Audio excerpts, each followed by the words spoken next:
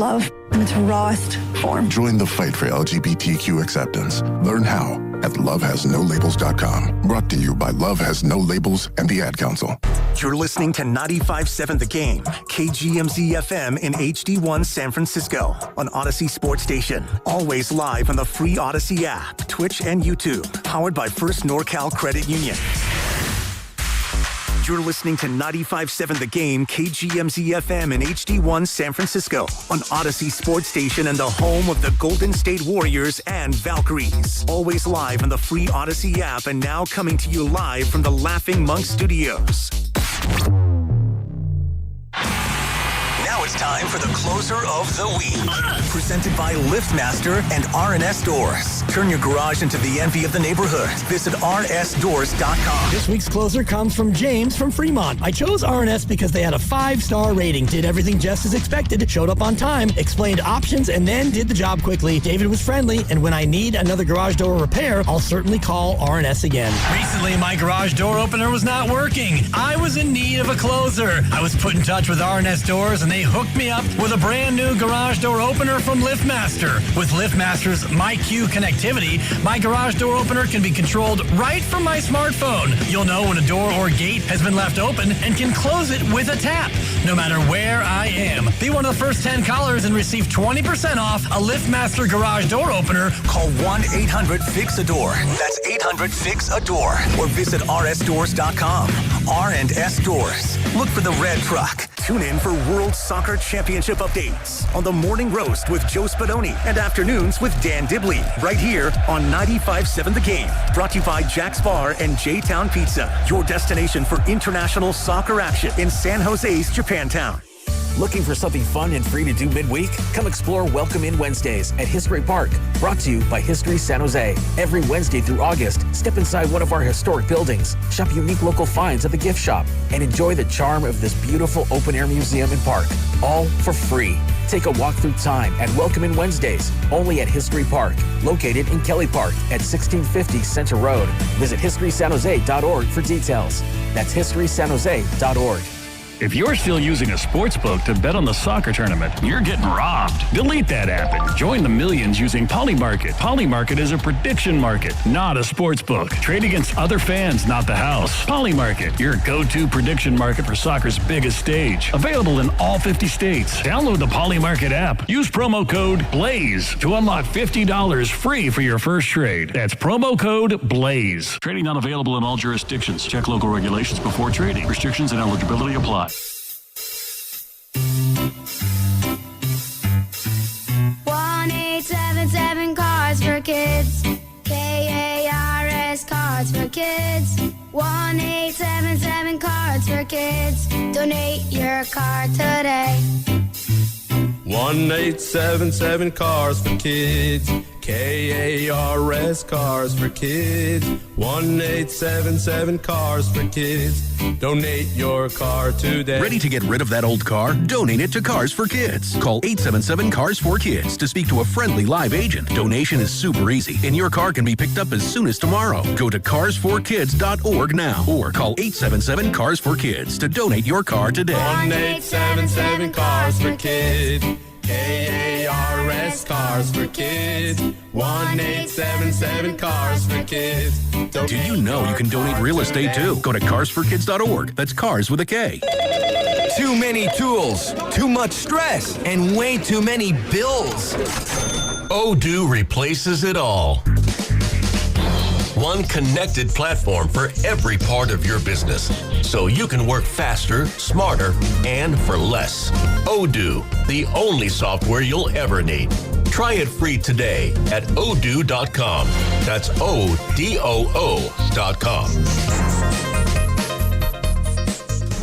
And the match is about to begin. Most of the team is out with COVID-19, so there'll be some substitutes tonight. What's this? We have an unexpected guest on the field. It's a dog, but they could do with extra players. She's going for the ball. Are front paws hands or feet? Soccer season is full of surprises, and COVID-19 could be one of them. If you test positive, prescription medications may help. Ask your doctor if they're right for you. Learn more at PfizerForAll.com. Sponsored by Pfizer. In San Francisco today, clouds with sun and high of 66. Weather brought to you by Duke's Mayo. Welcome to Duke's Mayo Country, where the mayo is so smooth and creamy, it makes every bite better. Duke's Mayo. Look for the yellow lid. Rise. Wake up. It's time to wake on up. Wake up, wake up, wake up. With a nice cup of Joe. What's up, Joe, bro? Featuring Joe Spadoni. He's an Italian. And Joe, the Butcher Boy Shasky. I am slippery. Oh! The best part of waking up is morning roast in your cup. It is the Morning Roast, man, on 95.7 The Game.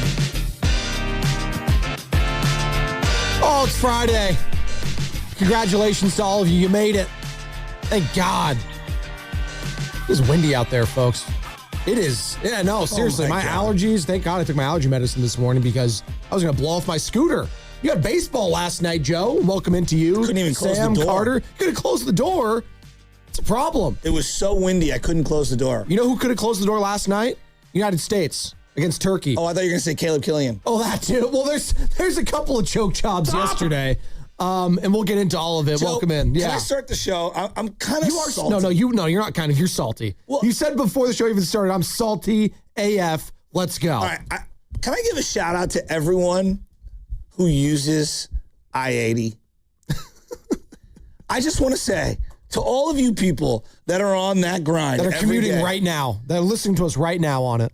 I'd rather be on death row than be on I-80 in the afternoon. After 2:30 in the afternoon. Like, I'm dead serious. Death row, huh? I think that's a joke. Green Mile. I think it legitimately might be the most horrific stretch of freeway. And I'm talking about first off, getting through the city on the 80 Skyway or whatever they want to call it. There's no sky whatsoever. No, there's no way. No one is moving after 2 o'clock. That's number one. Number two, it took an hour to get out of the city yesterday. I had to go to Vacaville. Then you get through, and it's like 7,000 lanes converging into 4. And then you got to go north. God bless your soul. Do you know how patient of an individual you have to be able to take that stretch of freeway through Berkeley, through Richmond, over the Carquinez, what is it? Yeah, the Carquinez Bridge, yes. Excuse me. I always call it the Richmond one, but yeah. Whatever. Well, the Richmond one goes 580 towards San Rafael. Yeah. Maybe no, you're right. Okay, maybe I'm wrong. Okay, no, maybe I'm wrong. You are correct. You are correct. Dear God, if I had to do that commute every day, I have like newfound respect for all of you individuals. I don't know how you do it. If life was GTA 4 or 5, do you know how many people I would have killed and how many stars I would have had? Jesus, that's what we're starting with. Joe, you wanted to chainsaw everyone. Name a stretch of freeway worse. My God. Name a stretch of freeway in the world. Well, you're going just 80 in general? No, 880 gets really bad. No, I'm well aware. Yeah. I agree. It does, especially going like south or whatever. I understand. If you try to go down to the 831, which I have done many a times, and if you leave any time past 3 o'clock, 880, you're screwed. It'll take you 3.5 hours. Joe, I left my house at 3:05. What time do you think I made it to Vacaville? I had one stop. 6:30. 6:15. 6:20. Look at me. GPS over here. Joe, how do these people do it? Honest to God, if you are taking that route every day, ask Guru. God bless you. Guru will tell you. God bless you. I don't want to brag. I live in a regular neighborhood. I would rather literally jump off of 80, go 580, take the Golden Gate Bridge on 101, and then shoot back around. Even though I know the map says you're a moron by choosing that route, it moves better than whatever that 80 stretch is in Berkeley. I used to live in Pinole for a little bit, just for like a year, and that commute, I will tell you. When did you do that? It was a long time. Before I worked at the station. Really? This was like 2014, 15-ish. Joe. Yeah. What is it? A Benicia? Yeah. But no, what's not Benicia, but what's What's the one where the C&H factory is? And the old Anheuser-Busch? Oh. Is that Crockett? Like Hercules almost. Yeah. Hercules. God bless you people. I don't know how they do it. And every time you think it's going to open up. Yeah, Crockett. Okay. Yeah, Crockett. Every time you think it's going to open up and it's going to get better. No, it gets worse. Somehow it gets worse. And then it slows down again. I don't know. I honest to God. Yeah, but coming back wasn't too bad because it was late. I legitimately, dude, I was doing like 95 the whole way home. It still took a full hour plus. I want to just say, you are like Mother Teresa to me if you are taking that route every day and you haven't killed someone.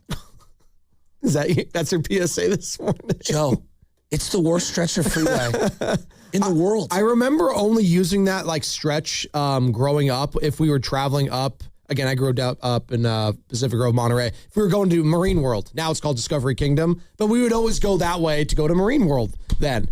And I remember then, just like now, it's just the worst stretch to be in, no matter what. Even on the weekend, if something's happening, if there's, I don't know, a fair, right? If there's, Six Flags, whatever.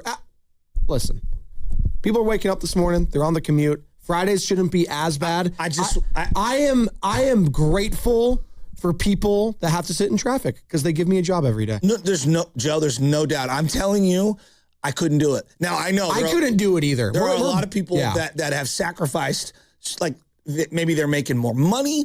Maybe there's a different lifestyle. There's clearly affording homes and they want their kids to go to certain schools. I understand all the reasons why someone would make that a daily commute. I truly listen to it. You just couldn't. Yeah. I couldn't live my life in the windshield. No. It's tough. Joe, I'm telling you, the whole time I kept thinking, if this were GTA 5.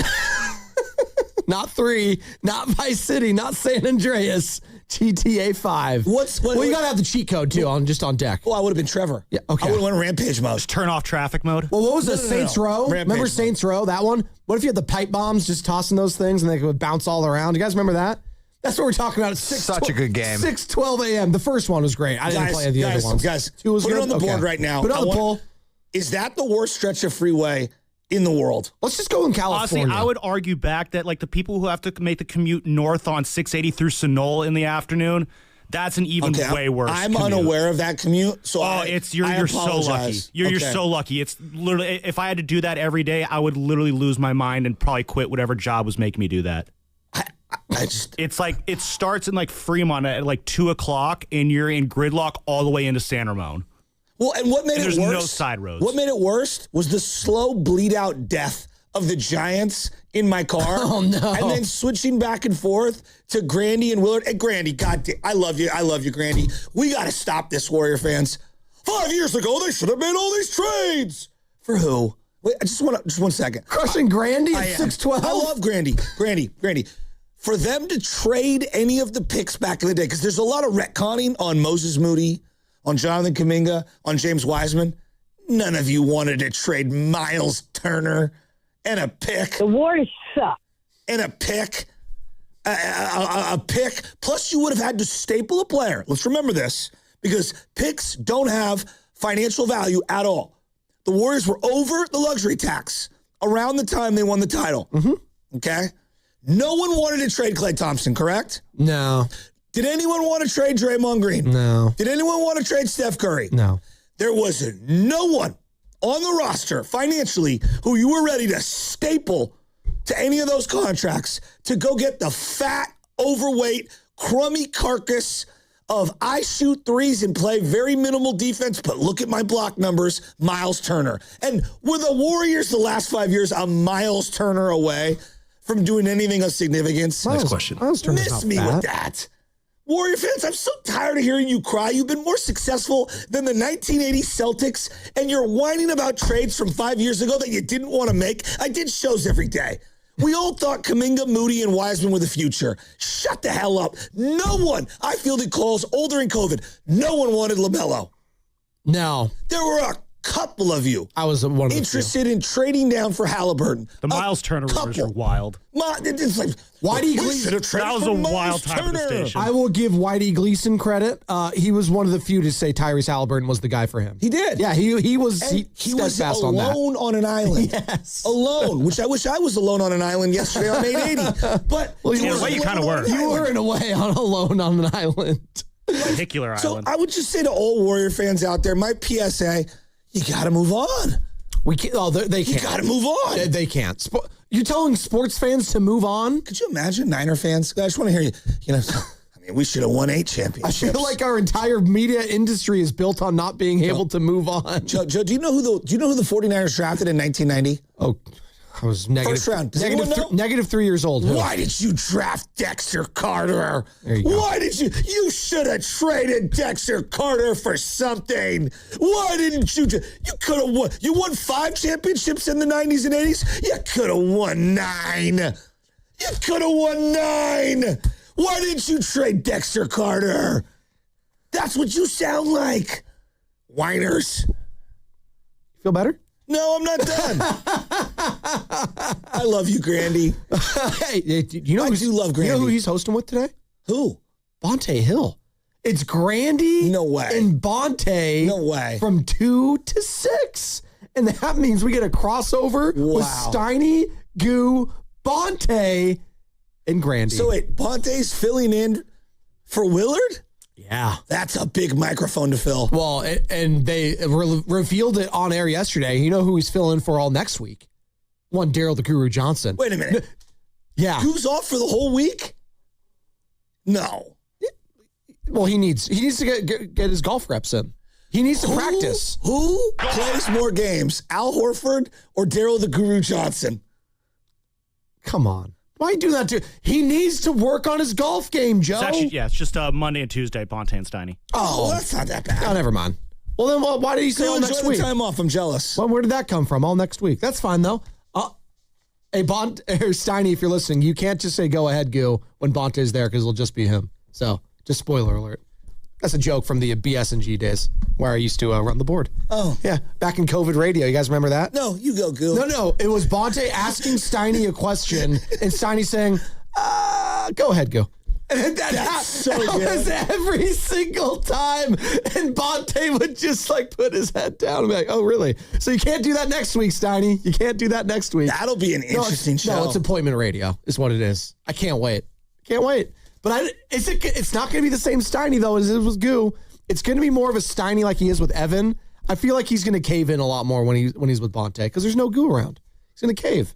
Does he cave in with Evan? I don't notice that. Yeah, he does. It's a different tone. He had a line yesterday. I'm in such a good mood right now. Now you are. Thank you. That's good. He had a line yesterday to Guru, and that's why you'll never be a Major League Baseball manager. And I was just dying. As if he was going to be at some point. I was dying.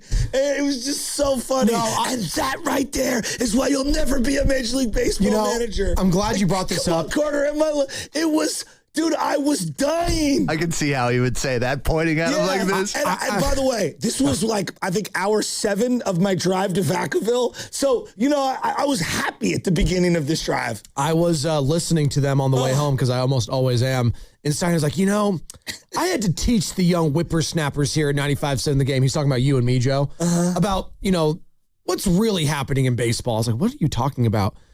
The game-tying home run when you're down 1-0 is the most important hit of the game. The Michael Morse? Not the one where you win 2-1. Not the game-winning home run. It's the game-tying home run. That's the most important one. That's. I was like, are you trying to defend Rafi Devers right now? Is that really what you're trying to do? Steiny's a big Rafi Devers He does. guy. He likes him. Because you know why? Because they both have similar egos. Oh, that's true. They also blow the Steiny media is a out of $300 proportion. million man. It's the media blowing all Steiny's takes way out of proportion. That's what it is. Like, come on. No one in the history of ever has defended Rafael Devers except for Matt Steinmetz. Well, the only guys. Oh, Poppy. God, that guy. It's just. Hey, can I actually do a quick shout out for someone? On a serious note, good for Victor Barracoto. That guy's been through Oh, hold on. I've been wanting him to play. I am so happy for him. And Venezuela. I mean, well, that's what I'm saying. It's horrific. His brother's girlfriend passed away due to those earthquakes. Just horrific earthquakes in Venezuela. Obviously, Luis Rise from Venezuela as well. Just horrific stuff. So for him to have these moments the last couple of days, it's a great call. For a moment, we thought it was the game-winning home run, like breaking it up. I was like, okay, great, a 5 spot. You're gonna sweep You're gonna have your first sweep of the season. By the way, it's June 26th and they still haven't swept anyone. And then they give up, as Tony Vitello says after the game, a touchdown in the last 3 innings, a 7 spot to the Athletics, who, by the way, might have just an even more worse bullpen than the Giants, except for yesterday. No, it's pretty bad. The Giants bullpen, Joe, I was thinking about this. I'm 43 years old. Oh. I don't think I've seen a bullpen this bad. And here's where I would say, here's the line of why I think it's the worst bullpen in my life. There's not one guy I'm like, yeah, go to him right now. Literally every single person in that bullpen, I just assume is going to blow something. Eric Miller. If Eric Miller inherits a runner, that runner's scoring. It is scoring. You want to talk about a bet that is a lock of the year, besides me losing my mind in traffic on 80. It is Eric Miller inheriting a runner and that guy immediately scoring. I'm surprised he hasn't been put on the IL with a neck injury. Whoosh, whoosh, whoosh, as the ball is going past him. What? I'm just glad all that AAA help really aided Ryan Walker. He's looking a lot better. Poor Ryan Walker. Ryan Walker could throw. I'm really glad the minor leagues helped this guy figure it out. So, we reached a zone with Mac Williamson and the Todd Lindens. They could hit 75 home runs in the minors, and it meant nothing to me. Absolutely nothing to me. Because it doesn't. It means nothing. We call it prototypical 4A player. Yes. And Ryan Walker, that poor guy. I mean, jeez. Ryan. If I was him, I'd just shave the beard, and I'd just go witness protection. Has the balloon popped on one Dylan Smith? Is the party over? Did it ever begin? Was there ever a balloon? I didn't think balloon. He's given up only 2 earned runs in this season this year. Oh, and you know what? Well, that's the best reliever right there. I'm all over the place on a Friday. Speaking of balloons. Pennywise. They have this thing now for water balloons. Oh, where you like connected in there. It's like 100 of them. Dude, it's great. You put it into the faucet. Oh yeah. And it literally blows up hundreds of water balloons at one time. Whoever invented that, millionaire. No, this is genius. Yes. Back in my day, we used to have to do the water balloon individual, and then sometimes it would snap. Sometimes it would snap and then you gotta get the rubber band from out off the faucet. And the faucet would be so old, it would be rusted and nasty. It'd be gross, You'd get tetanus. I mean, so what? You think I'm joking? No, we had to do this too. See, back in my day, we inhaled the tetanus right out of the water hose, and that made us stronger. We still had tetanus shots when we were still younger. Joking. So it was okay. But God, these water balloons now, incredible. It's great. No, they're incredible. I used to get the ones where that were green and shaped like a grenade. Remember those water balloons? Yeah, those. I know exactly which ones you're talking about. And then we have about. water balloon fights all the time. Now they have these fake ones too. Except when you have it in San Francisco or Monterey, then you freeze to death when the sun went down. That's true. The problem now is they have these they're I don't know if they're going to call temporary but they're like plastic. Oh no, they have reusable ones. They're called reusable and water ones. No, they suck, but but they're not bad for the environment. And you can actually hurt someone with these ones because environment. Bro, we could do some rubber water balloons. Come on. Screw those animals. Just choke on them and die. Whatever. It's fine. As the only guy who still cuts his plastic 6-pack, you ring do? thing. Oh, that's nice. I don't want to hear it from you guys. Oh, stop. You and the burritos and the plastic. We are coming to you live from Laughing Monk Studios. Laughing Monk, righteously brewed in San Francisco. The Morning Roast is presented by San Francisco Fire Credit Union. Baking for heroes and anyone who wants to be treated like one. It's a Friday. We've touched on 20 different topics. I'm not done. No, I know you're not done. Lubman was ordering garlic fries while we were talking to each other. I could hear him going, that's not enough garlic. And I was like, oh, God. He told us the story again. No, they hooked me up with the right amount of garlic yesterday. It's all good. After you complained? Possibly. No, they know ahead of time. Hi, I'm Sam Lubman. Media I was in need of garlic. I hate you. Where's Dibs at? He's been out the last couple of days. He okay? He's on vacation. Oh, okay, nice. He works hard. He deserves time off. Wait, so is Guo out all next week or just Monday, Tuesday? It's all next week. Evan and Stein will be the other 2 days. Okay, got it. Okay. Goo's a hard worker. He deserves time off. No, I'm not. How come when I ask for a day off, it's like pulling teeth? And this guy's, he's just got like a wide open freeway. Well, when you're the foundation of the station, we need you here every day to keep things running. I'm going to be taking a stretch 4 next week, by the way. I forgot to tell you. So Thursday, I'm going to be out. I think I might be out there Thursday. So Let's go, Carter. Let's ride. I think I'm out too. We're all Where are you going? I don't know. You guys are out, so I'll probably be out too. Oh, wow. Huh? I'll run with solo. Yeah, hey, pregame show with Sam Lovin for 4 hours. Let's go, baby. Well, we are Sam solo hour. It's not his fault. He can't read. I love Big Daddy. Don't do that. Sponsored by Fremont Bank, here for you, here for good. Dude, we got Will Gavin coming up in about 35 minutes. Hey, stop talking smack on the IFB. I can hear you over here. Talk Sport, Word Podcast. Will Gavin, you know him, you love him. He was the guy we had on during the Niners playoff run. He does, play-by-play for the NFL via Talk Sport for overseas. He's also been talking a lot of World Cup lately, so we'll get his thoughts on the U.S. men's national team. Could England finally break through? And again, he is a huge Niners fan at all. He's a huge Niners fan. And also, we got to ask him about Brandon Ayuk if you've seen any of these videos. Did we get a new Brandon Ayuk video, guys? We got a new one? We got a couple. We got new drops? Actually, I kind of like it. It reminds me of like the Lil Wayne mixtape era, where like every day something new's coming out. Hey, Lil Wayne, he might be top 5 all time. He might be. I'm not even saying, no, seriously. We don't give him enough credit because I think he's, when rappers get older, we do this real Lil quick. Wayne doesn't get enough credit, you think? No, I think people see him and say, oh, well, he was cool a decade, 15 years ago. I mean, like, that's rappers in general. When they get old, that's what happens. Artists get old, that's what happens. He got maybe the most iconic, drop it like it's hot, drop it like it's hot. It's like, it's not even his song, and it's iconic. When you hear the lighter flick, you know you're in for it. Lady Cap. 95.7 the game. Hey, it's Willard and Dibbs for Safeway. Enjoy these amazing deals for members, and as always, save up to 20% weekly on hundreds of exclusive offers from Safeway. Just clip the highlighted deals from the weekly mailer or click the deals in the For You section of the Safeway app to breeze through checkout. Visit Safeway in-store to play their Centennial Shuffle all week long for a chance to win a free item. Mix and match signature select chicken, drumsticks, or thighs value packs, or buy one, get one free of equal or lesser value when you buy 2. And I need some side dishes for this protein. You can mix and match juicy 1-pound strawberries with 6-ounce blueberries, raspberries, or blackberries are just $2.99 each when you buy 3. Plus, clip or click Lucerne shredded, sliced, or chunk cheese, 6 to 8 ounce selected varieties for just $1.99 each. Limit 4 items. Safeway makes it very easy for you to save money on the items you already buy. Go to Safeway.com for more details, and we will see you in the aisles. Meet Sophia, a huge soccer fan. With Real Unlimited from Total Wireless, she's streaming 3 games, video calling her cousin in Mexico, and running the quiniela all on my new Samsung Galaxy. She's practically running the whole tournament from her phone. Good thing I have Total Wireless. Switch to Total Wireless Total Max 5G or All Access plans to get on a network that won't put you second. Plus, a Samsung Galaxy on us. Total Wireless, your own Real Unlimited. Offer ends 7/8/2026 or while supplies last. Device taxes and fees may apply.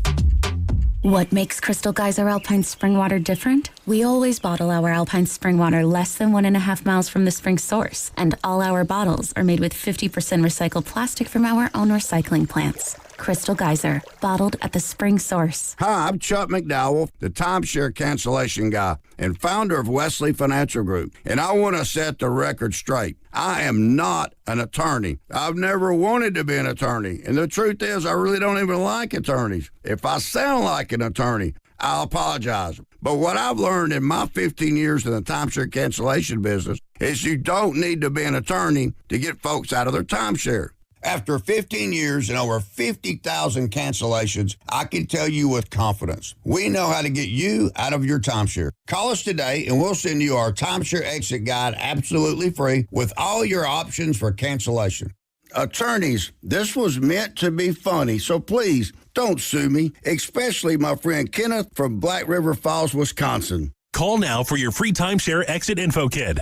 800-910-2233. That's 800-910-2233. 800-910-2233. Is reviewing life insurance on your to-do list? Now's the perfect time to add it. A friend recently told me that securing life insurance sooner rather than later can help you lock in lower rates for years to come. So I bumped this up on my list and got it done. I called SelectQuote and couldn't believe how easy and affordable life insurance is. I'm 40 and got a $500,000 policy for $16 a month. My husband's also 40 and his $500,000 policy was only $18 a month. Plus, with SelectQuote's same-day coverage, there was no medical exam required and we were covered by the time we hung up. Knowing I have this checked off my list feels amazing, but the peace of mind knowing my family is protected feels even better. Call SelectQuote at 1-800-329-1010. That's 1-800-329-1010. Or go to SelectQuote.com to get your free quote today. That's 1-800-329-1010. Details on example rate at SelectQuote.com. Here's a World Soccer Championship recap. Brought to you by Lowe's. Members get more at Lowe's and by the first ever Infiniti QX65.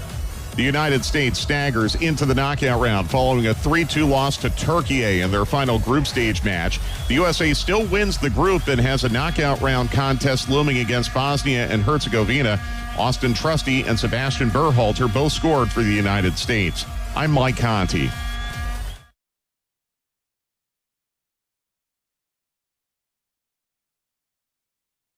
This is America.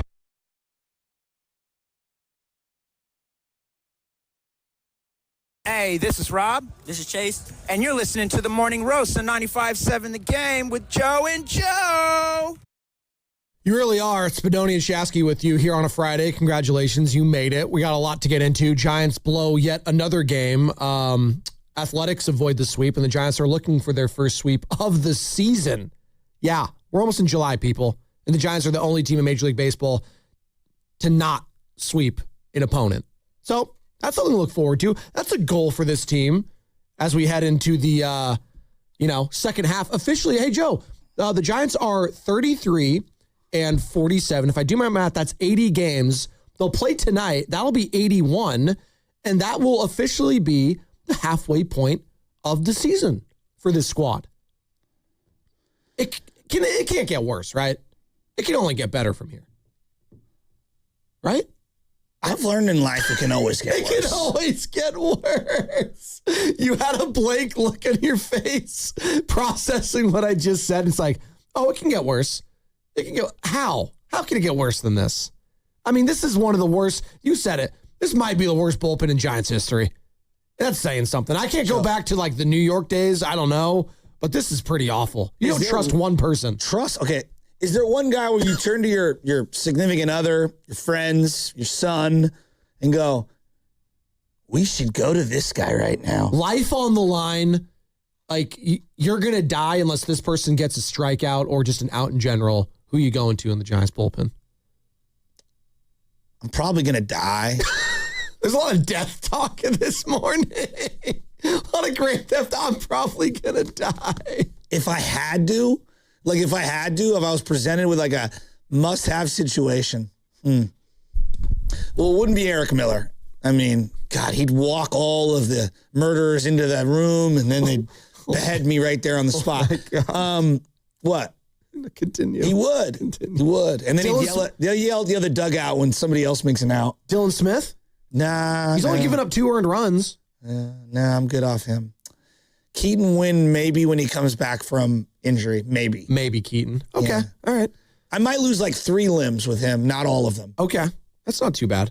By the way, people are chiming in with their worst commutes on a daily basis. I don't know how people do it. And you know what? I would legitimately, I'm sorry. If you could find a worse commute than what Shasky was dealing with yesterday, going to Vacaville via the, what was it, 580, 880? No, 80 through the city. Well, that's the 580 for going through Emeryville, and it's just the 80 in general. Okay. Just the 80. I just call it 80. That's fine. Yeah. That little stretch, though, that you're talking about is 580 with like Emeryville, Berkeley, Oakland. It's always bad. Always. Horrible. Horrible. And I had to do that a couple times. Thankfully, I now live on the side where I don't have to go through there anymore. Yeah, you go I can just south. drive. Exactly. I go south or I go through the city, and it's much faster. Hey, but if you can find a worse commute, either in the Bay or wherever you're listening from, hell, you could be calling from Europe. You can be calling from Asia, South America, 888-957-9570. Hit us up.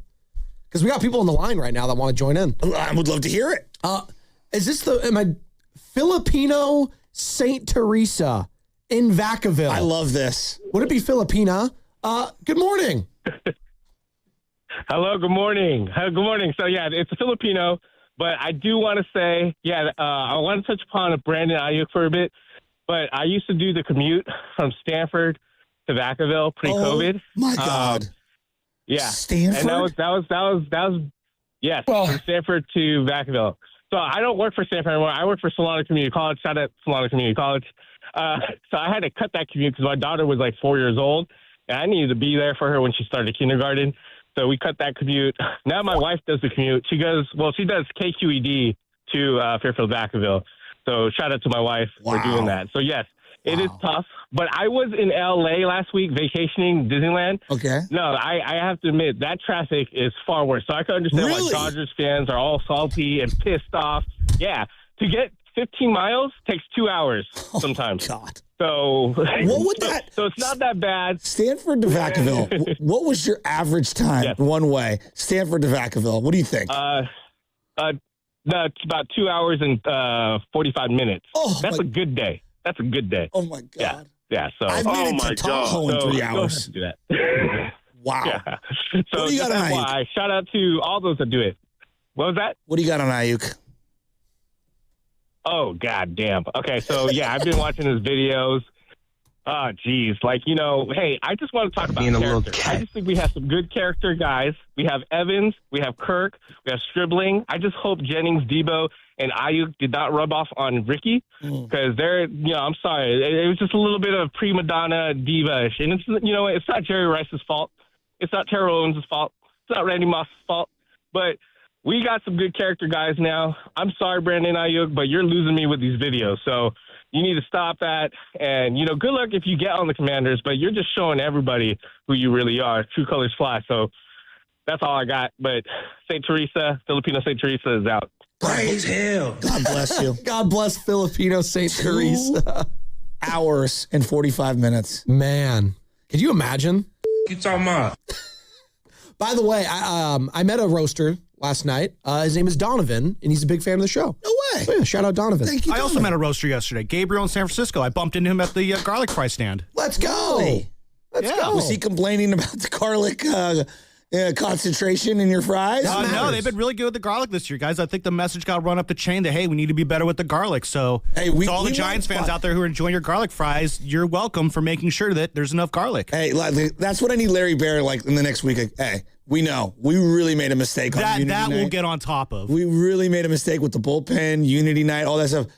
But we nailed our garlic fries this year, guys. Oh, they're going to get one thing right. Honestly, if you get the food right, that's fine with me. If I'm going to the game, if the team is going to suck or blow it, at least if my food experience is good, I will take that. I'm happy with these garlic fries. I am. They are. God, I love garlic fries. I remember my brother Anthony, Tony Spadoni, he would always just reek of garlic. What were your parents thinking? Tony Spadoni? Biblical names, that's it. Big Catholic. So every single name other than Sasha, which my aunt named her, is all from the Bible. So Samuel, Robert, Raymond, Stephen, Job Anthony. wasn't available? No, Joseph was. That's I'm me. well aware of Joseph. Michael, Sarah, Hannah, and then Sasha is the only one that's like not biblical. I need a Jesus Spadoni. Jesus. That's what I need. Well, we were talking about Nicole and I, if it was a boy, I was like, do we go Jesus? Just go full like Latino? Just why not? Take him in. But he said, Freddie, for those that haven't heard it, he said, go to www.commanders.com to get tickets. I started dying. I said, my guy, hey, look, you could be angry at Ayuk. That was funny. I mean, you got to laugh. He said go to www.commanders.com to get yourself tickets. It's going to be the funniest thing ever if he gets Please released. pull it up. Please pull it If up. he gets released and the Commanders don't sign him, Dude. is he going to just be every team that he wants to be a part of? Go to www.raiders.com. He's going to start having a video for every team. and then everybody's like, you're using 50s instead of hundreds. God, everyone shut up. We're past the point of making fun of him. He doesn't care. The most counterfeited bill, by the way, is a $50 bill. Did you know that? No. Yeah. Why? It's a good question. It's just the most easy to do. But I always go back to the Goonies. That was the $50 bill. Remember? Yeah. Data. Yeah, but 50, huh? Yeah. I don't know the reasoning. If anyone does, 888-957-9570. I can take a stab at it. I think it's because the 50 has not changed in the longest time. So, like, when they change the bills, that's why, is because they get harder and harder I've to been spending counterfeit. hundreds since they had small faces on it. You guys don't know that line, do you? That's a great line. No, I know why like the Bills had smaller faces on it. Yeah. It's called Jay-Z and Jermaine Dupri, Money Ain't a Thing. Oh, the $50 bill is heavily counterfeited because it offers the perfect balance of high value and high liquidity. It yields a strong return for criminals without triggering the intense scrutiny, identification checks, and specialized security testing that cashiers and banks typically apply to $100 bills. That being said, I worked in retail for a long time and worked as a cashier. You check every $50 bill. It's not even close. Well, do you do the light? You can do the light, Yeah. and then you also, no, but they give you machines now. And if the machine just doesn't do it, for whatever reason, it's like, I can't take it. Sorry. Well, you know where my mind goes when you guys bring up 50s and hundreds. Just all the Illuminati crap that's written on there. Oh, God. The pyramid with the eye? The Freemasons? I mean, it's National Treasure? It's undeniable that there are Have you seen National Treasure with Nicolas Cage? Okay. It's undeniable there are some symbols on there that don't add up. Or do, depending on who you are. You know what does add up? Me, you, and 4 other hosts here at 95.7 The Game playing golf at the beautiful Silverado Resort. You like that transition? Monday, July 13th. www. That's right. Actually, it's www.957thegame.com. Send us a video, 30 seconds or less, of your golf swing, your attire, sell yourself a little bit, what makes you a fun time out on the course. All of that, please make it under 30 seconds or less. Submit it to 957thegame.com. And you might be playing with me or Shasky or Guru or Steiny, Willard or Dibs. Breaking news here, the Mets have fired their manager, Carlos Mendoza. Andy Green to take over as interim manager for the rest of the season. Oh, because it was his fault. Mendoza, gone. Well, I mean, it didn't help. Gone. Right? I mean, this kind of was, the writing was on the wall when they told him they to get underperformed. Well, no, but in the offseason, they told him to fire his entire staff, but they kept him. For what? Like, what's the point of that?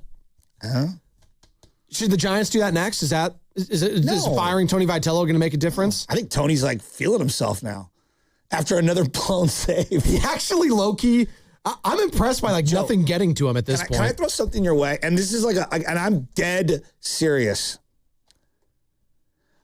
You find out about your significant other and your family and your friends during times of crisis. Boy, do I know it. People tell you what they really are to you in terms of importance in your life.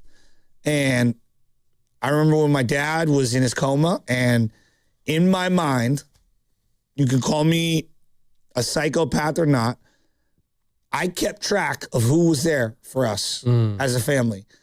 And not because I was like, oh, you're not there and da-da-da-da, but more like, oh, now I know, if we need anything, these people will be there for us no matter what.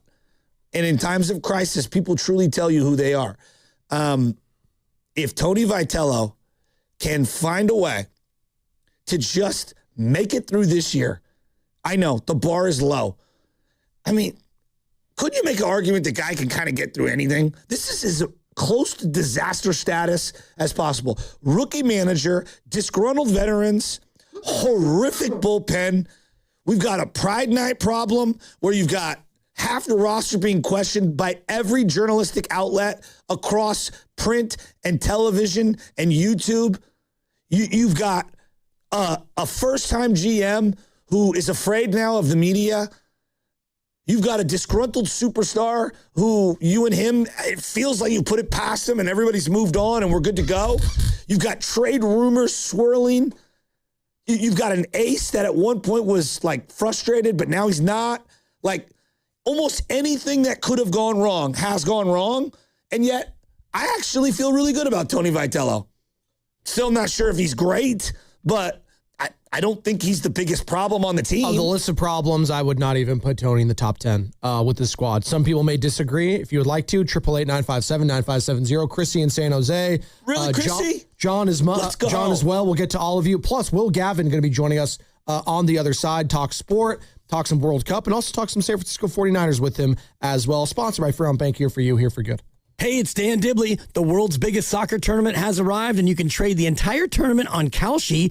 On Kalshi, you can trade every match from the opening stage all the way to the final, and you can even trade on who wins the whole thing. And right now, Argentina is trading at 14% to win the entire thing. And if you put $100 in your trade, that would net a $642 payout. On Kalshi, you're trading against peers in a live market, meaning there's no house, and as the probability changes, you can buy in and out of your position. For a limited time, download the Kalshi app and use code DIBS, D-I-B-S, to get $10 when you trade 10, K-A-L-S-H-I. Kalshi. Trade the beautiful game. 18 and over only. Restrictions and eligibility requirements apply. Event contract trading involves risk and may not be suitable for all investors. Prices, values, and available markets may differ from those mentioned here. For more information, see kalshi.com/regulatory. Hey, it's Spadoni here, and I want to talk to you about the Oakland Roots. As we head back into this second half of the season in 2026, the Roots are right in the thick of the playoff race and sitting third in the Western Conference, making this one of the most exciting seasons in club history. That's right. The energy, the atmosphere, the excitement, the weather is back at the Oakland Coliseum, and it's been spectacular. And there's still so many opportunities to go out and enjoy that atmosphere with your friends, your family, your girlfriend, your boyfriend, significant other, whatever. You go solo too. I'm riding solo. Looking for a great night out in Oakland? Now is the perfect time to join the movement and be part of the excitement. And if you want to get your tickets, go to oaklandrootssc.com. That's oaklandrootssc.com, and follow every match all season long on KTVU Plus and ESPN Plus. Oakland Roots Soccer Club. Oakland first, always. This is Larry Flick, owner of The Floor Store. Our 4th of July sale's on now. 25% off store-wide through July 6th. Carpet, hardwood, laminate, waterproof flooring, and much more. With a sale like this, who needs fireworks? The Floor Store, your Bay Area flooring authority. Alameda County Fair in Pleasanton is June 19th through July 12th. The Big O Tires Concert Series has all-star acts like Beach Boys, Flo Rida, Elle King, The Maine, and Tower of Power. Plus, the Gene Simmons Band, Lone Star, and more. Full lineup at AlamedaCountyFair.com. If you're still using a sports book to bet on the soccer tournament, you're getting robbed. Delete that app and join the millions using Polymarket. Polymarket is a prediction market, not a sports book. Trade against other fans, not the house. Polymarket, your go-to prediction market for soccer's biggest stage. Available in all 50 states. Download the Polymarket app. Use promo code BLAZE to unlock $50 free for your first trade. That's promo code BLAZE. Trading not available in all jurisdictions. Check local regulations before trading. Restrictions and eligibility apply. We all hear the radio ads about the IRS. They tell you to be afraid, to be scared, and they try to frighten you into calling. I'm not here to do that. Tax Relief Advocates is different. TRA is here to tell you that if you owe money to the IRS, whether it's $5,000, $50,000, or $500,000, we have a solution. It doesn't matter if you're sitting in your car, at work, or with your kids. No matter where you are, call now. 800-497-8091. Don't lose hope. TRA can eliminate or reduce what you owe to the IRS. Generous programs are now available that can give you a fresh start. Our passion is taxes and helping individuals fix their IRS problems. We have over 1,000 5-star reviews on Google and an A+ with the Better Business Bureau. You don't need to be afraid of the IRS any longer. End your tax nightmare today by visiting us online at TRA.com or call 800-497-8091. That's 800-497-8091. Tax Relief Advocates. Real solutions for real people. Okay, I have to tell you, I was just looking on eBay where I go for all kinds of things I love, and there it was. That hologram trading card. One of the rarest. The last one I needed for my set. Shiny like the designer handbag of my dreams. One of a kind. eBay had it, and now everyone's asking, ooh, where'd you get your windshield wipers? eBay has all the parts that fit my car. No more annoying. Just beautiful. Millions of finds, each with a story. eBay. Things people love. Skechers elite athlete OG Anunoby has been making history on the basketball court. Anunoby tips it in. Unbelievable. What a shot. He's been balling out in Skechers high-performance basketball sneakers, and the world is noticed. But how does OG train off the court to keep in peak physical condition? Hands-free Skechers Slip-ins AeroBurst. They help prepare OG for the physical demands of playing at a championship level. Get your pair of AeroBurst for only $165 at a Skechers store, Skechers.com, or wherever high-performance running shoes are sold. I'm Bob Burke, founder and chairman of Burke America Parts Group, a family of brands that includes RepairClinic.com, an appliance and HVAC parts solution company that's grown into an international brand. Before AmericanEagle.com, we partially launched a new technology platform developed by another firm. American Eagle helped take our technology to a whole new level with digital marketing, software development, and business insights into our key markets, appliances, HVAC, and outdoor power equipment, and did so both on time and on budget. AmericanEagle.com has the resources, experience, and talent needed to produce solutions. Our new technology platform, developed by AmericanEagle.com, has produced tremendous results with higher traffic, conversion, engagement, and online revenue. If you have any home repairs you need to take care of, check us out at RepairClinic.com. If you need a world-class website or technology project, then I would highly recommend AmericanEagle.com. Call AmericanEagle.com at 773-NETWORK. That's AmericanEagle.com, 773-NETWORK.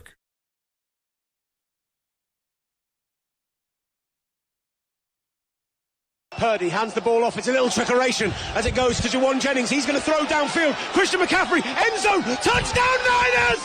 Touchdown Niners! What an unbelievable play! Hey, this is Jonathan from San Francisco. You're listening to The Morning Roast with Joe Spadoni and Joe Shasky. That call via Will Gavin, who's going to be joining us in about 10 minutes here on the River Islands guest line. Play-by-play guy for Talk Sport, and also doing some World Cup coverage as well for his podcast. So we'll get all thoughts on the U.S. men's national team. Obviously, I'm assuming he's a fan of the England national team as well. And he's also a big Niner fan. So maybe we'll ask him about Brandon Ayuk's latest selection of videos. There's just so many drops in there too.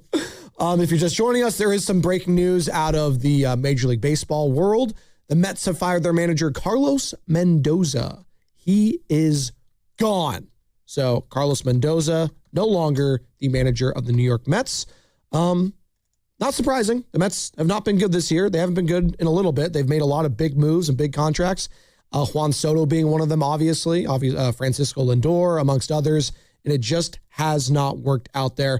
It mirrors the Giants a little bit, right? Just as a team, probably way more bloated contracts. I mean, hell, what's Juan Soto making? $700 million? Not quite what Rafi Devers is. But still, you can kind of look at that team and they mirror themselves almost a little bit coast to coast. But it's the Mets, and that's come with the territory for most of my life where they're an accident waiting to happen. The Giants have just been so bad/mediocre for the last decade. We were finally hoping that this season would be different. And I think we all underestimated just how poor the bullpen was.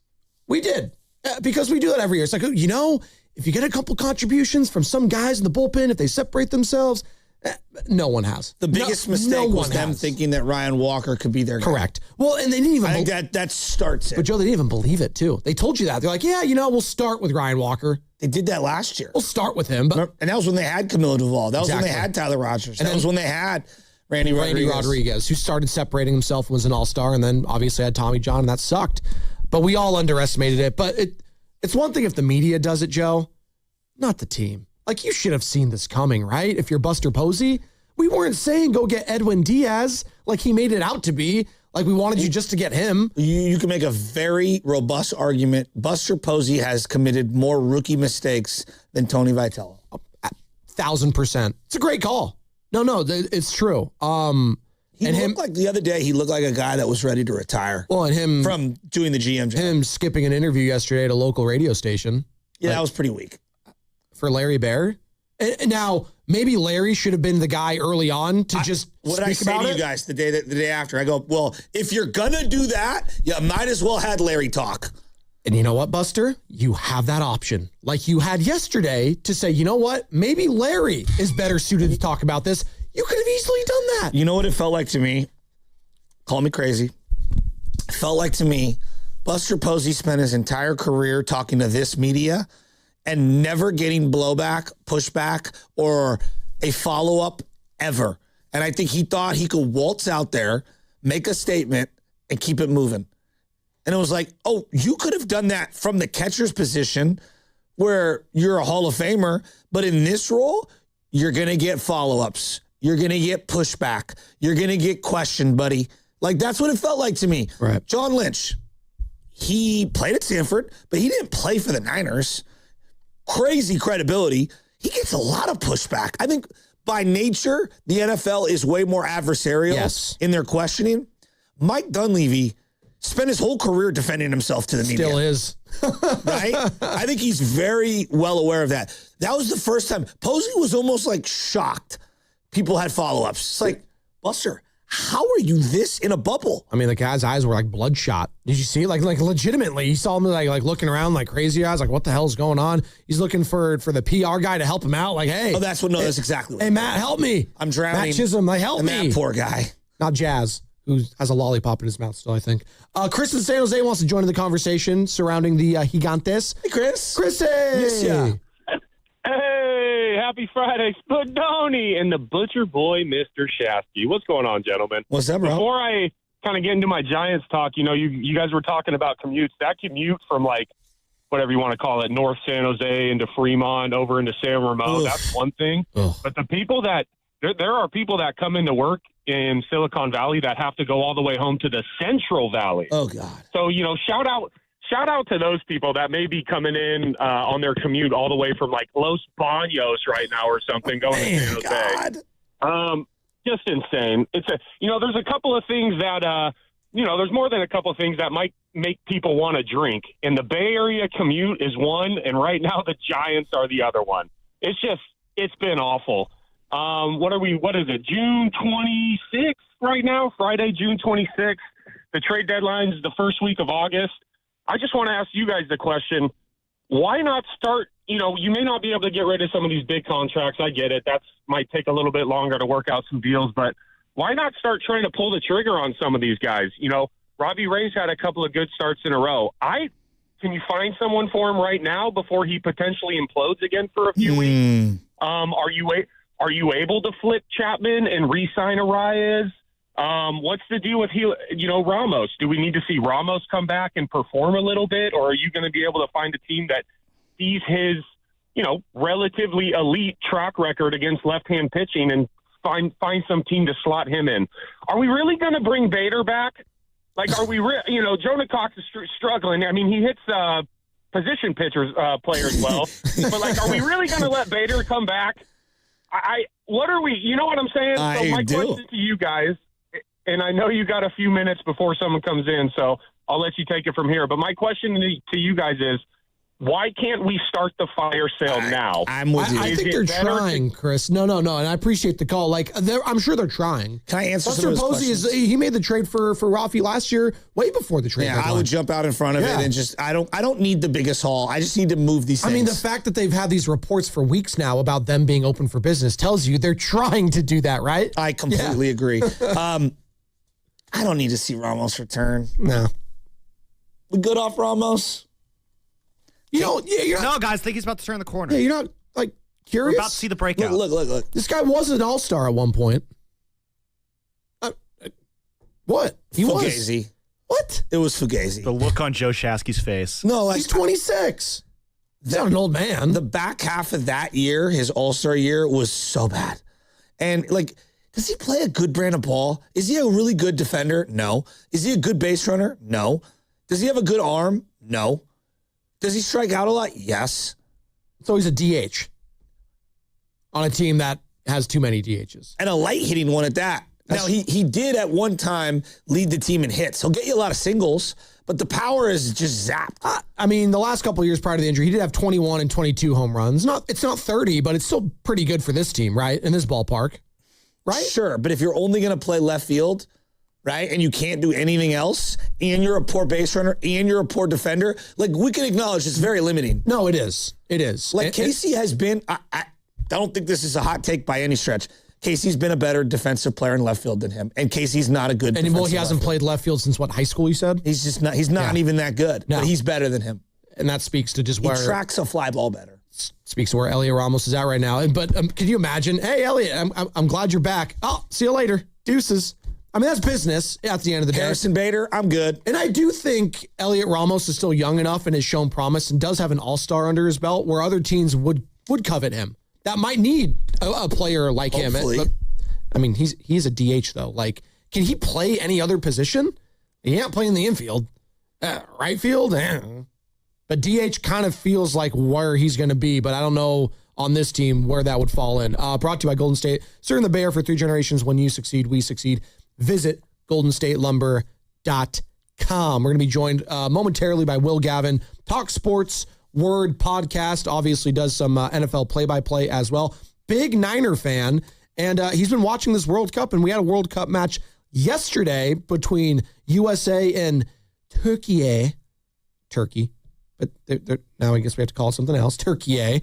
3-2 the final there for Turkey.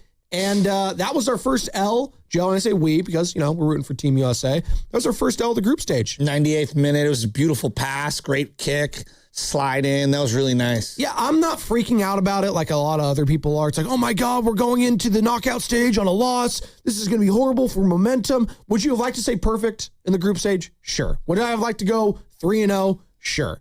Am I freaking out about that? No. What I liked yesterday is that Pulisic looked pretty good. Like that was the most encouraging part of what I saw yesterday. Didn't look like the calf was bothering him as much. Really close to an amazing goal, just outside of the outstretched keeper for Turkey. So, yeah, I'm not discouraged by what I saw yesterday. In fact, in years past, in that scenario, I think the U.S. gets absolutely blown out and not care about it. Yeah. The fact that they were even that competitive and maybe should have even won that game, I think speaks to some of the depth that they have. Who do you think there were a lot of upsets over the last couple of days. At least it felt like upsets. Germany going down, right? Yeah, it was an upset. Again, Germany, see, this is something I want to get into, Will, too. Like, because they have this new format, and this is the most teams they've ever had, they went away with the tiebreak being goal differential, and now it's a head-to-head tiebreak. So USA technically had nothing to play for yesterday because they already locked up. They're already in. Yeah, because the only other team that could have pushed them was Australia if they won in the old format. And they could have won if they had won and the U.S. lost. And they both would have had 6 points, and it would have gone to goal differential in years past. Now it's head-to-head, but the U.S. already beat them, so it didn't matter. And there's no way Turkey could make up the points because they didn't have a win heading into last night's match. Head-to-head does make a lot more sense, though. It does, but it takes away the drama. It takes away the drama of some of these games. You would agree, when you beat a team and then they advance past you, that does suck. Well, let's bring them in right now as we're listening to 95.7 The Game, KGMZ FM and HD1 San Francisco, an Odyssey Sports Station in the home of the Golden State Warriors and Valkyries. Always live on the free Odyssey app. Coming to you live from the Laughing Monk Studios. Will Gavin joining us here on the River Islands Guest Line. Talk Sports Word podcast, NFL play-by-play. Big 49ers fans. And Will, join the conversation we were just having. Do you like this new format of going away from the goal differential tiebreak to head-to-head? It does take a lot of the drama out of it, doesn't it? What frustrates me about this, guys, and I do my show, The S Word, which is Talk Sports. Kind of, we're looking to push into the US market a little bit. We want to we see how many soccer fans are there, we see how many football fans are out there, and we want a piece of the pie. We want to come and join you guys because there's so many amazing football fans out there, right? So I do it with a guy, Master Tesfatsion. He's a guy who used to be a beat writer for the Vikings, for the Commanders. Now is a soccer journalist. And yesterday we basically started the show having a 15-minute shouting match about this very topic. Because for me, I hear constantly from American sports fans, American soccer fans, how amazing the football fans are there, how knowledgeable they are, how brilliant they are. And yet what the rest of the world, the overriding two things they're taking from this tournament is hydration breaks turning the game into quarters and head-to-head record instead of goal difference, making these dead rubbers happen in the final round where normally we have so much tension. And I worry for the fact that people are going to equate that to it being an American thing. They're like, oh, Americans need it. It's going to be easier for them to understand. I don't think that's true. But what you are finding is the people who want to knock American football fans are saying that that's the case. And so I don't see... There was nothing wrong with the format. It worked. And here in Europe, with UEFA, they changed it to head-to-head, and it has demonstrably made the tournament worse. So FIFA, go back to goal difference, go back to goal scored, move away from this nonsense, and let's get back to having more tension in the last group stage. You referenced the hydration break, and that was one of my big takeaways from week one is like, all of a sudden we have this stoppage. And I think one of the beauties of the way the sport was for me, busy, got a lot of things going on, is I know within 2 hours we're in and out. Like this thing is tight and it's quick and there's no commercials and we can just hang on here. How is it going over worldwide in terms of this hydration break situation? Because a lot of my diehard soccer buddies hate it. I mean, they absolutely hate it. And they think part of the game, and forget the television aspect, is the conditioning.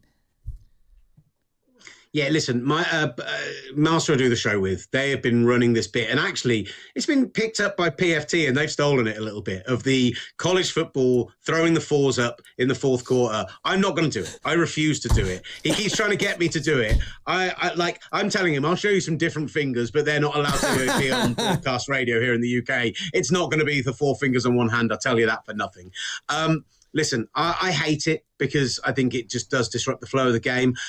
As a nerd, I think there's a really interesting tactical element to it. And I think you have seen momentum shift in games significantly around these hydration breaks, where good coaches have been able to take advantage of them, make changes in a way they're not able to normally during a half. And that is kind of fascinating to me. That's kind of like when I'm analysing the games, I'm like, that's actually kind of cool that we're seeing that. And as an England fan, as much as the second game with Ghana was dross, I believe Thomas Tuchel is a very good coach, a world-class coach. And so he's the kind of guy I think could take advantage of these things. But the in-stadium experience is worse off for it. You hear people booing during the game when it's happening. I think it slows the game right down. And it's a game that's about ebb and flow. It's about momentum. It's about those big swings. And yeah, I think it does take a little bit of the soul out of the game live. I'm all for it when there's actual player safety involved.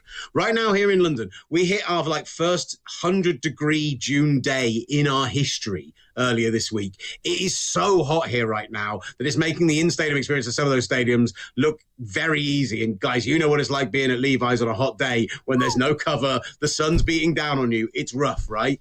Sorry, not allowed to call it Levi's. The San Francisco Bay, San Francisco, area, please, Will, show some respect to the San Francisco Bay Area It might as well be Nevada.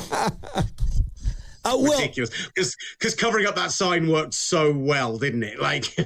No, for sure. And Will Gavin joining us here, Talk Sport, talking some World Cup. And Will, they're going to be playing there next week, U.S. Against Bosnia-Herzegovina. Thankfully, it's going to be at 5 o'clock, so hopefully the shadows and the weather's not going to be too awful. What do you think of the U.S. so far and what you've seen from them? And people are freaking out about last night. I know they didn't have anything to play for as far as winning the group because they had that locked in because of head-to-head, obviously, being the tiebreaker. What have you made of them, though, thus far? But that's the prime example of why I don't like head-to-head. There should have been something on the line last night. Shame that it wasn't, but I think you see how Mauricio Pochettino treated the friendlies in the build-up to this tournament. It was about tinkering. It was about seeing what his best lineup was. He's picked a squad which is about balance and picked a squad which is about camaraderie and about the team itself and what the vibe of the camp is. And so, making 9 changes to the starting 11, you shouldn't panic in any way, shape or form about what happened last night. There were some performances I think were worrying. The centre-backs, which I thought were good. Gio Reyna didn't look great. There's a few players there that I'd say if they had to come in a knockout stage game due to an injury, due to sending off, whatever it might be, that I would have some legitimate concerns about. But I wouldn't take too much from last night. I think overall, the US-17 have been very good. They've not been tested by a great side yet, which is key. They've gone against 2 teams, particularly Australia, but Paraguay as well, who are teams that wanted to sit deep, who wanted to win from set pieces, who didn't want to come out and attack you. And so the US-17 were able to play their style of football. They were able to play that Mauricio Pochettino, very high pressing, closing down all over the pitch, quick transition football, moving the ball quickly. They were able to do all of those things. It's going to be fascinating. I think Bosnia are one of those teams again. I think the US-MNT win that round of 32 game, although they're tougher than the 2 teams you have faced like that so far. But it's when you start to come up against those big European teams, those big South American teams who are going to come at you, who are going to try and force you to sit deep. That's where I think the real test comes. But for me, if you win your first knockout stage game since 2002, if you get past the round of 32 and even past the round of 16 into a quarterfinal, it's a great tournament for the US-MNT. So people wanted to ask after that second game, can the US-MNT win it? anyone can win it in theory. I don't think that the US Women's Hero team I would pick to win it, but I think if you can win 1 or 2 knockout stage games, then it's a great tournament for you. All right, so who would you pick to win it all if you had to right now?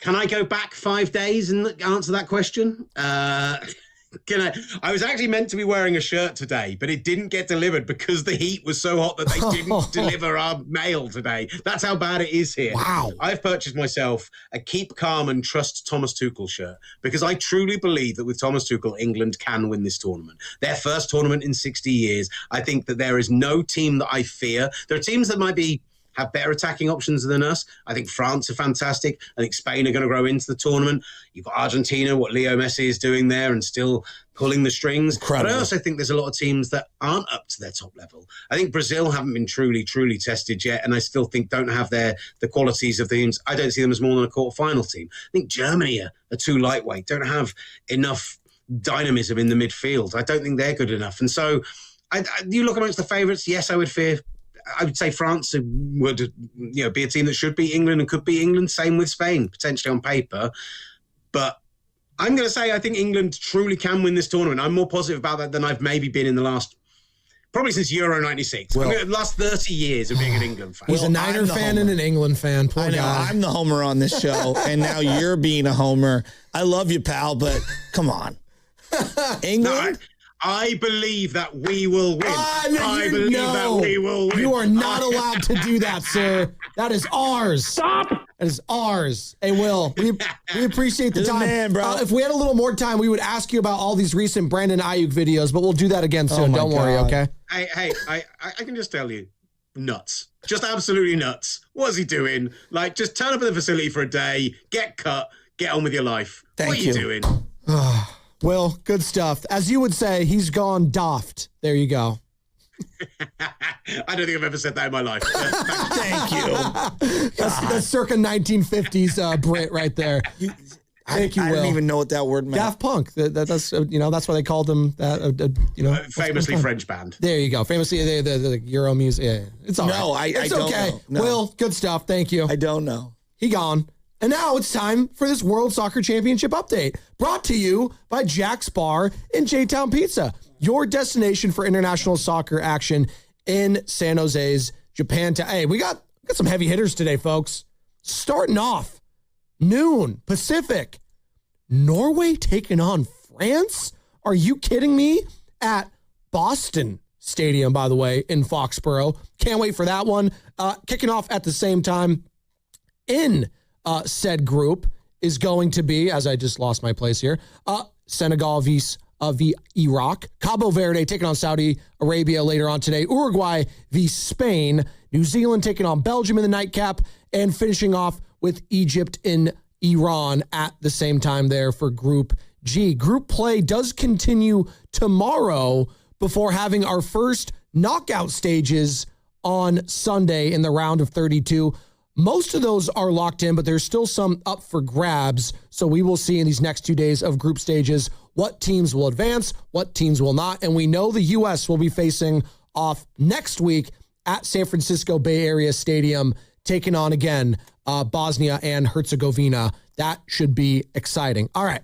That's your World Soccer Championship update, brought to you by Jack's Bar and J-Town Pizza, your destination for international soccer action in San Jose's Japantown. Well, we've teased it. We talked about it yesterday. Brandon Ayuk. I mean, this guy. Just wait till you hear what he said next. Brought to you by Fremont Bake. Here for you, here for good. They call this one Bill. Whoa, aliens? Am I on a spaceship? Affirmative, Bill. What's with the laser saw? Relax. We are cutting our bill in half. What? An Xfinity mobile transmission says you can cut your bill in half. Oh, your mobile bill, not me, Bill. Xfinity Mobile also says we can try it free for a year. Free. Yes, with no commitment. Can we put the saw away? I am reluctant. But we will find another being to bisect. That's not sci-fi. It's Xfinity Mobile. Xfinity Internet members cut your mobile bill in half. Plus, try Xfinity Mobile free for a year. No commitment. Learn more at xfinitymobile.com. Xfinity. Imagine that. Restrictions apply. Xfinity Internet required. Savings compares one line of Xfinity Mobile Select to comparable plans from T-Mobile, Verizon, and AT&T as of 3/24/26. Taxes, fees, extra. $30 monthly discount limited to new mobile customers only. After 12 months, regular rates apply. DraftKings Sports is live in all 50 states. Yes, that means you, California. The whole world is watching one tournament right now. Group stage chaos, knockout drama, stoppage time heartbreak. The DraftKings Sports app is now live in California. So whether you're catching the early kickoff before work or the late match at the bar, you're in on every minute, every match, every moment, all in one app. Right here in California, the world's biggest stage is in the palm of your hand. New DraftKings customers sign up with the code 957TheGame, spend $5 to get $200 in total rewards. That's code 957TheGame in partnership with DraftKings. The crown is yours. Event trading offered by DraftKings Predictions, a CFTC registered introducing broker. Trading involves risk of loss. Market availability varies. Eligibility restrictions apply. $50 every 7 days via click to claim issued in non-withdrawable predictions dollars that expire in 1 year. Ends June 28. Terms dkng.co/predictions promo. Jay Vineyards returns as the official sparkling wine of the Golden State Valkyries. As Jay celebrates its 40th anniversary, the team invites all wine lovers to experience the artistry, hospitality, and California soul that defines Jay Vineyards. Every offering at Jay is an invitation to discover the bounty of Sonoma County, where guests explore local ingredients paired with Jay's celebrated sparkling Pinot Noir and Chardonnay wines. Make Jay your next wine country destination, located just 70 miles from Chase Center in Healdsburg. If you're still using a sports book to bet on the soccer tournament, you're getting robbed. Delete that app and join the millions using Polymarket. Polymarket is a prediction market, not a sports book. Trade against other fans, not the house. Polymarket, your go-to prediction market for soccer's biggest stage. Available in all 50 states. Download the Polymarket app. Use promo code BLAZE to unlock $50 free for your first trade. That's promo code BLAZE. Trading not available in all jurisdictions. Check local regulations before trading. Restrictions and eligibility apply. Do you owe $10,000 or more in credit card debt or personal loans? With credit card debt at all-time highs, Debt Relief Advocates is urgently notifying consumers of debt relief now being made available designed to aid consumers with out-of-control credit card debt.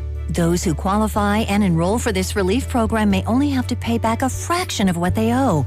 This is not bankruptcy or a debt consolidation loan. This is a relief program that credit card companies would rather you not know about, as it could end your debt nightmare and save you lots of money. Consumers owing at least $10,000 in credit card debt or personal loans can now take advantage of this debt relief as the cost of living skyrockets. For free information and to learn what debt reduction you may qualify for, simply go online and visit DRA.com or call 800-535-1582. 800-535-1582. Again, that's 800-535-1582. At Uline, they know firsthand the road to success is an uphill climb.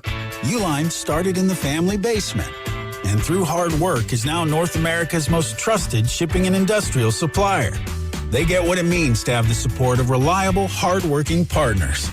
So they keep 41,000 items ready to ship. Whether your company is still in a basement office or expanding cross-country, Uline will be there on your road to success. Visit uline.com. Finding great candidates to hire can be like, well, trying to find a needle in a haystack, but not with ZipRecruiter. Its powerful technology actively finds and invites qualified candidates to apply to your job. So while other companies might deliver a lot of hay, ZipRecruiter finds you the needle in the haystack. See why 4 out of 5 employers who post a job on ZipRecruiter get a quality candidate within the first day. Try ZipRecruiter for free at ZipRecruiter.com/team. That's ZipRecruiter.com/team. ZipRecruiter. The Colonel's cooked up a new $10 bucket of the day just for you. Monday, 24 nuggets for $10. Tuesday, 8-piece fried chicken for $10. Wednesday, 10 wings for $10. Thursday, 8 tenders for $10. Friday, 24 nuggets for... Ooh, you guessed it, didn't you? $10. Finger licking machine. The $10 bucket of the day deal. Every weekday. Only at KFC. It's finger licking good. Prices and participation vary while supplies last. Not available on third-party ordering platforms. Tax extra.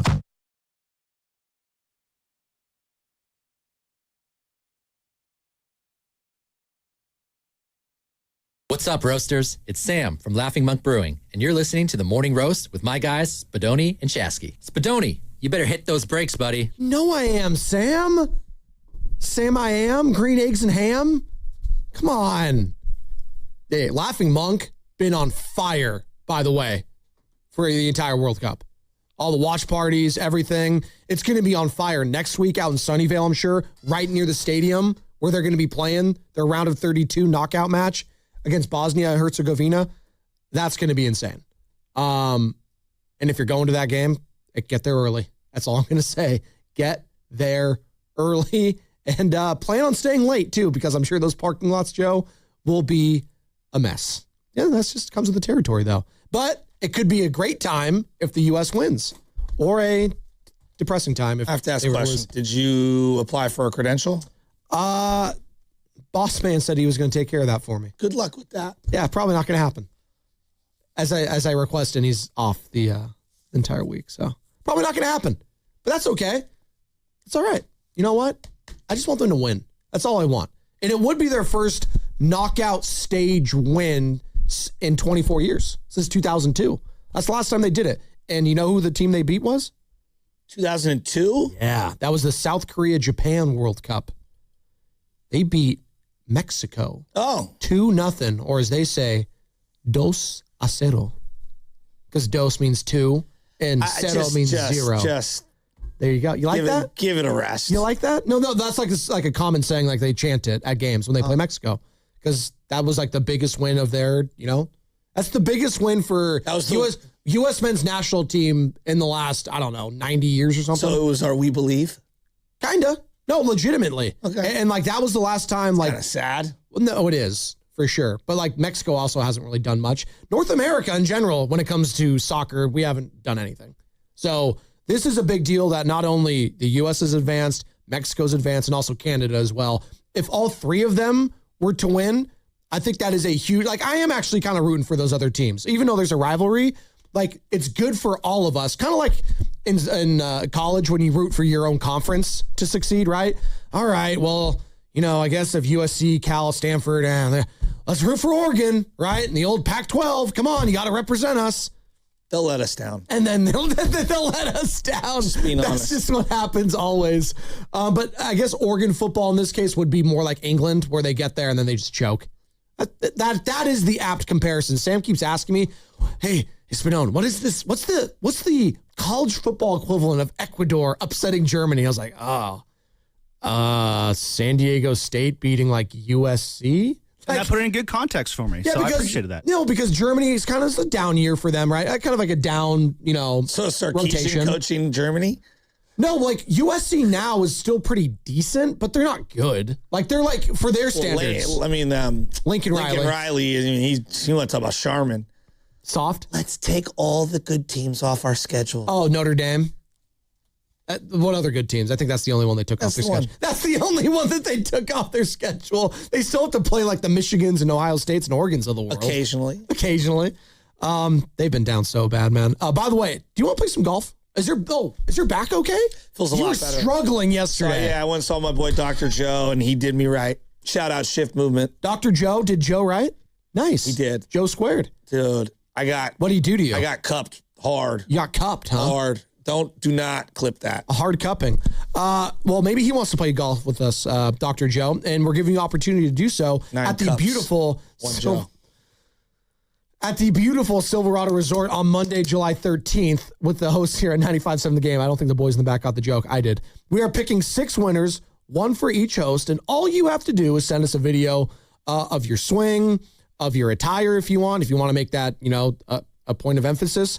And what makes you a fun partner on the golf course? Get your video done now and submit it to 957thegame.com. Please, for the love of God, make it under 30 seconds. And you might be playing with us at Silverado Resorts on Monday, July 13th. When can we start looking at these videos, Joe? Do we know? Sam? I want to start dissecting some of these early. Okay. I want first dibs. But I don't care about your swing. I care about, are you fun to play with? Tell them to submit it to 957thegame.com. Yeah, you got to submit it to 957thegame.com. Hey, Carter.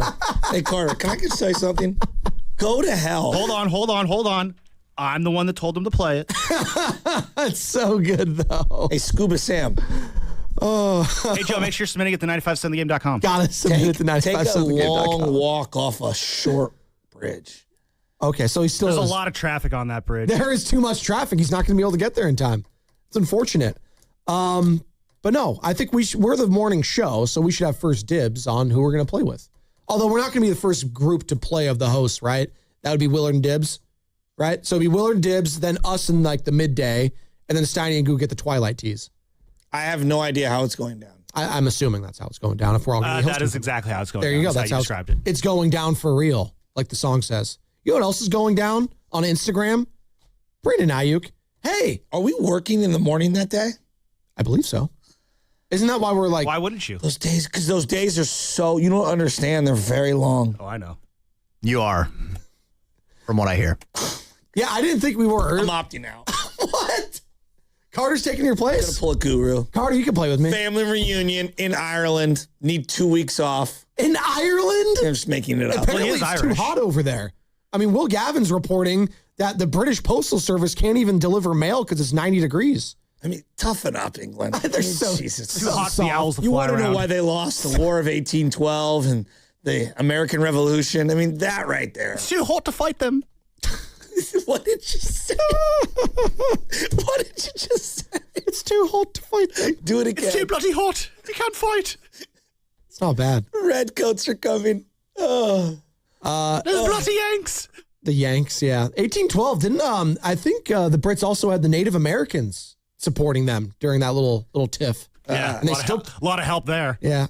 Jeez, Sam. All right, let's relax. Oh my Let's relax. God. Well, we still won that one. Relax. Relax. There's a Washington joke here somewhere that would get me canceled once upon a time that I'm not going to say. Well, hey, he's at my table of guys I'm going to eat dinner with. So. Brandon Ayuk, though.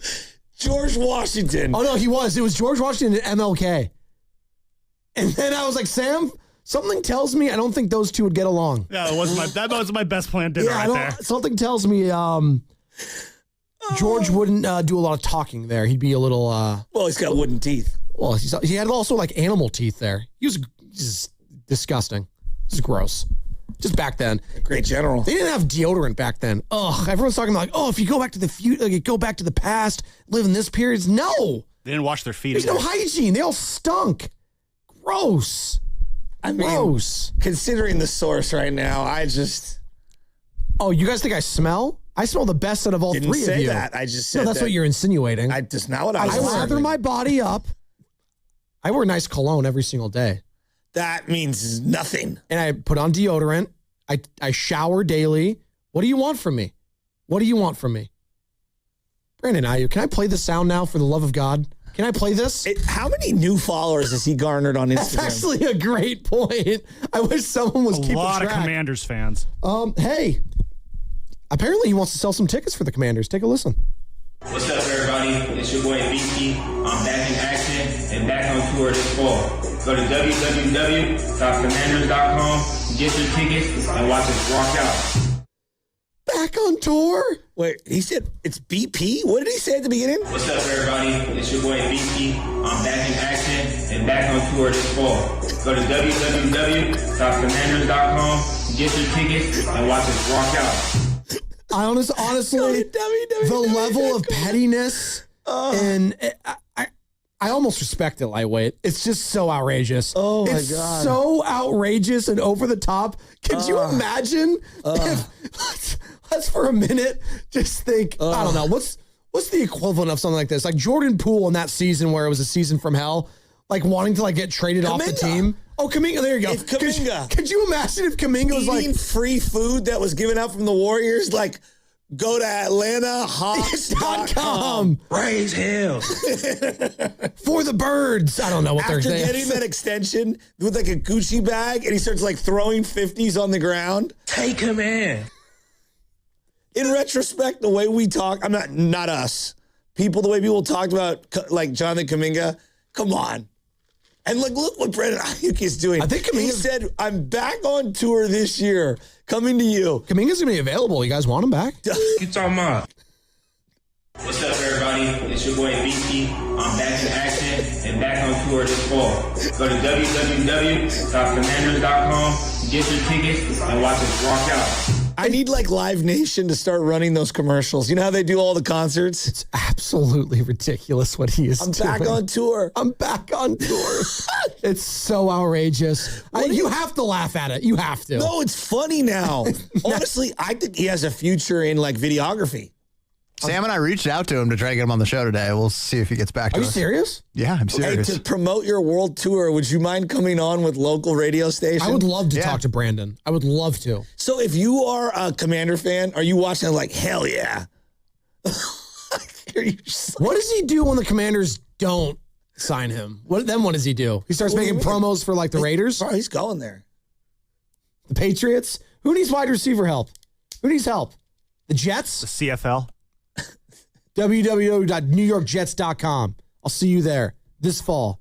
Me and Aaron Glenn. So do you think when John Lynch, like someone like sends it to his phone, because you know we all like send stuff to our phone, you think he's like, oh, God damn it. Or do you think he's Wake up, John, a new BA video just dropped.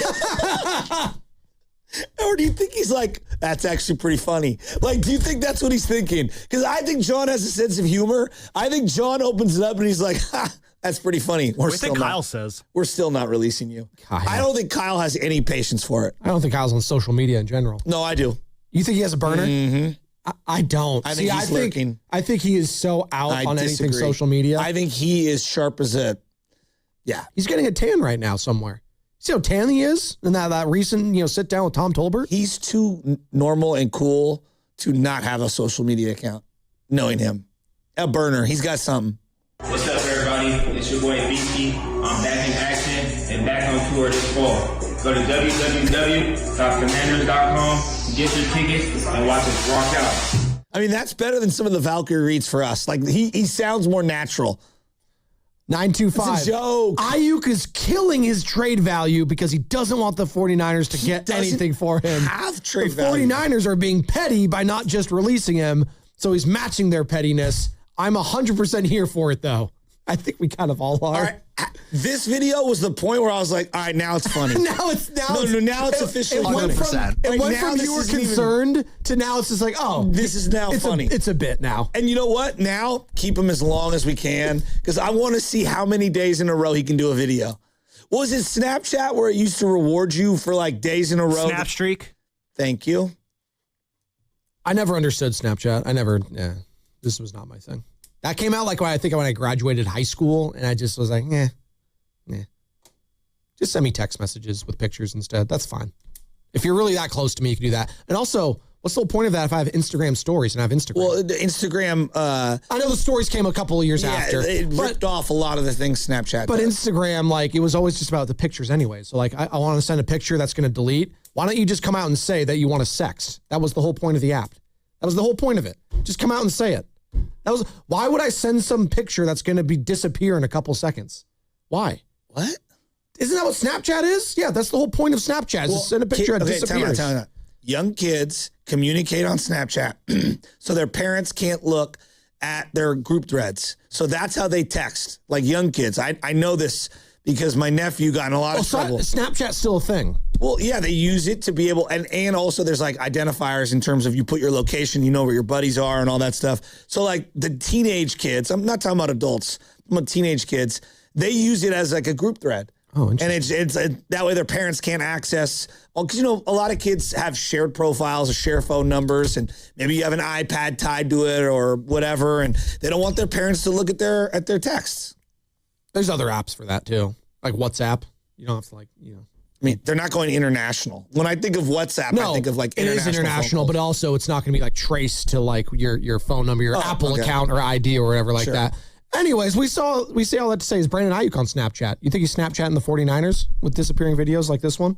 What's up, everybody? It's your boy BT. I'm back in action and back on tour this fall. Go to www.commanders.com, get your tickets, and watch us rock out.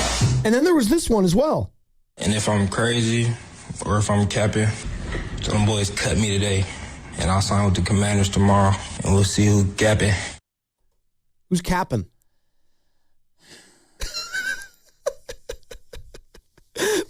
There's no way, like... Do you think his wife or whoever's in his family is like, that's a good one? Yeah, post that one. Who's recording the video is what I want to know. Got to be a significant 888-957-9570. Like his brother? Yeah, maybe. Does he have a brother? I don't even know. Someone in his circle. Could you imagine someone in his circle saying like, "Dude, this is gonna hit, bro"? Could you imagine if like Rafi Devers wanted off the Giants and he's like, "Go to AtlantaBraves.com. Oh my God. World Tour begins soon." Just dumping money out of his bat bag. Oh my God. Well, remember, it actually wouldn't be him saying it. It'd be the interpreter. You got Irwin saying it instead. Saying it instead. That would be pretty It funny. wouldn't be him. And then That would Rafi be would be pretty looking funny. at him like the look that he was giving him, like, oh God. Oh. How many followers does he have currently on Instagram? It's a good question. Brandon Ayuk. We'll get on that in the back. I think like 300,000, but I'll check. Might be close to 1 million now, considering this guy's. We'll start keeping track of that He's day been by on day. fire with the social media game. Maybe we should get him to do some 95.7 The Game social stuff. Should we start doing social media videos like Brandon Ayuk? Should we start doing that? As like a bit? 354,000.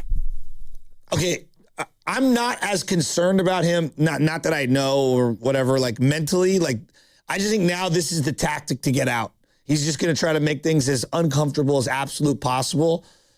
Whatever. I don't agree with it, but whatever. And like, I'm laughing about it. But there was a time I was way more worried about his mental. He looks like he's in much better spirit. Yeah, he has a smile on his face. You know, he looks like a happy guy.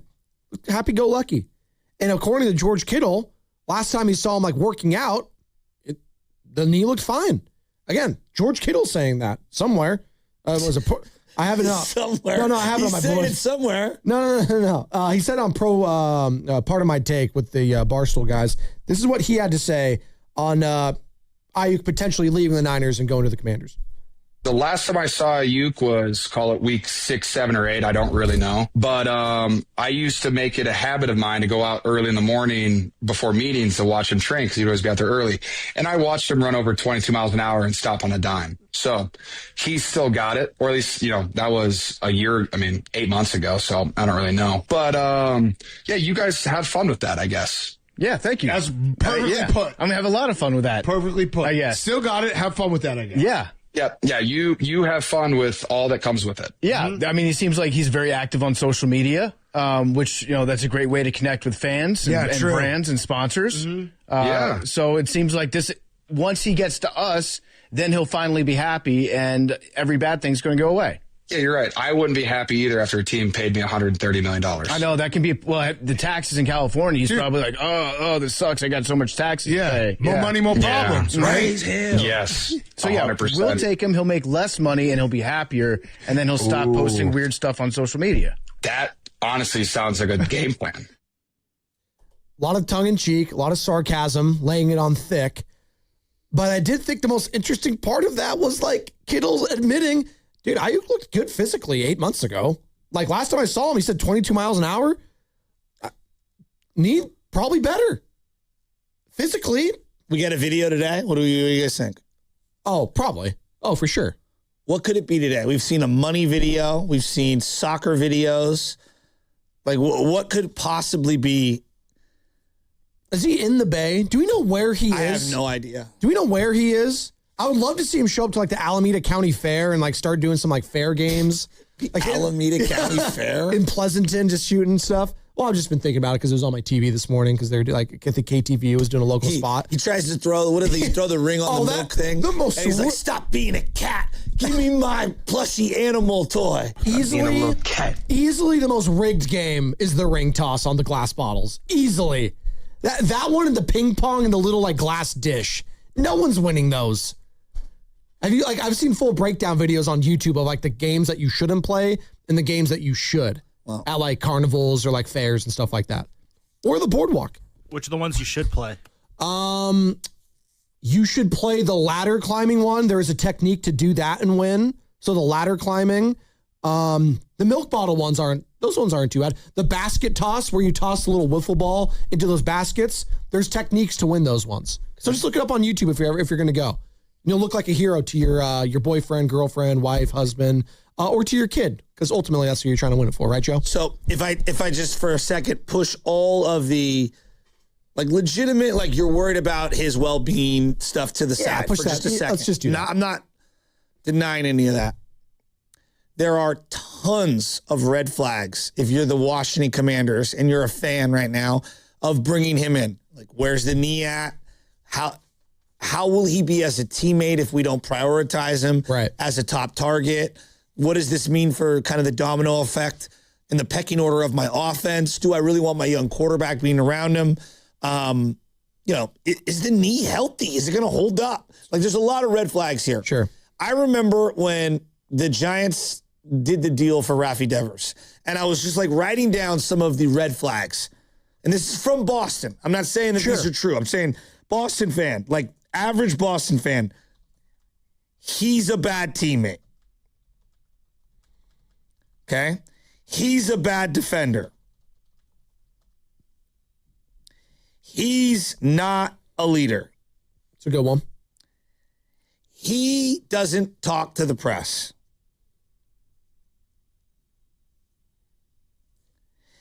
He wants to play in the field, even though we don't really have a defensive position for him. We asked him to play first base, and he refused. What else? What other red flags were there for Rafi Devers? Did you already mention the weight? Oh, didn't even think about that. There was the out of shape heading into spring training. That was a big talking point. Okay.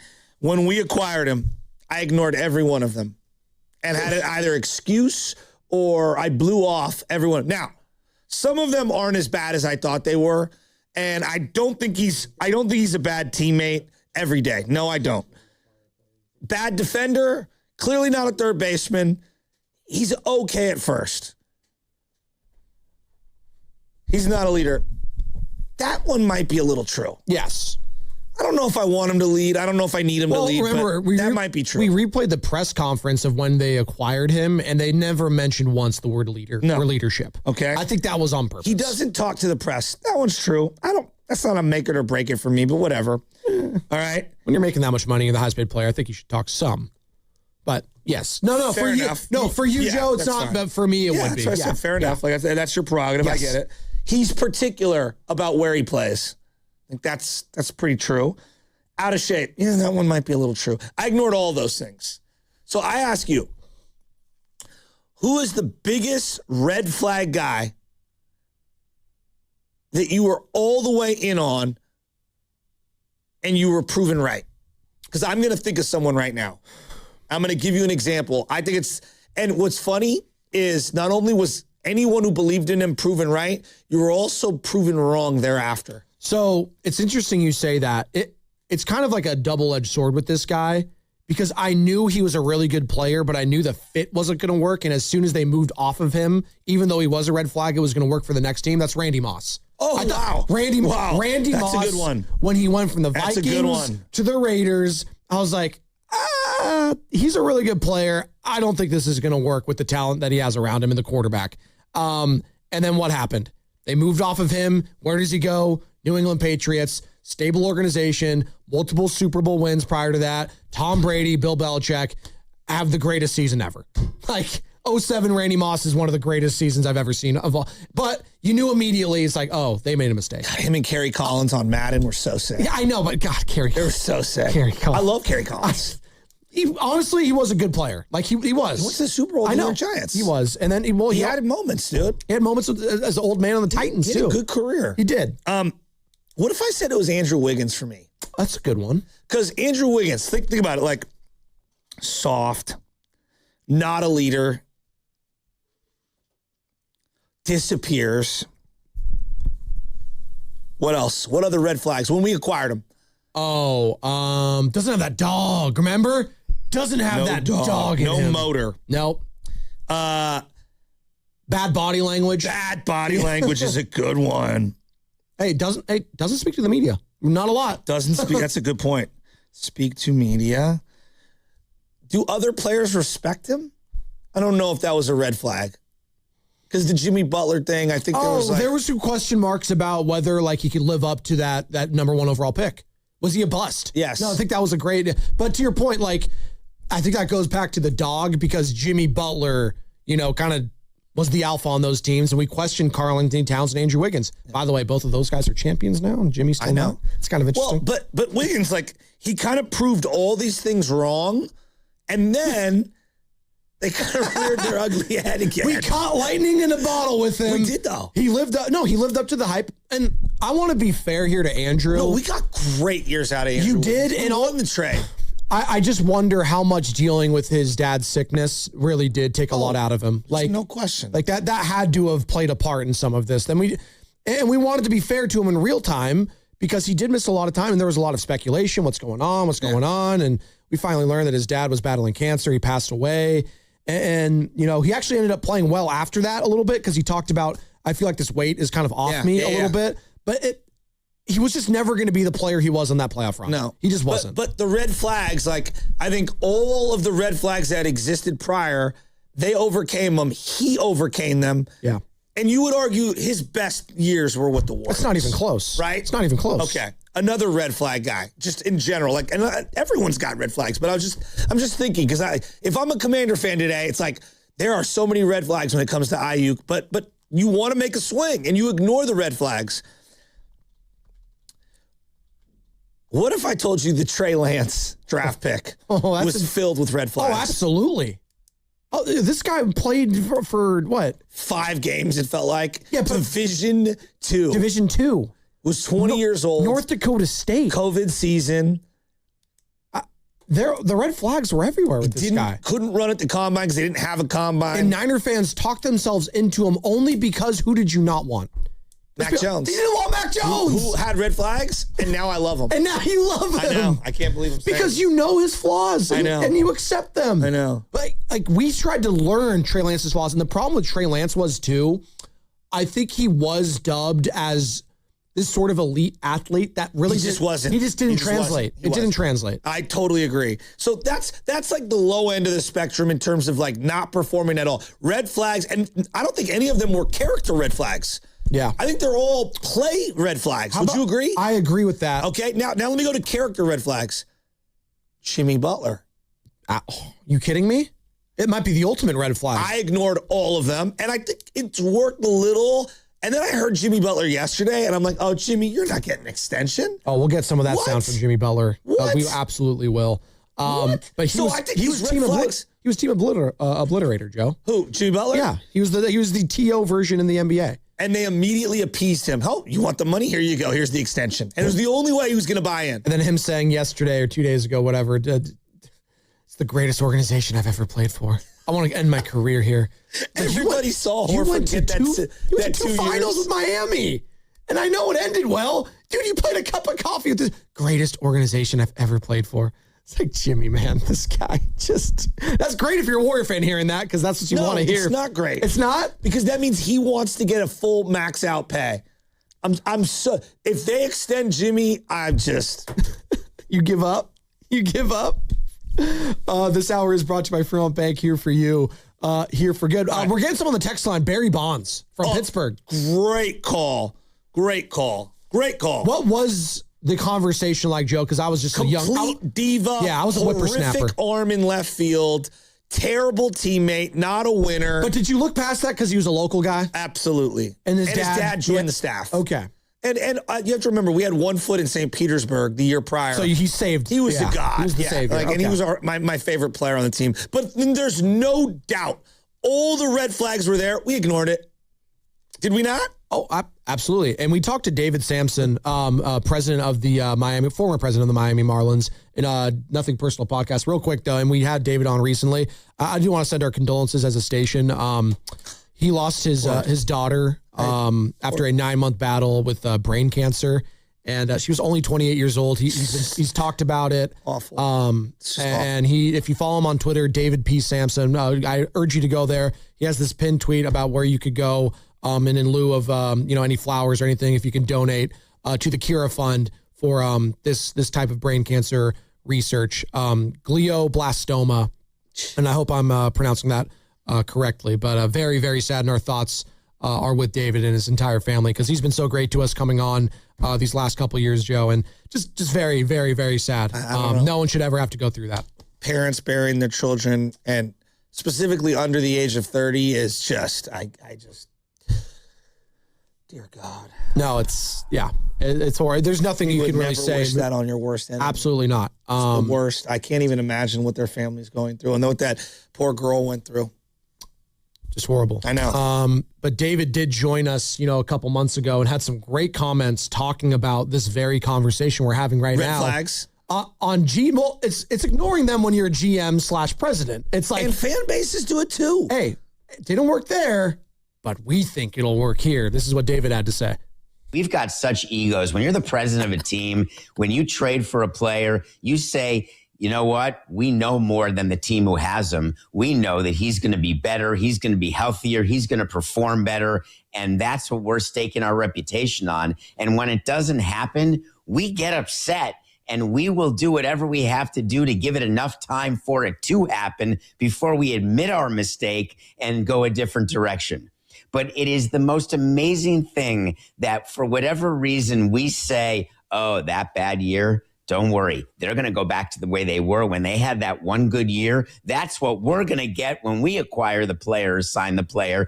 It's like we live in this delusional state. That was back in March of this year. That was back in March before the season even started, Joe. I put red flags into buckets. So there's a physical trait bucket. Trey Lance, he just didn't hit the physical trait buckets, right? Then there's the personality bucket. Think team obliterator T.O. Right? Or That's Jimmy, the red or Jimmy flag. Butler. Jimmy Butler. Yeah. Then there's the legal issue bucket. Antonio Brown. Yes. Yeah, absolutely. Right? Yeah. Alden Smith. Ray Rice. Right? There's levels to this stuff. Right? Yeah. So there's different buckets. A great one that Carter said that someone in the YouTube chat suggested was Rasheed Wallace. I loved Rasheed Wallace. Rasheed Wallace coming out of North Carolina was the guy I wanted the Warriors to take. Rasheed Wallace was awesome. And Walking he was also red flag. completely insane. Yeah, walking red flag. Ron Artest. Ron Artest is one of my probably a favorite great players one ever. that we haven't brought up. I'll give you the greatest red flag trade of all time. You want to hear it? Yeah. The Warriors making a trade for Stack Jack and Al Harrington. Stack Jack and Al Harrington were nuclear. They weren't like, you want to talk about red flags? Yes. There were personality red flags. There were play style red flags. There were legal red flags. I mean, Al Harrington started a weed company. I'm good for him. I'm glad. But at the time, weed was... Send some over. But weed at the time was, it's taboo. A federal crime. It's taboo. Well, technically still is, but... I never had an issue with it, but whatever. Yeah. But, I mean, think about it. Those red flags... It's similar to Andrew Wiggins. All of them were like ignored. They went awesome that year. I mean, they were awesome after that trade. And then all of it reared its ugly head. Al Harrington wanted to play the 3, not the 4. And then Stack Jack wanted to get extended. And then they both basically got in fights with Don Nelson. I didn't realize how bad Al Harrington hated Don Nelson. There's a new podcast out with Monte Ellis and Al Harrington, and they're talking about how much, and Monte's like, I love Don because blah, blah, blah. And Al was like, nah, I hate him. And it was like, wow. Which is funny because I think that both would enjoy that cannabis company together. Yeah, they just said basically that Don didn't do any coaching. Oh, well. Till the playoffs. Are you that surprised? So yesterday, what was the biggest red flag trade yesterday? Oh, LaMelo Ball going to the Minnesota Timberwolves. What is your biggest red flag for LaMelo? It's the personality bucket, The personality, yeah.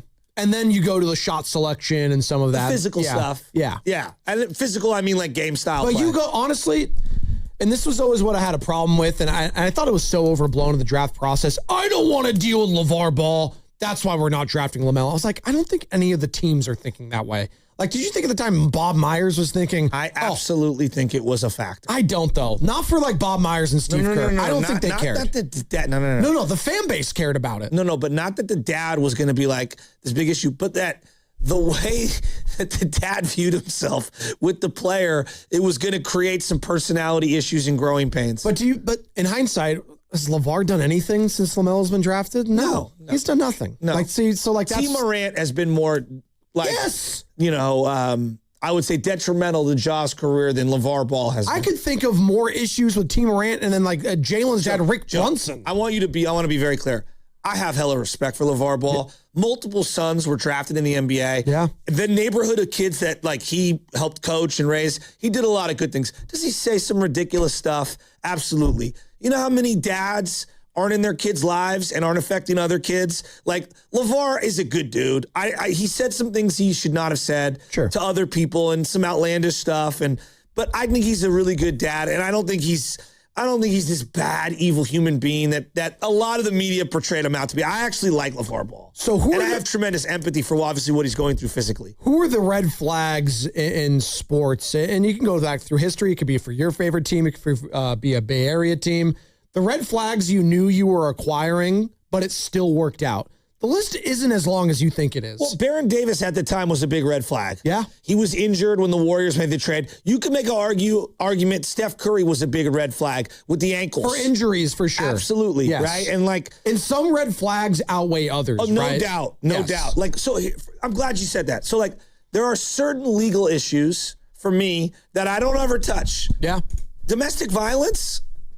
Now, it's really difficult because you have to let the court of yes, the law actually prosecute. And even then, they get things wrong. Yeah. I want to acknowledge that. So there's a lot of he said, she said.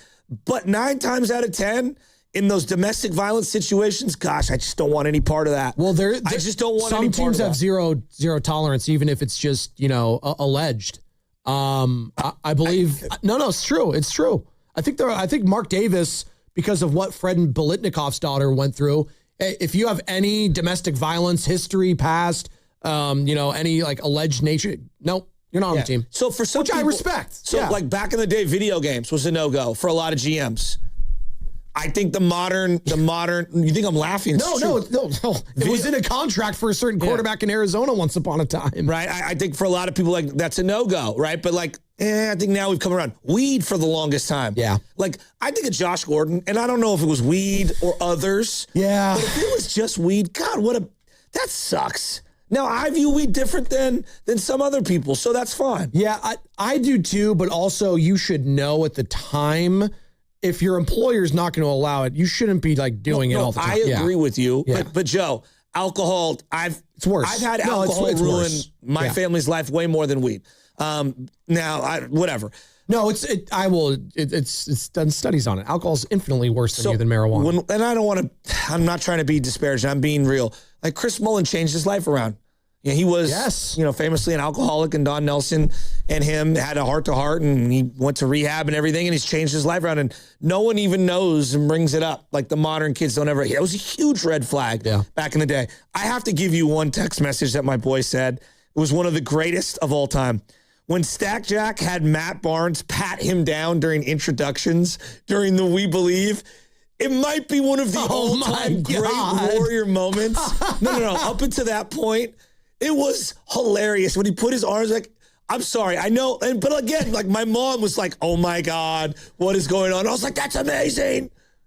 That was also during the Chameleon era. They see me rolling. They hate it. Riding dirty, so sick.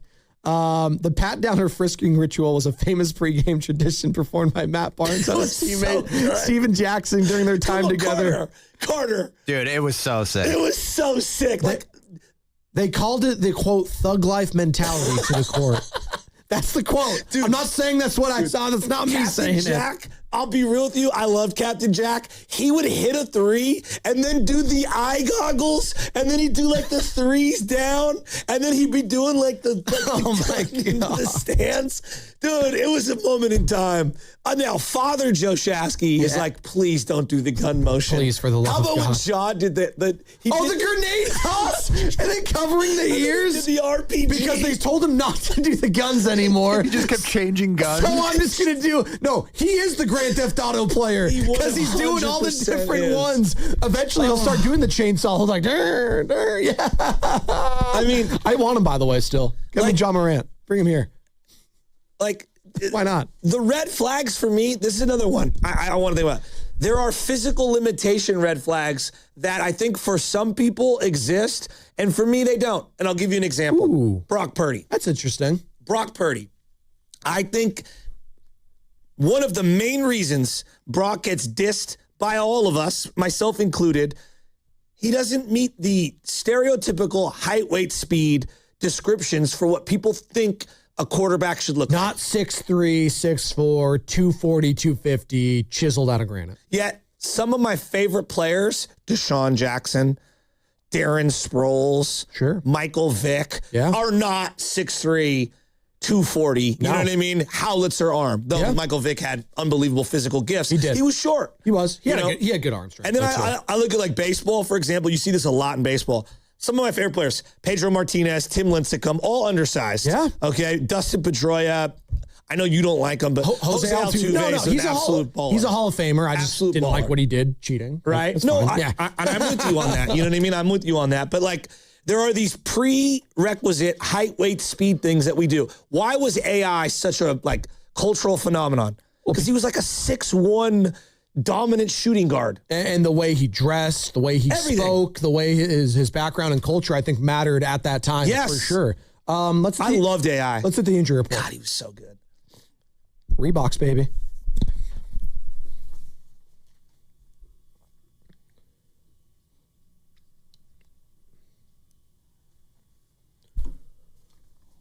Yeah, first pitch of the game yesterday. Daniel Susak came out of it and with lower back tightness. Manager Tony Vitello said Susak was playing through the back tightness for the first half of the game yesterday before being pinch hit for Eric Haas in the 6th inning. Susak will be reevaluated today. For now, he's listed as day-to-day. And if you watch the broadcast, Joe, he had the back brace on. And I was like, oh, God, that's not good. Yeah. So I don't expect him to be back anytime soon. You were talking about bad back yesterday. Yeah. Imagine that squat position the entire time. He's a big boy, too. Yeah, he's not short. The injury report was brought to you by Boxer & Gerson, Northern California's premier workers' compensation law firm, helping injured workers get their lives back for over 40 years. And you are listening to 95.7 The Game. KGMZ FM and HD1 San Francisco and Odyssey Sports Station in the home of the Golden State Warriors and Valkyries. So I have a question for the Bay Area audience on a Friday. Let's have a little fun with this. Let's have fun halfway home here. Who's the biggest red flag guy you were completely wrong about? It can be in any direction, okay? Wrong in what sense? It could be whatever you want. As in, I thought this guy would succeed and he didn't. I thought this guy had no chance and he's been amazing. Okay. It could be whatever you want. For example, one that for me was a red flag guy I felt like I nailed. The Javon Kinlaw. Javon Kinlaw with the degenerative knee before he even played a snap. I was like, this guy's not even that good. He's like, what? And he's hurt? Red flag. Hurt? No way. No way. I'm not doing it. Right? And the knee was a huge problem as a Niner, on top of him not being that good. But the knee was a huge, huge issue. You know, Marcus Lattimore, remember when he got drafted by the Niners? Huge red flags because of the physical stuff, meaning the knee. Yeah. And it ended up, he never played it down for the Niners. You know what's funny in this too?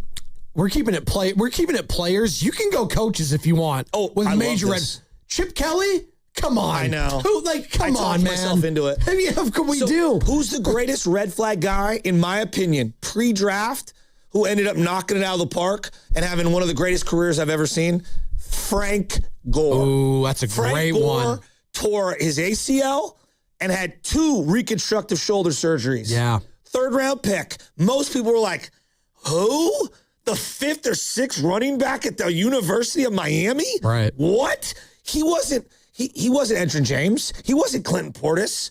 Najee Davenport. He wasn't even none of those guys. We took Frank Gore. You want to talk about a guy that had all the red flags in the world physically, not character-wise, none of those, physically. And yet he ended up being one of the great 49ers of all time, Frank Gore.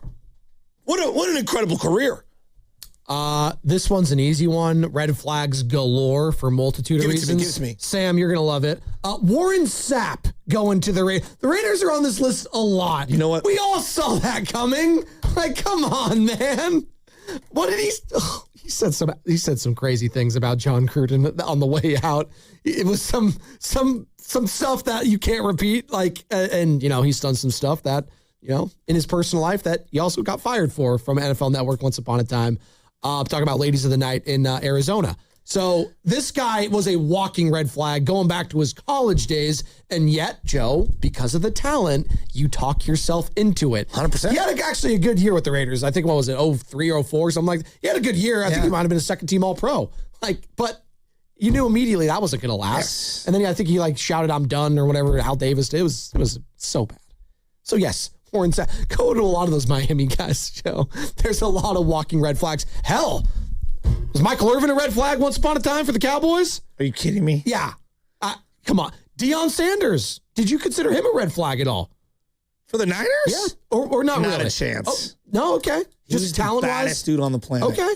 None of the diva stuff It's like bothered you? when you get Kevin Durant, whatever little tiny, little. You know when you go to a golf course and they're like ground under maintenance and it's like these little red flags? Oh, yeah. That's like the Kevin Durant. That little patchwork that's like that would be randomly like there. a little red flag at Augusta. Like, get out of here, dude. I'm taking a chance all day. I'm not gonna lie. I felt that way with Alden Smith because I felt that his little incidences wouldn't oversight what he was doing on the field. The day it changed for me was the day that he wrapped his car coming home from San Francisco and to San Jose, and the Niners let him play that weekend.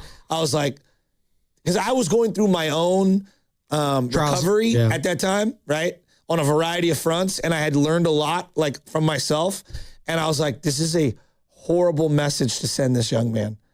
Rest in peace. No, I totally agree. And I'm not, by the way, I want to make it clear, I'm not blaming the Niners. You can't babysit a human being 24/7, 365. I just thought if you did care about him, that was a really crummy thing to do at the time. And I thought it was a disservice to where he was in that process. And I know that I needed to be kind of humbled by life. It's a great call. And we're talking about all this. Why? Well, we've got some disgruntled stars here still in the Bay. I'm not going to say superstars because I haven't seen that level of quality for some of these guys, but Brandon Ayuk trying to force his way out. What's going on with Rafi Devers and the lack of leadership there? And did you just trade for a dud of a player who's never going to live up to his all-star form? Can I give you another red flag guy?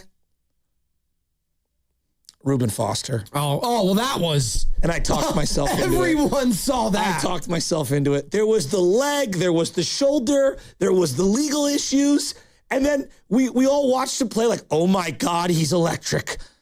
Oh my God, he's off the team. Look at Carter. Why are you getting mad at me for bringing up Reuben Foster? I keep saying that's a great one. I can't believe we didn't think of that. Reuben Foster, I should have saw that a mile away. We traded in the first round to get him. He was the SEC Player of the Year. Did he got in like a fight with someone at the combine over a drug test or something like that? Like, you remember that one? He brought, was it a girlfriend to the team hotel in Tampa? I mean, it just... Yeah. Can't do that. And by the way, it was the most electric one quarter against the Carolina Panthers I've ever seen in my life.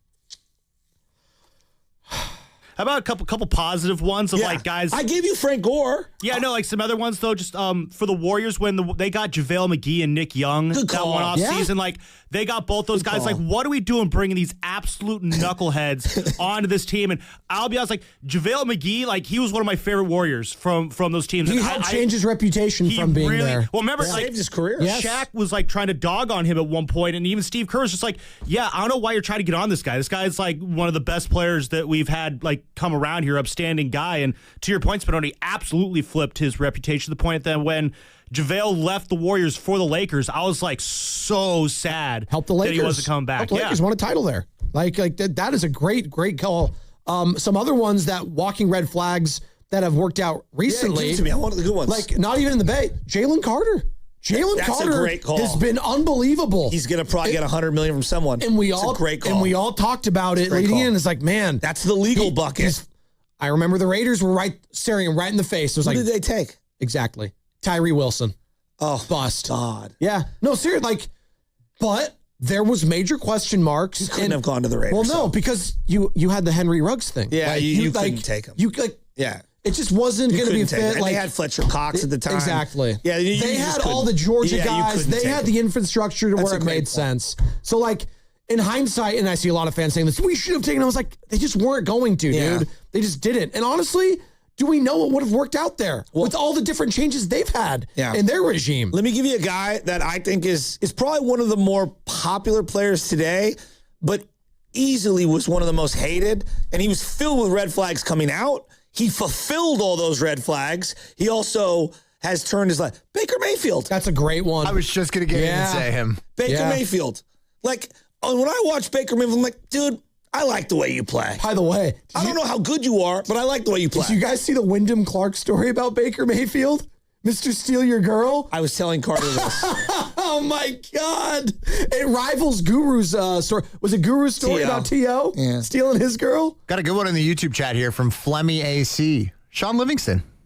Oh, red flags with injuries for sure. But again, grade A human being. Yes. I mean, just top shelf dude. That is a great call. When it comes on the person you're betting on. And a lot of these, you talk yourself into is like, that's a great guy. God, I love the mentality and love the that's the common denominator. Yeah. Frank Gore, whoever it is, like overcoming injuries. Yep. This is why personality is a big deal. Like, it really is. Yeah. I don't know if you guys have seen some of the videos, but like Michael Beasley, I loved Michael Beasley coming out.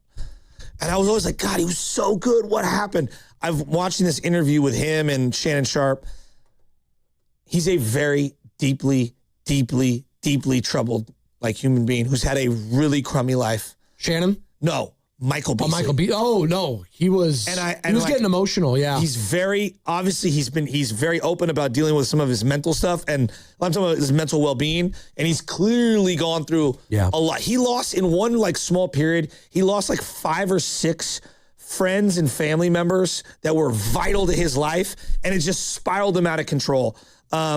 And he's like talking about how he was just sleepwalking through it. And I never understood the red flags 20 years ago. And then I saw the interview with him and I was like, okay, talent is only one aspect of this man's life. He has got and he loved hooping. Yeah. He went one-on-one with everyone on the Miami Heat. And apparently the story goes, he kicked LeBron's butt at his prime in a one-on-one. Like, it was just really interesting. That's how talented he was. He was teammates with LeBron once upon a time too. It's just, I don't know, man. We just never know what people are going through. Carter got in my ear was a really good one. Lamar Odom. I love Lamar Odom. Rhode Island, him and Coutinho Mobley. It's like 2 of my favorites. With Jim Herrick, one of the biggest cheaters in college sports. And unfortunately, he got turned into a meme. I know. You think of Stephen A. Smith. But did you ever watch the show? What's the show? Keeping Up with the Kardashians. Yeah. I watched a couple episodes of the show. He was with Chloe, yeah. Yes. And I was like, dude, this guy's got a really messed up life. Yeah. Like, I actually felt really bad. Hard upbringing. Like, his dad is like clearly, he was. The documentary on him is so sad. I haven't seen it. Should I watch it? Yeah, it's so sad. If you haven't seen it, it really explains. You just won't believe the life that guy had. And he's been very open, and I'm happy for him, and I hope he gets the help. And it seems like he's trying to do better. I know he's been opening up clinics, wanting to do better, and that is a good thing. So he's been open. You see someone like Michael Beasley and Lamar Odom, and then I see the reverse, and I see someone like Johnny Manziel, and it makes me go like, you little punk. And I'm not saying that you can't have issues. I mean, I've talked about this. Addiction comes from every gender, every financial background. It comes from all ages. It does not exclude. But you could see that his family enabled him. Oh, enabled the hell out of him. That documentary made me hate him. And their family. No accountability. And it starts with the parents. Yeah, no accountability. Spoiled. And it was interesting hearing from Cliff Kingsbury kind of going back in that time when he was the offensive coordinator for him. And he saw in media, he's like, hey, dude, like, this is going to catch up to you. How about Shanahan and him when he was – they beat Colin Kaepernick in the 49ers. Yeah, they did. With Chip Kelly. I know. Johnny Manziel. Dante Whitner talks about being a teammate of his once upon a time, too. Dante said a lot of things. Dante. The red flag that you were wrong about or right about in sports. It could be a player, it could be a coach. 888-957-9570. There's a lot of different names I'm seeing on here too. Marshawn Lynch once upon a time. That's a great call. He was a red flag coming from Buffalo. By the way, Marshawn telling all athletes, like, I didn't touch any of my salary. I just used my endorsement money. Smart. As I see all these guys talk about how broke they are, I'm like, of course, Marshawn. Gronk too. Gronk was the same way. Both those guys, who do we think of? They think of, oh, these guys are dummies. No, Clearly they're not. Clearly not. Marshawn's so smart. I love Marshawn. Let's pick this conversation up on the other side. It's going to be sponsored by Fremont Bank, which is here for you and here for good. This is Larry Flick, owner of The Floor Store. Our 4th of July sale's on now. 25% off store-wide through July 6th. Carpet, hardwood, laminate, waterproof flooring, and much more. With a sale like this, who needs fireworks? The Floor Store, your Bay Area flooring authority. Hey, it's Benoni here. The number 7 is everywhere in the world. 7 days a week. You got your lucky number 7s. And in the vodka world, when a vodka is 7 times distilled, it creates a smooth, premium taste that is unbeatable. And there's no better vodka than New Vodka. Spelled N-U-E. New Vodka is 7 times distilled, not 7 times the price. It's an award-winning American-made vodka that is smooth enough to sip and bold enough to mix. So at a time when everything costs more, New Vodka, Well, it's the best deal in town. Pick up a bottle of new vodka at your liquor store today and cheers to something new. Visit newvodka.com to find out more. That's NUEvodka.com. Honey, did you invite the minions over? Well, you know how we talked about getting Wi-Fi from Xfinity? Yeah. I ordered it this morning, was online in minutes, then they showed up. So they just came over to use the Wi-Fi? They even brought their own devices and spell book. You didn't give them the new Wi-Fi password, right? No. That's good. I gave them our old one. Because Xfinity lets us keep the same network name and password so devices connect instantly. What do they want Wi-Fi for anyways?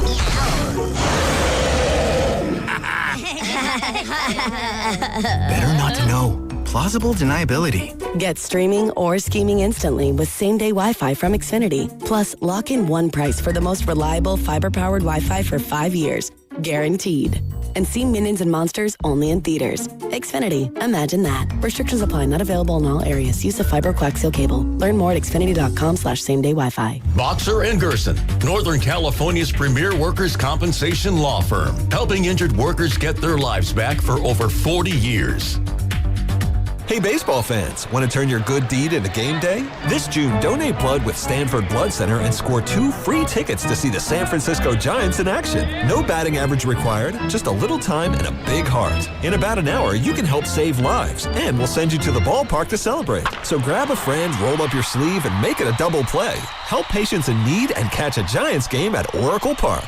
Visit StanfordBloodCenter.org to book your appointment today. Stanford Blood Center, where heroes win big. If you're still using a sports book to bet on the soccer tournament, you're getting robbed. Delete that app and join the millions using Polymarket. Polymarket is a prediction market, not a sports book. Trade against other fans, not the house. Polymarket, your go-to prediction market for soccer's biggest stage. Available in all 50 states. Download the Polymarket app. Use promo code BLAZE to unlock $50 free for your first trade. That's promo code BLAZE. Trading not available in all jurisdictions. Check local regulations before trading. Restrictions and eligibility apply. So, how's your research going? Surprising. After I figured out the top-rated TVs in our price range, I went shopping for deals. And who's the best? It wasn't the internet, and it wasn't the warehouse club. But? It was video only. They had better deals on the Samsung, LG, and the Sony TVs that got the highest scores. Better than online and at the club? I know. Video only beat them all. And now we can afford an even better model for the same price. My research really paid off. If we buy it video only. Exactly. Otherwise, we'll be sorry.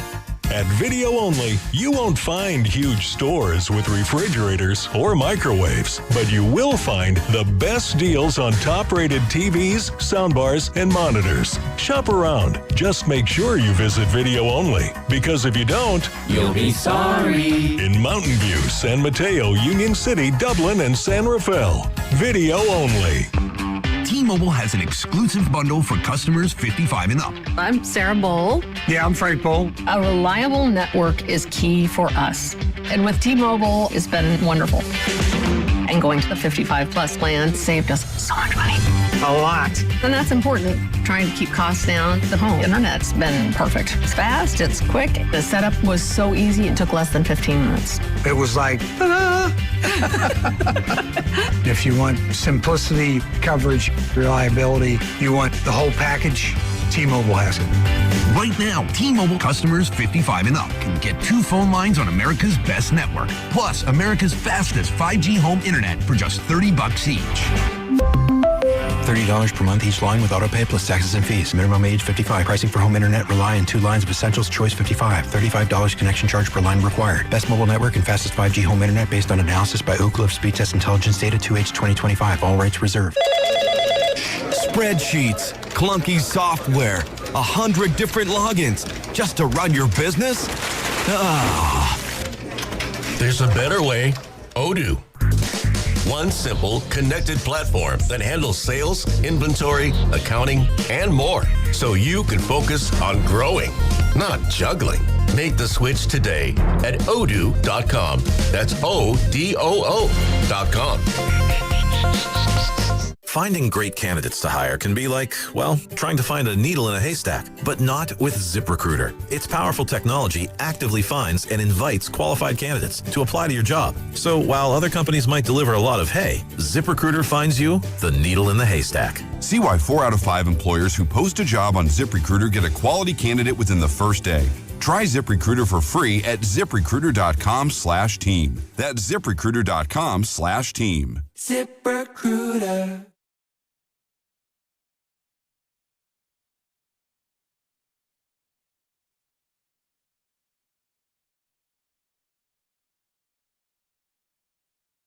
Because they stupid.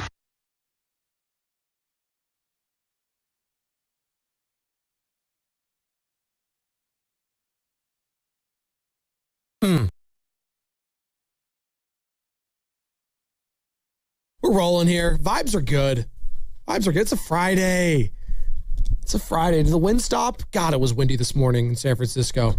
Oh, that died down a little bit. But other than that, things are great. Got World Cup happening. We got the Giants taking on the Braves this weekend at Oracle Park. Maybe that win could be good for them. I don't know. They need any help they can get from the elements with this team. That bullpen, oh my God. We got a new Ayuk video we've been reacting to, talking about red flags in general in sports after what we've seen from Rafi Devers, where the red flags staring them in the face, that being Buster Posey and company when they made the trade for him. It hasn't really worked out. Brandon Ayuk, obviously. You know, we've talked about red flags in Jimmy Butler's past. Haven't really seen them crop up here in Golden State, but doesn't mean it can't happen. Doesn't mean it still can happen with Jimmy Butler in Golden State. I was listening to Willard and Grandy yesterday, Joe, and Mark doing a hell of a job. Which one? Well, both of them, but Willard, I know. I walked myself into that one. Mark with a K, because Mark Grandy's with a C, I believe. But Mark with a K was making the argument like, hey, I don't really care what Jimmy Butler did in the past. I care about how you've affected the Warriors and how you've affected me personally. I can't go off other people's, history with said person or player. And he made some examples in his personal life like, hey, I can't go off the reputation of this person and what they've done with you because I don't know them personally and they haven't done that to me yet. So I'm going to go in with kind of a blank canvas and I'll just go off my experience. There is a happy medium on that. I agree, but he was making that argument. And Mark Willard, I apologize if I'm butchering it. And I know you're off today. Bonte filling in for you, going alongside Grandy. It's going to be a hell of a duo, hell of a show. Can't wait to lock in at 2:00. But I was like, that's an interesting concept. Do I just completely ignore what you've done in the past and just go off what you've done with me? Doesn't the past have to take some sort of, it has to have some sort of impact on how you view someone, right? Because, Joe, I'm sorry, with certain individuals, the past matters. It just does. Well, let's I don't want to get too serious, but you know what I'm saying, dude. Come on. I mean, if you were, let's use relationships. Okay. If my sister started dating a Chip and Dale's dancer, I would think some kind of way. I don't even know if that's still a thing. Well, there's still male strippers. Is that what you're talking about? Yeah, it's like he might be a great guy. I'm a little weary about, the past. Yeah, we don't you shame that sort of, lifestyle anymore or job. I didn't say I shamed it. But I just said you're looking at it a little differently. I'm like, I'm just going to file that one away. Right? Sure. Conversely, if my little brother at some point was dating someone who, maybe was a lady of the night or an OnlyFans model or something, I would have some preconceived ideas. I love if you start an OnlyFans, you're automatically say a model attached to it. It's like they're not all models. They're not models. Especially if I have to click on it and pay.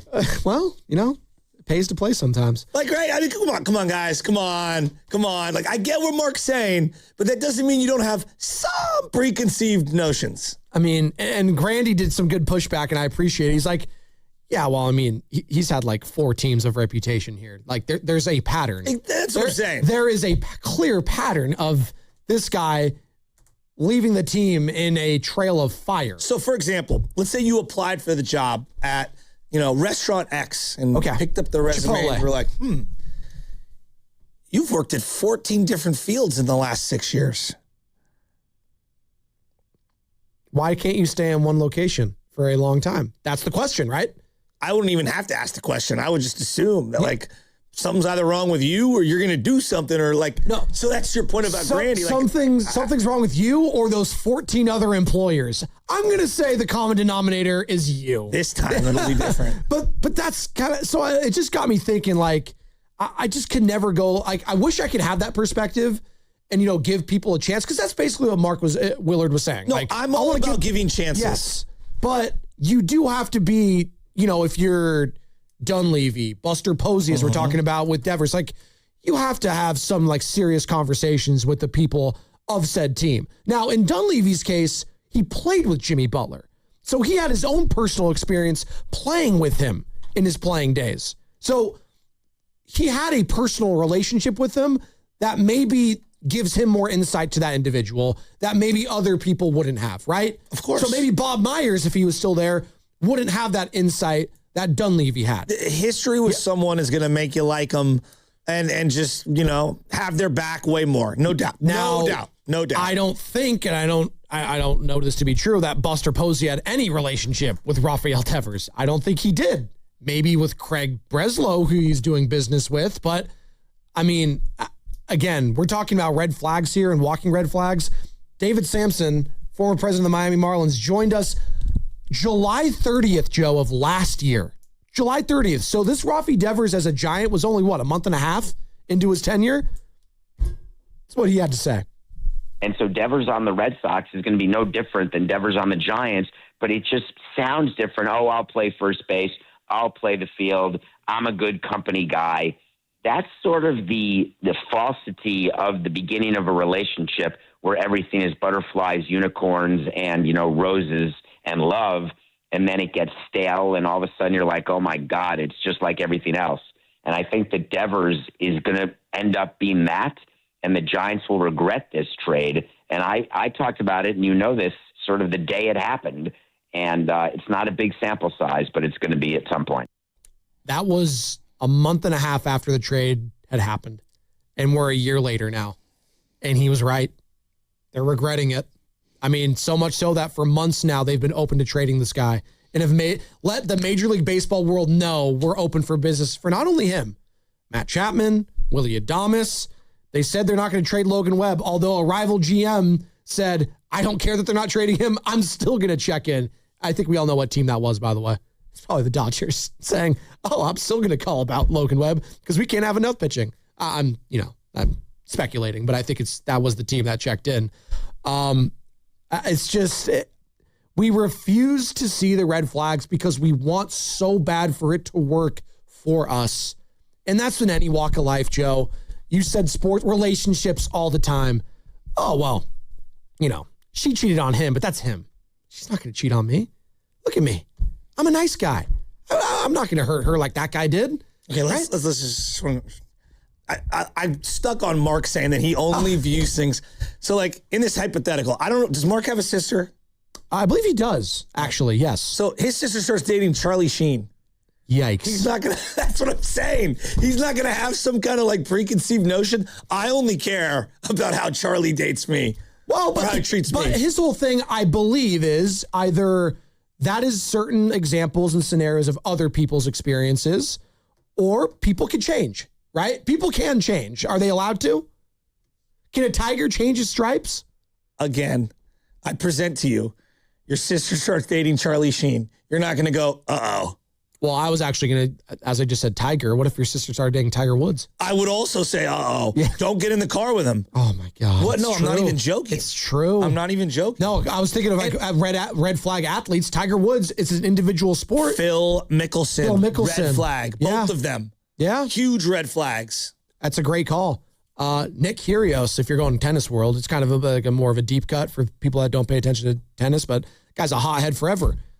Johnny McEnroe during his heyday. Dennis Rodman. Dennis Rodman. For sure. I mean, but I understand that. I do, because I know where Mark's coming from. And there are a lot of people that other people don't like, but that I love because of my personal relationship with them and how they've treated me or whatever. And I do. But I think it's very, very, very naive to not understand how others are viewing them. Because like I have people very close to me where I'm like, this is what I'll say. Hey, I know you guys can't stand this guy. Yeah.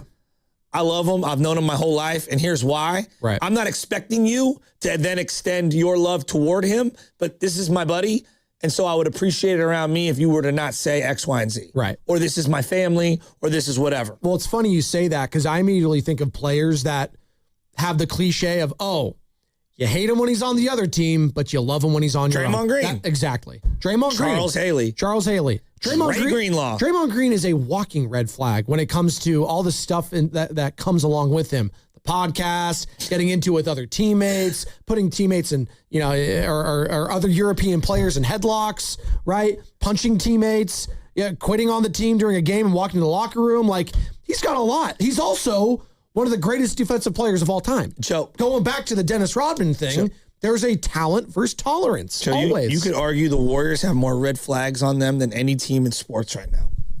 Draymond. Jimmy. Kristaps for the medical, for sure. What? Is he a bad teammate? No, he's in what I would call the physical. No, that's what I said. The injury stuff. That's what I was saying. Yeah, for sure. Different kind of red flag. No, that's what I'm saying. We're talking about the different levels of red flags. They're buckets. Because people might be joining us thinking it's just personality, but we've been having an entire conversation about red flag players. There are physical red flags, there are personality red flags, and then there are legal red flags. Yes. I think the Jailblazers are probably the number one team in sports that people think of. And you just said their name. Why were they called the Jailblazers? I loved them. Yeah, but why were they called that? Bonzi Wells was my homie, dude. He was so good in 2K. Love Bonzi. Scotty? You like Scottie Pippen there? Scotty was washed at that point. You like Scotty. Come on. I was a Brian Grant guy. Okay. All right. And I love Rasheed. I do too. He was ball don't lie. That was his whole thing. Ball don't lie. Hey, he was a baller on that last, was that game 7? He was the only one that showed up on the Celtics in 2010. He's the only one. Yeah, he was a Celtic once upon a time, people. Remember that? Yeah, that happened. So as we went through the draft this weekend, the guy the Warriors took, what's his red flag? No, like preconceived red flag. Age. He's too old. That's what they say, which is a joke because who'd we talk to earlier in the week? His interim head coach and the guy that coached in the last couple of years. This is what he had to say about all of that. And, Yaxel and people are going to say, oh, his age is miss me.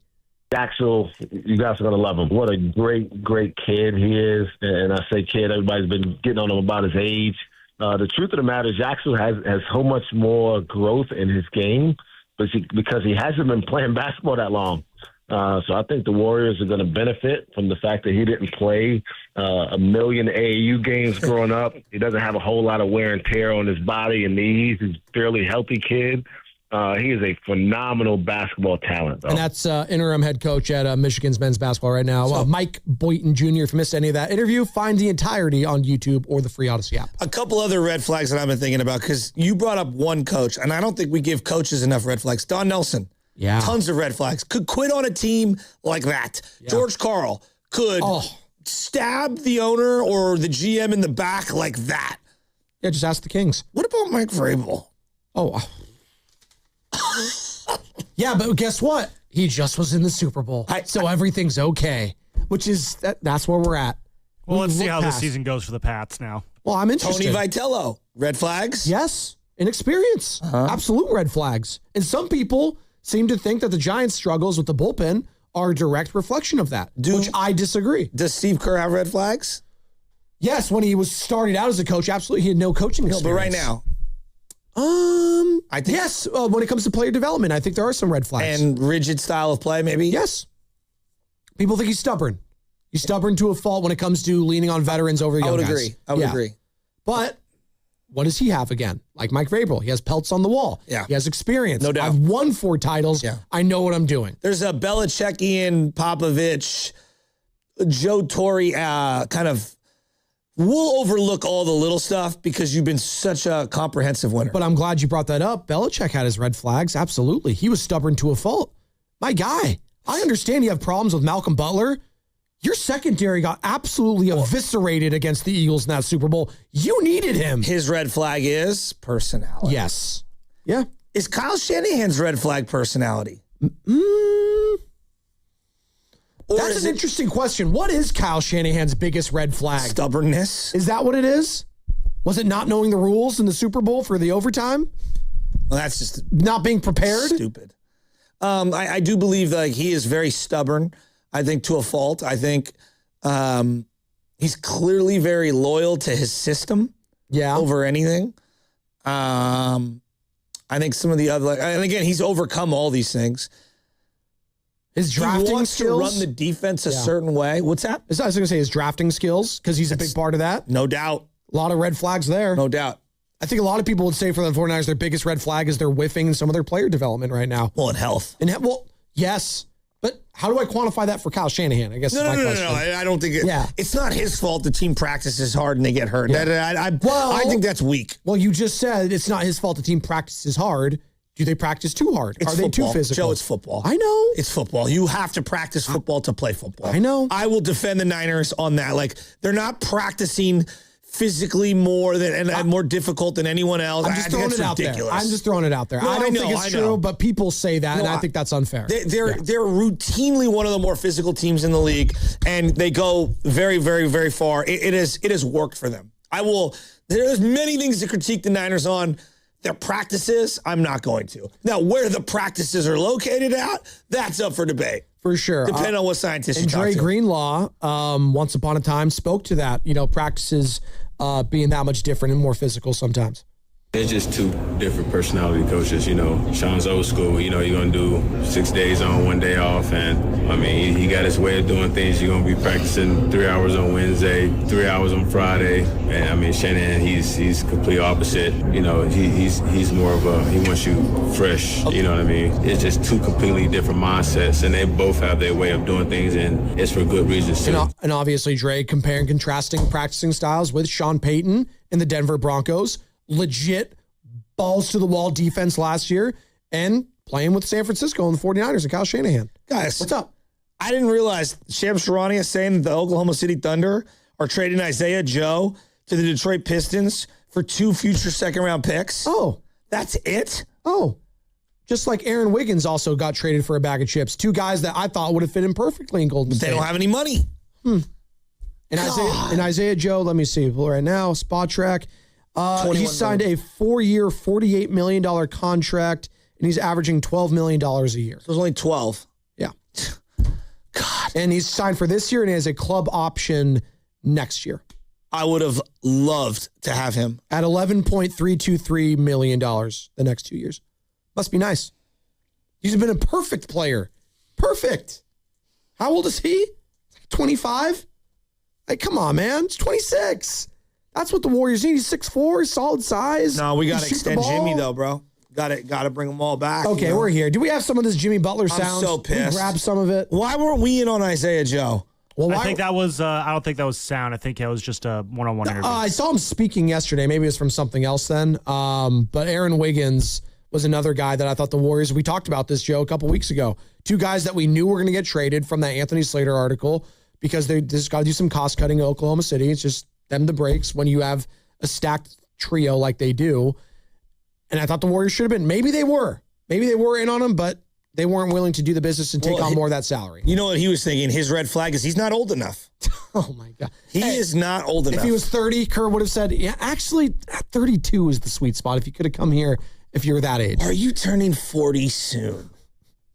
I was shocked about the amount of conversation we had because they signed Al Horford yesterday to a 2-year deal at 40 years old. People were not happy. It's not about year one. It's about what was the point of the second year? Yeah. Because that signals to me, like, are you bringing Draymond back for a second year as well? Are you going to give Jimmy what he wants? Like, Jimmy's already campaigning for an extension. Boy, Steiny, you're in the green room prepping for your show. You saw this a mile away. He'll join us in an hour. Yeah. No, like, he saw this a mile away. Jimmy getting all of the media to start lubricating his extension talks. Well, hold on. Let's pump the brakes. What did he say? What did he say exactly that made you feel like he's going to be? It's the greatest organization I've ever played for. What's wrong with saying that? I only want to play here the rest of my career. Well, his career's about to be over. I hope he knows that. That's why he's saying it. No. By the time he's fully healthy again, even then, he's probably not going to be. He'll be 38 years old heading into next season. Yeah, and he just saw Al Horford get a 2-year extension. Yeah, $14 million. million. Jimmy's like, I'm way better than Horford at my age. Yeah, we'll see. Get on the court, and we'll be the judge of that, Jimmy. He's got to get on the court first to do that, Joe. He's not getting paid until he shows that he can play basketball again. Right? It's just this team. By the way, he said... Why weren't we in on Isaiah Joe? This is what Butler said to a reporter. And then Potts is like, I'm worth twice what Isaiah Joe's worth. Are you? This is what Butler said. We've been making some incredible progress. I'm actually very happy. And I just want it to happen quickly. Progress? Yeah. On an extension? No, on his knee. We're not going to see him until January. Joe, it is June. What? He's feeling good. Good. He's feeling better. Of course he is. I mean, he's a month and a half from running, he says. Yeah. I'm feeling good. A month and a half from running, but I feel good. We got Steph on our team.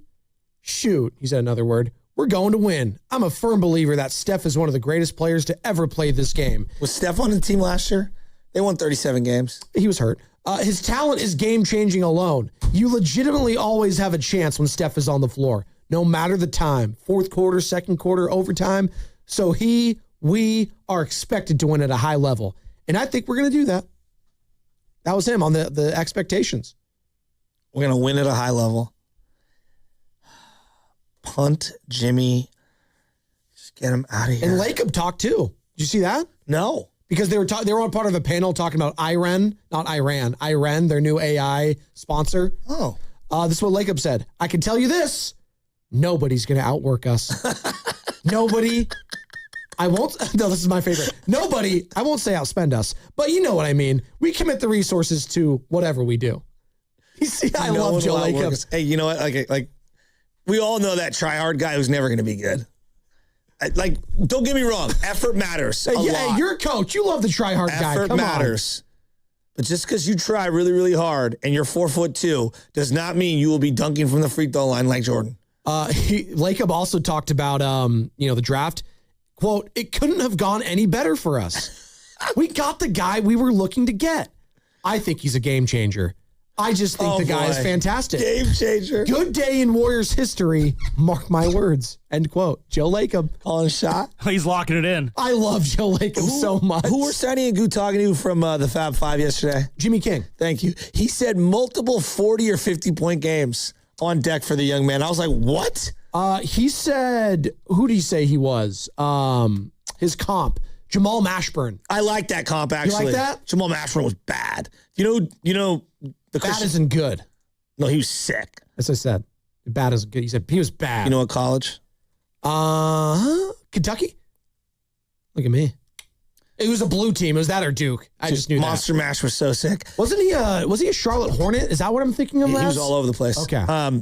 Jamal Mashburn was famously in that game that Christian Laettner. That was the Kentucky Duke. Oh, okay. Yeah. One of the all-time great games. For his career, averaged 19, 5, and 4. Dude, he was sick. If Yaxel can do that for his NBA career, great. Awesome. Sign me up. He was with Dallas with Jason Kidd, and one of the worst things they did was trade Jamal Mashburn away. Oh, man. Do they have Steve Nash, too? That was after. That was after. Yeah. Okay. All right. And then Dirk. That is pretty crazy that they had Steve Nash and Dirk together and they never won anything. Damn. 888-957-9570 is the number. Walking red flags. When did you buy them? When did you sell them? 888-957-9570. So there's a couple of red flag guys that the Warriors could go after right now. I don't think they have any shot at Jaylen Brown, so I'm not going to waste my breath. Is he a red flag? Jaylen Brown? Yeah. No. Well, the contract. Well, he's still talking about Stephen A. Smith. Dude, just stop. I know. No, he's that's a great not player. like stop. But we don't have the ammunition to get him. We have no young players that they want. But DeMar DeRozan from the Kings could be had. I don't want him. Red flag, old. I'm out. He's going to be 37 August 7th. My brother's birthday. I'm out. He averaged 18, 2, and 4 and 50% shooting last year. I just don't care what he averaged. I just don't. I don't want him. Gotta get younger. And then Sabonis is out there, right? I don't want Sabonis's contract. No, I don't think the Warriors do. He's also 30. So, no. I'm out on both of them. And he has injury concerns. Didn't play a lot last year. Is Zion on the board for you? Huge red flag. Oh guy. my God. Talking about massive red flags. What about Ja Morant? That's a great call. Ja, I've told you. I'm going to tell you again on the other side. I'm intrigued by Ja Morant. And Warriors fans can laugh if they want. At the right price, I would get in on the Ja Morant business. And I'll tell you why. And it's going to be sponsored by Fremont Bank, here for you, here for good. In 2026, Bay Alarm celebrates 80 years of security. With burglar and fire alarm systems, 24/7 in-house monitoring, and local service, our promise to the Bay Area remains the same. We got you. Learn more at bayalarm.com. Bay Area, listen up, because Ceremony Ford has one of Ford's biggest offers of the year. From now through July 6th, Ford is running its American Value for American Values employee pricing event. And yep, that means employee pricing for everybody at Ceremony Ford. So here's the deal. You're going to pay what Ford employees pay on most of the new 2025 and those 2026 Ford vehicles that are in stock. That is well below MSRP employee pricing. Available to the public, not just the employees, not just the insiders. Everybody's going to get a seat at the table. We're talking Maverick, Bronco, F-150, Mustang Mach-E, Bronco Sport, Explorer, Super Duty, and Ranger. Truck, SUV, hybrid, electric, work rig, family hauler, weekend warrior. Ceremony Ford has the offer.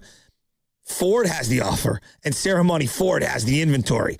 American value for American values. Get to Ceremony Ford right off of 280 in Colma, Daly City, or shop 24/7 at ceremonyford.com. Ceremony Ford, your Bay Area Ford dealer. Man, I love this place. I've been surfing here since I was a kid. Now, seeing my grandson out on the water, it means everything to me. Watching him and taking in the blue waves, the sea breeze, the blurry horizon. If you have geographic atrophy, or GA, subtle changes in vision could mean it's progressing toward irreversible vision loss. Izervay is proven to slow GA progression and could help preserve your vision for longer, so you may keep seeing the world around you. Izervay, or avacincaptad pegol, is an eye injection. Don't take it if you have an infection or active swelling in or around your eye. Izervay can cause eye infection, retinal detachment, or increased risk of wet AMD. Izervay may cause blood in the white of the eye, blurred vision, or a temporary increase in eye pressure. Do not drive or use machinery until vision has recovered after an eye injection or exam. Ask your retina specialist how you can slow your GA with Izervay. To learn more, call 1-855-IZERVAY or go to izervay.com. Paid for by Astellas Pharma. Hey, it's Willard. At Hobbs Law, it's never been about attention, never about applause, never about goofy smiles on candy-colored billboards. For more than 40 years, Hobbs Law is focused on one thing, fighting relentlessly for injured Californians, because behind every catastrophic injury case is a human life forever changed. That's why Hobbs fights with preparation, intensity, and relentless commitment. No fluff, no distractions, just real advocacy for injured Californians. Hobbs Law, relentless for justice. Visit HabbisLaw.com. Omar Habbis is a California licensed attorney. Offices in Northern California, including San Jose. Past results do not guarantee future outcomes. Struggling with social isolation? Chances are you're not alone. Well, maybe you are, but you don't have to be. Introducing Dinner with Mom. Just one meal may help increase happiness and restore your sense of belonging. Side effects may include taking home leftovers and unsolicited relationship advice. Do not attempt if you're allergic to unconditional love. Call your doctor if conversations last more than 4 hours. Don't wait. Ask your doctor if Dinner with Mom is right for you. Brought to you by El Camino Health. Together ring heals. When selecting a financial institution, how do you know you're making the right choice? As Bay Area bank customers find themselves at a crossroads, maybe it's good to consider if you want your bank to be community-oriented or corporate-minded. Fremont Bank has grown by providing stable, consistent service to the region, its families, and its businesses for 60 years, all without a single merger. And we intend for more of the same for the next 60. Fremont Bank, here for you, here for good.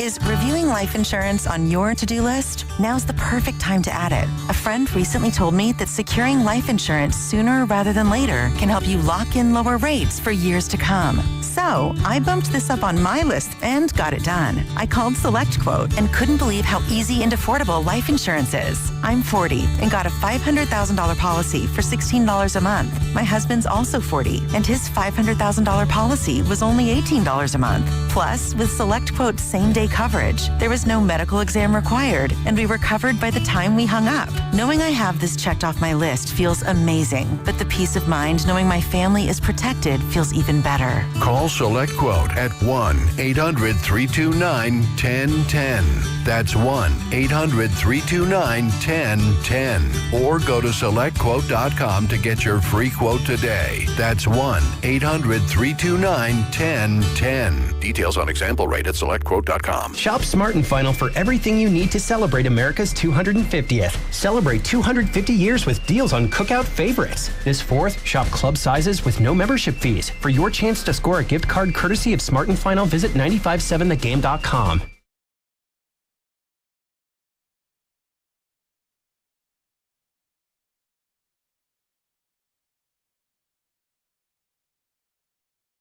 Yeah, I'm such a loser. I got to listen to you guys. This is Matt Steinmetz, and you're listening to The Morning Show with Spadoni and Shasky. This ought to be good. He's the devil. What's up, everybody? It's your boy BT. I'm back in action and back on tour this fall. Go to www.commanders.com, get your tickets, and watch us rock out. He's a red flag. It's Brandon Ayuk. Is there any red flag players right now, coaches, that you're willing to take a chance on here in the Bay? You got to sometimes, right? I think the Minnesota Timberwolves found themselves in a position where they had to take a chance. And they did. They took a massive chance. I wouldn't have done it. Well, what would you have done if you were the Minnesota Timberwolves? Because obviously Anthony Edwards, Julius Randle is not the tandem. Not traded for LaMelo. That's where I would have started. No. Okay. You didn't have to do that, but you understood that they knew that tandem of Randle and Edwards was not going to get it done in the Western Conference. I agree with that, but I would not have traded for LaMelo Ball. Who would you have traded for? Not him. I don't like that fit for them. I would have been really all in on the Jaylen Brown thing. I think you had pieces. I think they still can be. But I would much rather just reset with Jaylen Brown and then Ian Edwards and figure out what I have left from there and then pivot from that moment, as opposed to go get LaMelo. I don't like that fit. 888-957-9570. I actually don't mind LaMelo Ball as much as other people do.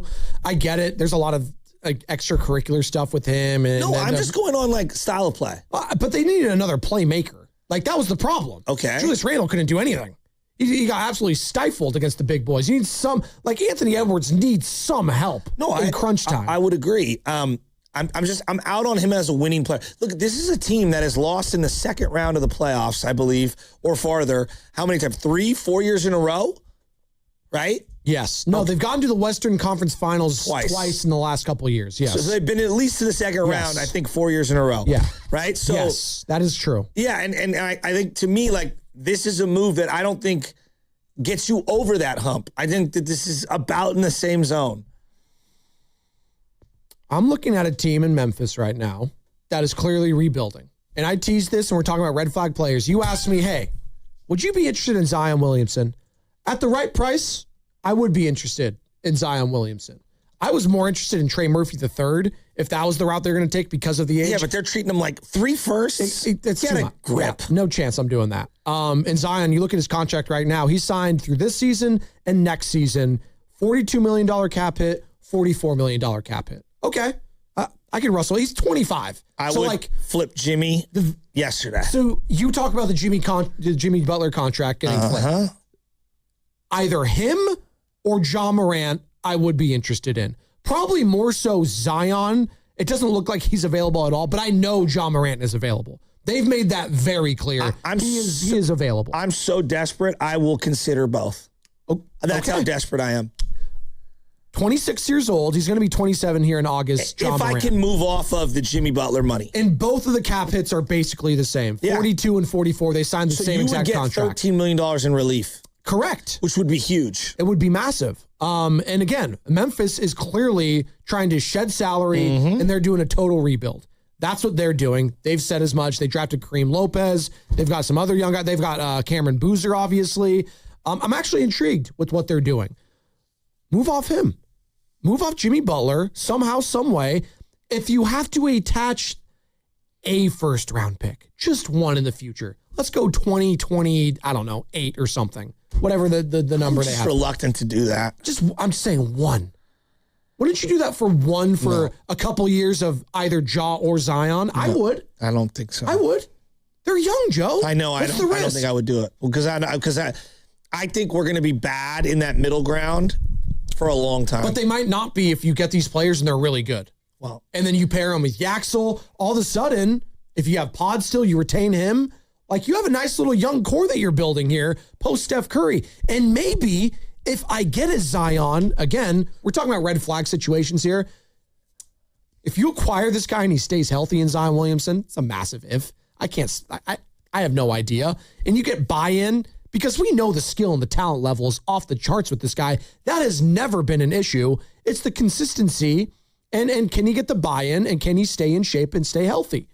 Well, if he could do that here, if I'm Steph Curry, maybe that extends my career a little bit more. Maybe I want to stay in Golden State a little bit. I know it sounds insane, Joe.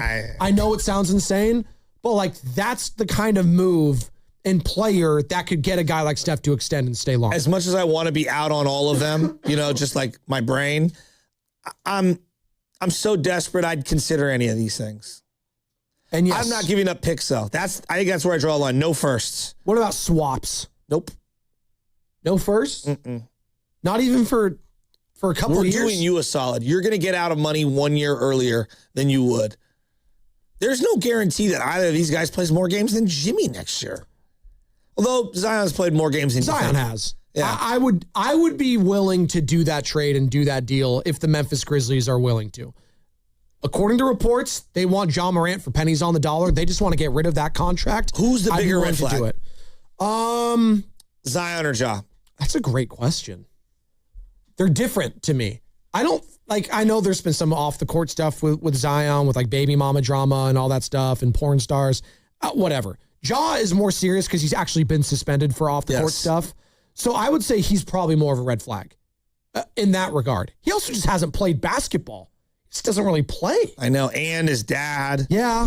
Yeah. No, in a weird way. And he gets hurt. Yes. And in a weird way, I don't trust the physical more of a Ja Morant because of, as you just said, the frame and the body. Well, he's a crummy three-point shooter. And he puts himself in harm's way a lot because what does he do? Drives to the rim, uses his body, uses his leverage, and he falls a lot, which scares the hell out of me. Now, that sounds insane. People are going to be like, seriously, Spadoni, you don't trust Ja Morant's body more than Zion Williamson's, who the guys on Mountain Dew commercials and we're making fun of him? Who's played more the last 3 years?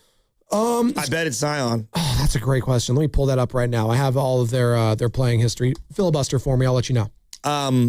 Austin, why do these guys think that other teams would take the Warriors garbage in a trade?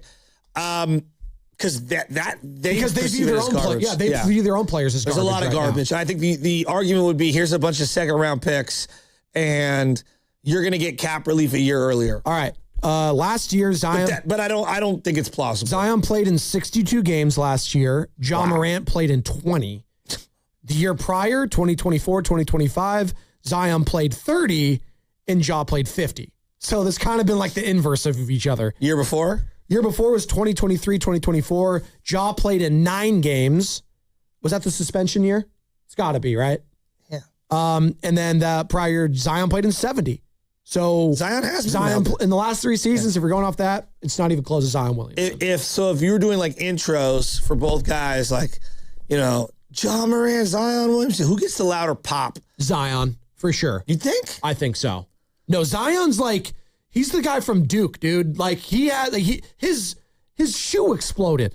He still has had some moments, right? When you watch him physically, you're still saying, wow, this guy's a monster. Well, because I'm thinking about like, do you go red light special with Ja Morant?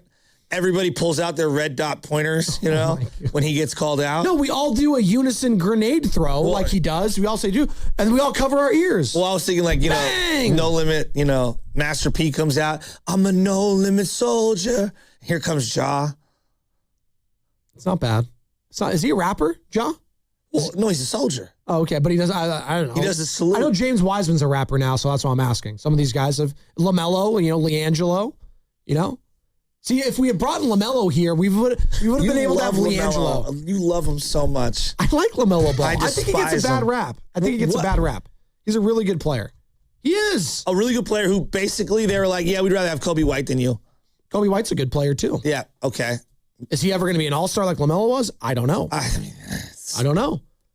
Sean in LA is wondering why guys like Isaiah Joe and Aaron Wiggins I'm asking are the in same Warriors question. right now. Sean, I'm good asking morning. the same question. Hi. Thanks for taking my call. And that's good to know you're wondering the same thing, Shasky. And I love what you were just saying, Spadoni, about those trades. I totally would. I was wondering, like, I see these guys go, like, they're young. They've proven they've got some game here in the NBA. They've played in the playoffs a little bit, like Isaiah Joe and Aaron Wiggins. And even Isaiah Stewart, he was just moved for, like, a couple second-round picks. Like, that's really cheap. Like, why can't we just find guys like that on the margins? That would help us in the short term. And you're obviously not giving up any first-round picks. Like Isaiah Stewart, like defensive anchor. Defensively, Isaiah Stewart, I would take him for a season right now over Draymond or Porzingis or Horford. Like, in his prime athletically, big, physical, aggressive, just like that's exactly the type of guy you would need. Oh, Sean, your connection went away. But Isaiah Stewart, beef stew, talking about red flags, Joe. I feel like every highlight I see of him is not basketball related. It's him trying to fight somebody. Sounds like Draymond. Well, that's what I'm saying. Do we want him with Draymond and Yaxel? Isn't that positional redundancy? By Monday, we're going to know if Draymond's in or out on the opt-in. It's true. It's going to be the 29th, correct? Monday, the 29th. We're going to find out. How does he not know what he's doing? Like, if that's what's holding them up from making moves because they don't know what they're like, God. What? We could have had one of these guys. Well, they don't want him. If they could have had him, they would have had him. We have to know how much money we have. I told you guys this. Well, that, again, they had no chance then. If they were willing to let this linger and linger and linger, there was no chance they were going to get them. So they probably didn't even make the call. I wish they would have, because it fits perfectly with what they're trying to do. And Warriors fans would have been a lot happier. Hey, imagine this. Okay, we sign Al Horford. It's like, oh, man, we're sticking with an old guy that can't really play as much anymore. But then you get an Isaiah Joe or Aaron Wiggins to go with Yaxel. I was like, oh, actually, I don't hate that Al Horford deal. Actually, that's okay, because now I got some young pieces to be excited about going forward. Got Pods. I got Guy Santos, maybe an Aaron Wiggins or an Isaiah Joe, Yaxel Lendeborg. I like what we're building here. But now we're looking at Draymond back on a player option and Kristaps Porzingis on a one-year deal maybe with the player option. Not really a sexy offseason. They can still do other things. I'm curious what those things are going to be. But right now I'm having a hard time seeing the vision this offseason for the Warriors getting younger, because that's what Mike Dunleavy said, right? Getting younger. They did in principle by drafting Yaxel Lendeborg. No, seriously. And LeJay Jones. But they're going to lose Quinn Post. QP's gone. Okay, so that's a under 25 guy. So you've canceled these guys out, basically. Yeah. You're going to keep Will Richards going to be on the team. So you got Will. I don't know how much of a rotation he's going to be. Seth Curry coming back. Well, we know how Carter feels. Like, he wants him back, but I'm good off that. Carter likes him. No, that's his boy. Carter, you really want I don't really care, honestly. You defended him for 10 minutes one segment. Defend him again. It's just like, dude, vet minimum. If you want to come back, do it, dude. Who cares? For the 4 games? Just make Steph smile at this point. Just make Steph smile. It's all is that Steph. not what the Warriors' plan is right now? No, seriously, is it not? No, they're trying to get younger. They're trying to get better. That's what they told us. I mean, that's so what they the told us. $600 million that they've already given Steph Curry doesn't make him smile? Yeah, I'm just going to do what Steph wants me to do now. Got to make him smile some more? Well, yeah, and his brother smile. God. So, like, right now. Was that the high water moment last year, was him playing with his brother in a regular season game when there were 6 games under 500? Probably. Oh, my God. That sounded way better in October than what ended up materializing. Well, we thought this team was a champion. He hit 2 shots his first game, and I go, my God, they've needed his shooting. And then Bonte texted me, yeah, he's physically shot. And then he missed the entire couple months afterwards. And I was like, damn, Bonte did have a point. Oh, no. Hey, by the way, Bonte and Grandy coming up later today. Can't wait for that. Crossover for them around 1:48. The crossover for our show happens every Friday with Steiny and Goo. That's going to happen in about 45 minutes. What other team in sports right now is making acquisitions just to make their superstar smile. Like even well, actually, I think Minnesota just did that, didn't they? I would have thrown out the Bucks when they brought in Giannis's brother, but that was in the past, not now. Yeah, so. many years ago. Yeah. The Lakers? What? When? I think re-signing Austin Reeves. Yeah, that and was also, yes. like, they're very clearly going after a center because Luke has made it clear, I need a good center. Okay. And Luka did make it clear, like, I want Reeves back here because he was asked, like, hey, if you have a possibility of trading for Giannis, wouldn't you like that? He's like, no, I want Reeves first. I don't want Giannis. That's basically what he said. So they appeased him that way, right? Okay, so that made him smile. Well, because if you're Palinka and the new owner of the Lakers, like, I'd rather have Giannis than Austin Reeves right now. Right? All right, that's a good one. Like, no, seriously. That's a good one. Yeah. I'm just asking. No, and I do I truly believe that this move was for Anthony Edwards in Minnesota to try to keep him there. Can you imagine if Brock Purdy's like, hey, to make me smile, you got to bring back Trent Taylor. I need him on the practice squad to make me smile.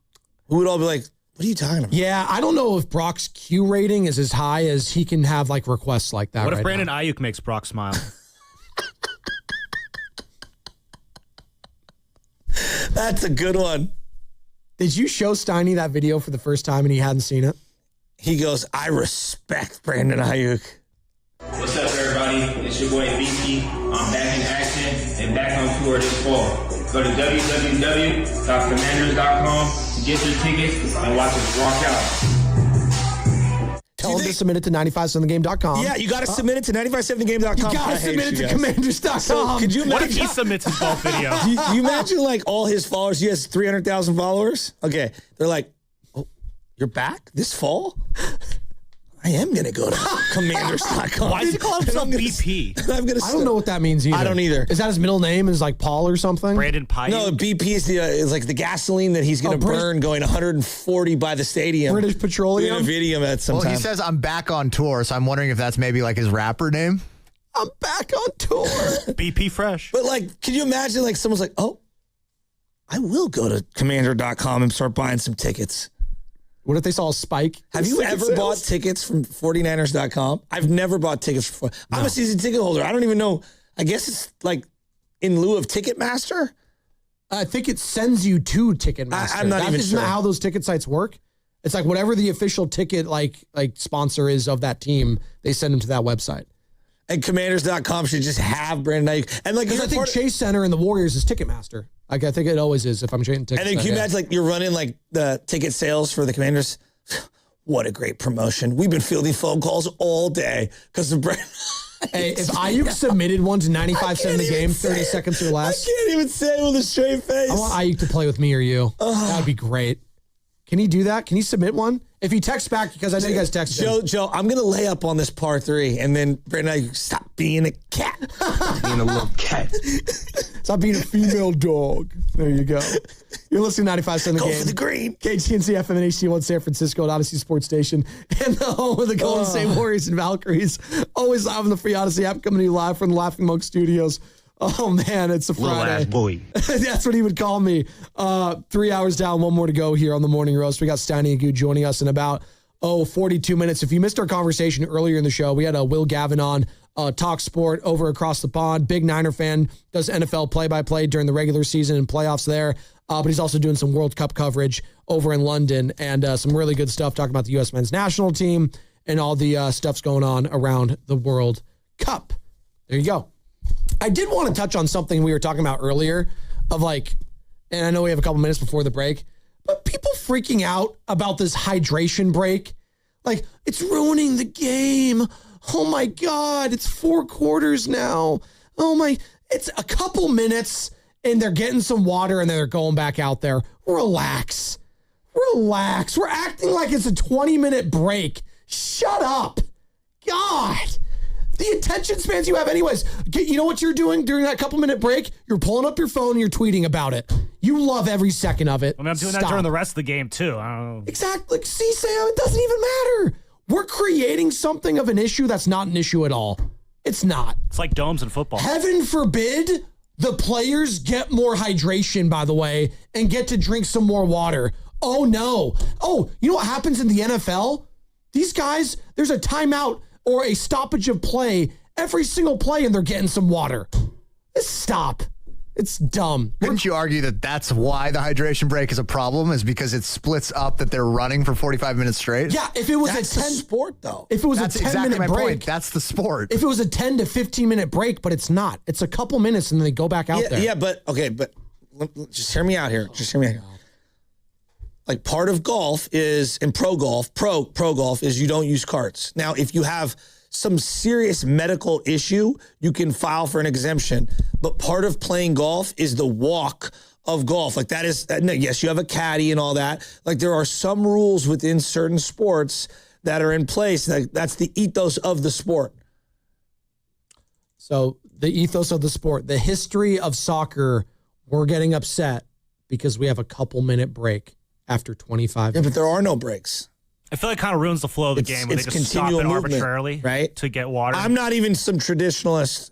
I'm just saying, like, it's literally a TV thing. Guys, it's about money, right? guys. I mean, like it's not, has nothing to do with that. Well, that is the reality, Joe. People are saying it's 4 quarters. No, a quarter is literally you're having a full, 10-minute time off, it feels like. But the equivalent in this sport, it is it. But it's not. Okay. But it's not. Like, that's the thing. It's not. We're complaining about something because, oh, look, FIFA's ruining the game with these hydration breaks. This is never going to be the same again. Now we have to have asterisks right here because... No one said that. No, that's what we're acting like. Well, no, that's what it's acting like. So, Joe, let me give you Relax, Let me give you an people. example. No. Hold on. You guys are so soft. Every soft? single one of you that are complaining about the hydration break. We're soft because we don't want water. You're the one who wants a hydration break. What do you mean we're soft? I don't care that there's 3 minutes off. You guys are acting like it's the end of the world. I think it ruins the flow of the game. Like you guys have I'm trying to become a fan of the sport, and the hydration break is ruined. You're never going to be a fan of the sport. You even told me that. So stop. Well, not with hydration breaks. You're never going to be a fan of the sport. I think I've been to more youth soccer games than anyone in this room. Great. So you understand Don't test my soccer knowledge. It's like watching paint dry watching youth soccer. No, Sorry. It's continual. Great. You can't turn your back for a second. And you're going to care if they drink Sally water for a might little hit a bit? goal. What? Yeah. Heaven forbid the players drink some water during the game. Could you imagine like a marathon? Hey, drink water before the stop. game. Everyone needs to stop running. We're doing a hydration Actually, break. you can if you want to. I don't care. Yeah. No, Stop. everyone else keeps going though, doggy. Oh, they have hydration. They have cups. You can run and go get one. You keep it moving. If you stop, you slow down and people run past you. You really have a problem with this. No, I just think I understand the traditionalist soccer fans having an issue. I do want to. Sell me the top 3 issues of the hydration break for people. Other than top 3 it's a money grab. My God. The issue is that the game is played a certain way for 100 years, and now how is the game changing for a couple minute break? We're stopping. Okay. Like the clock should keep kicking, even though you kick a ball out of bounds, you got to go find the other one. The clock is going the entire time, right? So you have this running clock in time. We have injury time, which is a whole thing. Like injury time makes no sense to me, but I get it because it's part of it. We kind of don't know, but we kind of do know exactly how much time there is left, but we don't. Like, I don't know. I get it. There's a lot of gray area anyways with the extra time. What's an extra couple minutes? Why does it matter? It doesn't stop. That's like the number one thing. Yeah, it doesn't stop until you have to extend the game like last night. In the U.S. cases, it was 7 minutes of extra time, stoppage time, and then they let that thing go till almost 8 minutes, and Turkey got the goal, and they won the game. Again, arbitrary. They don't know what they're even doing, the refs in soccer. They're just saying, oh, yeah, we're going to let this team continue to play. I'm going to blow the whistle when I feel like it because I think this team has an advantage. So let's just keep it going. Well, that's officiating, and you see it all the time. I see officials all the time, changing the pace. I mean, we see it in the NFL where the guy goes like, let me wait. Are you guys ready? Okay, now I'll put the ball down. Like we see officials make egregious mistakes with the clock running all the time. I think it's been overblown. I think it's ridiculous. And I think people need to get over it because it's here to stay, the hydration break. You know what else is here to stay? Built like a baller. Because every Friday, we let you know who on the Valkyries was built like a baller. Brought to you by Baylord. Wealth management for the Bay and the people who built it. Gabby Williams was a baller. Continues to be a force for the Valkyries. Balling out against the Atlanta Dream in Wednesday night's win. Dropping 23 points, 5 boards, and 5 assists. And this driving layup on Sam's favorite past Angel Reese. Back to Gabby now. Sizing up Reese. Takes her right alley. Blows past Angel Reese to lay it in. 33-22. Gabby Williams is looking extra spry tonight. Absolutely. And sounding extra spry was Kevin Dan on the call right here on 95.7 The Game. Baylord presents Built Like a Baller. discipline, and integrity paying off. That's Baylor, and that's how they manage the wealth you've built. Baylor.com/baller. All right, we're going to wrap up our show on the other side. We get our final thoughts. We'll get red flags galore. People, are you in or are you out on some questionable players? If you're a Golden State Warrior, would you roll the dice on a Zion Williamson or a John Morant? I mean, we're talking about this hydration break. Is there any other rule changes in sports the last few seasons that have really pissed you off? Let us know why. There's been a lot in baseball. A lot of people were angry at the time of the Ghost Runner. You're messing with the tradition. The tradition. The pitch clock. There's a tradition. Please, miss me with the tradition. We all love the new. We've adopted all these new rules. And Joe, you love them. Brought to you by Fremont Bank, here for you, here for good. Being built like a baller takes years of doing the right things. So does building real wealth. Baylor has been in the Bay since 1969. Independently owned, no corporate parent. They work with founders, executives, and families whose financial lives are anything but simple. From liquidity events and concentrated positions to decisions that span generations. The kind of experienced people who do right by what you've built. See if they're yours at Baylor.com/baller. That's BAILARD.com/baller. Hi, I'm David. I'm Chris. And I'm John. We are the three brothers who own Jack's Restaurant and Bar. And we are here to... Not again. That was my line. Boy, stop it. Mom? What are you doing here? Have you heard your commercials? They're terrible. That's not our fault. You taught us how to cook delicious food. Using only the freshest ingredients. And to treat all our guests like family visiting our home. But you didn't teach us how to write catchy radio spots. They remember that and get back to work. Yes, Mom. Jack's, serving delicious breakfast, lunch, dinner, and drinks the way our mom taught us. ilovejacks.com. If you're still using a sports book to bet on the soccer tournament, you're getting robbed. Delete that app and join the millions using Polymarket. Polymarket is a prediction market, not a sports book. Trade against other fans, not the house. Polymarket, your go-to prediction market for soccer's biggest stage. Available in all 50 states. Download the Polymarket app. Use promo code BLAZE to unlock $50 free for your first trade. That's promo code BLAZE. Trading not available in all jurisdictions. Check local regulations before trading. Restrictions and eligibility apply. Alameda County Fair in Pleasanton is here, and it's a star-spangled celebration. Foodie bites, carnival rides, and concert nights with fireworks. Plus, check out monster trucks, animals, shopping, and more. Like arena cross action and festivals. Plus, catch the star-studded Big O Tires concert series lineup. With performances from Flo Rida, Tower of Power, Collective Soul, El King, DJ Cheat Codes, and more. Open Wednesday through Sunday through July 12th. Don't miss it. Visit AlamedaCountyFair.com for tickets. From carriage house to glass aluminum doors, R&S Doors has a full line of commercial and residential garage doors and gates to suit anyone's taste and budget. Visit rsdoors.com. R&S Doors. Look for the red truck. 1877 Cars for Kids. KARS Cars for Kids. 1877 Cars for Kids. Donate your car today. 1877 Cars for Kids. KARS Cars for Kids. 1877 Cars for Kids.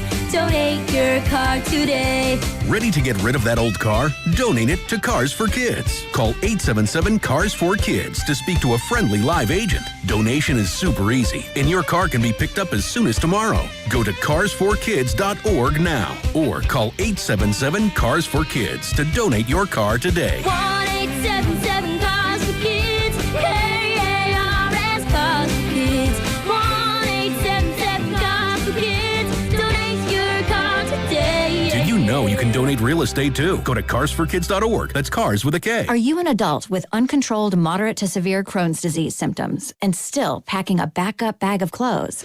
Just in case, Skyrizi Risankizumab Riza can help you take control of your Crohn's.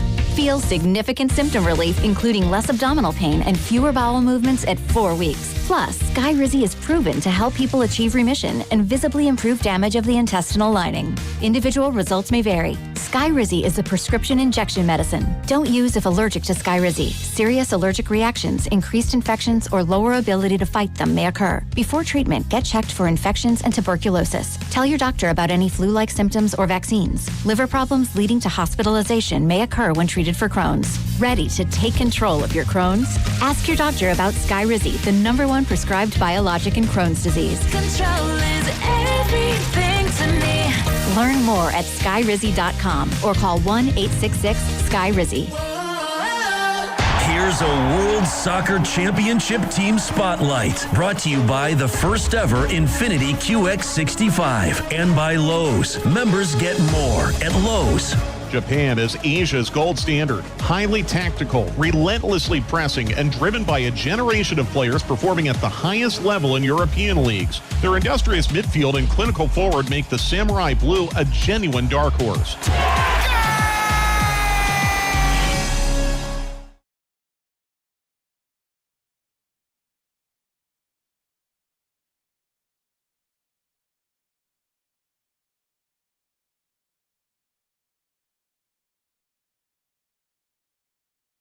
Hey, it's Dibber here. Tune in to Willard and Dibs every Friday when I give out my locks for the weekend. They may fade me, and they're right to do so. Meanwhile, you can go ahead and fade back into the morning roast. Hey, Dibs. He was listening yesterday. He listens every day. It's no Dibs or Willard in the afternoon. It's actually going to be Bonte and Grandy. Can't wait for that. Steiny and Goo are going to be joining us in about 25, 26 minutes for their every Friday crossover at that time, around 9:45. Get to talk to the boys, see what's going on with their show and what they're going to do this week. And hopefully Goo's going to be practicing some more golf, because we got a golf event happening. If you're just joining us and you've been under a rock or hasn't heard, we're playing a round of golf at the beautiful Silverado Resort Monday, July 13th with the hosts here at 95.7 The Game. We are picking 6 winners, 1 for each host, and all you have to do is send us a video of yourself golfing, having a good time, selling yourself. Like, that's ultimately what it is. And if I could get across anything in under 30 seconds or less, just show us why we want to hang out with you for 4 hours, because that's really what it is. Exactly. Just please show us why. And just be decent at golf. You don't have to be great. Just don't be atrocious that you can't even go out there and swing the club. At minimum, get the ball into the hole in 10 shots or less. If you can do that, come hang out with us. So I got a beef, though, with you. 957thegame.com. Submit your video. Under 30 seconds, submit it to 957thegame.com. Yeah, you got to submit it to 957thegame.com. What? What's my beef with me? Well, the beef is simple. Beef stew? You can't be the guy calling everyone else soft when you want all football games to be played in domes under perfect weather. It's the most ridiculous take of all time. Maybe if we had that, we wouldn't have to have these hydration breaks. All baseball stadiums should have domes. How that works. Yeah, it is, because the hydration break, do you know how it started, Sam? It was actually instituted by FIFA because of conditions.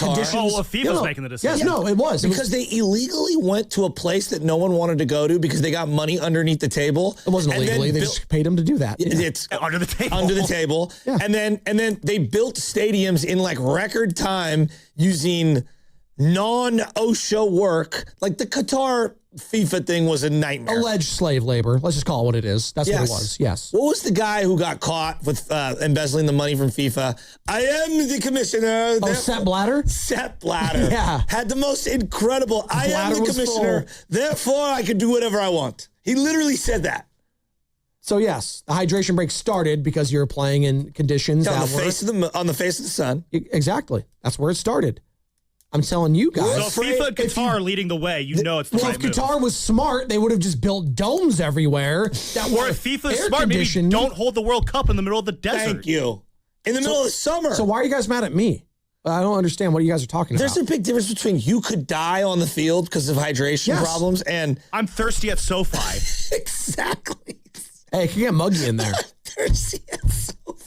Well, they had to make it's slightly uncomfortable at this dome stadium. They had to make it equal across throughout, so no one had an advantage competitively. So that's why we're doing it. How is it a competitive advantage to have a hydration? Suck it up that you have to watch on your screen a Powerade commercial for a couple minutes. Question.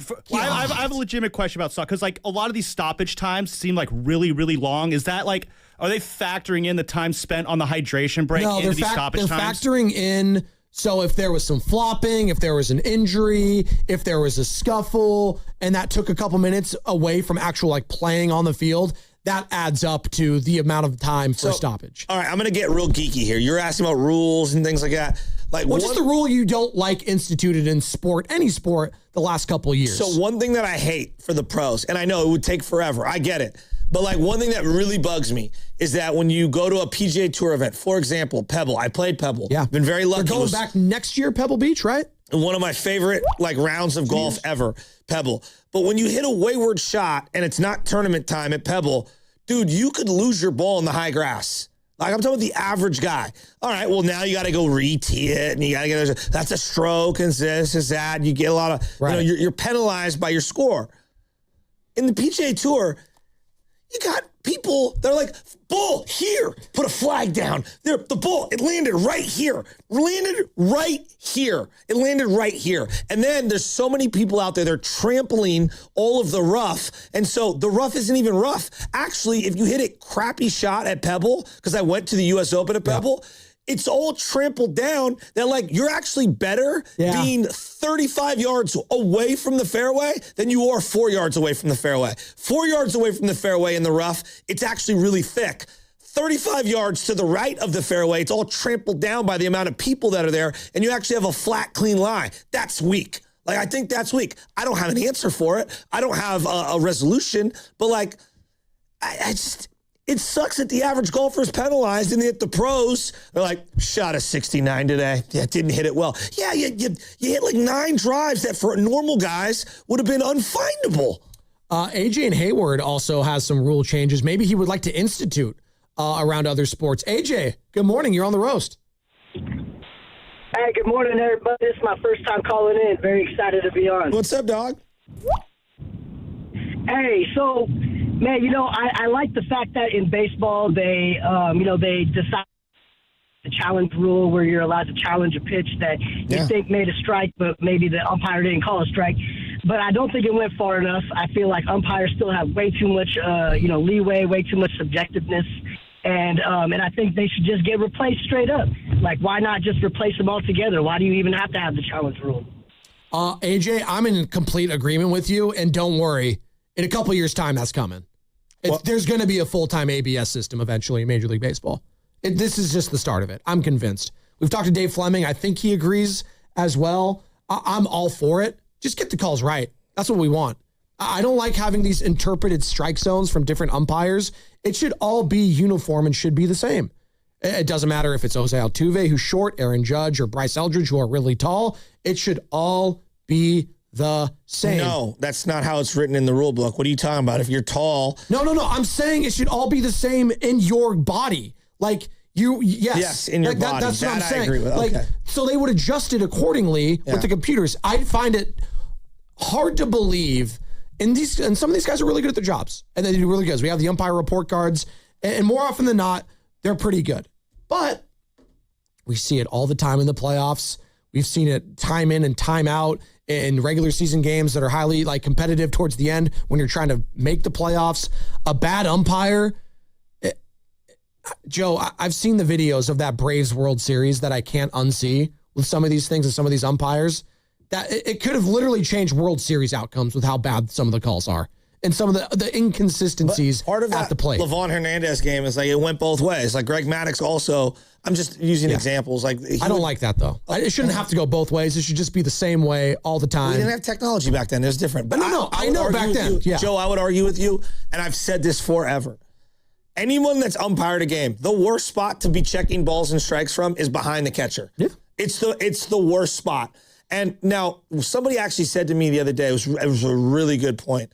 They were like, hey, part of why the umpire's positioned where he is so that the ball boys can run balls to them on and off the field and not be on the field. And that's interesting. You could always throw the ball to the umpire and give the umpire like a glove or something, or just throw it to the pitcher. Pitcher catches it and tosses it back to the umpire. I would position the umpire for balls and strikes behind the pitcher. So a lot of people, they don't want to do ABS. Aesthetically, they think the umpire just wouldn't be there. And they would be like, that would look weird because we just have someone calling it like remotely. I was like, no, the umpire still needs to be there for other things, right? Runner, play, catcher interference. You can come from behind the pitcher's mound and actually have a better angle than behind the play. Because like one of my big problems I agree. is the I'm just angle. telling you, people complain aesthetically. No, I need to see the umpire behind home plate. Yeah, I'm telling you, I think the worst, I've done it for years. The worst spot to call balls and strikes is behind the home plate. Is you're obstructed. You are behind the catcher. You're moving back. Your depth perception, because you're up a little. Joe, I've done it forever. You're up a little. The guy's below you. It's tough to see that low strike. That's why the whole one knee down thing started coming. And it's see where it crosses the zone. All right, and all that. But as the guy's swinging, I don't know. I think it's an obstructed view. I think it's a better depth perception view from to the right or the left of the pitcher behind the pitcher's mound. That's where I would be positioned. Now, some people believe that if the ABS system, like John Smoltz believes, that if you do make it full-time, that baseball will suffer and it'll be impossible to hit because you're just going to paint, and it's just going to be, I disagree with that. I don't know. I think that's too extreme. That's way too extreme. Guys will adjust. Exactly. That's what always happens. You'll adjust. You also have to remember that it will only be that way at the professional level. It will not be that way in college. That they don't have the money. No. Like for example, St. Mary's plays Pepperdine. They've got the money for the ABS system? Maybe. But maybe. Well, how much does it? I don't even know how much it costs. I don't even know the finances that go. I know they tested it in the minors forever and it worked there. It won't be in high school baseball. No, probably not. Unless they start getting technology that becomes cheaper and cheaper and they find a way to do so. And they might. Maybe. That's usually what happens in these scenarios, right? But you're still going to need a guy at home plate. Flat screen TVs used to cost a lot. Now they're but you're still going to need a guy at home plate to signal strike. Because visually, if you're one of the fielders out on the field, you want to know what the count is when you're out there. So, let's say, it'd be ceremonious, if anything. 100%. 100%, right? You're saying, out or not. And so you're going to have someone there anyway for the visual. Totally. I'm all for ABS full-time. The challenge. No, I like it too. And I want it to be full-time sooner rather than later. I wonder when they'll do that and if they will. Any other rule changes that you either want or are pissed off about? In recent memory, hey, 888-957-9570. I teased it. A lot of people did not like the Ghost Runner, and they did great. And they did not like the pitch clock. Yeah, I think they've both been great. And banning the shifts, people didn't like that either. Been great. Basketball. Let me give you one for basketball. And this is way more controversial. I would change the lane. I would. I don't know how. I don't know what. I'm not sure what the answer is.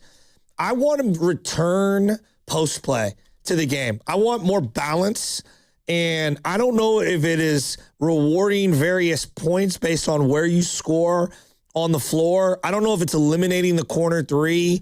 I would look at the way that for example, one rule change in baseball that you have not referenced is the bases.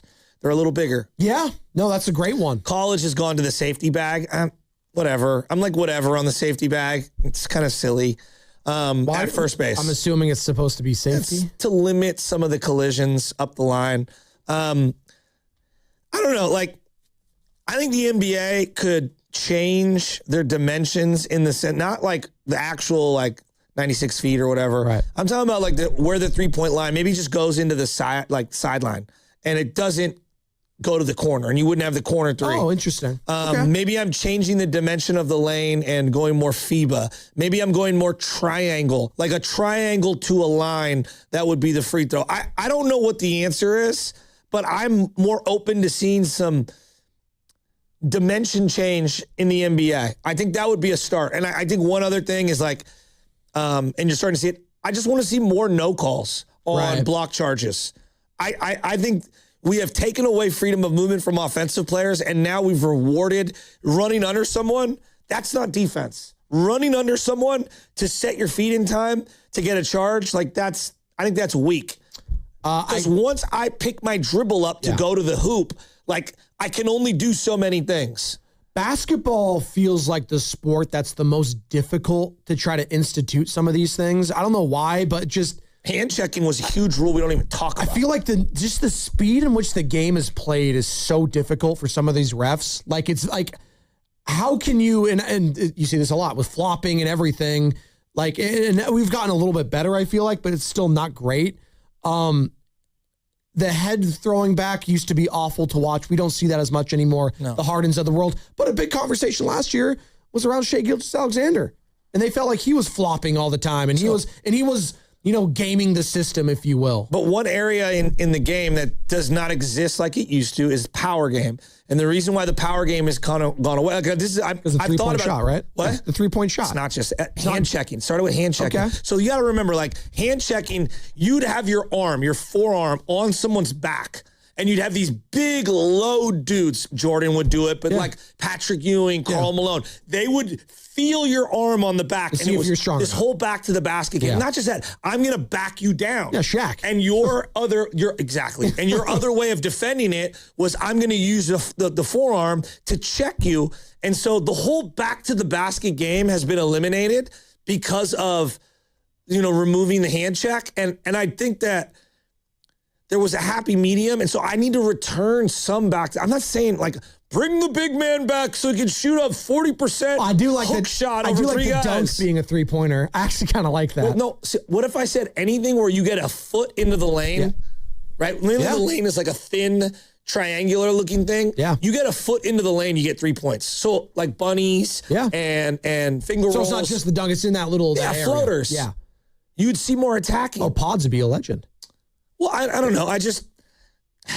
There's just not enough power in the game. I think one thing that I've loved about the way that the Major League Baseball has made their rule changes, power is still rewarded.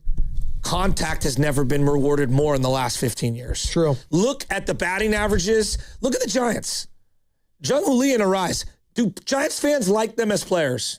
Yes. Way more than the Joey Gallos. Oh, yeah. Right? Yeah. Right? We enjoy that. Because they're in the action constantly. I think the NBA is going, it's either I'm getting a dunk, I'm getting a 3, or I'm going to the free throw line. I think you need to reintroduce the mid-range game and try to incentivize that. And I think more balance. People are upset about the hydration break. I do love that What they are they upset about? Well, no, people are just upset about like how it's changing like the natural flow of the game. That's how we got in this conversation.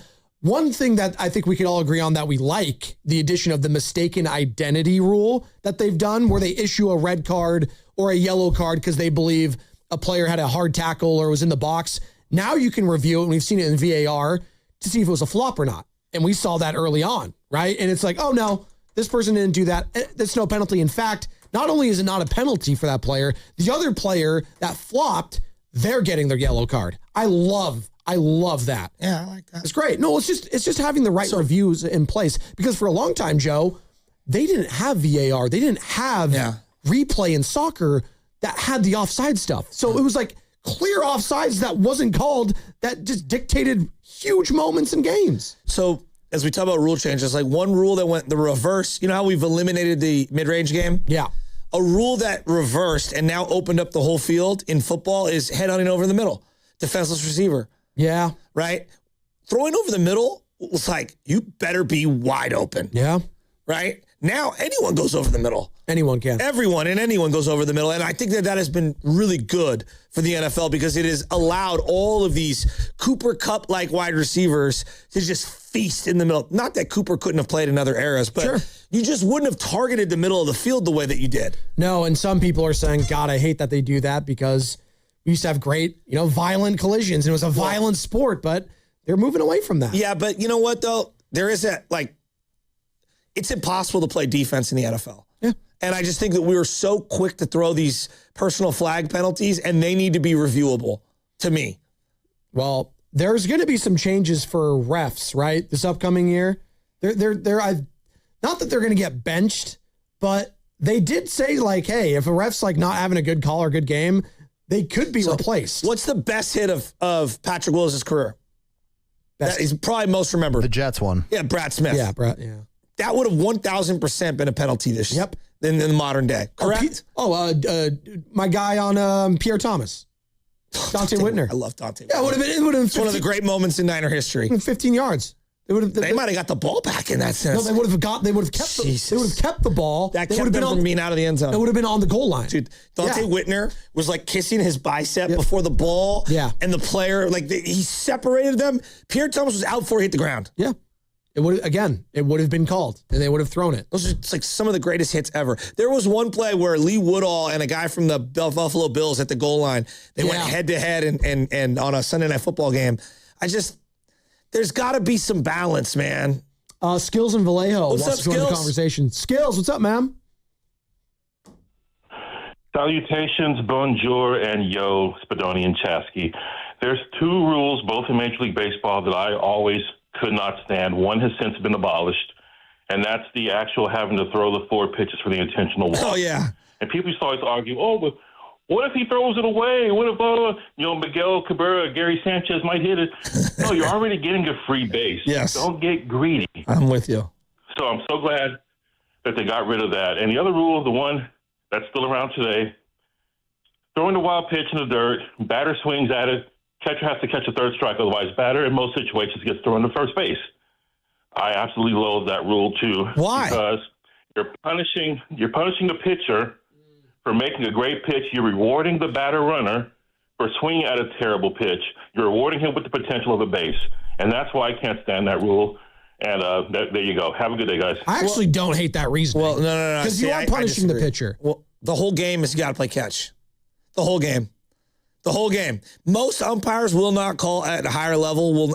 I'd say 13 and up, 12 and up, will not call a strike if your catcher drops the ball, even if it's right down the plate. I know. But, Joe, you got to play catch. Yeah, but that's not the rule.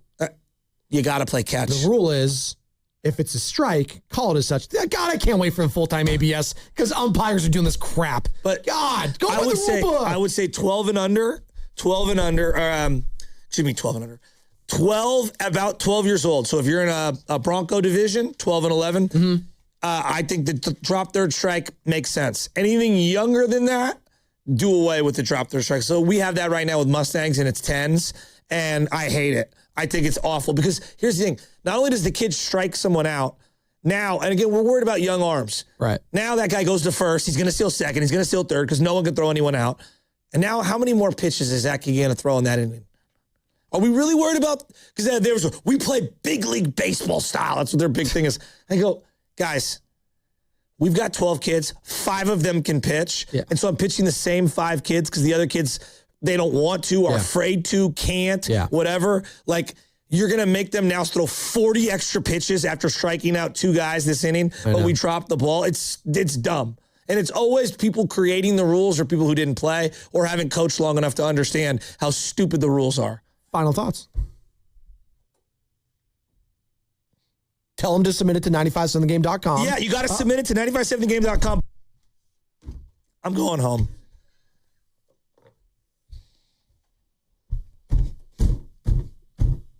Hey, we made it, boys. We made it. Congratulations. Happy Friday. Yeah. Let's go. By the way, are the fireworks already going nuts in anyone else's neighborhood? No. Yes. Oh, yes. Okay. We're in Oakland, Sam. We're in the spots where it's just. I know. That's why I answered. It's just getting warmed up. That's the thing. It's just getting warmed up. I have no thoughts. Carter, what do you have? Oh. I think a rule change we didn't mention that I really like is the landing space in basketball. I used to think Bruce Bowen was just one of the dirtiest players possible because I'm sorry, he was intentionally trying to hurt people's ankles with what he was doing. Yeah, it must be a Spur thing because Wemby was doing it too. Yeah. And we did it to the Spurs. Remember, it was Zaza. We don't talk about that. Yeah, you're right. And my other one is big night tonight in the Bay Area. The San Jose Sharks. Oh. Number 2 overall pick, number 9 and number 27. It's huge. I'm sure Sammy has the same final thoughts here. Oh, Sam's stole my pissed. final thought. Sam's angry at that. This is the draft we've been waiting for. Yeah, but Angel Reese is also playing tonight, Sammy. That could be your final thought. I'll be locked in with a different Atlanta team with the Braves in town, so it is what it is. But yeah, Sharks, thanks for stealing my thunder, Carter. Sure. What do you got, Joe? You got 2 minutes to kill here. What are your final thoughts? What am I doing this weekend? Talk about hydration breaks. I love a hydration break. Constantly staying hydrated. Also eat more fiber. That's important. You know, I had my checkup recently, and I think I'm supposed to go back for my blood pressure check because it was a little high last time, so they want to monitor that. That's going to happen a couple days. But my blood work came back. I'm good. Everything's great. All my levels are fantastic. So go get checked today if you haven't, or have a doctor's checkup, a physical. No, because it's my PSA. The blood work here, Joe, and Mr. Spadoni. Your pure concentrate McDonald's coffee. Well, that actually might be contributing to the high blood pressure. So we'll find out. Oh, interesting. That works out. Well, but if it's just that day, it might just be a that day thing. So maybe I don't drink coffee that day. How much vanilla syrup you could put in one man's bloodstream? Sugar free. So it's okay. Tons of high fructose corn syrup in there. No, that's sugar. High fructose corn syrup. That's sugar. Not good for you. I understand that. Moderation is okay. You drink a keg. That was my only.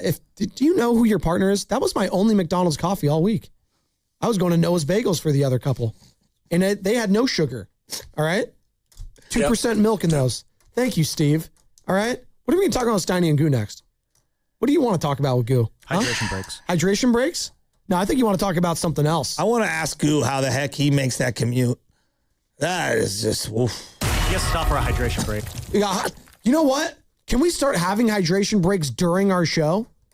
Yeah, we usually have them. You're just late to them. Wow. I hit all my breaks today. No, you're actually good today. Thank you. You hit the hydration break. I think my only one that was really bad was the 6:40 break. That was like at 6:44. But other than that, I've been crushing it. I can tell what kind of dad you're going to be, too.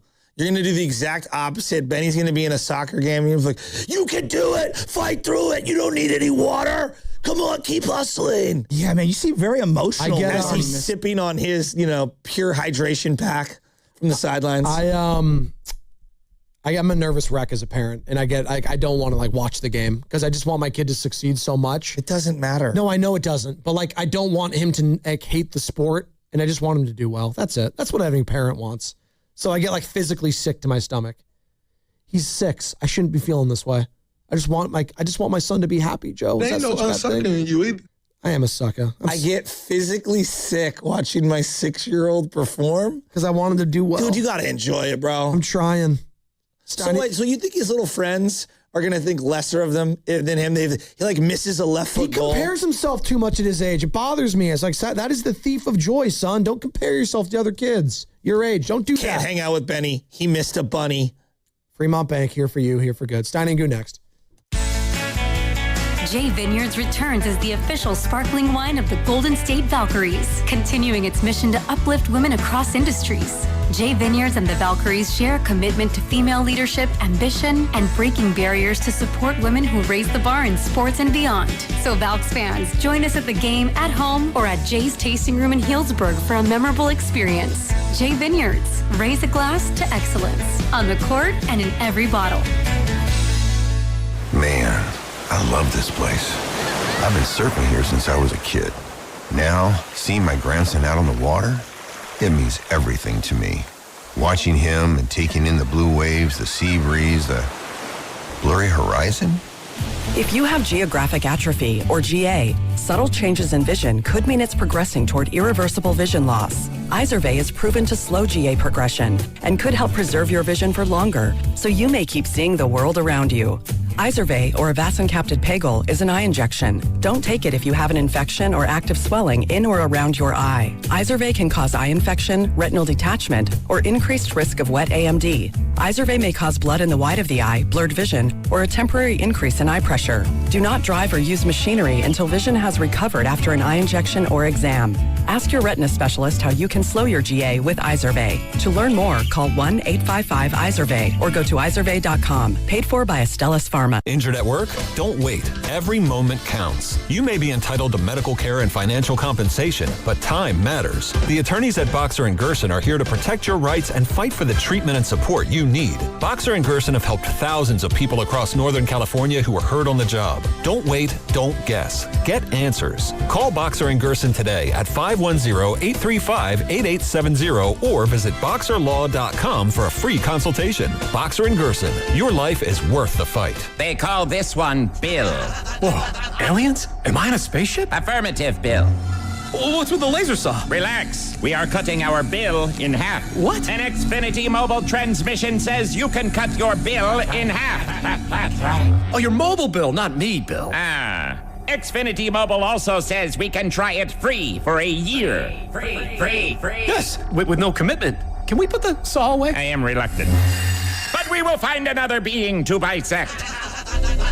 That's not sci-fi, it's Xfinity Mobile. Xfinity Internet members cut your mobile bill in half. Plus, try Xfinity Mobile free for a year. No commitment. Learn more at xfinitymobile.com. Xfinity. Imagine that. Restrictions apply. Xfinity Internet required. Savings compares one line of Xfinity Mobile Select to comparable plans from T-Mobile, Verizon, and AT&T as of 3/24/26. Taxes, fees, extra. $30 monthly discount limited to new mobile customers only. After 12 months, regular rates apply. See website for details. BillsHappen.com is not a lender. It does not make credit decisions. Must be 18 years old. Not available in all states. Honey, everything is so expensive, and our bills are piling up.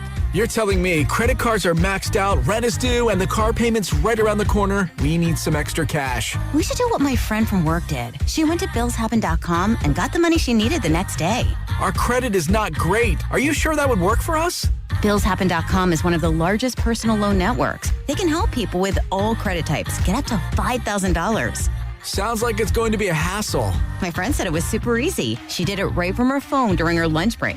If you have a regular source of income, you can be approved for a loan for up to $5,000, and your cash can hit your bank account the next day. BillsHappen.com's lenders have millions of dollars to lend, regardless of your credit history. Guess what? I went to BillsHappen.com, and we're getting our money tomorrow. Wow, that's fast. Problem solved. If you need extra cash, go to BillsHappen.com. That's BillsHappen.com. BillsHappen.com. It is not hard to destroy a college.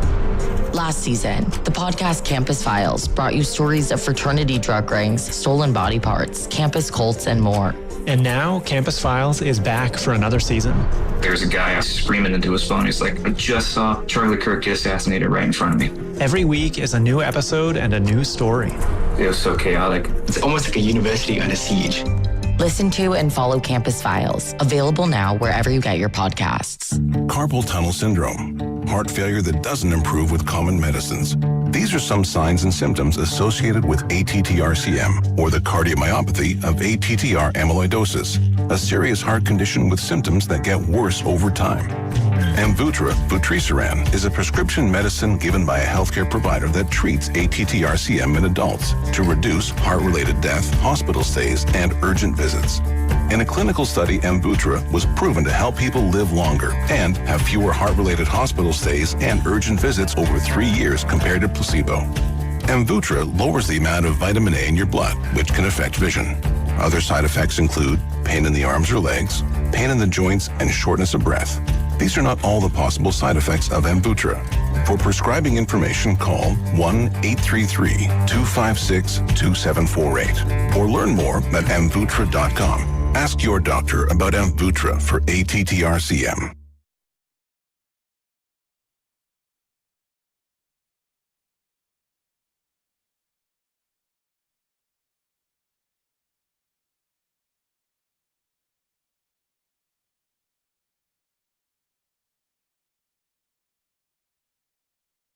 And I'm listening to my guy, Joe Spadoni, and my brother from another mother, Excelsior's finest, Butcher Boy Joe Shasky. Take it away, guys. Because they stupid. We're back. Oh, we're having fun. This is Show Behind the Show. Steiny Agu joining us now for the crossover every Friday at this time. I don't know. He's gone. He disappeared. He's still stuck in traffic. Okay, there he is. My man. Next time he's on time for a break, it'll be the first time. Whoa. Oh, Kobe rules. Yeah, I'm this is why you can never. I ain't having it today. Watch this, Steiny. I'm going to pull you. Okay. This is why you can never run a radio station right here. See, Steiny, this is why you can never run a radio station. You couldn't deal with a Rafi Devers personality like me. Oh, my God. You love Rafi Devers. Because you are Rafi. And there it is. Why do you like him? He loves Look at him smiling. He loves arrogance. He goes against the grain. He's not a very good player. You know what? I do have a what's it called? A pattern. Oh, we know. I hate a guy, and then it gets to the point where I can't stand him so much that he reaches rock bottom, and then I start rooting for him again. And you know who's getting there? Brandon Ayuk. Butch. What a piece of work. I'm going to say this about him. I'm no doctor, and we all know this. But when the day does come and they release him, if he's not a commander, that's when I'll personally know we need to be worried about you, because I don't want to say he's fronting. He's acting like he just knows they're coming for me once I'm available, and I'm worried. What's up, everybody? It's your boy Beaky. I'm back in action and back on tour this fall. Go to www.commanders.com, get your tickets, and watch us walk out. That's pretty good. Can you imagine? Wait a minute. Go see Brandon. Let me go to www.commanders.com. Carter, that was great. No, that's good. Yeah, so what's next? What's the next video that you can do? So somebody told them just alienate them all day long, the team, and maybe they'll do something quicker. That has to be the plan. What right? you should do is fly to wherever Jaden Daniels is and receive a pass from him on like a high school field. Yeah. Is that against the CBA? I actually just wanted to confirm it was commanders.com. It's right. It's true. So I went. It worked. Like, there you go. Raise hail. Yeah. Raise hail. How y'all doing this morning? I'm doing good. I'm not. Why not? The stretch of freeway leaving San Francisco, Skyway, all the way up to Vacaville last night for a game. Goo? That's my life. Goo, you're Mother Teresa. Man. How have you not lost your mind? I was thinking about Grand Theft Auto, the video game, and what I would have done to people on the left and right of me had it been a video game. Steiny, I swear to God, it took 3 hours from my house to get to Vacaville. I left at 3:15. And your blood pressure, you don't even know, is going through the roof. I was driving like white knuckling 7 miles an hour. Yeah. Stop, go, stop, go, stop, go. So were you late for the game? No, I left in time, thank God. Did you win? No, we lost. We got killed. But here's the thing. Every one of our kids, I felt bad. We drove for 2.5 to 3 hours to play 5 innings. And it's just like, I felt bad for the parents. That's a lot. It is. Yeah, that's a long time. You know, it is. Right, so wait, do you guys play everyone like I mean, they got 10 run ruled? Last night, yeah. Ooh. So like, were they that good? Oh, go ahead. You play everyone in Northern California? Is that how no, so there's sectionals, right? Okay. And so we just happen to fall into the Vacaville bracket sectional this time because each age bracket is different. So this is the Pony. So the same way Little League has like sectionals that they all face each other, Pony does as well. And so some teams, because there's less, they get an automatic bye and they go to a different sectional. Gotcha. We've gone to Monterey in the past. Sure. So like a couple years back, it was go to Monterey first. We won that. Yeah. Then we advanced and go up to Vacaville. Got it. Well, in this one, we had 6 or 7 teams in it. Well, a couple of them bowed out. Oh, I hate that. And so now there's only 5 and 4 teams advance to the next round, which is back up in Vacaville next week. Okay. Yeah. So my buddy Brent, who's the like head guy, I'm kind of filling in for. Shout out Brent. We're having to go back and forth. Well, if you're in the East Bay, it's not that bad, which is where 2 of the teams are from. Vacaville's hosting. So for them, it's easy. Oh, yeah. They don't have to go anywhere. Can I ask you guys a soccer-related question? Have you watched the World Cup, Steiny? Yeah. Okay. Goo. I swear, I watched last night. Do you guys mind the hydration breaks that everyone's freaking out about? Every like 20 minutes, 25 minutes, they just drink some water? Because I know your daughter played soccer in high school, Steiny. Do you have a problem with it? I think this is the most overblown thing of the entire tournament is these hydration breaks. I actually don't have a problem with it, except for the fact that it could be a strategic advantage for a particular team. Hot climate team that's used to it is playing Norway. Maybe the Ethiopia doesn't need the water break like a Norway needs the water break. I don't think Ethiopia's ever qualified, but I get what you're saying. Morocco. Sure. Okay. Morocco or Sudan. Be careful. Egypt. How about Sudan, Egypt. They probably don't need water breaks like Finland. I thought that was coming. And Canada. Come on, now let's just common sense. It gets hot in Canada some places, right? In the summertime? Summertime. Yeah, it's right now. You asked me. That's what I'm telling you. I think it's an advantage for the warm weather teams. I have a better question. Like the same. I'm sorry, an advantage for the cold weather teams. So, but it's like almost the same thing as like if you train at altitude, right? Exactly. If people come to play the Denver Nuggets or the Denver Broncos. Exactly. Okay. Let me ask you, I have a better question. Earlier this week, we were talking about marriage, and we were talking about, he said something to the effect of, well, the wife's side of the family has to pay for the marriages. Well, no. I said traditionally in the U.S. of A, as 4th of July is approaching. I don't know if this is a guarantee, but keep going. No, traditionally in the U.S., it is the bride's family that pays for the wedding. Traditionally, right? That's correct. Yes. Traditionally. Traditionally. Okay, well, my wife and I paid for our wedding. Yeah. Okay, so if this is indelicate, Steiny, you can refuse to not answer or ask or whatever. Are you paying a portion for your 2 daughters to get married? Yeah. You are? Yes. And they expect that, or you just know that you're going to do that going in? We've had one wedding already with one of our daughters. Okay. And we paid for a portion. You Yeah, volunteered. I think a chunk. Basically, each of the parents threw in like $5,000. And then That's a and great the little token. The two the two women put in a little of their own, and we kind of did it together. Interesting. And we had 3 sets of parents, though. You know what I mean? 'Cause we had Wow. me. Yeah, that makes sense. My daughter's mom, and then Teddy's parents. So Gotcha. we kind of pooled a bunch of money. Well, that's cool. Yeah, that's cool. Yeah. I just, because we were talking about this, and I was explaining to Joe that we got married 16 years ago. Well, how many years? Joe Montana. Yeah, so 16 years, which feels like a lifetime ago. And I think about all my nephews and nieces who are a lot younger than me now, and they're in their 20s, and all their friends are starting to get married. And I'm always like, guys, the wedding's great. I'm not trying to say, No doubt. dial down the wedding. But houses are so expensive. And the cost of living. So if you could take whatever you're going to budget. 10 grand on a wedding. Something. Just put that just towards put the a house. little towards your home. And I think that Michelle and I, we wanted to have this great party. We ended up having a destination to kind of cut down the cost, cut down the party size. I wish we would have been able to save a chunk of it for the house. I'm with you. Well, and I was going to say, people are eloping now. So they're just foregoing that a lot. Our generation is saying, like, why would I spend all that there when I could spend it on either the honeymoon or wherever we're going to live? It's smart. Which is, it's great. How long We're have also you two- just not getting married. Let me ask you this. How long you two been married? Seriously, on this show? How long Monte 16. No, you two. You and Spadoni. Prior on to this show? Yeah. What is it, a year and a half? Oh, year and a half. Yeah. All right. Yeah. No, yeah. Yeah. Because it was like the trade deadline of the NBA last year. So, yeah. 8 years from me and Stoney. Oh, my goodness. Congratulations. How many you guys. breakups?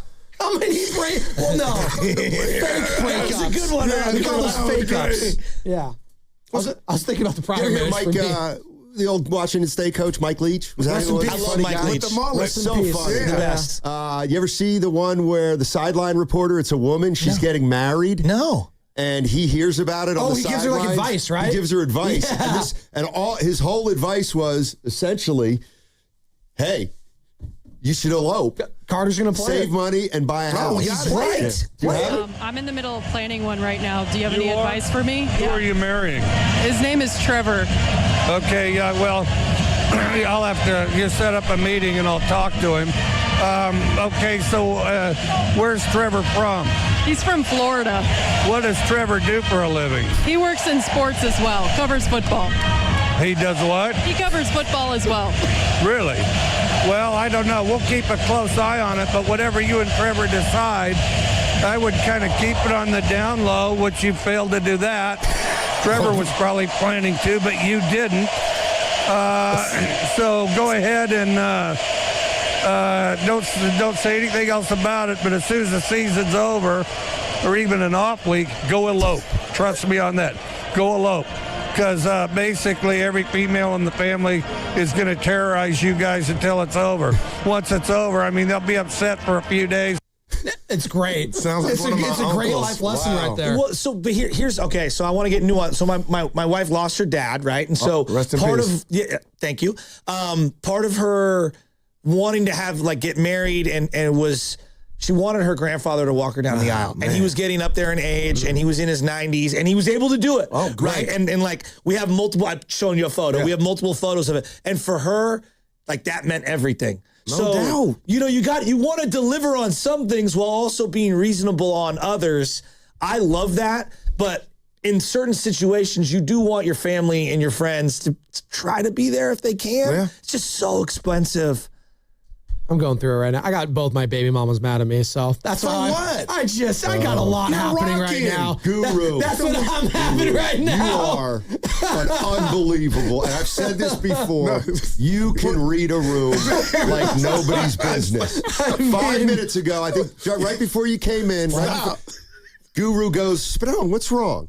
Spadone's like, I'm fine. Fine. And then Spadone, Guru's like, I think, something, you're a little down. 10 minutes later, he says he's having some problems. Spadone, I felt it. You Yeah. knew it. Just, we got okay. I let a schedule change happen with the Okay. kids yesterday. Yeah. All right. Oh, boy. So I let them know as soon as it happened. And it was late notice that Okay. I was taking Benny a little bit earlier, right? Right. And that happened. That didn't jive with a certain somebody, and it wasn't in the right enough time, and don't feel like the feelings were taken into account for. Yeah. I'm just balancing a lot right now, and you know what? That's life. I'm here right? for you. That's life. Who's that? That's what life's about. Who's that, Yeah. Finch?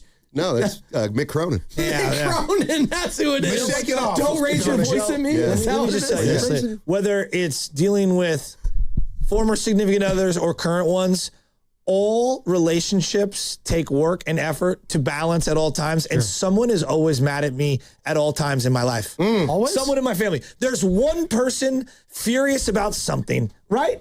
You, No, right? I know. Yep. Right? But some of the stuff you're at fault for. No, all of the stuff Okay, I'm so at fault it's for. not It good. depends on what, like how much I'm willing to admit out loud. Yeah. And now I'm hoping neither of them are listening right now because then I'll just be in double trouble. Part So of no one being wants married that. is realizing you will never be right at anything ever again. It's Even like when Steiny you and are I right. on the show. Yeah. Yesterday, my phone went off. And, you guys arguing. I wasn't. Steiny, he's East Coast guy. So what I've learned about my Actually, I think he's West Coast. my radio partner is Bi-coastal. He's soft. he'll talk Bi-coastal. and he'll sound Me and like Chris he's Mullen. screaming. Yeah, you sound like you're screaming at me. So This guy's got naturally I some go into nerve. defense. I gotta play defense. And it's like yesterday I said, he's just screaming at me. And then, we got through it and finished the shows, but don't even have you had anybody just scream at you like, damn. Oh, yes. I have had people scream Right, at me. too soon. No, I love the guy. This guy's My unbelievable. mom's from Jersey, and I have 9 brothers and sisters, so I'm probably the wrong Damn, person to ask. yeah. I'm constantly my voice, and Joe's like this too. Our voices just naturally, when we get excited, we're loud. raise a level. Yeah. But I don't like people checking me when I get excited. Like you 'Cause that guys in the bothers- burrito that bothers yesterday, the me. burrito rap That yesterday. bothers me. You've seen the Bill Burr. He's Bill Burr's incredible. like, this is just the octave with which my voice is usually at. The amount of people who I'll call and like, why are you yelling? I'm like, what are you talking about? This is how I talk. I'm excited. This is just how I What is talk. that, Samuel L. Jackson? No, I can't stop yelling. It's how I talk. Exactly. Someone here at the station got mad a couple weeks ago about it. Dude, that was classic. But the one thing, Joe, that is totally missing is he completely denigrated my professional career. I just. What are you talking? Please explain. Yeah, please. He was like, you don't even know what a clubhouse is. And I was like, well, Guru, I used to be a general assignment reporter for the Contra Costa Times. I've been in the Giants clubhouse and A's clubhouse many Thank you, times. Carter. Oh. Covered the Warriors for 15 years. And anyway, he impugned me. Oh, stop it. But you know what? Like, hey, to each his own. You know what I mean? Oh, boy, you guys are the You're best. listening to 95.7 The Game, KGCF. I love you, too. I love you, man. Shasky called me a buster on the radio 20 years ago. I got over it. It was Did like you knighting call you, him- though. It was did like you call knighting him you. a buster? I did. Well, he was. That clearly left the spot. A remark for you. Dude, That he I'm like, still my remembers. goodness. No, A buster? I don't hold grudges, man. You Seriously. remembered it. Right, but Yeah, but we've it's been just tight ever something that since. happened. Yeah, I love Steiny. You know, Without remember when, Steiny, You guys do text a lot. Remember You when guys do. Kruger said my he was going to God. bury us? Yeah. And then he became our teammate. There you go. That did happen. Some of my best fights are with my brother. Dude, so, yeah, you know, like, no it doubt. just happens. Hey, I almost go fought ahead. my brother once upon a time, too, at a country club because he kept denigrating San Francisco. And I felt like this guy who's living in Virginia, who's never set foot in San Francisco in his life, is denigrating the city I work in. I had to defend it. And I was very upset. What's the next video from Brandon Ayuk look like? I'm telling you, I think he should go get passes from Jaden Daniels, in Washington. He's just running routes. Boom. Steiny's getting a kick out of it, and I get a kick out of him getting a kick out of it because it is like, dude, what are you doing? But I'll say this selfishly. I want to see, can he still play? Like, I want to see, are you back from that horrific injury? Would you want the Cowboys to sign him? No. Yeah. You look at me. I'll say no. Yeah. Well, no, because I'm the being Cowboys real. have 2 good But receivers. still, I know what Butch Well, was putting Pickens and down. him would do great videos But do together. you trust him? Like what we're seeing now? Or I don't do you know. think some teams are like, this is all fun? Kittle said 8 months ago he was running 22 miles an hour. Well. So if he's physically fine, I'd take a flyer on him. Why not? I mean, well, what are the Commanders at? They have Terry McLaurin and who? Who plays more games this year, Kittle or Ayuk? Oh, it's Kittle. I'm going Kittle. I would take Kittle too, but I don't he's know. on a team. I don't know. Yeah, right. Probably. But I don't like that he's ramping up this. I hate it. I got you. The Achilles. Hey, real quick, Stein. I know you're tapped in on the Minnesota Timberwolves and your guy Chris Finch. You guys go way back. I hate obviously. that deal for them. I don't hate the deal actually. LaMelo Ball, I think is actually a good player. I think he's a better player than Nas Reed. And people are freaking out about that part. What about Julius Randle? They I think that was a business decision, although they were having some chemistry issues, I think, with him. But they liked Sumnu, the guy they traded for midseason. They knew they couldn't keep them both, so they got rid of Randall. And then they even moved back into the second round to avoid the guaranteed contract for a first-rounder. So we bring that now up we got because Jaylen Brown, and then what do you think? We, yeah. Oh, yeah. Okay. It would be over. Yeah. That would be man. Are you talking about the U.S. too? The U.S. men's national team? Are you saying we? No, I use England's my we for the soccer. Oh. Yeah. Wow. Stephen Langford and myself. No, I'm sorry. Wow. We talk about our soccer team. Benedict Langford and Benedict Steinmetz is what you're talking That's about. a 4. Thank you. I just, I got a daughter over there in London, and yay. It's a bonding time. It's 100-degree weather. I over know, there. it's crazy. Yeah, we had Will Gavin on earlier who does play-by-play for the NFL and also is doing some World Cup coverage. He lives in London. And he was saying the postal workers, so soft, by the way, for the English, couldn't even deliver mail for 100-degree weather. You're over here saying that you start to cry when Benny struggles during sporting events, and you're calling them soft? Oh, I didn't say I cry. I said my stomach gets hurts when I watch my son play games. Where's the Pepto? Benny's about to maybe play 3-on-3 soccer. No, I didn't say that. I said I want my kid to succeed so bad my stomach starts to hurt. Oh, that's wait a minute. normal. I've been there. How old's Benny? He's 6 going on 7. And how old's your son? He's 2.5. LJ. Oh, okay. Yeah. There's a big brother opportunity there. So you got Benny in Or sports? Benny's going to be babysitting at some point, Yeah, maybe for you. Yeah, maybe. He thinks he's babysitting himself these days. He's out of his mind. I love it. All right. I'm trying to tamp down the ego right now. He wants to play. I'm not kidding. He refuses to do T-ball, like off the tee now. He only wants coach pitch. Dad pitch, dad pitch, I got my eye pitch. on that kid. And I'm like, oh boy, this is nuts. Benny, he's Play a with your Spurs age. fan now, by the way. Did I tell you guys? He's a front runner. He started They watching. lost. Yeah, no, he started watching the San Antonio Spurs when they beat the Thunder in Game 7. He's like, Dad, I'm a Spurs fan now. Look at you. Got him a Started jersey. crying when they blew that 27-point lead, and he's never been the same since. That's amazing. And then we're going to watch him next week at the California Classic at Chase Center. So That's your little Just tell him to tradition. do Yeah, it. we Just go tell him to over do here. what Goo does. Just start rooting for the Knicks now.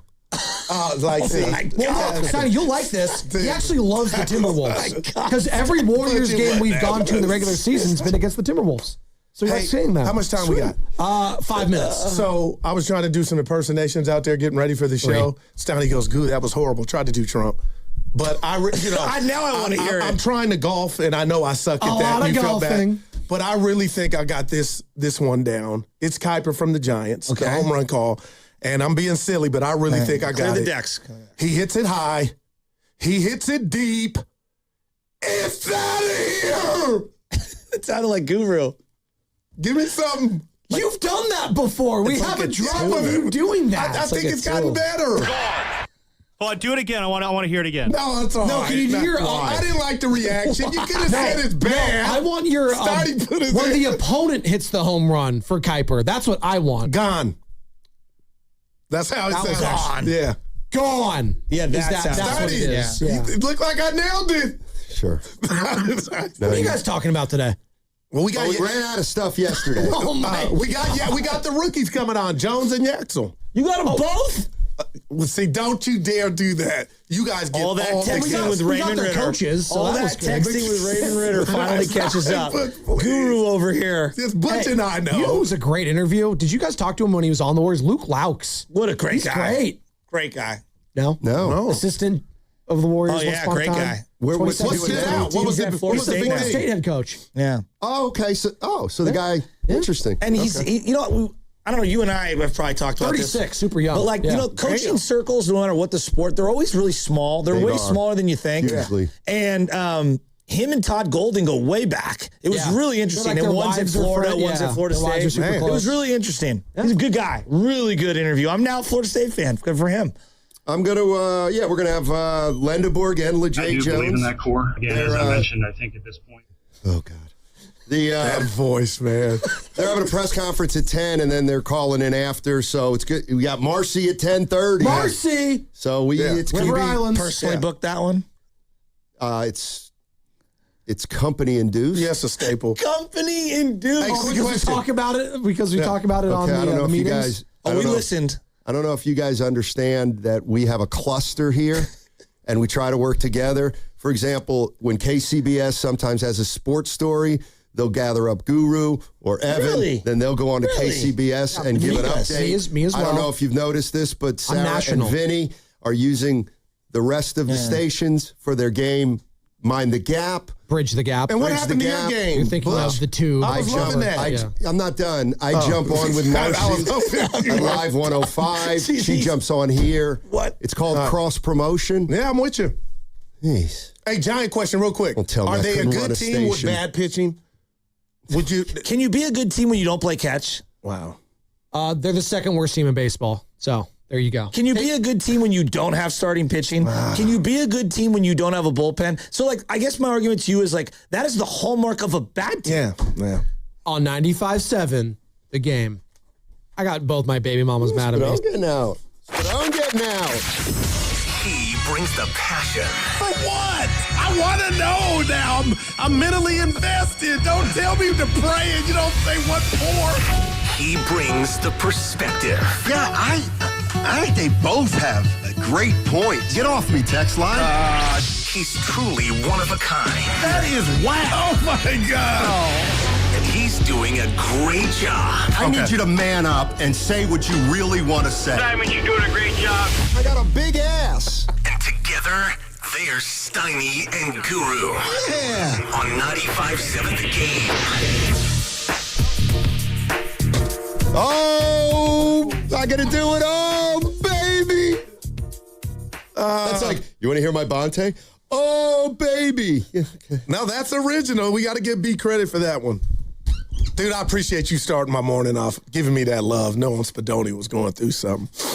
I felt it. I'm not even aware of what I did. When you said I knew Spadoni was in the mood. Oh, yes. I love when you kind of, gaslight me. It's all good, baby. How you doing? It's not payday. Yeah, but you know what? It's a Friday, and the boss is gone. And it's our last show for a while. Oh, that's right. I don't act like you forgot. I forgot. A lot of streets saying they can't wait for you and B. And when you say a lot, that means nobody. All right. Yeah, what we got? We got the rookies today. It's Friday crap with the 1 minute changeover. Yeah. I don't. Hey, Jimmy Butler, incredible progress. I guess we're going to see him. I'll take him. We got the young rookies. We got all our future draft picks, about $80 million coming off the books, somewhere around there, if I'm correct. What can they concoct? Well, they don't have $80 million coming off if they extend both guys. Well, you're right there, that part. All right, let me get settled. Yeah, what's going to happen Monday? Dre opts in? I think something's going to happen before. Oh? No, I just think we'll get the news before that he's either opting in or they. Well, that's exciting in itself. Yeah, you gotta how you feeling, though? Like, what do you think's going to happen? I don't know. I still think he's only going to get 1 year, but I'm not really sure. But I got a bigger question. All right, I'm right here, baby. For Warrior fans.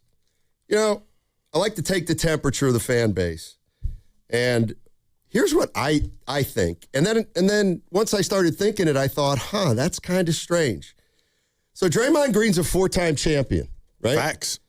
Steph Curry's a 4-time champion. Klay Thompson was a 4-time champion. Looney won 3. Is it my imagination, or do the bulk of Warrior fans not want Draymond around for 2 more years? And the sense I'm getting is a lot of fans do not want the Warriors to give him an extra year. And that got me to thinking, well, if that's right, that is different. I mean, he's a 4-time champion. He was like the heart and soul. So has Draymond Green kind of like jumped the shark? Warrior fans don't want Draymond for an extra year. Obviously, we hear how they talk about Curry. They want Curry for another couple years. No doubt. But it feels like Draymond is in a completely different space.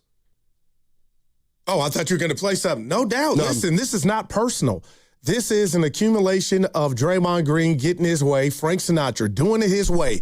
But he was bringing more than something to the table. Now the team's losing. They're not as good. They're all aging, but he's aging faster. And now people, to me, are looking at the bank account like, you know what?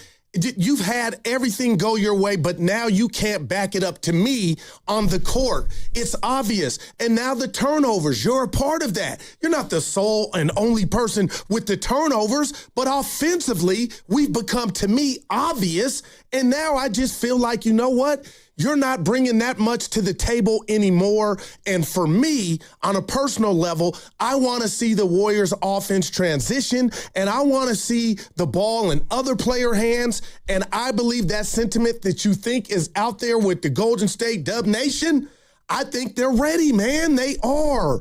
It just is in my imagination that, you know, he's aging right before our eyes. The bang is not there for the what once used to be Buck.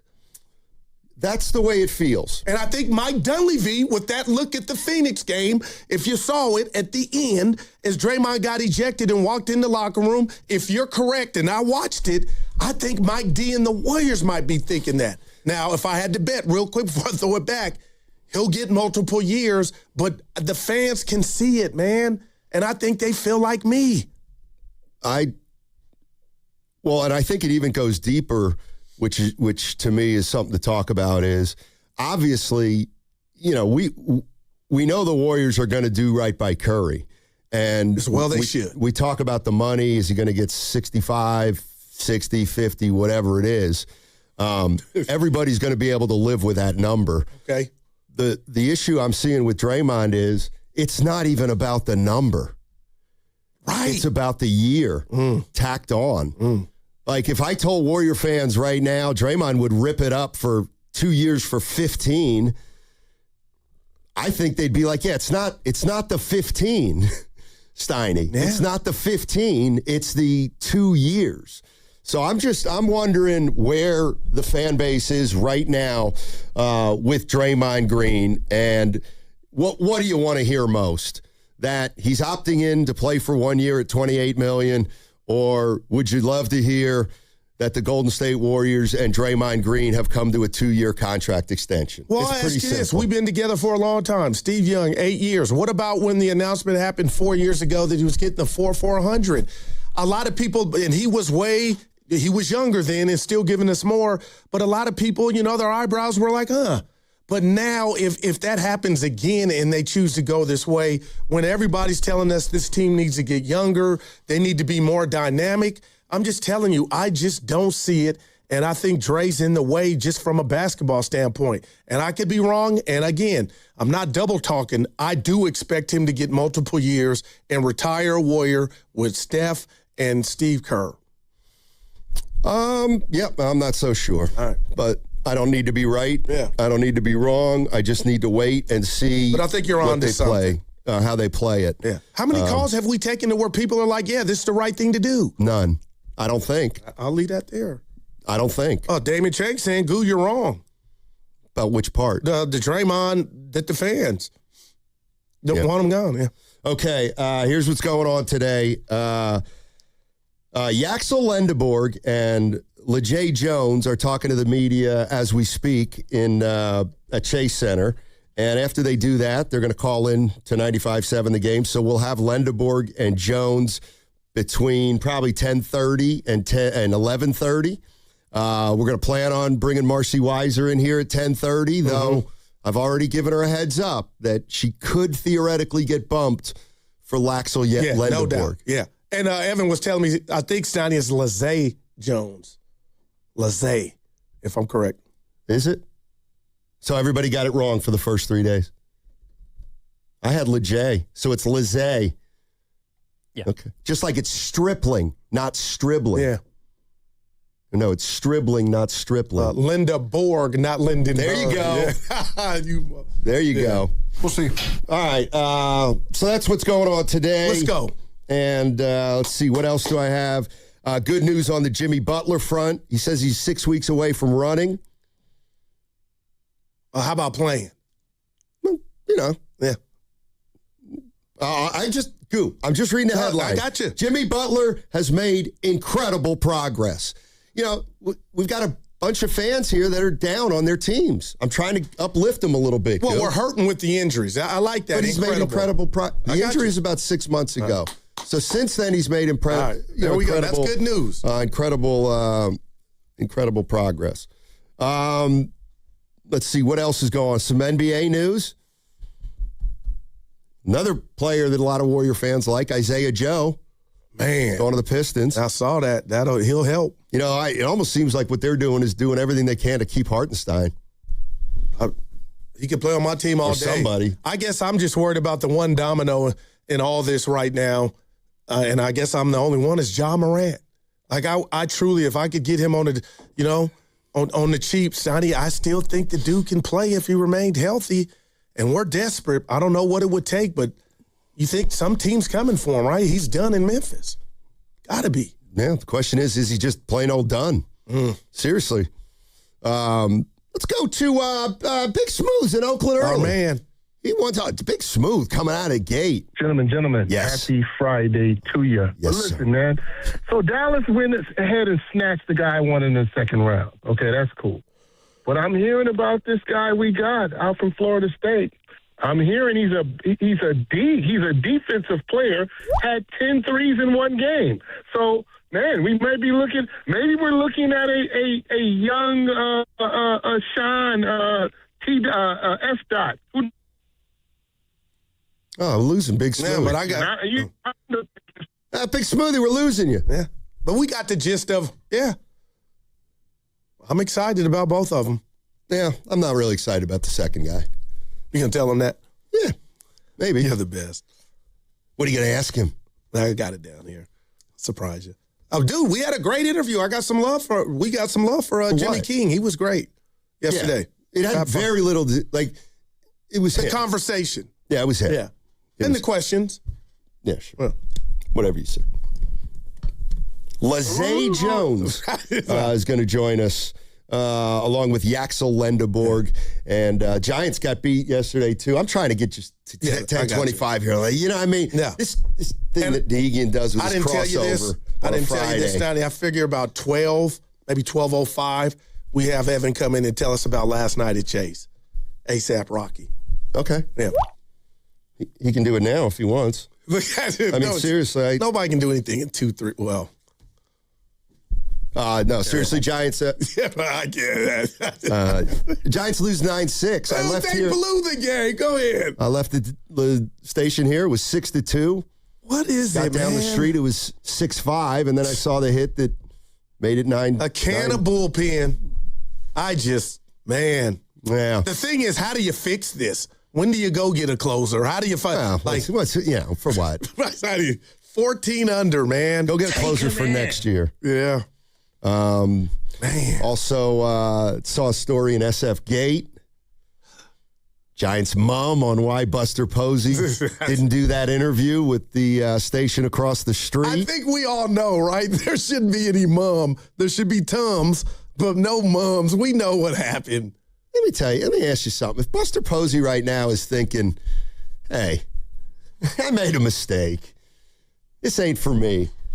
If he were to pack it in, would you say he quit at it or he just, he tried something, it didn't work?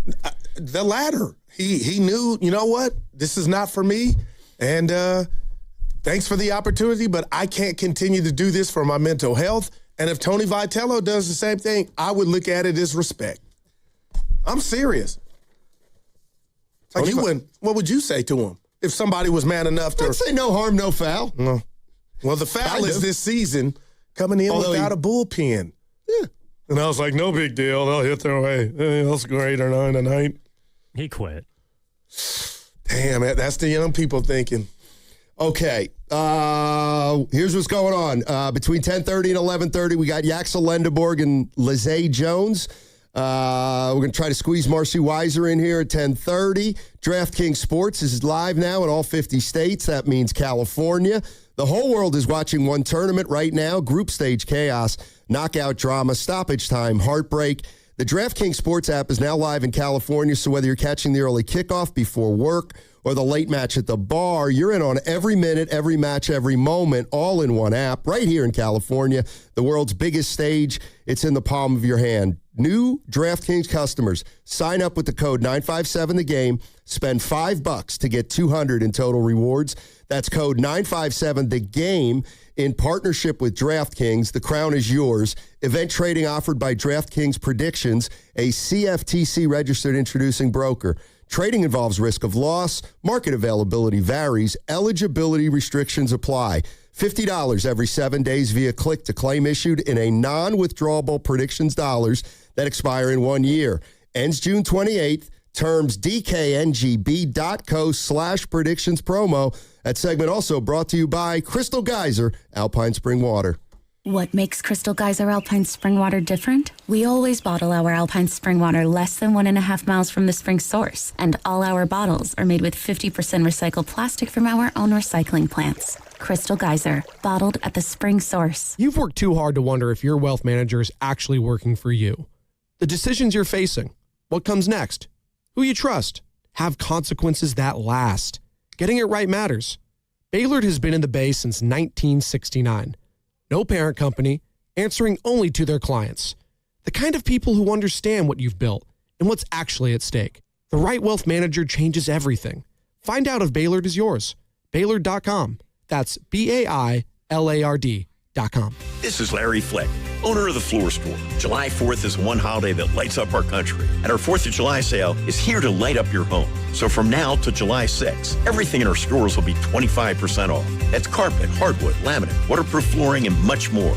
If we sell it, it's 25% off. Add 2 years free financing, and you won't need fireworks. Visit floorstores.com to find the nearest of our 11 Bay Area showrooms. From Santa Rosa to San Jose, the Floor Store, your Bay Area flooring authority. If you're still using a sports book to bet on the soccer tournament, you're getting robbed. Delete that app and join the millions using Polymarket. Polymarket is a prediction market, not a sports book. Trade against other fans, not the house. Polymarket, your go-to prediction market for soccer's biggest stage. Available in all 50 states. Download the Polymarket app. Use promo code BLAZE to unlock $50 free for your first trade. That's promo code BLAZE. Trading not available in all jurisdictions. Check local regulations before trading. Restrictions and eligibility apply. Finding great candidates to hire can be like, well, trying to find a needle in a haystack, but not with ZipRecruiter. Its powerful technology actively finds and invites qualified candidates to apply to your job. So while other companies might deliver a lot of hay, ZipRecruiter finds you the needle in the haystack. See why 4 out of 5 employers who post a job on ZipRecruiter get a quality candidate within the first day.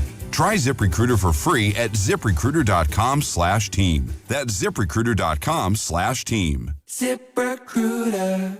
Here's a World Soccer Championship Team Spotlight, brought to you by the first ever Infiniti QX65 and by Lowe's. Members get more at Lowe's. Argentina arrives as defending champions, anchored by its aging but peerless creative forward, the greatest of his generation. Behind him, a disciplined midfield and explosive wide attackers make them a threat from every angle. And the match is about to begin. Most of the team is out with COVID-19, so there'll be some substitutes tonight. What's this? We have an unexpected guest on the field. It's a dog. Well, they could do with extra players. She's going for the ball. Are front paws hands or feet? Soccer season is full of surprises, and COVID-19 could be one of them. If you test positive, prescription medications may help. Ask your doctor if they're right for you. Learn more at PfizerForAll.com. Sponsored by Pfizer. My name is Whitney Allen, and I'm a widow. My husband, Ryan, died. We never thought we'd ever have to use life insurance, but the unexpected happened. With Ethos, signing up was fast and 100% online. You can get a quote in seconds, apply in minutes, and get same-day coverage. No medical exams, and you can get up to $3 million worth of coverage. I'm grateful we were prepared. Get your free quote at ethos.com/radio. That's ethos.com/radio. Paid spokesperson. Time spent on application may vary. Online health questions required.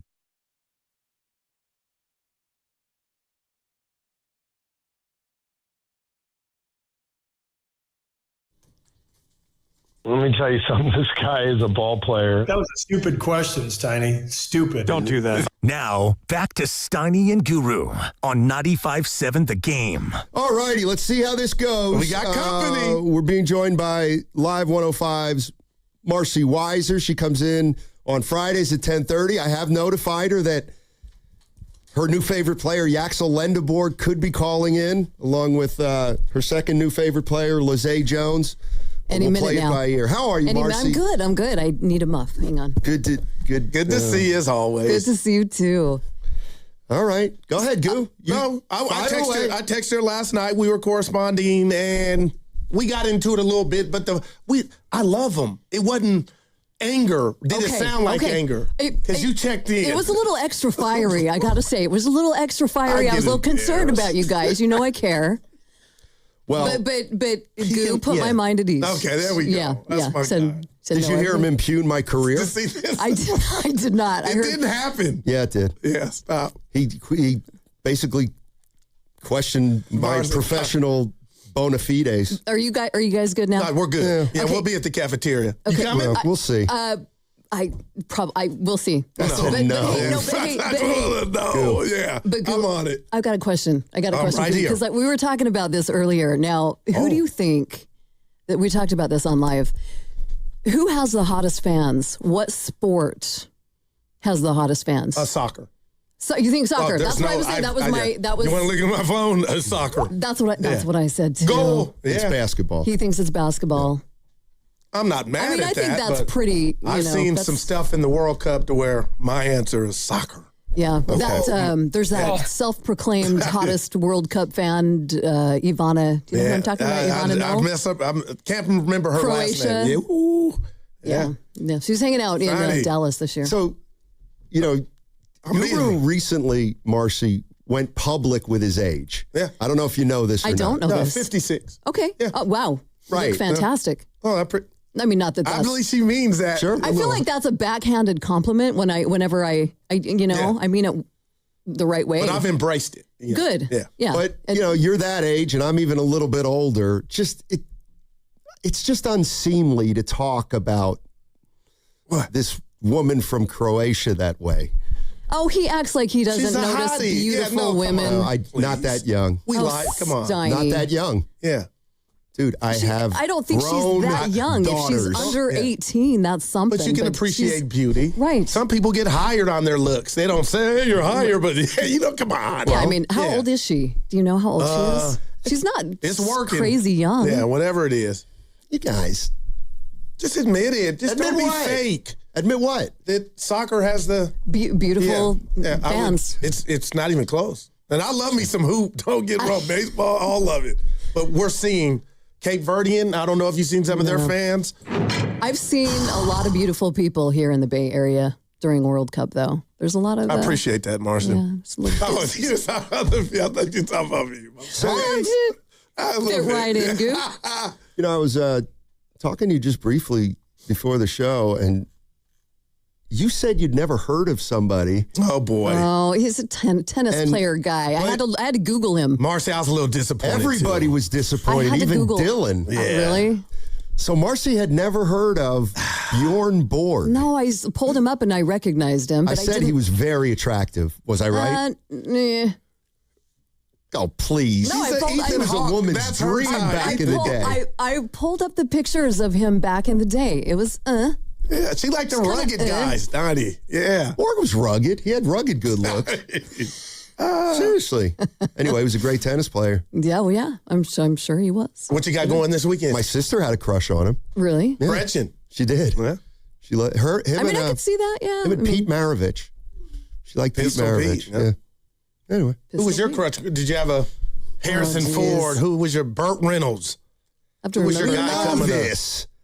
It's the greasy dude. Ethan Hawke. The greasy dude. Oh, man. Seriously. The greasy dude. Shower up. What's the guy you say you look like? Clooney. George Clooney. He hot? George Clooney is hot. Yeah. I got nothing bad to say about Clooney. It's the guy from Scrubs. The janitor in Scrubs. His name's Flynn. Singles. What is that? A movie. You don't know the movie? I haven't seen that. You're still on Ethan Hawke. Oh, who are you talking about? I'm on the custodian from Scrubs.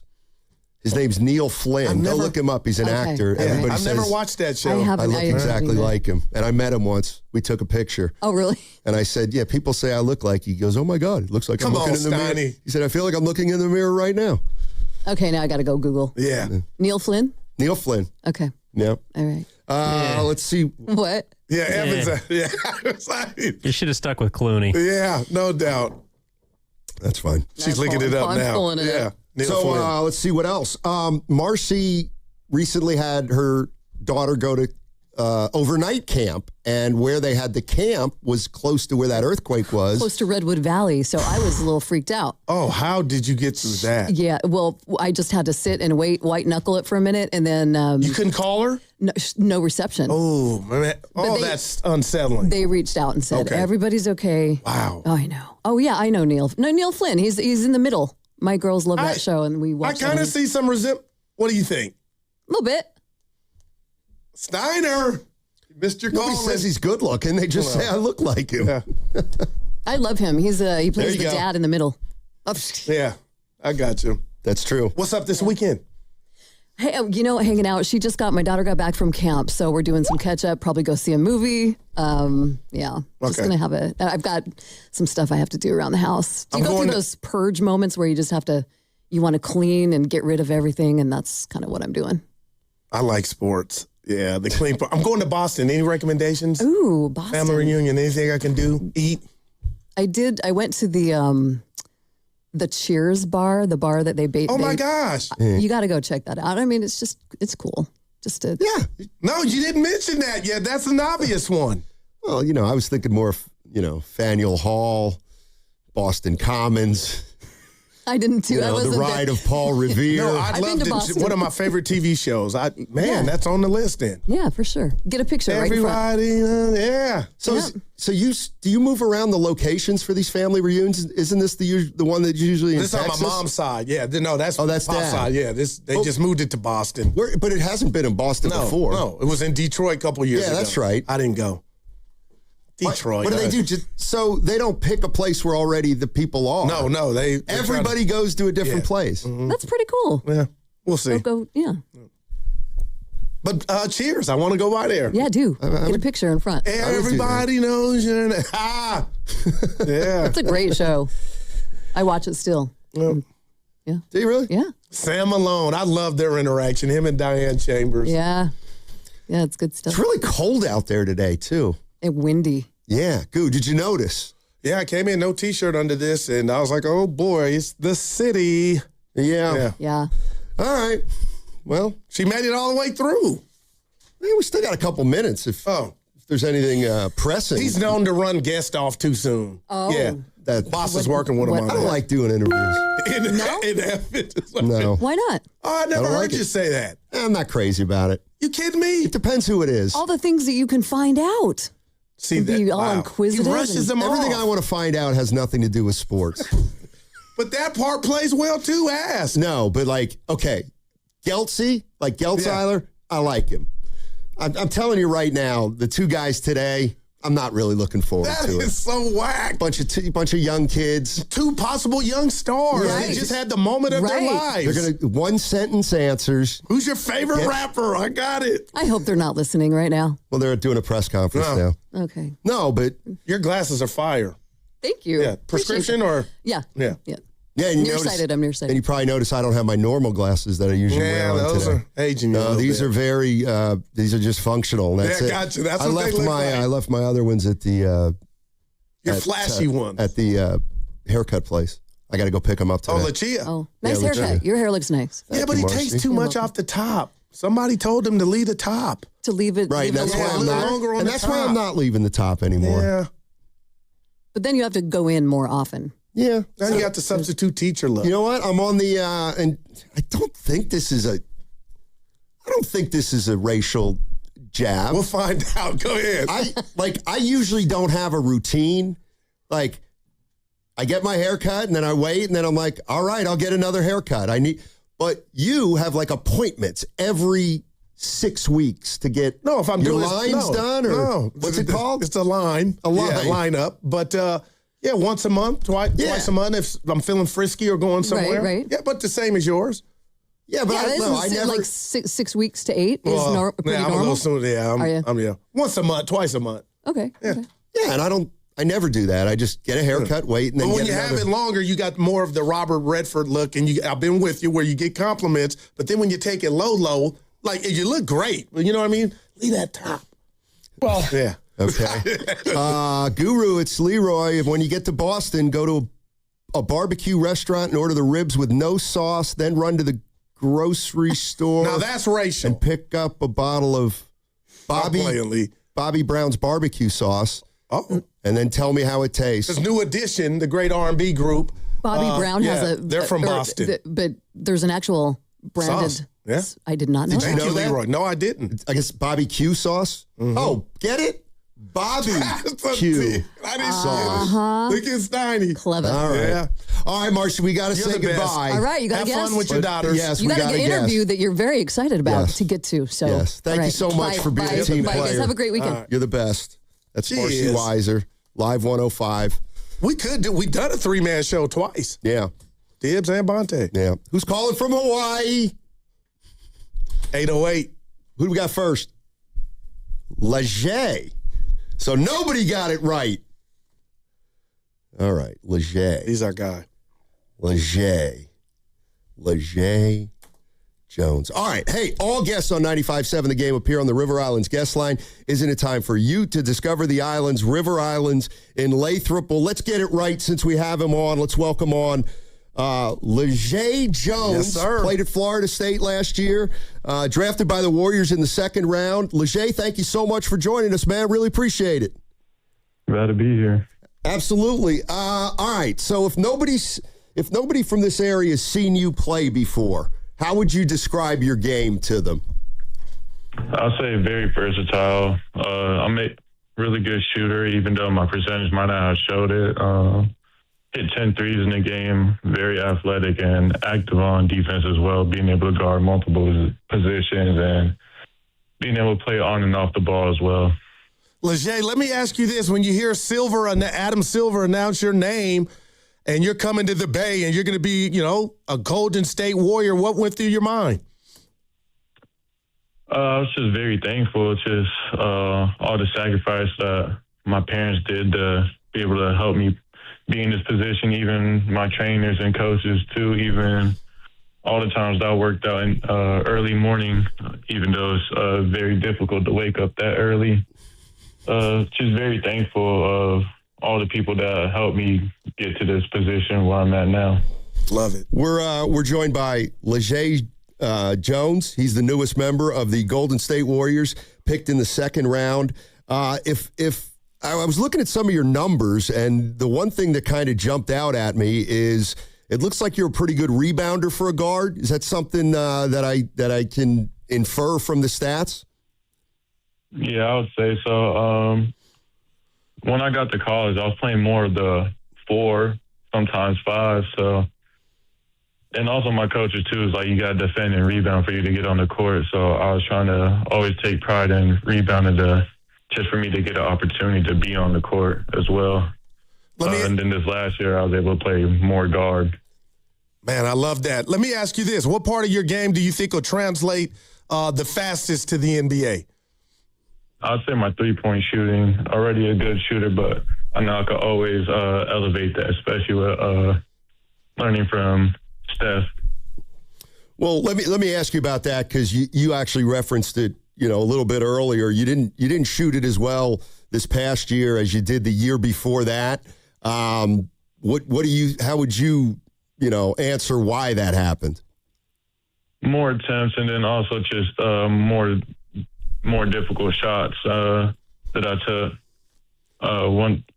Once it gets all figured out, then I can see myself being a high-level shooter. Did you notice the competition difference once you got to Florida State? It was just the teams, like better teams from top to bottom. I mean, every team has a few good players, but just top to bottom, the teams are better, especially in the ACC. Even our non-conference schedule too, we played against a lot of few lottery guys and few first round and second round fixed as well. I know this is one of the, most special moments in your life to have your dream come true. And I love just asking draftees, Leger, when did you know, high school, junior high, college, that you had, action at playing in the NBA, that you could possibly get drafted? I felt like as a kid, it's just having the high level of confidence in myself and just being able to find myself. And then especially this last year, just having the confidence with my coaches telling me, like, you're an NBA player. And then even going after the pre-draft workouts, just hearing, like, you are an NBA player too. So, Did you have any, I know you grew up in Florida. Did you have any experience with the Warriors? Like, did you like them during their championship run? Are you already thinking about playing with Curry, or do you have another favorite team? Or just give me a little bit about, what your thoughts are on the NBA and who your teams were and players. Growing up, I've always been a Lakers fan because of Kobe. But even with the generational run, too, and Curry just changing the game how it is now is very, like, inspirational to be a part of being on the same team. Even the people that comes before him and even the people who come in before me and after me, is just very welcoming and wholesome. I love that. What part of the Warrior style are you excited most to learn? The fast-paced offense and getting up a lot of shots. Look at it. He's a shooter, Steiny. I like it. You were picked in the second round. Some second round guys don't make it. Some second round guys forge out a career for a long period of time. I'm interested to know, what are your goals? I mean, to play in the league. I mean, now you're a second round pick. I guess the next step would be to make the team and go from there. But what kind of goals have you set for yourself over the last few years?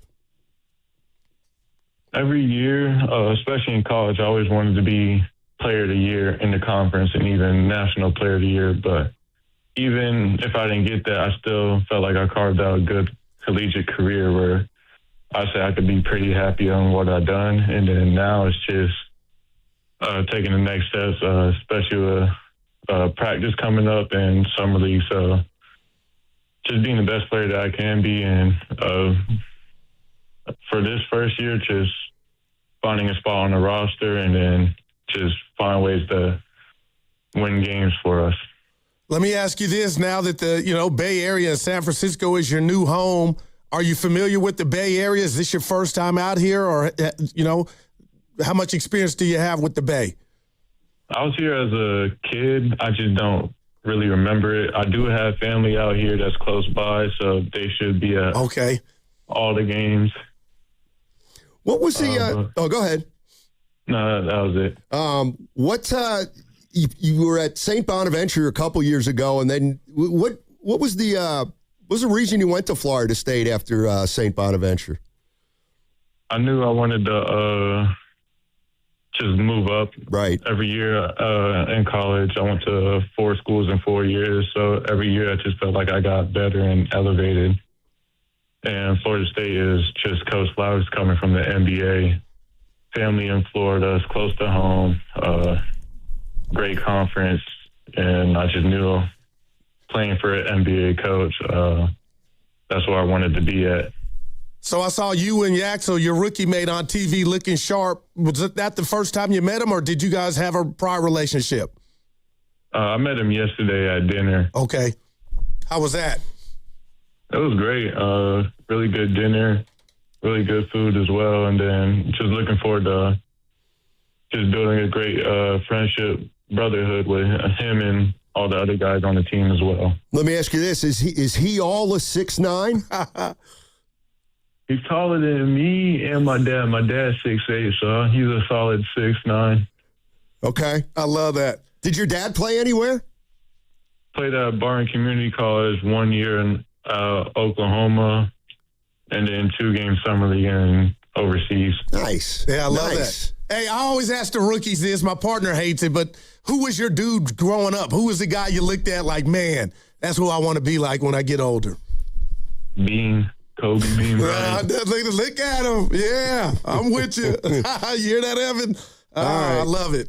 Hey, Leger, thank you so much for joining us, man. Really, really appreciate it. Best of luck to you. And, hopefully we can catch up with you as the season comes around. Yes, sir. Thank you. All right.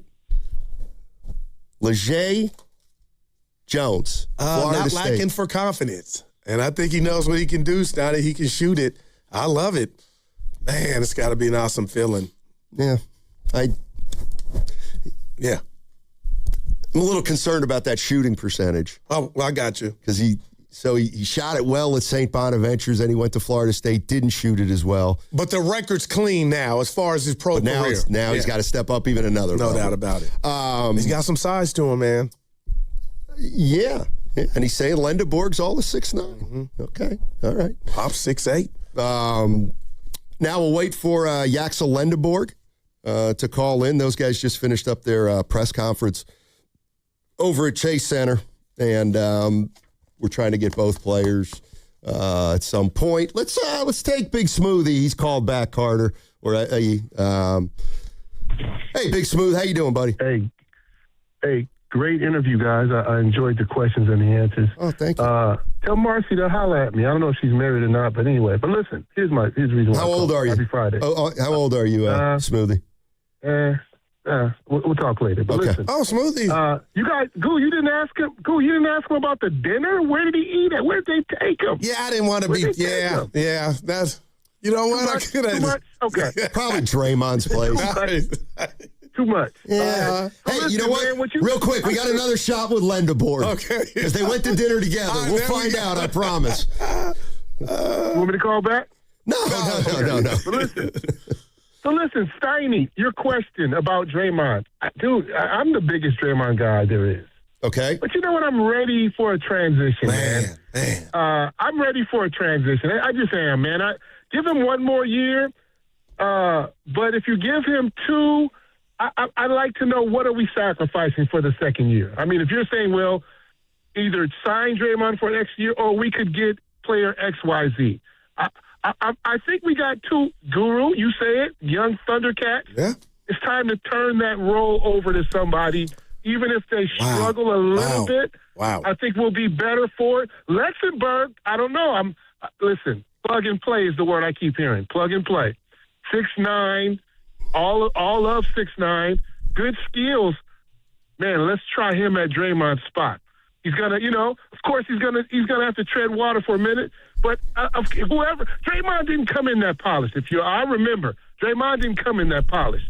He came in he was a better shooter. And then on Jones, listen, anybody who hits 10 threes, I don't care if you're playing at Mosswood Park. You hit 10 threes, you got something there to build on. So I wouldn't be worried about his percentage last year. He went from another conference to a better conference, and the offense, he said he played 4. He said he played a 4. He's getting different shots. I wouldn't worry about that. This guy can shoot, and he's going to get NBA professional tutoring on that shot. I think we got a steal here, guys, with Jones. I think Jones might be a steal. Big guard. I heard he's a good defensive player. I did a little research. Okay. I heard he's a good defensive player. I think we got something here. I'm excited. Hey, Dre, I love you, but hey, this is your last year, pal. We love you. Statue and all, but we got to move on. Thanks, Smoothie, as always. You're the man. Yeah.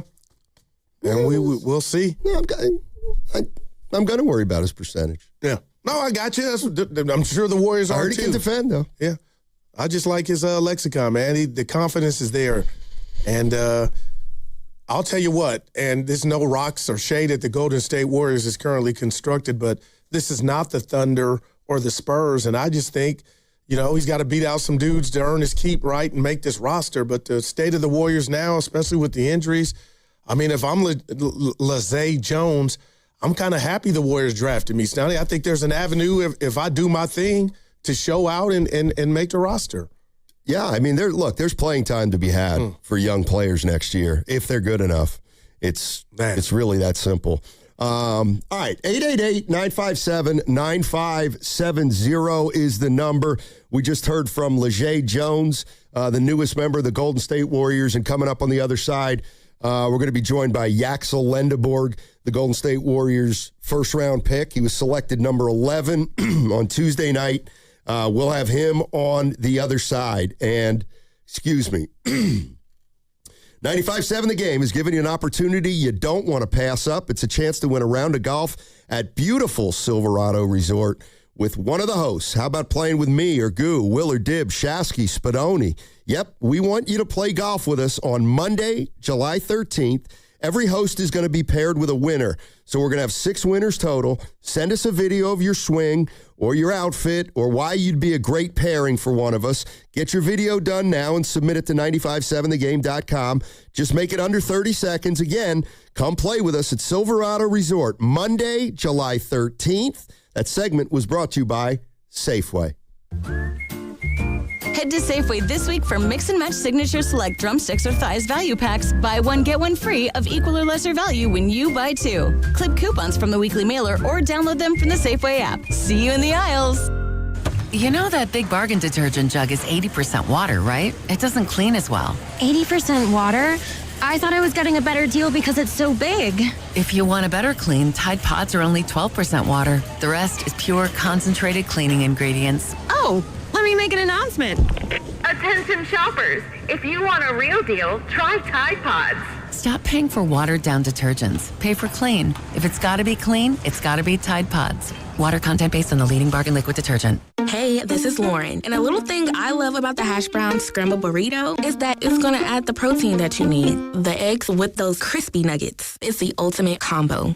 Hi, this is Maya, and a little thing I love about the hash brown scrambled burrito is that it's packed with protein. Having Chick-fil-A chicken in a breakfast burrito is just phenomenal to me. You have the chicken, you have the eggs, and then you add these hash browns. It's just complete, honestly. Order the Chick-fil-A hash brown scrambled burrito and Simply Orange Juice on the Chick-fil-A app today. Real guests paid for their testimonials. The following is an attorney advertisement. If you get sidelined by your workplace injury, the workers' compensation attorneys at Boxer & Gerson can help you get back in the game. Our team of skilled attorneys will fight by your side for the treatment and compensation you deserve. We care about justice for injured workers. That's what makes us Northern California's premier workers' comp law firm. Call Boxer & Gerson at 510-835-8870 or visit boxerlaw.com for a free consultation. Boxer & Gerson, your life is worth the fight.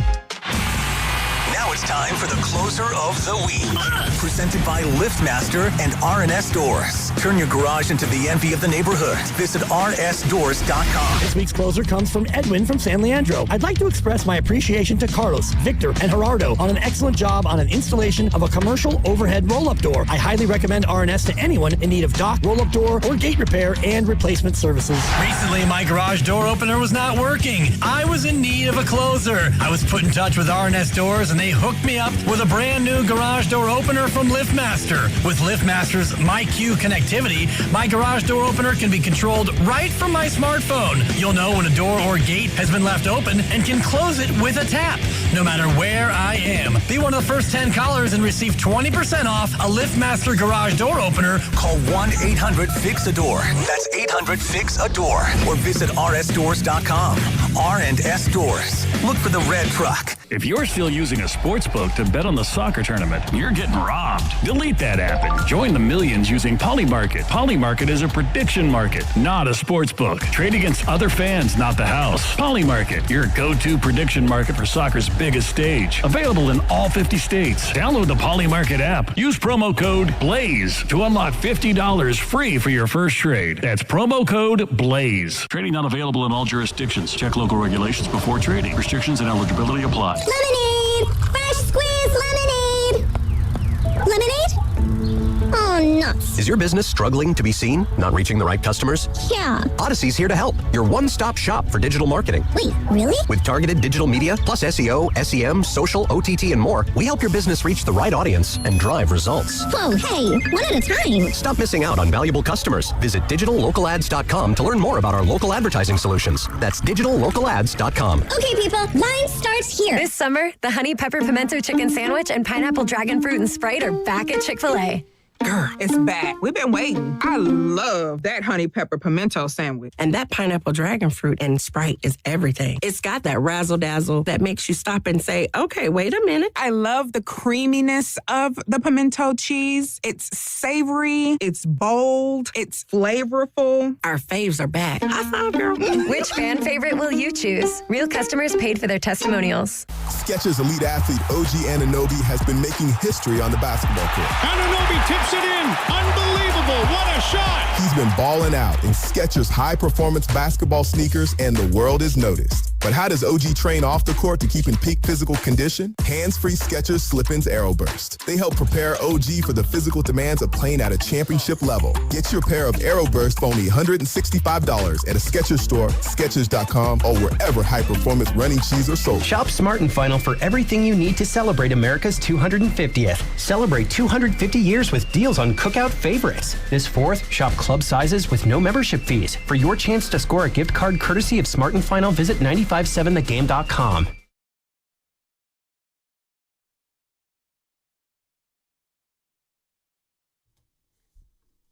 Go Warriors! Coming to you live from the Laughing Monk Studios. You're listening to Steiny and Guru on 95.7 The Game. All right, thank you very much. Matt Steinmetz and Daryl the Guru Johnson with you on a gloomy Friday. Yeah, just had LeJay Jones, Steiny. Yes, we It is kind of funny how influential Kobe is. I know you and Evan hated to hear that, but man. Okay, now. What you got? What did I send you last night? What did I send you? Smush Parker crying about his experience with Kobe. My point is I sent you some Kobe stuff yesterday. It was Kobe. Because I knew you would be all excited about it. I didn't like it either. Dude, he was cold, though. Yeah. Kobe was. Can you believe that? How can you not talk to that? Now, I don't agree with that. Oh, That's wrong. Yeah. Okay. Yeah. You know what? We can leave it there. Okay. We can leave it there. I'm like, this can't be true, but I've heard it 20 times. We are waiting on the Warriors' first-round pick, Yaxel Lendeborg. He's going to call in. He's doing a TV hit now, and then he's going to call in the next 5 or 10 minutes. So we'll be talking to him. And I tell you what, I kind of forgot. Free agency starts in July. Man, there's a lot of stuff going on out there right now. You know how many picks the Celtics want for Jaylen Brown? Was it 4? 4. Yeah. Would you do it? Everything. The dude just showed us he can be a 1, and before that he was a 1A. All depending on how close I am. If I'm Minnesota, I'm giving up those 4. And I got Ant, and now Ball, along with J. Mack. Well, I think the issue is what do the Celtics want? To get rid of them. Well, do they want a legit player back or not? Well, then we're out. The answer is probably yes. Yeah, we're out then. Yes. I would say That's the same thing. so hurtful, man. It's nobody's fault, but man. So here's, and I'm looking at something right now. Wish I could have what you got? There's a report. I don't know if it's a report. Warriors and Kings exploring a Jimmy Butler for DeRozan and Sabonis. I would do that in a heartbeat, obviously. I mean, he averaged DeRozan, averaged 18 points and last I don't even year. like either of those guys. Just to get off Jimmy's money. Well, and you do get 2 legitimate players in there at that point. But you know how I feel about Sabonis. But then we'd be Sacramento, the Bay version of Sac. But if I told you yesterday, how good would Sac be if you put Curry on Sac, you'd probably say, well, they'll go to the finals. So Curry's still with us, is what I'm saying. You don't think that really would happen, right? Sabonis is making a boatload too. It's 2 more years at about 45 each. Butler's making more than Sabonis. Well, those 2 players are healthy. They're healthier than Jimmy right now. But man, would you do that? Oh boy. Yeah, I don't know. Well, here's the thing. I like both players, but here's the thing. At first, Moses Moody would be included in that too. So it'd be Butler and Moody. No, I wouldn't do for Sabonis and DeRozan. Yeah, I would say no, partner. That's you know just what? me. I honestly, I think it's possible that they would consider something like that, because I think what we found out yesterday is they're pushing back their flexibility year 1 year. And so that means if you were to take on a guy like Sabonis with 2 years, he'd come off your books after the 28 season, which is the year that you want all that flexibility, or at least it looks like they're shooting for all that flexibility. You know, I thought it was maybe ideally going to be after next year, but I don't think that's going to happen, especially if you're going to extend Steph for one more year. That's going to be 60 that go onto your books immediately. So, yeah, maybe you bring Sabonis in here and... Well, the age of your team is going through the roof with both of those dudes, if you're into that. And I thought it was Sabonis now. I feel like he's 50, but what is he? He's over. I mean, DeRozan's old. Yeah, but he's still a bucket. And you put him in this system, who knows? Well, I don't know what the system is anymore. They may change it. If Steph can't play as much, if he doesn't play more than he played last year, Sabonis is 30. Huh? 30. Younger than I thought. Yeah. I'm not a huge fan, but I mean, he's one of these guys that I always talk about is I don't like him, I don't like him, I don't like him. Yeah, you've been mad at him. And then after a while, you say, well, I mean, he's not, he's not a paraplegic. I mean, he can play. He'll get you a double-double. Maybe 2 years isn't Well, how would that affect enough. Al Horford? Sabonis coming in here. Well, the days he doesn't play. I think the last question you'd need to ask is how anything affects Al Horford. Man. He's a part-time player. I would say if you get Sabonis, what does that do for Draymond and Lendeborg more than anything? Because now, that Yaxel. You could make a case that one reason you wouldn't want Sabonis is because it'll clog things up for Lendeborg in terms of playing time. Because I'd be surprised if Lendeborg's that ready to play. Although, the more and more I hear about Lendeborg, I think he is going to have a real serious chance to play big minutes next year for sure. And maybe even start. Maybe. Yeah. Maybe. 888-957-9570 is the number. We're waiting for Yaxel Lendeborg to call in. He's going to be joining us momentarily. But a couple things we were starting to discuss before we got Leger Jones on was, and I'm just kind of spitballing here, but it relates to Draymond Green. And it's starting to hit me that the one thing I've realized being out here for the Giants run and the Warriors run is that when you become a champion, it does feel like you're on another level with the fans. Whether it's a Pence or a Posey or whether it's a Curry or a Clay, once you win a title, there's something there where everybody just kind of wants to keep you around. And, the Giants did that with a lot of their championship players. The thing that's starting to hit me is, Draymond Green was the heart and soul of this team forever. You won 4 titles just like Curry and Clay. But why do I feel like people do not want him to get another year? And if that's the way I feel, if you're a Warrior fan, is that accurate? If you're a hardcore Warrior fan and you're looking at this team, I find it interesting. Obviously, Curry is Curry. He wants an extension. He's going to get one. He's still playing at a high level. But I'm getting the sense that people are ready for Draymond to move on. Yeah. And they'd rather it happen sooner rather than later. And no doubt. And I'm one of them. And it's all, it's all to me based on the basketball component. The Warriors were so powerful. They were so deep. And all the things that Draymond did, the Swiss Army knife, he didn't have to score. He didn't have to do responsibilities of finishing down low. But now it's apparent in a league that's getting taller, bigger, and stronger. Those days are over. The team is going through a transformation, for better or for worse. And now when I watch him play, I don't feel like he compliments Steph anymore. And the team, they're sending doubles at Steph. He's getting older. It's more difficult now because the team is not as deep as they once were. And I just personally, Steiny, am tired of watching a guy with the ball in his hands not being a threat to put it in the hole. And maybe that's the next evolution of this team and offense is, like, I know I'm not by myself. We're watching the games, and to not be a threat and not be defensive player of the year, can you understand why maybe some Warrior fans are now dealing with the losing?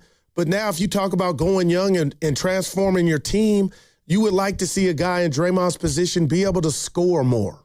Am I wrong for that? Well, it's never going to happen with him, obviously, at this point. Right. So if that's become a priority, scoring from that position, then he probably shouldn't be the guy to be playing that position. I'm thinking, I guess, here's what I'm getting at. We all love Kevon Looney, but Kevon Looney was no Draymond Green. But I feel like you were sad when Looney left. Right. Like sad. And I'm just wondering why. And is it just the antics? Is it just his antics over the year? But why? Why won't most Warrior fans, it feels like, feel that way about Dre if this is his last year? You know what I mean? Yeah. Then that part, but when you put it like that, the stuff, that we've dealt with and they've dealt with, does come into play. But the bottom line is Draymond's never rebounded to me like Looney, right? So Looney, that was his specialty. So I still thought it was there before when he left, but he was expendable. But now Dre is just, the days of the Warriors, I believe, and you could say this is too strong here, playing 4-on-5 are over. And this is you got Lindenborg now. You got other options maybe if you go get frisky and try to move Dre or do whatever. But the days of playing 4-on-5 are over and being successful. All righty. 888-957-9570 is the number. I'll get to calls on the other side. We're also going to have Yaxel Lendeborg join us. That'll most likely be shortly after the break that we're taking right now. And, hey, DraftKings Sports is live in all 50 states. That means California. The whole world is watching one tournament right now, group stage chaos, knockout drama, stoppage time heartbreak. The DraftKings Sports app is live in California, so whether you're catching the early kickoff before work or the late match at the bar, you're in on every minute, every match, every moment, all in one app right here in California. The world's biggest stage is in the palm of your hand. New DraftKings customers sign up with code 957-THE-GAME. Spend $5 to get $200 in total rewards. That's code 957-THE-GAME in partnership with DraftKings. The crown is yours. Event trading offered by DraftKings Predictions, a CFTC registered introducing broker.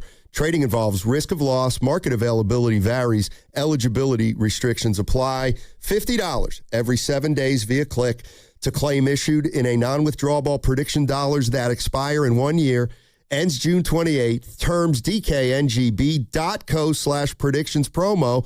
And that segment was also brought to you by Crystal Geyser Alpine Spring Water. Toyota, the MVP of MPG. With class-leading MPG and more hybrid models than any other brand. Toyota, let's go places. The Oakland Roots are having a season to remember in 2026, bringing excitement, passion, and winning soccer to the Bay Area. From thrilling goals to an electric atmosphere at the Oakland Coliseum, there's never been a better time to be part of the movement. Join thousands of fans and cheer on the Roots as they continue their push this season. Get your tickets today at OaklandRootsSC.com and follow all the action on KTVU Plus and ESPN Plus. Oakland Roots, Oakland first, always. Today on the pod, we're talking to Joan, a method actor and scratchers enthusiast. So, Joan, what do you like about playing scratchers? Well, as a method actor, it's about becoming the ticket. Scratching up, down, stage left, stage right. So what's your motivation? Because your performance feels so real. Oh, I was just tapping into my inner scratchers. Incredible. incredible. Yes, bravo me. Scratchers from the California Lottery. A little play can make your day. Please play responsibly. Must be 18 years or older to purchase player claim. If you're still using a sports book to bet on the soccer tournament, you're getting robbed. Delete that app and join the millions using Polymarket. Polymarket is a prediction market, not a sports book. Trade against other fans, not the house. Polymarket, your go-to prediction market for soccer's biggest stage. Available in all 50 states. Download the Polymarket app. Use promo code BLAZE to unlock $50 free for your first trade. That's promo code BLAZE. Trading not available in all jurisdictions. Check local regulations before trading. Restrictions and eligibility apply. Hi, I'm David. I'm Chris. And I'm John. We are the three brothers who own Jack's Restaurant and Bar. And we are here to... Not again. That's my line. That was my line. Boy, stop it. Mom? What are you doing here? Have you heard your commercials? They're terrible. That's not our fault. You taught us how to cook delicious food. Using only the freshest ingredients. And to treat all our guests like family visiting our home. But you didn't teach us how to write catchy radio spots. They remember that and get back to work. Yes, Mom. Jack's, serving delicious breakfast, lunch, dinner, and drinks the way our mom taught us. ilovejacks.com. If life is a game to be won, then every child deserves to play on a level field. Children International is empowering young people in poverty on their journey by giving them the tools, the training, and the skills to shape their own futures. From the early days of development through all stages of growth and into employment. This is how, together, we can help end poverty for good. Learn more at children.org. I'm Piera Palazzolo, VP of Digital Marketing for the American Management Association, a company focused on the management training skills needed to enhance the careers of business professionals. We did our research when it came to the best companies for website development and chose AmericanEagle.com. And we couldn't be happier. AmericanEagle.com worked closely with us to understand the front and back end requirements needed to launch an e-commerce website that could handle the complexities of running thousands of seminars nationwide. Our robust new website and improved SEO saw immediate increases in site traffic and web revenue. If you're in need of managerial effectiveness and success, visit our website at amanet.org. If you're in need of a website that provides an unparalleled consumer experience, I highly recommend AmericanEagle.com. Transform your business today. Dial 877-WebNow1 for a free digital consultation with AmericanEagle.com. This is the story of the one who keeps multiple buildings running smoothly day after day. Plumbing that flows, HVAC that hums, cleaning supplies that keep surfaces sparkling. That's why she counts on Grainger. With easy reordering online and 24/7 support, Grainger helps her keep the products she needs on hand. So shelves stay stocked and buildings stay ready. Call 1-800-GRAINGER, click Grainger.com, or just stop by. Grainger, for the ones who get it done.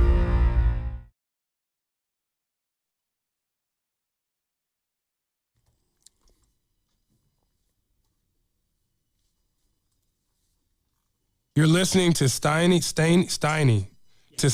and Guru on 95.7 The Game. Coming to you live from the Laughing Monk Studios.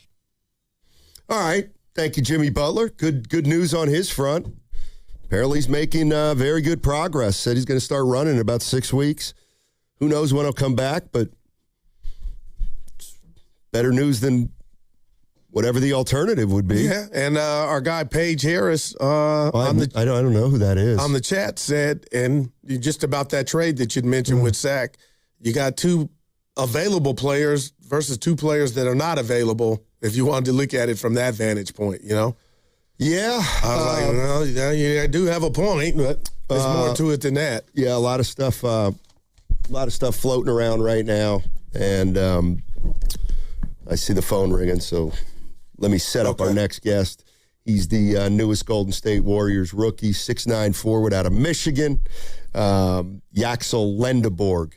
All guests on 95.7 The Game up here on the River Islands guest line. Isn't it time for you to discover the islands, River Islands in Lathrop? Once again, Yaxel Lendeborg will be joining us momentarily once Carter gets done with the small talk. I guess Carter's doing a pre-interview. Hey, this is what Carter does well, though. He he's personable. I was going to say, kind of loosens him up. Yeah. Kind of loosens him up a little. All right, let's welcome in Yaxel Lendeborg, the newest Golden State Warrior. Hey, man, thank you so much for joining us. Really appreciate it. Yeah, thank you guys for having me. Absolutely, absolutely. Matt Steinmetz and Daryl the Guru Johnson were with the 95.7 The Game, the flagship station of the Golden State Warriors. And I'll just ask you what I asked Leger, and that is, if nobody's seen you play before, how would you describe to them your game? Oh, man, I would just say that's a good one. I would just say like a true versatile piece, a player that can do everything on the court, anything that you ask, and just like a hard worker, man. Like, I'm going to be out there dying on the court to get that win no matter what it is. So I'm going to do it all for the team kind of guy, a very unselfish player. I love that, Yak. So I wanted to ask you, what does it mean to join, a franchise like the Golden State Warriors with their rich history over the last decade? Well, it means the world, just being able to like play for such a prestige program like your same organization. It means a lot. I'm going to learn so much here. I'm going to develop into the best player that I can be here as well, and just learn so much from all these Hall of Famers, Hall of Fame coach, staff. So I'm very excited to be here and very grateful. Let me ask you this, and we're being joined by Yaxel Lendeborg, the Golden State Warriors pick with the 11th pick on Tuesday. When you know that the Warriors are talking about your name at 11, and I'm sure you had the teams around 11 on your radar. Like, before the draft, did you have up kind of the rosters or the starting fives of a lot of teams near 11? And do you calculate how much you could or couldn't play on each particular team, or nothing even close to that? I definitely calculated where I could be and what opportunities I can have the most of. Right. This is definitely like one of the best spots. I feel like they definitely need a wing, a bigger wing that can be versatile and help Draymond Green with all the switching and all the dropping down to help the big men stuff. So I definitely feel like this was my perfect scenario and a place where I can really grow and have a lot of opportunity to play. Yak, so, we're lifelong Warrior fans, and we've been waiting for a big forever. You're 6'9", 240. I'm excited. We all are. I have to ask you this. Have you spoken to anybody in regard to how you threw your weight around at Michigan, how that'll translate, on this level in the NBA? Yeah, I mean, we've won the championships. Just having championship habits, being and playing for a program that has like one of the third most NBA finals in history. I feel like it all just ties in together. These guys been winning championships nonstop. I just came off of one, so I feel like just having so many champions near each other is going to flow pretty easily. We both can learn from each other, and I feel like it's going to just flow right in, honestly. Yaxel, have you heard anything about Steve Kerr and his reputation or the perception of, how he coaches rookies?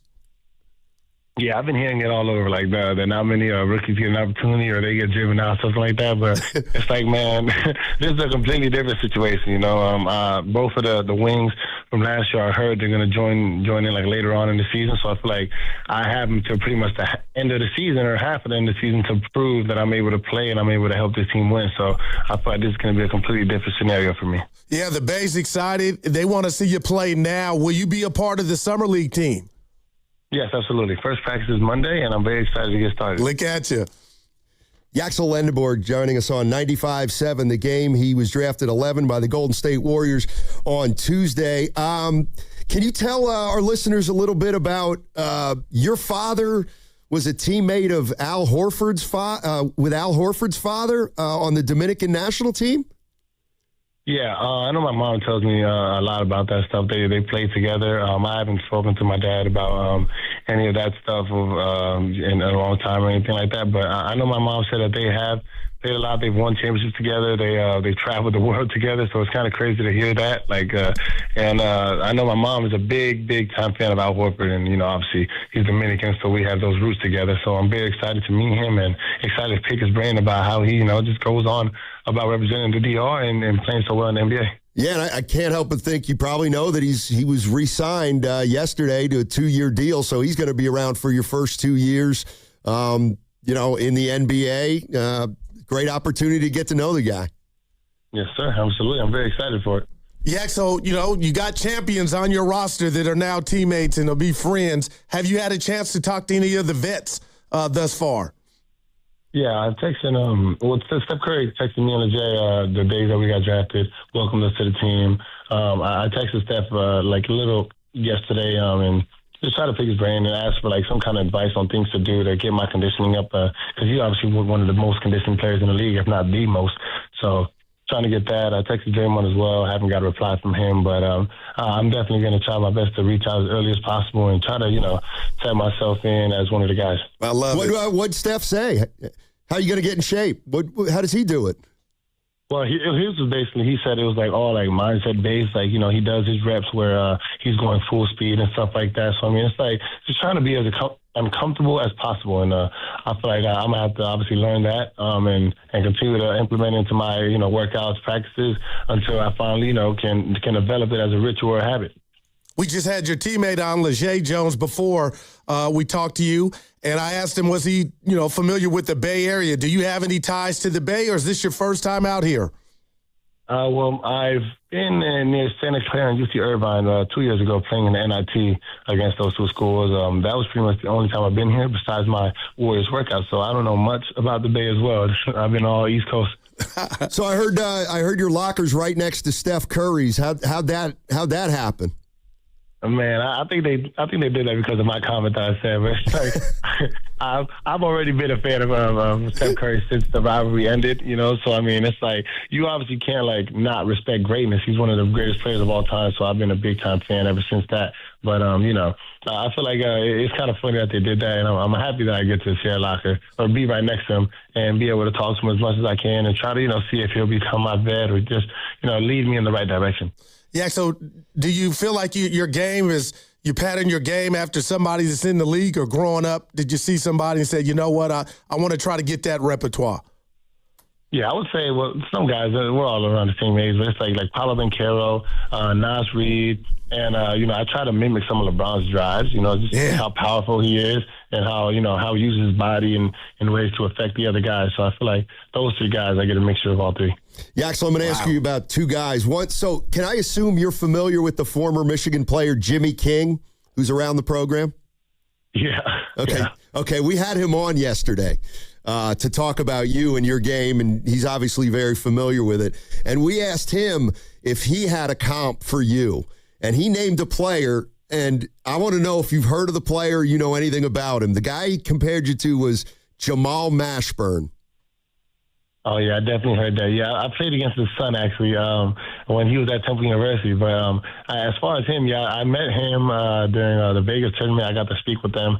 But I don't think I've seen many, highlights about it, so I'm going to have to do my research on that now. It's a good no doubt. The guy could play. There's no doubt about it. No doubt. Okay, well, I definitely got to go see what he's talking about then. I'm very excited about that. Hey, Yaxel, we heard you went to dinner last night. Tell us a little bit about the dinner. They didn't have you paid, did they? No. Nah. Okay, I'm just making sure, man. I was very upset if I had to pay, but the dinner was nice, being able to speak with majority of the front office people, having Jay there, his family there, my family there. It's definitely, very welcoming, and it makes me feel like I actually belong here. Like, these guys actually really, really want me. So I was definitely happy to have that dinner, and hopefully there's many more that we can have so I can just get to know everybody and we can all become, kind of like a family. Hey, Yaxel, am I being nosy if I ask where you guys dined at? I wouldn't say you're being nosy, no, but I can't even say the name. Okay, I got you. I was walking in following everybody. All right, I got you. Does that mean it's a hard name to pronounce, or you don't even know the name at all? No, I don't even know, man. I was just walking behind everybody. That's pretty funny. Yaxel Lendeborg joining us on 95.7 The Game. Last one for me. Have you set any personal goals about what you want to accomplish, either in the short term or the long term? Yeah, one thing, I definitely want to be eventually, or even if I can this year, be one of the first team defensive players, no matter what it is. Just try to get that and just be like a role model, somebody that the kids look up to, somebody that people want to be like, those are pretty much the only two goals for now, and just trying to every single day. Let me ask you this, because for the people that don't know, and I'm one of them, you're up there. Did you feel like you could have, went sooner, or did you kind of know Golden State at number 11 is going to draft me? I kind of had like that sense that Golden State was going to draft me at 11. I feel like just because of what I've done this year, I obviously could have went sooner. But, a lot of guys base their all the picks off of potential and uprising and all that stuff. So, I mean, it doesn't shock me that I went like a little lower. But I'm very happy with where I ended up, and I'm very excited to be on this court. So what happens now with you three Michigan guys all drafted about the same spot, like 4 or 5 spots apart? Like, you guys have like friendly competition. I take it there's going to be a little bit of rivalry there to see which one of you guys pans out the best, right? Yeah, absolutely, man. I'm very excited to go play against all of them. I definitely have the Dallas Mavericks circled on my schedule now because of Dusty, man. We all wanted to get drafted by Dusty, which is kind of funny. So, I mean, we're all going to be excited to play against them. And I know I'm going to try to go for my career high that night for sure. So hopefully he guard me so I can give him a little spanking. All right. Hey, listen, man, I didn't know much about you. I saw your interview on Tuesday. But you got a fan here. Good luck to you, and hopefully we can catch up with you as the season progresses. Thanks a lot, man. Yeah, thank you so much. Thank you, guys. Yes, sir. That's Yaxel Lendeborg, number 11 pick in the draft. Man, he said Paulo, LeBron dries. He got the body for it. There was one more he left out, but he was familiar with that I can't remember, but he was familiar with Monster Mashburn. He's a big boy, man. First team all defense. You got to love that, Dub Nation. And Dre, text the Rook back. No. I said, come on, man. Look, They still waiting on what that. you got to understand Come on. This should bother. They'd be like, imagine this. I just want you to imagine this. You're a senior in college. All right, you've seen it all. You're a senior in college. And you hear, you got a nice freshman recruiting class, and little Jimmy Skeens is the new point guard, and he calls up the senior and says, "Hey, I'd really like to learn about the program." Beat it, kid. I'll see you at the first day of practice. Yeah, I got negotiations going on. Oh man, I'm excited, Sonny. I really am, and Warrior fans should be too. And I should have asked him about it, but just the possibility of him being a starter come opening night, I feel like, there's not many body types like that on this Warrior roster. You got the injuries. Who's to say he couldn't hit the ground running and be inserted in that starting lineup, man? Well, I don't think they drafted him just because they want him to hit the ground running, but I think that was one of the reasons they drafted him, is to be able to hit the ground running. I detect a maturity from him that may be the difference between a 19 or 20-year-old and a 23 or 24-year-old. Yeah. It seems like he's very serious about the game, and there's not going to be any issues about how much he loves the game or, he seems to me to be kind of the real deal in that regard. Yeah, and this player came out of his mouth, and I'm a big fan. You and Evan know, but Ben Carroll, man, that when you got that body or that DNA, that physicality, that's different. A lot of guys don't have that. So if he can tap into that and be, the best version of himself, but he has some of those attributes, man, that will be welcome. All right, 888-957-9570. You heard the interview with Yaxel Lendeborg. I think he's going to be a player who kind of over the summer, hopefully you see him play a couple times in Summer League, and by the time the year rolls around, he's somebody that you can root for. But I mean, the more I hear everybody talk, he will play, and he will play a fair amount. And I don't know how worried Warrior fans are about Lendeborg slipping through the cracks as a rookie. I'm really not that concerned about it. If he's good, if he's the player that people are talking about like they are, he will play a lot. There's no doubt. So I think that's going to take care of itself. But 888-957-9570, if that's a concern of yours or anything else is a concern. I tend to know how you think, so I don't want you to take this the wrong way. But nobody, at least I didn't see Pods making the contributions he did as a rookie, leading the team in plus minus. There's that. Now, last year, the team was healthy pretty much coming out the gate. And Will Richard, a different player, a different type player, out of nowhere, Steiny, came and made an imprint and was starting on this team. So I know Kerr gets a lot of backlash or, it's hard to play, if you're a rookie for Kerr. But Will Richard, the first half, when a lot of people were just, okay, yeah, he's on the team, we'll see. I mean, he made his way up the totem pole to where he was in the starting lineup. And if he wasn't, he was the first man off the bench at times. So there's that. And if this guy has the goods, there's no doubt in my mind we'll see a lot of them.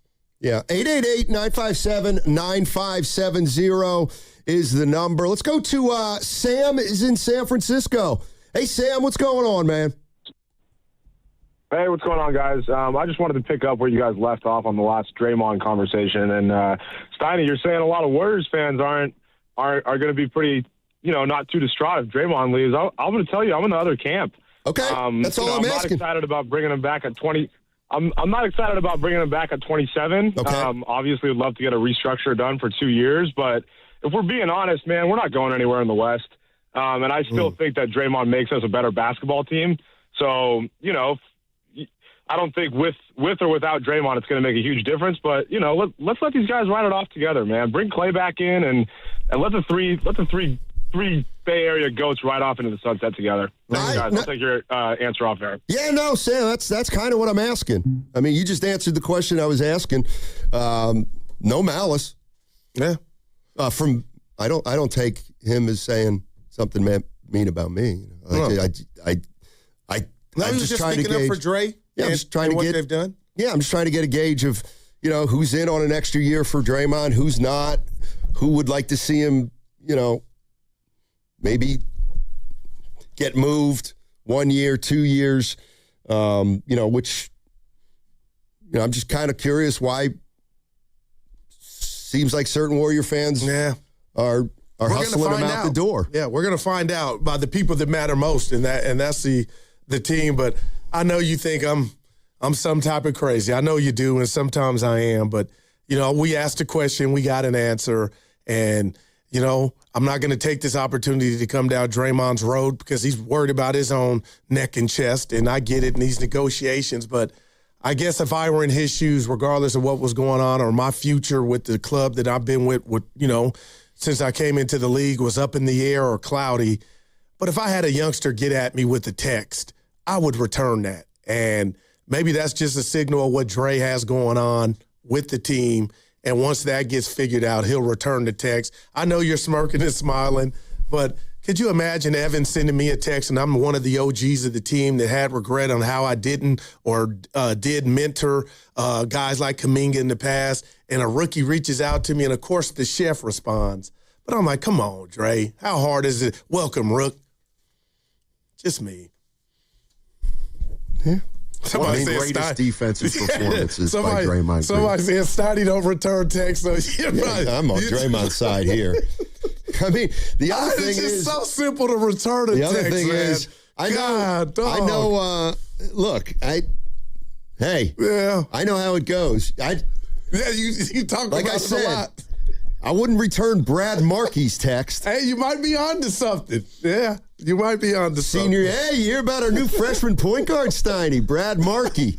He may be reaching out to you for some help. You don't return our texts. There you go. Get out of here. I'm not helping you. Yeah, I'm going to help you. I need to play 34 minutes a game. That's and Lenderborg plays Draymond's position. No doubt about it. No doubt about it. You're not returning a text from a guy who's going to take some of his minutes. All right, Goo, I want you to think about some Warriors rookies. And, Evan came up with a great exercise. Well, I'm looking forward to we can do that on the other side. But what I'm also doing is I'm just kind of looking, I don't want to say too many names right now, but what Warrior rookie in the last 10, 20, 30 years, whatever, was the last, who made the biggest impact as a rookie for the Warriors, and can Lenderborg make an impression? Yeah. So was that rookie season, right? Not pretty yet. much. Like, Jordan Poole would be my answer, but he can't. It took some time. Well, the last first round picks were Post and, or not Post wasn't a first rounder, but Post and Podziemski. Yeah. I mean, Podziemski played. You can't take that his rookie year. Lead and plus minus, even if you're into it or you're not. Like, wow. Podziemski's rookie year, he averaged 9 points, 6 rebounds, 4 assists, and he was fifth 5th in Rookie of the Year voting. 5th. Yeah. I mean, that's not bad for a what was he, 19? Yeah, no doubt. 19 no pick. doubt about so, I will say this. From everything I'm hearing, Lendeborg feels like could be in the discussion for Rookie of the Year. And that would be it, man. If he's going to play, if he's going to play a lot, and he's among the most pro-ready, I'm not saying he's going to have the best career, but it would seem to be lining up that he should have a pretty good rookie season compared with the rest of the players who were drafted in the first round. How was Dunleavy's rookie year? It was underwhelming. It wasn't very good. A lot of pressure. He came in under Eric Musselman as the coach. Yeah. And that wasn't a great fit. Nope, for either guy. They weren't crazy about each other. And then, tell me if you remember this, Musselman started playing Brian Cardinal. Yeah, the janitor. The custodian. Yes. You've got the guy right, for sure. I'll get you Dunleavy's numbers from his rookie year in a hurry. But what are Warrior fans... What are you hoping and expecting for Lendeborg? Everything. Yeah, I'm not looking for everything. The sky's the limit. But I want to see this guy play for 20, 25 games, and we come in here and we say, you know what? This guy can play. Right. That's all I want to be able to say. Yes, sir. This guy can play. 888-957-9570 is the number. And thanks to Yaxel Lendeborg and Leger Jones. What do you think they ate? Cheesecake? Is International Smoke closed now? Steph's wife's. I believe it is. I think it is too. You're now, right. I do know they've got, that's a place, for example, that teams will have team dinners after a game there sometimes. Gotcha. But I don't know. Yeah. Does it concern? Yeah, it is open. Oh, it's not open. Okay. Is anybody concerned that Yaxel Lendeborg has no clue where he ate last night? No, he's. Can we find Steiny? Guru. Yeah. Guru. I'll bet you when you go to dinner, any point next week in Boston, you'll know the name of the restaurant that you go to. But if my dream had come true, and 2 days ago I just got drafted, my gosh, Steiny, it's going to be a blur. What did Wimby say? It was did he say it was a blur? It was fuzzy. Yeah.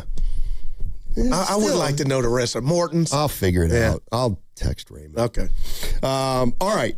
888-957-9570 is the number. Hey, we're giving you guys a great opportunity to golf at the beautiful Silverado Resort. And you can golf with one of the hosts here. You want to play with me, Goo, Willard, Dib, Shasky, Spinoni? That's right. We want to play golf with you on Monday, July 13th. Every host is going to be paired with a winner. So there's going to be 6 total winners. All you have to do is send us a video of your swing and why you would be the perfect pairing. Get your video done now and submit it to 957thegame.com. It has to be under 30 seconds. And again, it's your opportunity to come play golf with us at Silverado Resort on Monday, July 13th.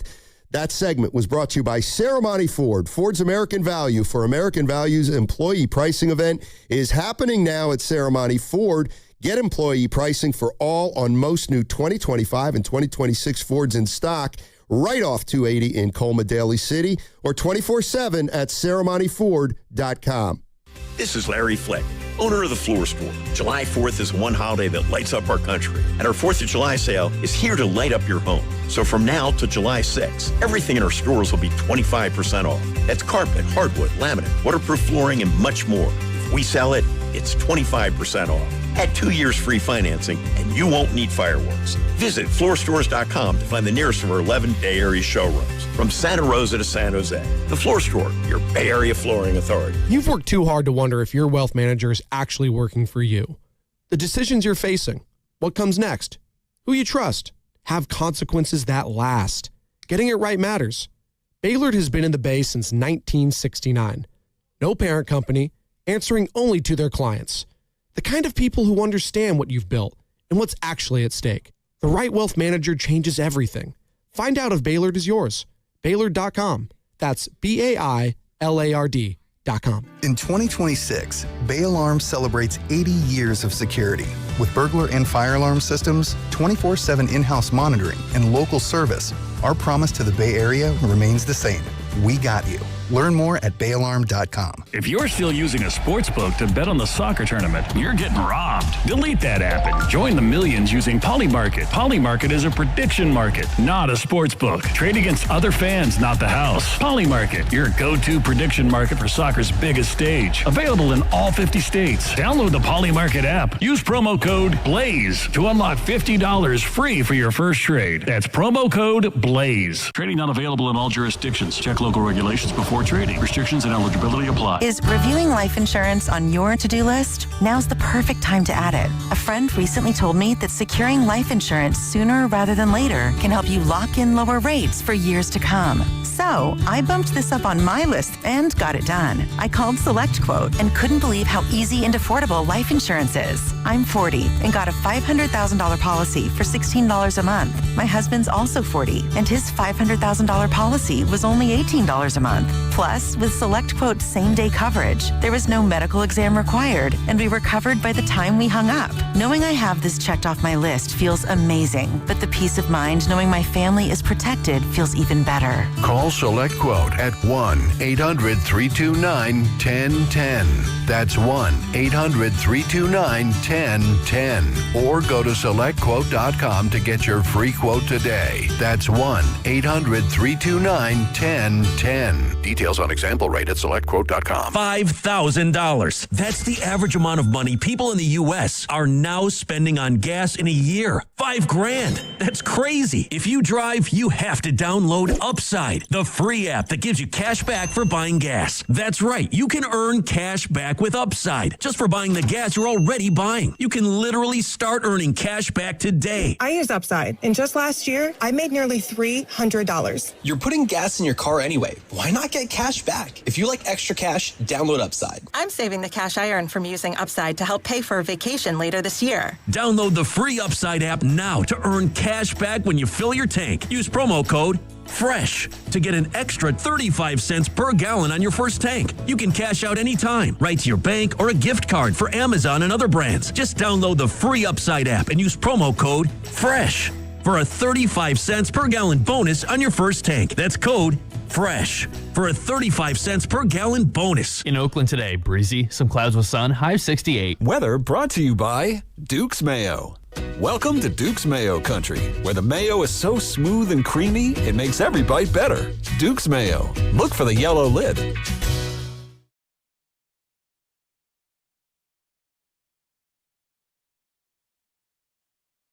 Championship coming soon. Dub Nation, this is Brandon Pajemski, coming to you live from the Laughing Monk Studios. You're listening to Steiny and Guru on 95.7 The Game. While this could be very dicey for me, and I don't usually do it, I'm going to do it. Oh. I'll take Yaxel. Well, the Warriors did. No. I'll take him. Oh, this is not your connect. No. Yeah. I'll take him. Because of his maturity. Look at you. Because of his maturity. I got Yaxel. You take one of the other two Michigan stiffs. I'll take Morris. Look at you. I got Yaxel. No, you don't. I'm not taking Mara. Don't give me Mara. Oh, man. Michigan, man. That was big draft. Yeah, I like he doesn't. You can't take Lendeborg. His vertical is not high enough for you. That's one of my favorite players, man. I told you, me and Evan you were out on vacation last year. We were at the cafeteria, and Evan don't dislike him, but he was just kind of questioning Evan, if I can paraphrase, is he a winning player, or him and what's my guy's name? His partner, his teammate. Do they overlap? I don't even know Wagner. Yeah. Paolo. Paolo. Yeah, Paolo. Oh. And, dude, those shoulders are LeBron-like, and when he goes to the lane, it is good. I might miss it, but I'm getting to where I'm going. I hope he's a better defender than Banchero. Yeah. Well, Dre got to text him first. Dre will teach him that. Dude, okay. I don't like that. I don't understand. Okay.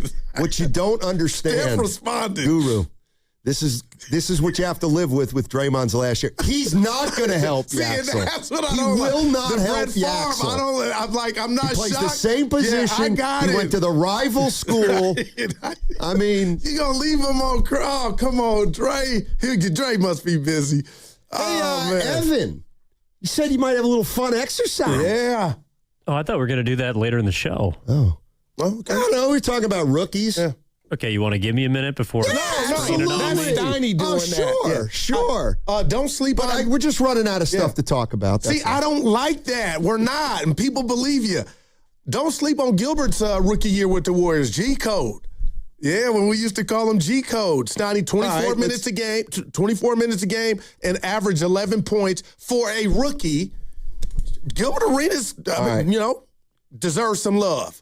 I know the team. Here's what you got. Here's what you're going to get. All right, I love me Here's some what Arenas. I believe you're going to get. All right, you're going to get this guy's rookie year. Give it to me. Let me find him. First. There he is. Arenas. I think you're going to get this guy's rookie year. All right. Who am I talking about? I started all 81 games my rookie year. I averaged 9 points, 4 rebounds, 3 assists, and I played 25 minutes a game. I was fourth. I'm sorry, I was 6th in the Rookie of the Year voting that year. I'm going to say that's Antoine Jamison. No. Damn. I just described you Harrison Barnes. Man. I'd like to think Lendabor could score more than that. His rookie year. The Black Falcon. Man. HB. So that's one. That's a rookie. But don't ruin the game because Evan has a set. Well, I get. Okay. Yeah. But I don't. Okay. Yeah. I don't have to. Did that ruin any of the game right there? No, I put together a trivia contest for you guys based around Warriors rookies. Oh, my God. This is great. The questions are going to be eeasy, then intermediate, and then hard. That word has always triggered me. Intermediate. Well, it's just not easy and not difficult. Intermediate, dude. All right, Evan, but I'm in. But why don't we do this? Why don't we do this? Shallow. I feel like we got to go back and forth because if you guys are blurting it out, this might be a little tough. You're talking what do you to think me. about I do this? that And I'm willing to do this. No, he does it too. Because this is kind of my area of expertise. Not share. Why don't you let Guru get the first crack at everything? No, but I'm not. See, let me relax. Okay, we'll go back and forth. No doubt about it, like we always do. All right. How many questions? I actually lost track. I hope 50. No, we're not going to be able to get through the entire show with just rookie trivia. All right, this is a warm-up round. Okay, so these you all should be able to get. See, now I'm already pressure, Evan. I didn't like that, but go ahead. All right. Question number 1. What draft pick did the Golden State Warriors use to select Steph Curry in 2009? I'll go. Go ahead. 7th. That's correct. One on the board for you. All right, Steiny. While the Warriors drafted Klay Thompson in the first round of 2011, who did they draft in the second round, 35th overall that year? Well, it has to be Draymond. Very good. 1-1. All right, Goo. I thought it was Charles Jenkins, but go ahead. This one's for you specifically. Which high-flying rookie became an overnight fan favorite in the 2021-2022 season for his explosive dunks, some might call it ha-ha, and winning a championship his very first year? I won't disappoint you, Evan. Kaminga. Evan, come on, dude. That was for Goo. I am 2-0. Steiny. Yeah. Which legendary Warriors big man won both NBA Rookie of the Year and League MVP in the same season? Had to be Chamberlain. Man. Yeah, now that was good. Okay. Yeah. All right, these are going to start getting a little tougher. Which high IQ Warriors rookie in the 2023-24 season led the entire NBA in charges drawn? Pods. Come on. If I'm 3, Evan, I love you. All right. from the explosive Run TMC era signing. Ooh. Featured Tim Hardaway, Mitch Richmond, and Chris Mullin. Which one of these three won Rookie of the Year award for the Warriors? Mitch Richmond. That's a nice one. Well done. All right. Get nervous. This one's also kind of catered to Guru. See, now, Which highly touted center was selected by the Warriors number 2 overall in 2020 only to be traded away after a few seasons and is now currently playing overseas? that would be Wiseman. You're right on it. Okay. Which Warriors rookie won Rookie of the Year, Steiny? Future Hall of Famer in 1966. Rick Barry. Attaboy. I swear I knew that one. But yeah, good call. We're perfect. These are going to start getting harder eventually. All right. Which 2021 lottery pick, Goo, became a crucial depth piece during the Western Conference Finals of 2022 against the Dallas Mavericks? Mr. Arkansas Moses Moody. Well done. All right, this is... I get your intermediate now. Hopefully it's going to be getting a little tougher here. Okay. Which silky smooth Warriors rookie was a critical component of the legendary 1975 championship team who also won Rookie of the Year? Phil Smith. Jamal Silk. Wow. Wilkes. Oh, boy. Does that bother you or you just messed up? It bothers me and I messed up. I thought that'd be right down your lane. I don't know why I didn't put Silk in. This is there's a Silk in the Yoon, red Silk Basie. Try to throw it. By the way, if you really want me to be a jerk, it wasn't Jamal Wilkes. It was Keith Wilkes, probably at the time. Fair Maybe point. not. Fair point. All right. We'll give you half, but you're still down. All right. People saying I'm getting softballs, but I kind of. I should. What is all right, fine. Here's a little bit of a tough one. What's the franchise record for the most points scored by a Warriors rookie in a single game? It was a feat achieved twice by Wilt Chamberlain in 1960. 50. I wanted that one. 55. 58. Oh, 58. I guess I'm okay with that one. That one was tough. And I missed it. All right, Steiny. All right, look at it. Redemption. Back when the franchise was still located on the East Coast, which Philadelphia Warriors player won the 1957-58 Rookie of the Year award despite averaging just 13 points a game? Why are you laughing, Goo? It's one of two guys. I'm going to say Tom Meschery. St. Mary's Gale, right? Yes. Woody Salisbury. You ought to be ashamed. That was, he tried to stick it to you. Okay. Yeah, because Chico J got me laughing, saying Guru's getting questions like, who's the current coach of the Golden State? Steve Kerr. I did miss one I should have gotten, though. I don't deserve to be in the league. Back in Philly? Well, that's where you're from. No, I'm talking about that. That one was pretty tough. Wilkes. All right. This one is all right, this is a bit of a deep cut, and then we'll have one. It was supposed to be a tiebreaker, but who was the Warriors' first-round pick in 2016 out of Vanderbilt? Damian Jones. What was that? Jones. Damian Jones. Festus Ezeli. Go! Not in 2016. No, it's Jones. It's Vanderbilt. Damian Jones. Oh, I've gotten beat today. I said Damian Jones. No, you got that right. He said Damon Jones. That counts. I've had goose back the last few days. And then I said Damian. I gave you the name. Okay, all right. That counts. I mean, I thought Damian Jones was wrong. Yeah, That's why I figured it had to be Ezeli. I said it wrong. But Vandy. Wasn't he in the same draft class as Harrison Barnes? You are correct. Yes, Guru. Yeah, no. Well, he's been a guru in this game. And then finally, this is a guess for both of you. Whichever one's closest wins. All right. Steph Curry had a great rookie season, missed out on Rookie of the Year to Tyreek Evans, but did set the franchise rookie record. How many threes did Steph make his rookie season? This is great, and I don't know. I'm going to just 241. Wow. I'm going to say 211. Goo is closer. Only 166. Dude, man. Well, he might have missed some games, and he was probably only making 2.5 or 3 a game back then. That was a hard one. Although, don't ask me. Apparently, I don't have. I guess Con Knipple just set the rookie record. I believe it was around 240. Wow. Also led the league in threes. So, look at my man. I guess I didn't realize Wilkes was a rookie. I knew Phil Smith was.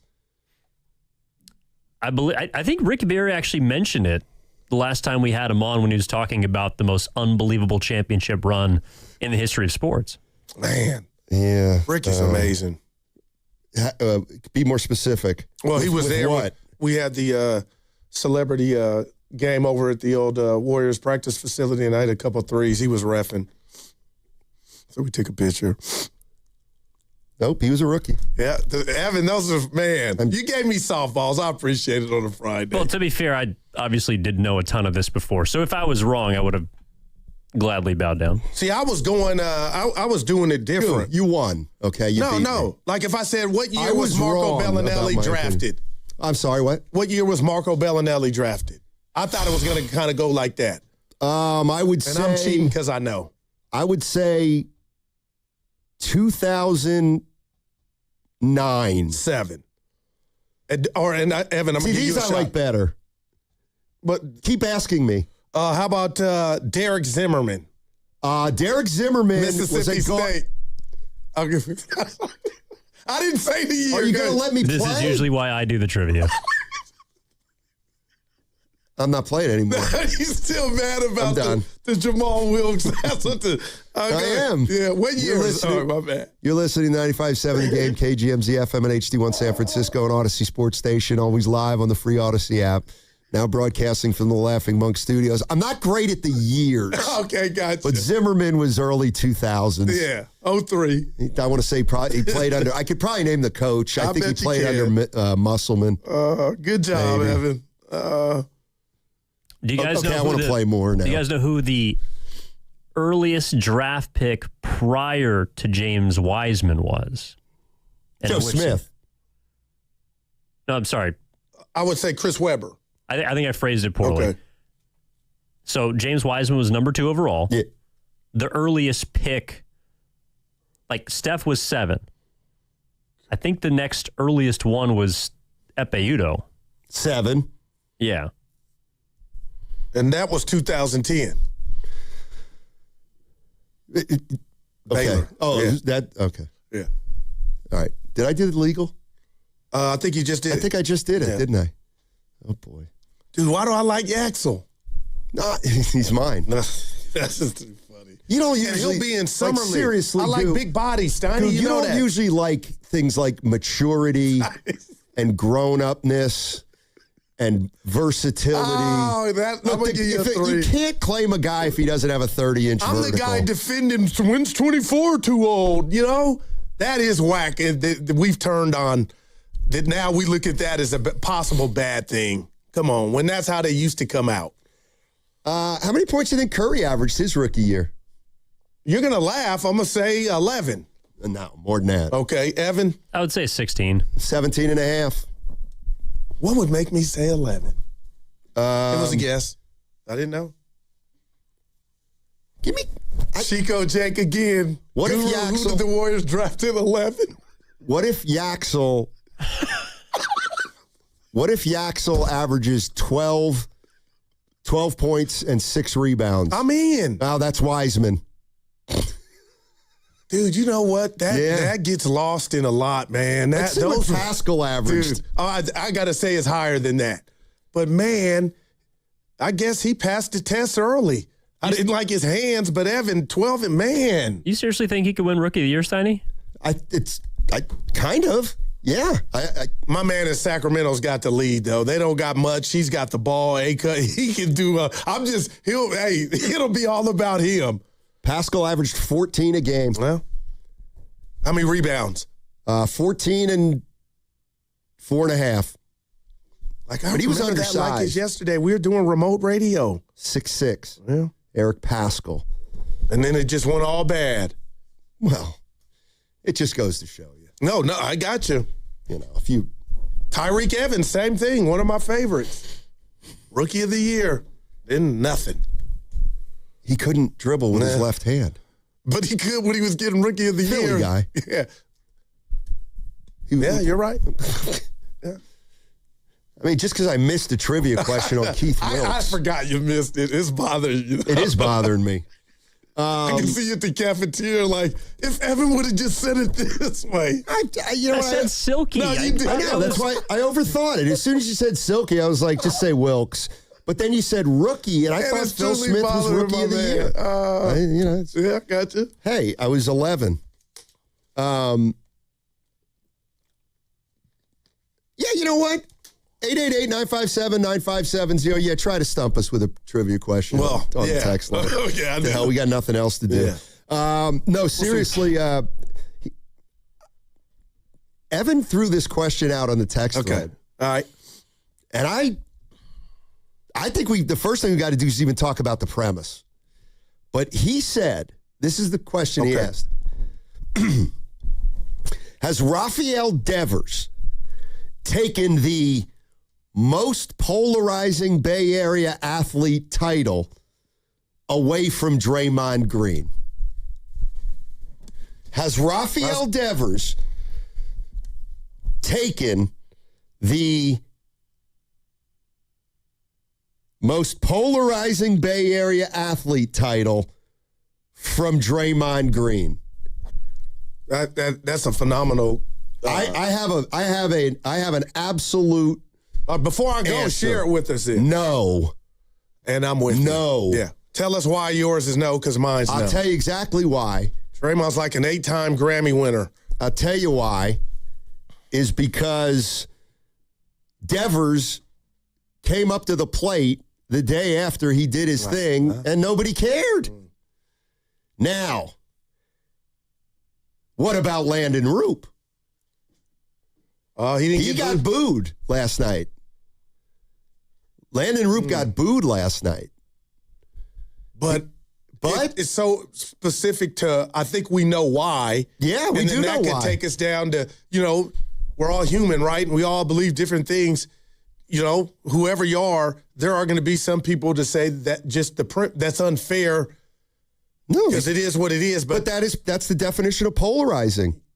Yeah, but I guess and I got to be careful here. Roop is what those guys did is polarizing, right?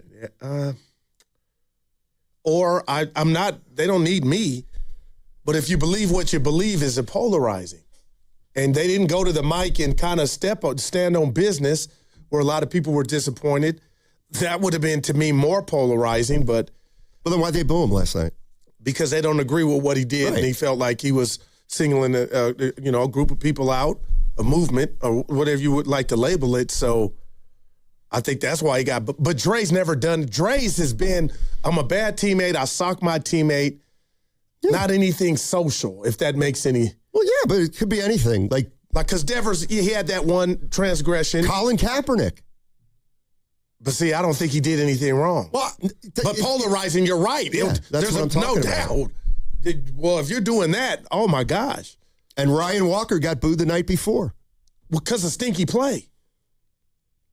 Well, I hear you. I got you. All same bucket. I hear you. Trying to think, like, in a crazy way, like, back in the day, Dunleavy was a polarizing player. Now, Pods. Okay. Yeah. How about Pods? Pods may be the most polarizing player in the Bay. Now, I'm not mad at 888-957-9570. But am I taking something? I'm not doing it on purpose. Polarizing can mean anything. Right, like, you can be polarizing for any reason. But what if you're not? I think Draymond tries to be polarizing. Okay. You get what I'm saying? So I don't think Pods was trying to be polarizing. It doesn't matter if you're trying or not. But that's what I'm asking. Is it fair if you're not trying to be? Yes. I'm like, just because you don't try to be polarizing doesn't mean Bobby Knight was trying to be he knew what he was doing, right? I mean, he was just a jerk. Yeah, but he knew being a jerk is gonna, my brand is growing, whether you like me or not. He knew what he was doing. I felt like it was premeditated with Bob Knight. So who are the polarizing people that have been in the Bay Area? Well, wow, man. Draymond comes to mind. Of course, Draymond. Will Clark. But see, now my whole definition of... Hey, if you're uncomfortable, no, never. If you're really uncomfortable doing this, my premise we don't have to do it. I feel like now polarizing has to be something political. That's what I'm asking. It can be anything. Yeah, it's not with Draymond. No, and that's why he's one of a kind. He's not polarizing because that's why he's never my been one political. of a kind.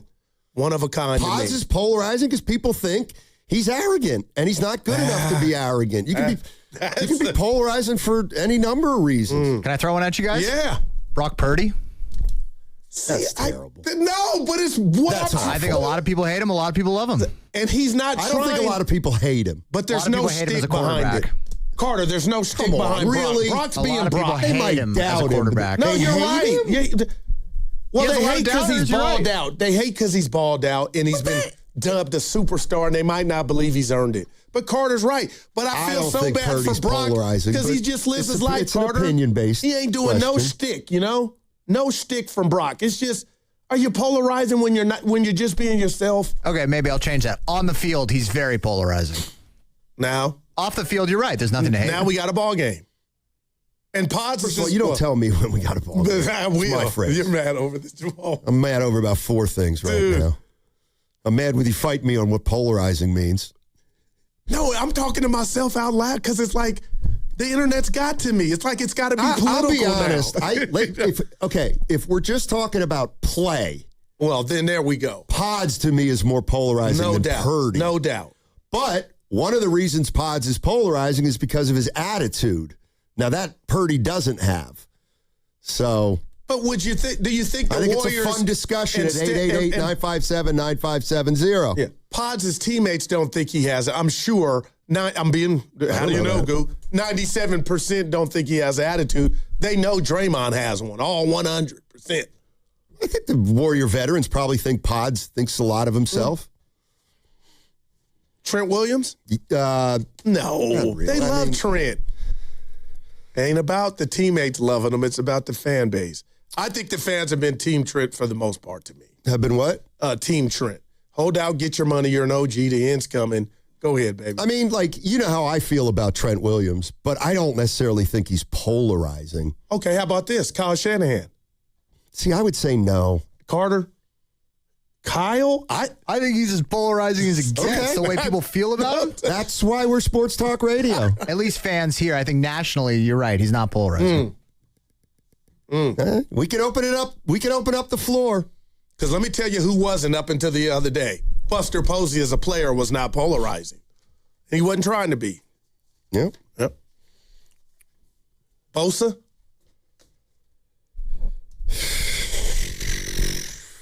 He has the politic component to it, Carter. I don't know, man.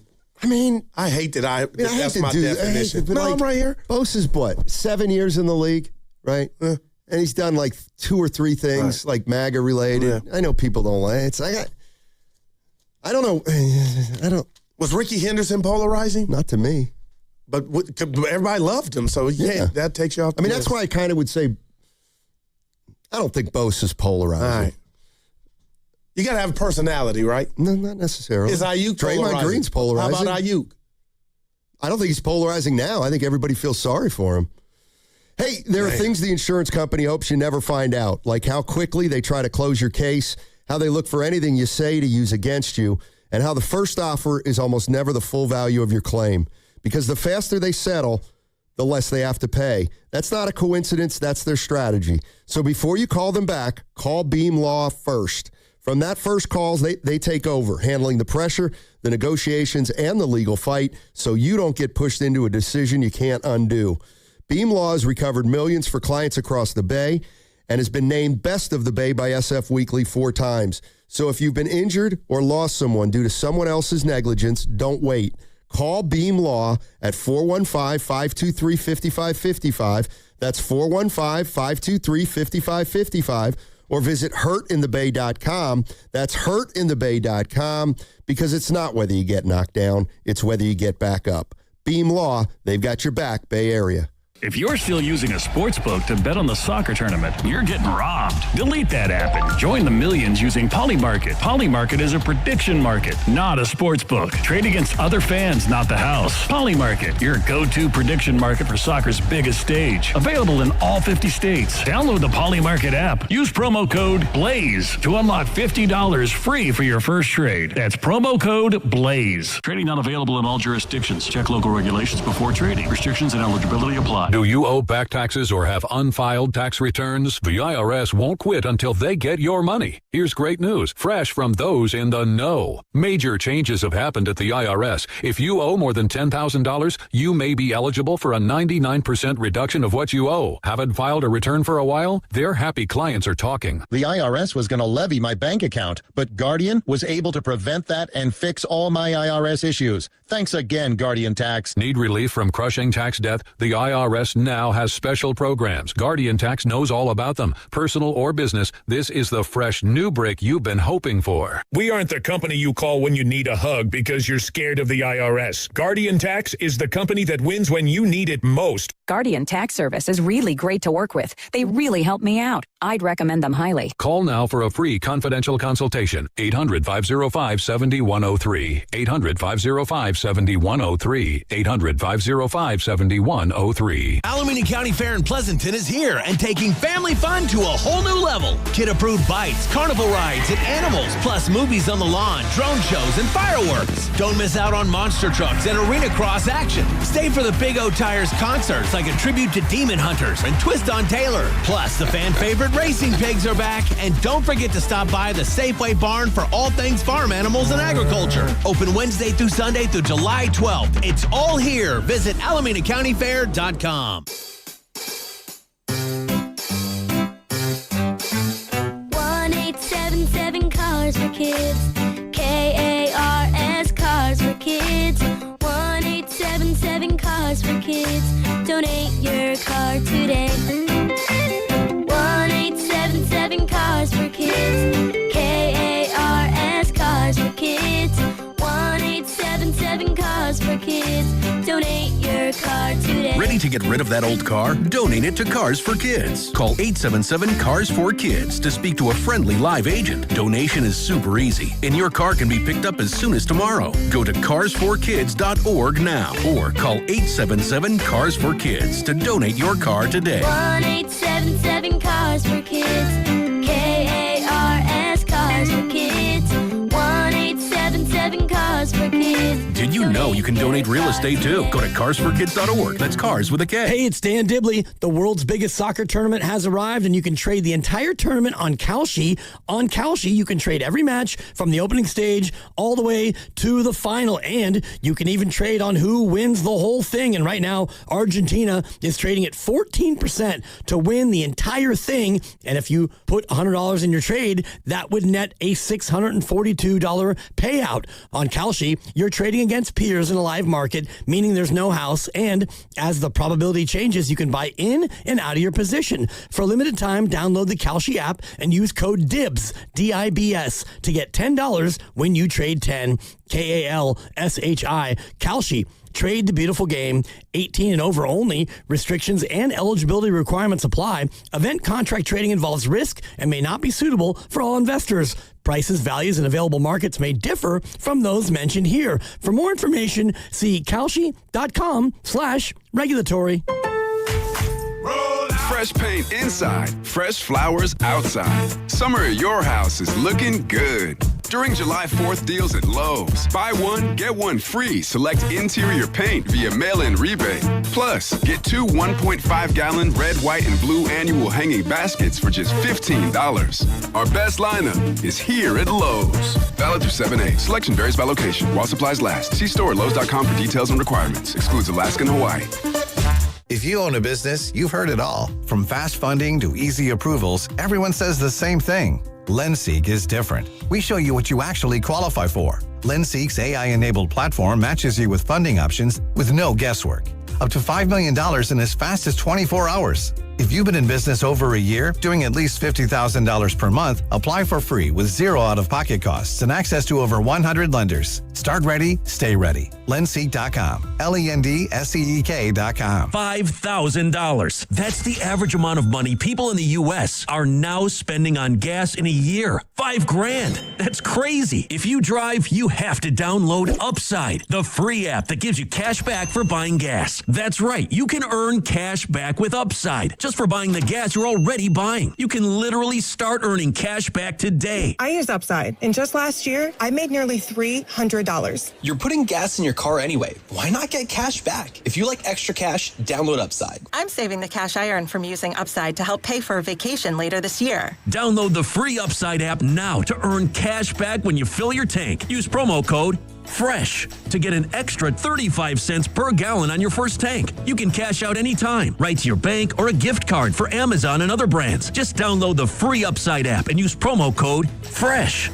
for a 35 cents per gallon bonus on your first tank. That's code FRESH for a 35 cents per gallon bonus.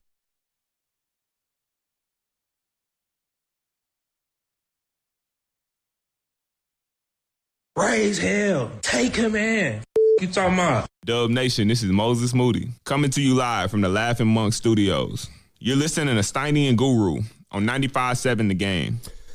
Oh, boy, a lot of stuff happening here. In my world. Well, mine just got a text about you. Well, I got a text. Let me go first. Okay, of course. So I got a team that backs me. They're rooting for me in my career.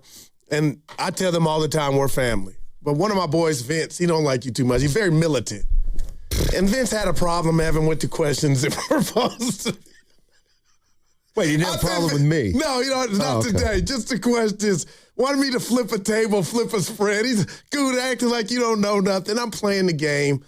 Evan, the questions were great, man. Well, to be fair, I didn't pick them for each of you. I got you. So if Sonny had gone first, he would have got your questions and you would have got his. Yeah, I got you. I have mine from my friend Jason. Says, what'd he say?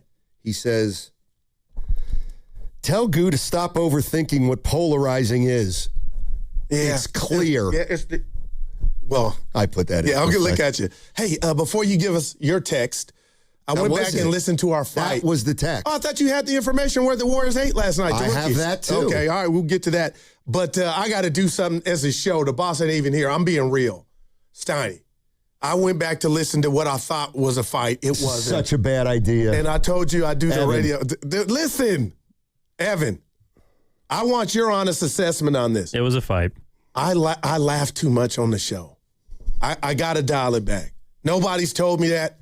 You're not that funny. But why? I'm laughing too much. I look like a hyena yesterday as I only watched 30, 40 minutes, Donnie. You're going to get a more serious Goo, man.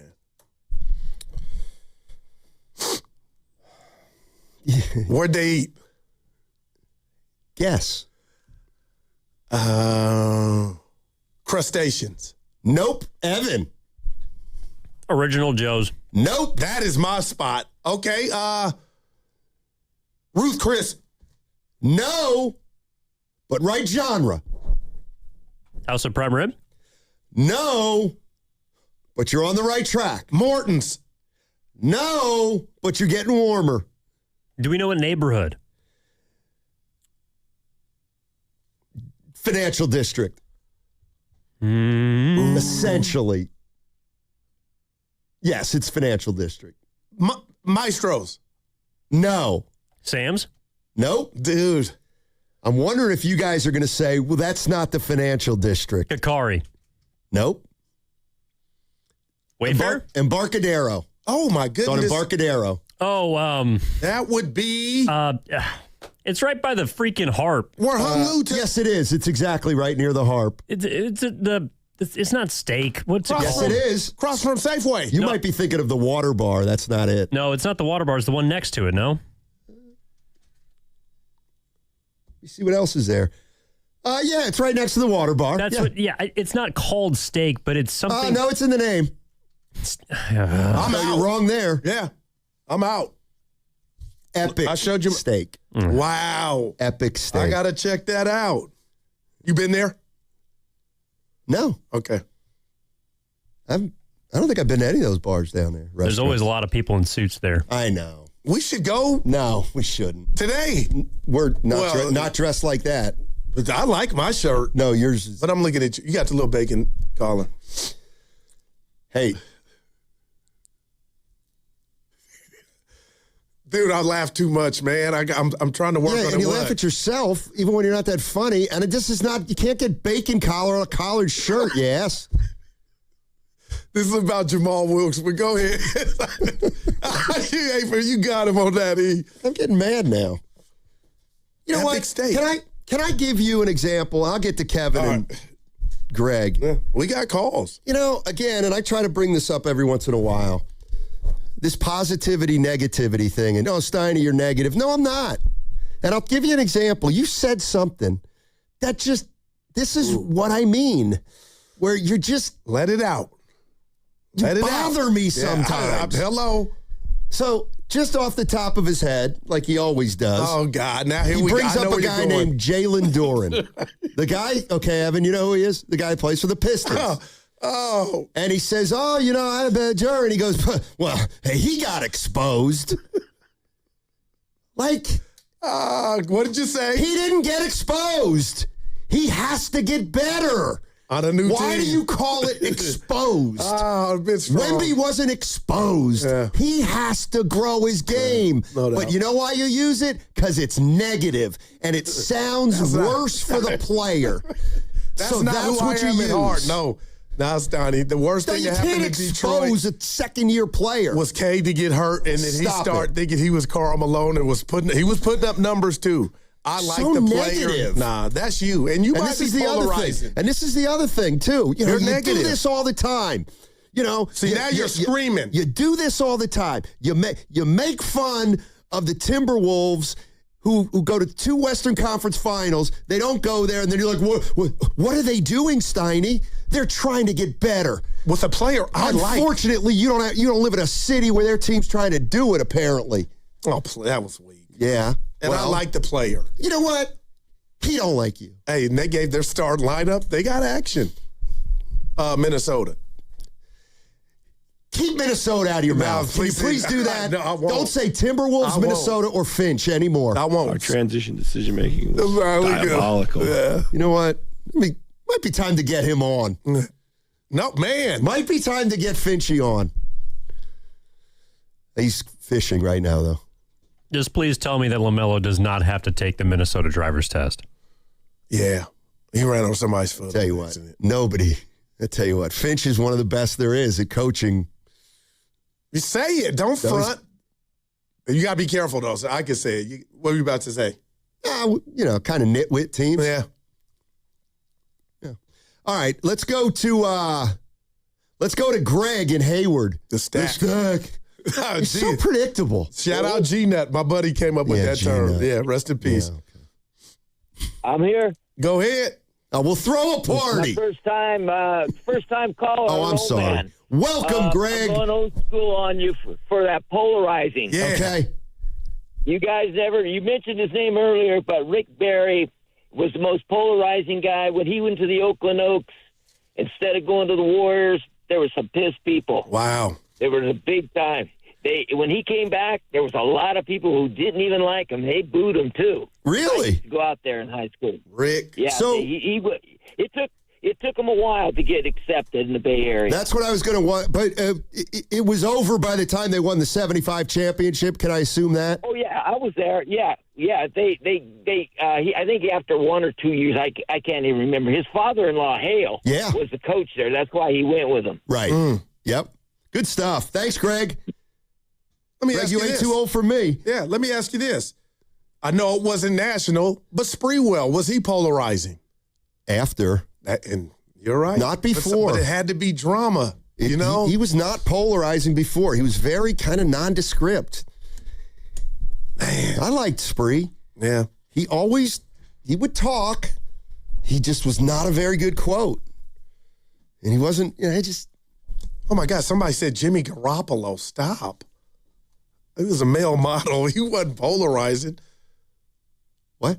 He was not polar. Well, I could make a case that most starting quarterbacks are polarizing. We talked about it before you left, but that's the play part. I'm talking about like Draymond is. I think Jimmy Garoppolo was polarizing. Right, the subject matter and just how good he was, I'll give you that. And Brock Purdy has something. You can make a case. Stoney, I guess I'm talking about the personality. Why are we burying the lead? By the way, you can be polarizing and have nothing special with your personality. Like Kaepernick. Jonathan Kuminga. Hey, count the bucket. Like, he wasn't polarizing. Yeah, oh, man. Per se. Yeah, count the bucket. But he was a polarizing player. No doubt. People either liked him or didn't like him. Nobody on the Giants outside of Devers for the last umpteen years, right? Landon Roop. Well, now. I'm sure we can think of some guys. Aubrey Huff. Yes. He was here. Aubrey Huff. What about that catcher everybody hated? Perzinski. Look at AJ. Did I say it right? AJ Perzinski? Mad Bum? Johnny LeMaster. Back in the day. Mad Bum? He was just a red ass. Bonds. Yeah, Barry Bonds. For real. Let's go to Kevin in San Francisco. Hey, Kevin. Hey, thanks for the segue, guys. You guys are killing it right now. You guys are fighting like brothers. I love it. And Goo, you got to keep laughing. We love to laugh. I will. I'm trying to work on it. You got to make up for Donnie not laughing ever. Well, you know what? I hadn't looked at it like that. There you go. Yeah. I'm just kidding, Steiny. We love you. Why do I like this guy? Right. I do kind of like this guy. I don't know why. No, I do. I'm just playing around. You guys are amazing. So the defining characteristic of being polarizing is the define it for extreme Goo. intensity. Yeah, here it is. The defining characteristic of being polarizing is the extreme intensity of the opinions and the absence of a middle ground. It does not have to be an equal division. So, like, if half the fans are one way and half are the other way, it doesn't have to be half and half. It could just be. It has to just be extreme opinions about any topic at any ratio. Gotcha. But in yeah, I mean that's just the dictionary saying that. But my thing on Bonds is interesting. I think at very first glance you'd be like, of course he's polarizing. He's Barry Bonds, face of steroids. Of course that would be a polarizing thing, and that's true. But the thing is, nationally, I think Bonds wasn't. I mean, he was polarizing, but like 95% of people outside the Bay Area just, don't really like him. But in the Bay, I went to game 756. Like, that stadium was packed. The place went ballistic. I don't think he's as polarizing here locally as he is nationally. And I think this actually applies to a lot of athletes everywhere. So I thought that would be an interesting thing for you guys to talk about. All right.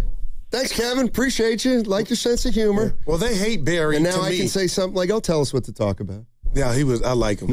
No, people hated Barry outside of here. That's why he's not in the Hall of Fame. We love him here. I don't think Barry's polarizing anymore. Yeah. Well, the movie's over. The show's over. Well, but you could, is Charles Barkley polarizing to some people? Oh, my gosh, Steiny. He'll say whatever he wants. No doubt.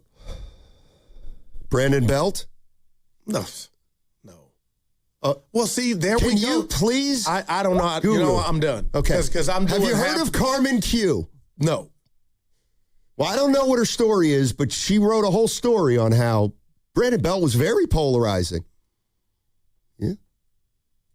Yeah, and I'm just getting lost in the weeds in regard to he wasn't trying to be, but people were so frustrated because it was like, knock, knock, who's home? Your career. You're supposed to be this big bopper. So I get fans' frustration, but I guess in this world now, Steiny, I was about to call you Stephen A., I guess I'm looking at guys like that that are polarizing, some that are trying to do it on purpose. And we're in the era now, TikTok, everything's done on purpose, even though it's great, Everybody's the thirst. So you don't remember the Belt Wars? The Belt Wars, Brandon Belt Wars. Yeah, you don't remember that? Radio Wars, Steve Berman. No, this is a... Kareem Abdul-Jabbar was polarizing. Come on now, Muhammad Ali. We might want to drop this. Are you saying no to Kareem? I'm saying no to Kareem. Oh, my gosh. No. People hated him. Who? Once he went Muslim, and I thought, yeah, they were like, who's this dude? Huh? He didn't jump out to me, but Muhammad Ali. Quiet. Muhammad Ali. Sure. I'll give you Ali. I'll give you the other guy, too. I'll give you Kareem, I guess. I don't know. Bobby Knight, that was a good one. Yeah. Let's go to Spencer in Berkeley. Hey, Spencer, how you doing? I'm good. How are you guys doing? Hey, doing well. Thank you for taking my call. I wanted to jump in here because a name that everybody in the Bay Area currently would not think of is Steph Curry. And if there's two time periods that I want to talk about here, but if you think early on in his career when it was, you had the Monte crowd and then you had the Steph crowd, and he was going through a lot of ankle problems and issues. Yeah. That was very polarizing at the time. And then nationally now, it's always the discussion. Of course, here, he's the greatest shooter of all time. He's the GOAT. Right. But the polarizing conversation around Steph is always Steph versus Bron. And especially with the recent conversation of, will Bron come here to play with the Warriors and end his career that apparently Steph went and had a meeting with him, whatnot, has also kind of brought that back up. There's a lot of people that have said never. Don't ever let that happen. And then some people, myself included, are like, well, that would be box office. I mean, I don't know that they'd win a championship, but I don't think you'd ever see crowds. It'd be like the Caitlin Clark effect in the WNBA. No matter where they went, it would be absolute bananas. Every journalist, every media member would be there. Everybody would want to see it. It would probably be Bron's farewell tour. Steph's getting close to that too. What could they do? Age versus youth, all that stuff. So I think even the greatest shooter of all time, and probably, a lot of people in the Bay Area will put him as the top point guard of all time. There's always the debate between, Isaiah and others in that conversation as well. But Magic, as the position has progressed. But I feel like on a national level, on multiple ways, Steph has been very polarizing. Not that people disagree that he's the greatest shooter of all time, but there's always the debate. I see what you're saying. Thanks, Spencer. Appreciate the call. So it can be polarizing and positive. Because I'm thinking now of Mike Tyson, Al Davis. You know what I mean? Al Davis was polarizing. You give me that. You count that bucket, right? Yeah, probably. Just win, baby. That's great. Well, that's interesting. Who's Caitlin Clark? I mean, man, I like that one.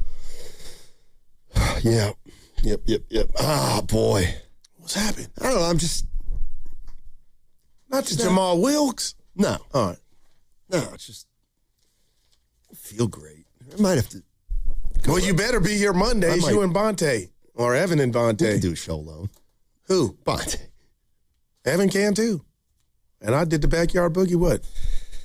That wasn't really a 4-hour show. Any credential I have, he tries to, dude, you really look like you cool? Ah! Do we need to go to the bullpen? May need to give the coach the fist for a little sub soon. Bob in San Francisco. What's up, Bob? Hey, great show, fellas. Oh, thanks. First off, the only one I know of that didn't look like Kareem was Bruce Lee. And I thought, no, that's from the movie. Yeah, no, I got Stoney was looking. Yeah, I knew. Yeah, that was a good one. That's one of my favorite scenes of all time, actually, right there. I was going to ask you guys a question because since Brandon and you've kind of gone a little haywire here. Has he entered the Antonio Brown territory? Yes. I say yes. Okay. I think he's on the doorstep. I need to see if he gets a new team then I'm going to say no. And then let him run off the field by taking his shirt off. But I see what you're putting down. I said that before. Go ahead. I'm sorry. All right. I appreciate it, fellas. You have a good day. Thank you. Have a great weekend, Bob.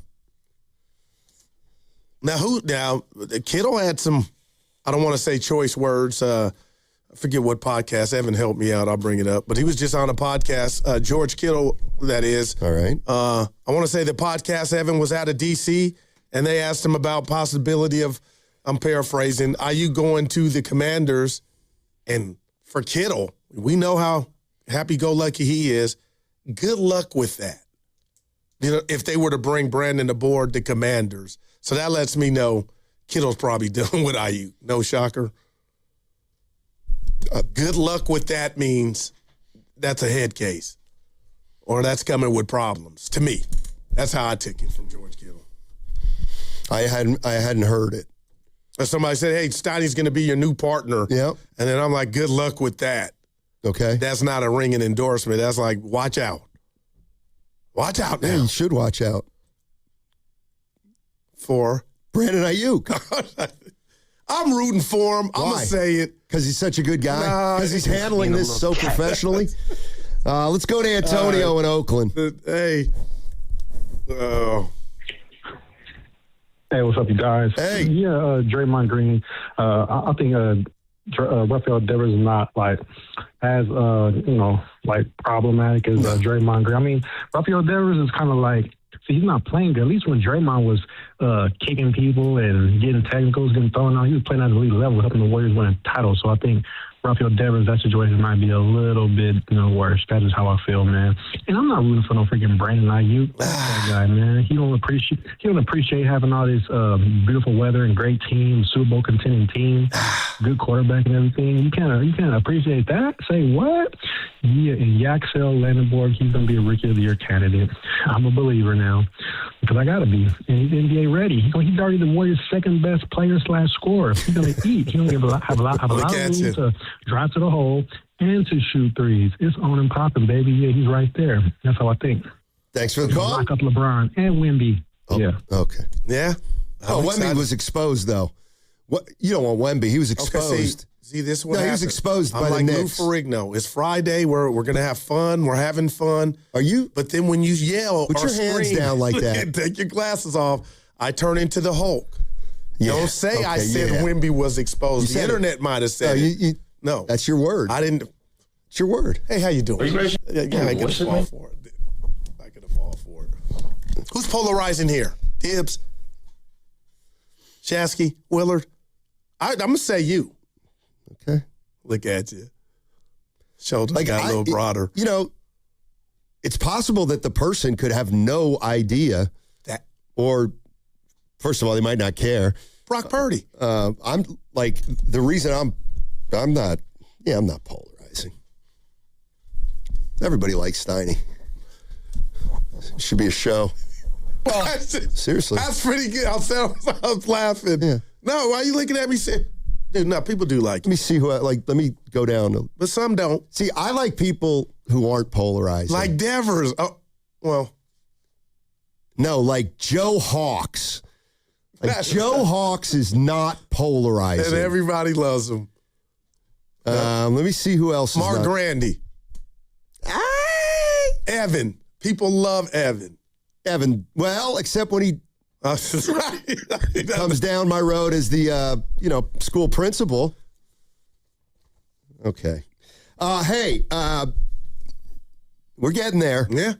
No, I'm fired Can you up. do me a favor? You think of something to talk about on the other side. Hey, that segment was brought to you by Cache Creek Casino Resort. You're going to love the way Cache Creek Casino Resort feels. Every escape there will feel a little more extraordinary. Every getaway, a chance to make the moment yours. Everything at Cache Creek Casino Resort will feel wonderful. Cash in at Cache Creek Casino Resort. You know that Big Bargain detergent jug is 80% water, right? It doesn't clean as well. 80% water? I thought I was getting a better deal because it's so big. If you want a better clean, Tide Pods are only 12% water. The rest is pure, concentrated cleaning ingredients. Oh, let me make an announcement. Attention shoppers, if you want a real deal, try Tide Pods. Stop paying for watered-down detergents. Pay for clean. If it's got to be clean, it's got to be Tide Pods. Water content based on the leading bargain liquid detergent. Hey, this is Lauren, and a little thing I love about the hash brown scrambled burrito is that it's gonna add the protein that you need. The eggs with those crispy nuggets. It's the ultimate combo. Hi, this is Maya, and a little thing I love about the hash brown scrambled burrito is that it's packed with protein. Having Chick-fil-A chicken in a breakfast burrito is just phenomenal to me. You have the chicken, you have the eggs, and then you add these hash browns. It's just complete, honestly. Order the Chick-fil-A hash brown scrambled burrito and Simply Orange Juice on the Chick-fil-A app today. Real guests paid for their testimonials. Honey, did you invite the minions over? Hello. Well, you know how we talked about getting Wi-Fi from Xfinity? Yeah.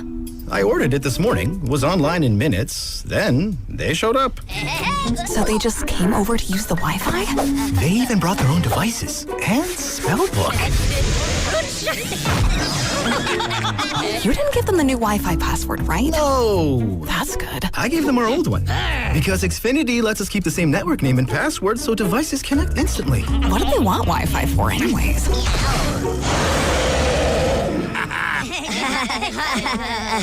Better not to know. Plausible deniability. Get streaming or scheming instantly with same-day Wi-Fi from Xfinity. Plus, lock in one price for the most reliable fiber-powered Wi-Fi for 5 years. Guaranteed.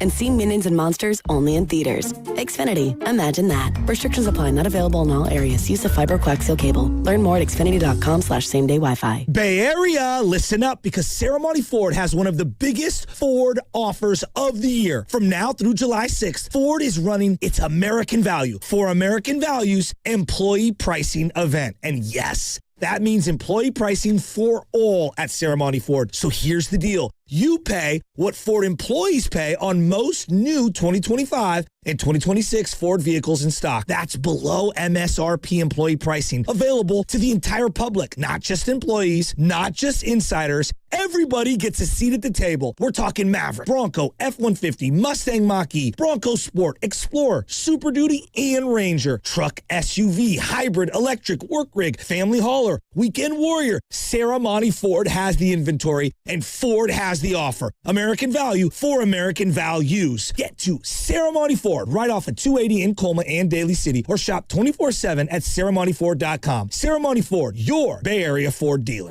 A lot of Bay Area banking customers are faced with a choice. Which financial institution best fits what they're looking for? It might make sense to consider a bank's history. Take Fremont Bank. For 60 years, we've provided stability and consistency with an emphasis on relationships. We've grown one customer at a time, not through mergers or acquisitions, because that's how you can do business when you're independently owned and community focused. Fremont Bank. Here for you, here for good. Finding great candidates to hire can be like, well, trying to find a needle in a haystack, but not with ZipRecruiter. Its powerful technology actively finds and invites qualified candidates to apply to your job. So while other companies might deliver a lot of hay, ZipRecruiter finds you the needle in the haystack. See why 4 out of 5 employers who post a job on ZipRecruiter get a quality candidate within the first day.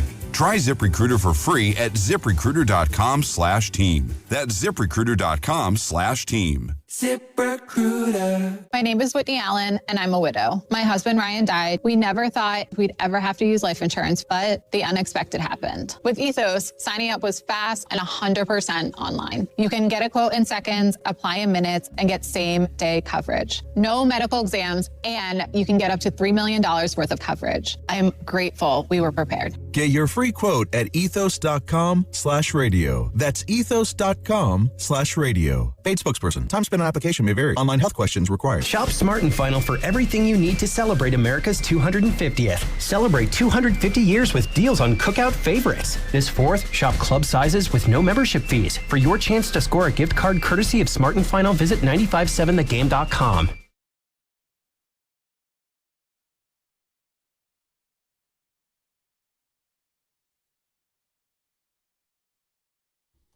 Now back to Steiny and Guru.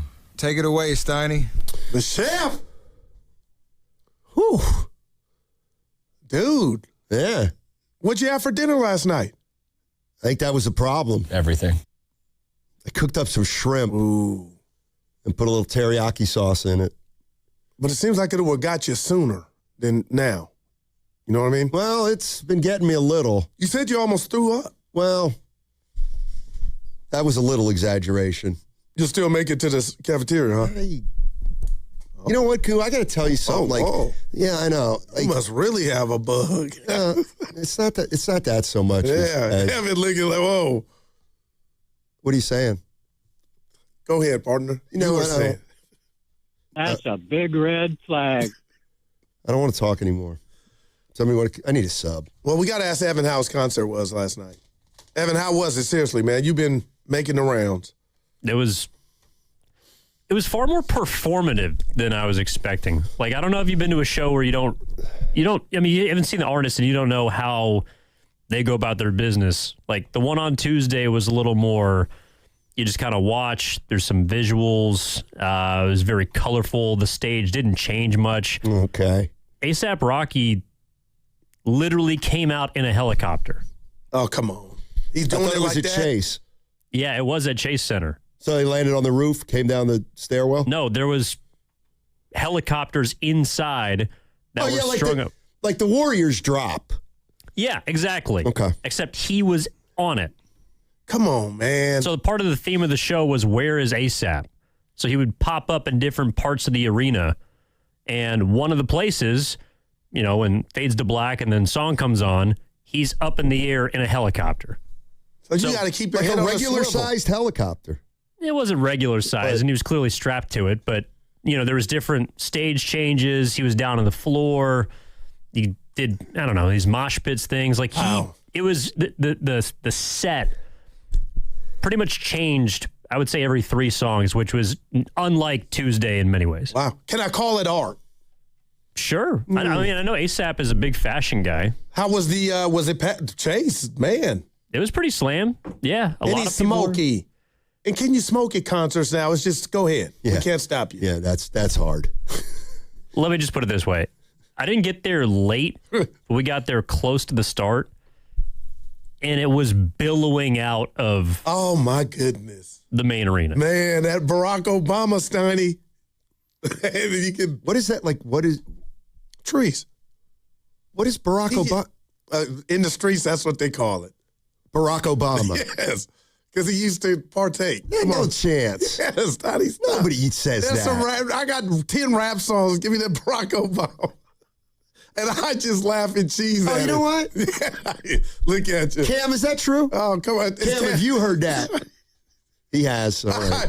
My man Cam. And we need to apologize to him.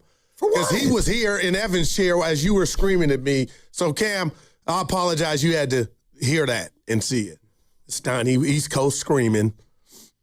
You are so soft. He was laughing the whole time. Oh, it was seriously. The East Coast is right about West Coast. Well, you left. They ran you out. I'm still on the West Coast. The best. You know why coast. they ran me out? Because I was soft. But out here. Oh, please. My tummy hurt. They ate some shrimp. Now, how you feeling? You want to talk about how many times? Oh no, I'm here for you. So now you're criticizing me being sick and coming into work. Never.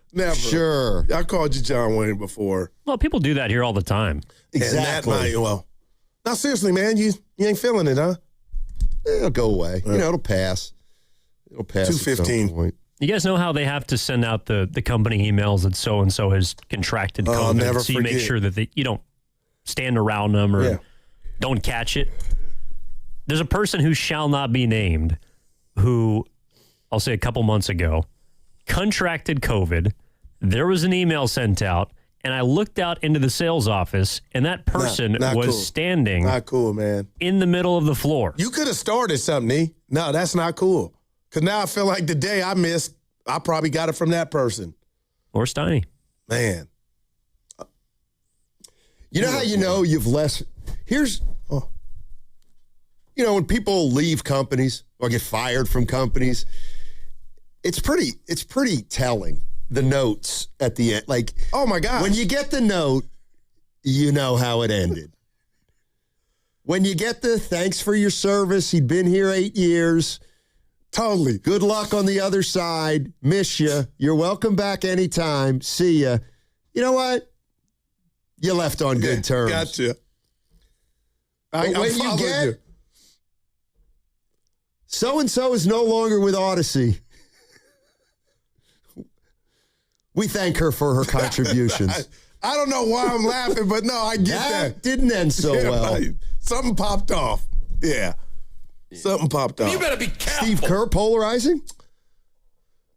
I'm going to say because he is quick to share his political views and speak his mind, that qualifies. What about what about the fact that he detests rookies? Don't do that. Pods and Will Richard would tell you different. Yeah. But I'll give you that. I'll give you polarizing. Yeah. All right. He cannot be that guy.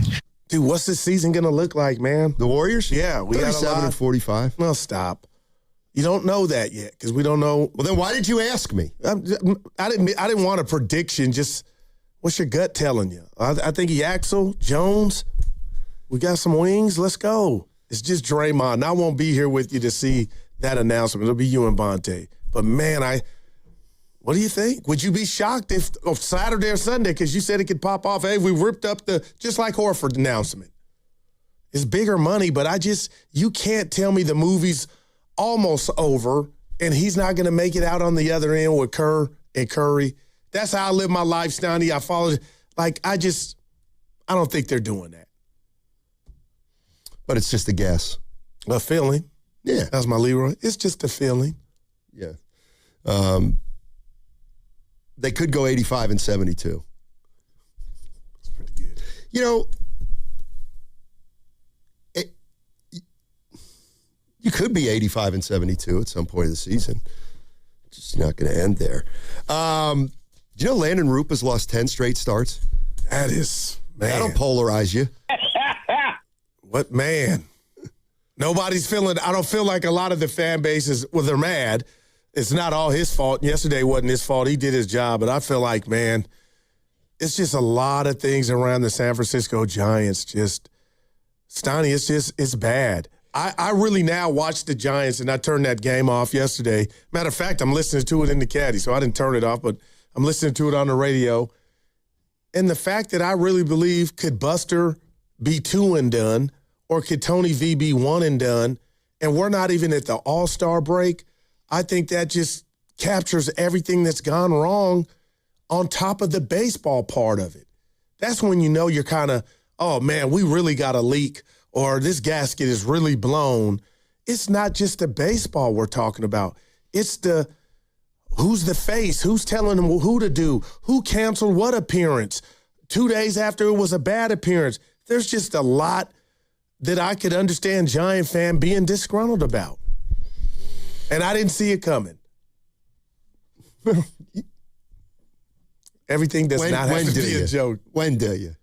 I asked this. Remember, I stumped you last week. What's the last thing you were on top of? Well, in terms of a sports phrasing. Well, that either. We know that. Listen, that's pretty. Hey, that's Big Smoothie's line. Hey, listen. Oh, man. Hey, listen. Steiny. Yeah. Let me know when you think of one. Last time you nailed something, sports take No, seriously, there's too many. I'm just, man, I'm boxing with myself right now upstairs. Yeah. I'll get with you. Keep talking.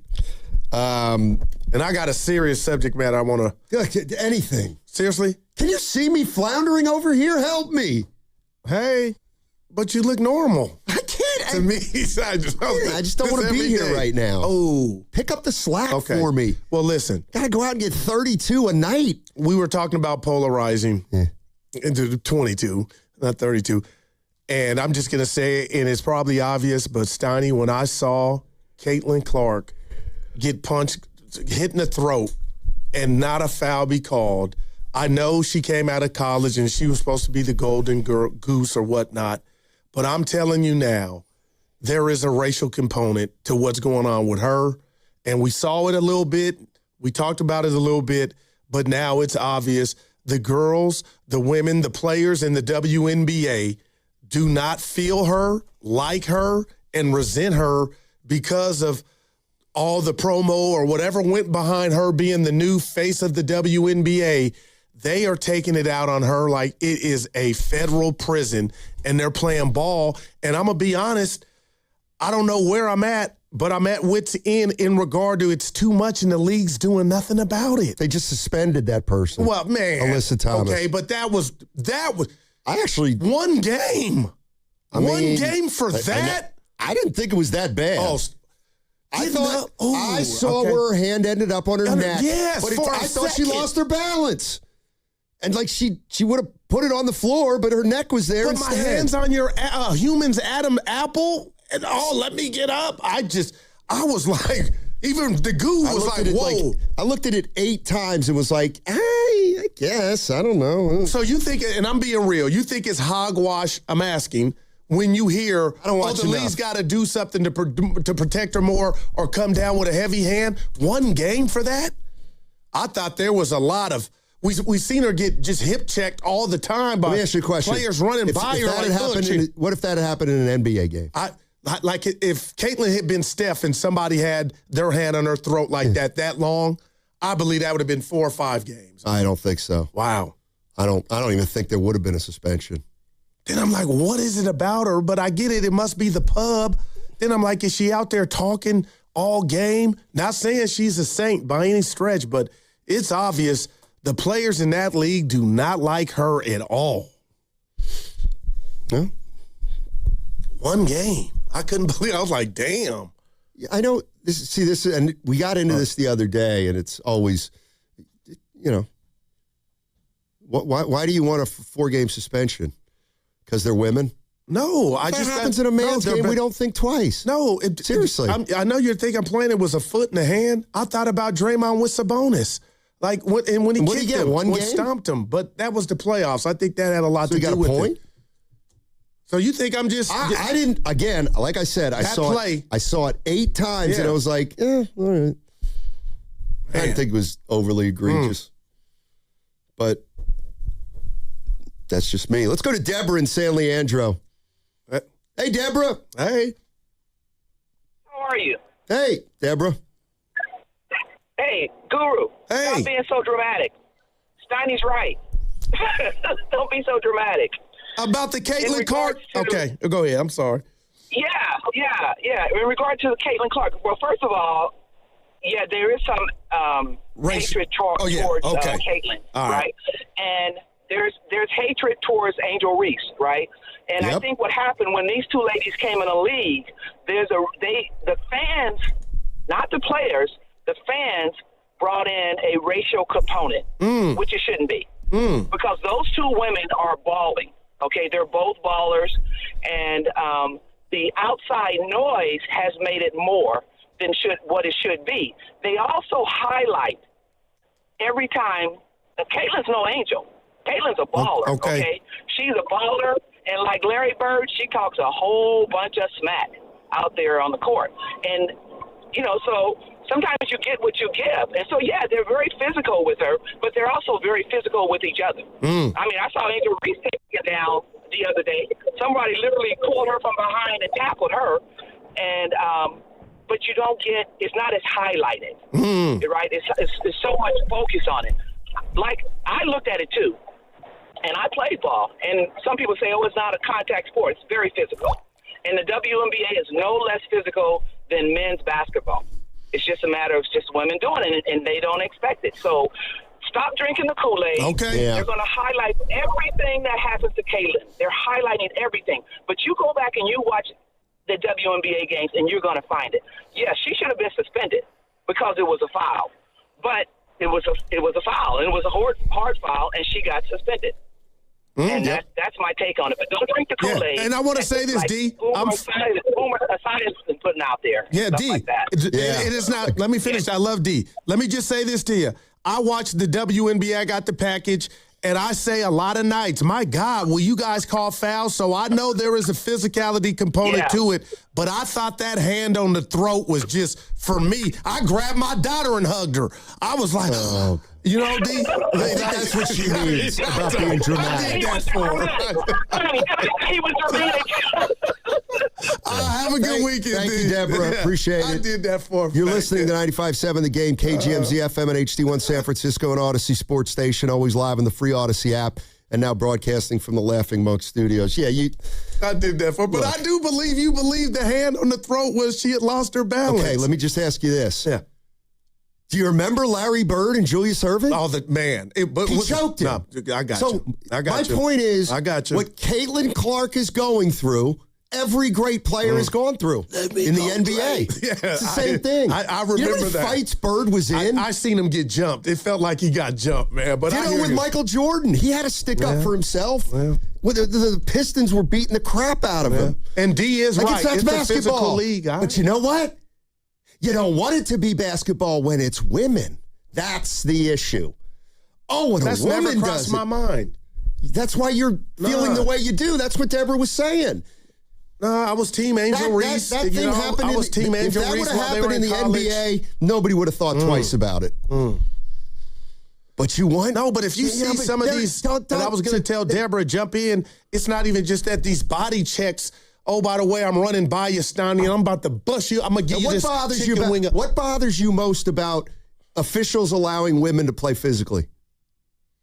No, it just, for me, it mars the game. Call a foul a foul. Okay, but didn't we like the NBA playoffs when they let it get physical and the games were at 150? But if you keep it real, over the 8 years you've been with me, there's a degree, like, don't let it mar the game. So the WNBA is more physical than the NBA. No, I'm not even, see that you're trying to give me homework assignments. I'm not here for that. I'm just telling you, I love physicality. I wore 34. I don't know what that means. But when you start not calling fouls, you're giving the defenders... not calling fouls. They're letting them play. Yeah. But some of the stuff I'm saying is feel like both of them, but it's tackle football. It's like, come on, man. Come on. And I played at the Feds. Stop.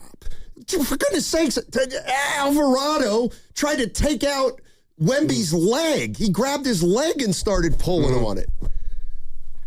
That happened. Damn right it happened. You're telling me to pick you up.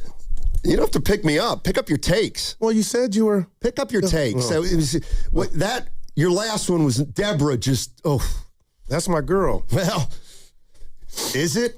Yeah. Yeah, well, she thinks you're a little diva. Yeah. Well, I got her to laugh at the end. She thinks you're a little emotional. You like my little joke about my daughter. Yeah, exactly. Yeah. Go ahead. You wanted to ask me something. No, I'm irritated. Okay. Yeah. And that just means you stop doing the show? No. I mean, what if I did that? I'm not really irritated. Hey, did we talk about Rossini yesterday? No, we did not. And I've been waiting all week. Oh, okay. But see, you could go ahead. You start it. Well, you're right. Because I'll set it up, and then you hit the grand slam. It's a wow, man. Here, I'm going to groove a couple for you. Right. I don't want to talk about her.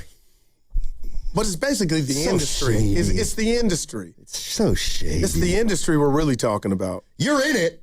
And, dude, we got what's bugging you if you forgot. Oh, no. I remember, yes. Yeah, you, Grandy, Bonte, and myself. I can't wait for the guys to come in. But it's Friday, so we'll have another edition brought to you by Atco Pest Control of What's Bugging You. And, Stoney, I guess you are right now. Because I was just looking out for old Caitlin Clark. I mean, listen, I didn't like her. But I know what I know, and I'm a fair person. I just been like, man, that's some. And it wasn't just that one, instance. Yeah. Angel Reese, like Deborah pointed out, took her down the other day. And she was up barking. Like, seriously, I know she talked. Did you feel the same way about Bird? Well, I didn't like Bird. And you said you didn't like Caitlin. Yeah, but now I'm warming to her. And I told you that last year because, her skills are on display. I like her as a player now. So, but I'm just I get it. They're jealous of her. They're jealous of her. No, I get it. Oh, I get it. Okay. What do you get? I do get it. I get it. It's just who you pick and choose, who to back. Like this is. I'm not seriously. Picking or choosing. This is the thing. Yeah. All right. The topic is physicality. Okay. Now. No, the topic is race.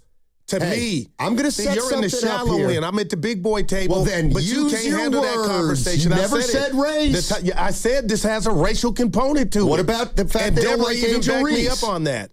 That's different, and they like it. Like and hate are two different. Dislike and hate are two different things. The reality of the situation is, to me, you pick your favorites. and you think they're beating up Caitlin Clark, and it's like it's outside the norm, just like you think Steph Curry's gotten the worst whistle in the NBA in history. On that one. And I'm just saying, well, what about a guy like Bird who got challenged all the time? Just like those other guys. Yeah, but to Deborah's point, Bird was a talker, and Caitlin talks too. I watch it, but I've seen some things like, damn, okay, that went unchecked. Nothing there. But the premise is, right, there is a racial component, Clark, but you don't like Bird. There are a lot of players in the WNBA that are jealous of her. Okay, there are a lot of players in the NBA jealous of Steph. Yeah, but they don't. They don't what? They don't beat him up like they're doing her. Well, and they you can't. said his whole career they've been beating him up. You're playing verbal games, and you can have fun with it, the Olympics. But you know what it is. I'm not the only one that says Steph Curry doesn't get the Kyrie Irving and the others type whistle, and that's fine. But the bottom line is this is hate, man. Yeah. And you just admit you don't watch often. You see the highlights. This is basketball. This happens to stars. And I don't think it's any different than Jordan and the Pistons. I don't think it's any different than Bird and the Sixers. But Shani, to that point, they changed the rules. You could do that with Jordan, and you can't do that now. You'd have a felony if you tried to do. Well, then why do you think why do you say Steph Curry gets beat up? I just watch him go to the rack and finish and not get a whistle compared to some other guys his size. And he's still incredible. But I'll never not believe that. I'm watching my eyes, and I'm not the only one. But why is it happening? Because, he's a great player. That's what happens with great players. Yeah, but you get defended, harder. Yeah, but is Kyrie Irving any greater of a player than Steph? I would say they're on the same. Okay. And I see lesser players get a better whistle. That's all. That's my point. Okay. I'm not saying Steph doesn't get foul calls, but for a guy of his stature, going to the rack, getting knocked down to the ground, Stoney, I'm not Bob. There is a club out there. Yeah, of homers, Goo. Oh, man. Of homers. Right. Of flat-out Warrior homers. Go to Denver.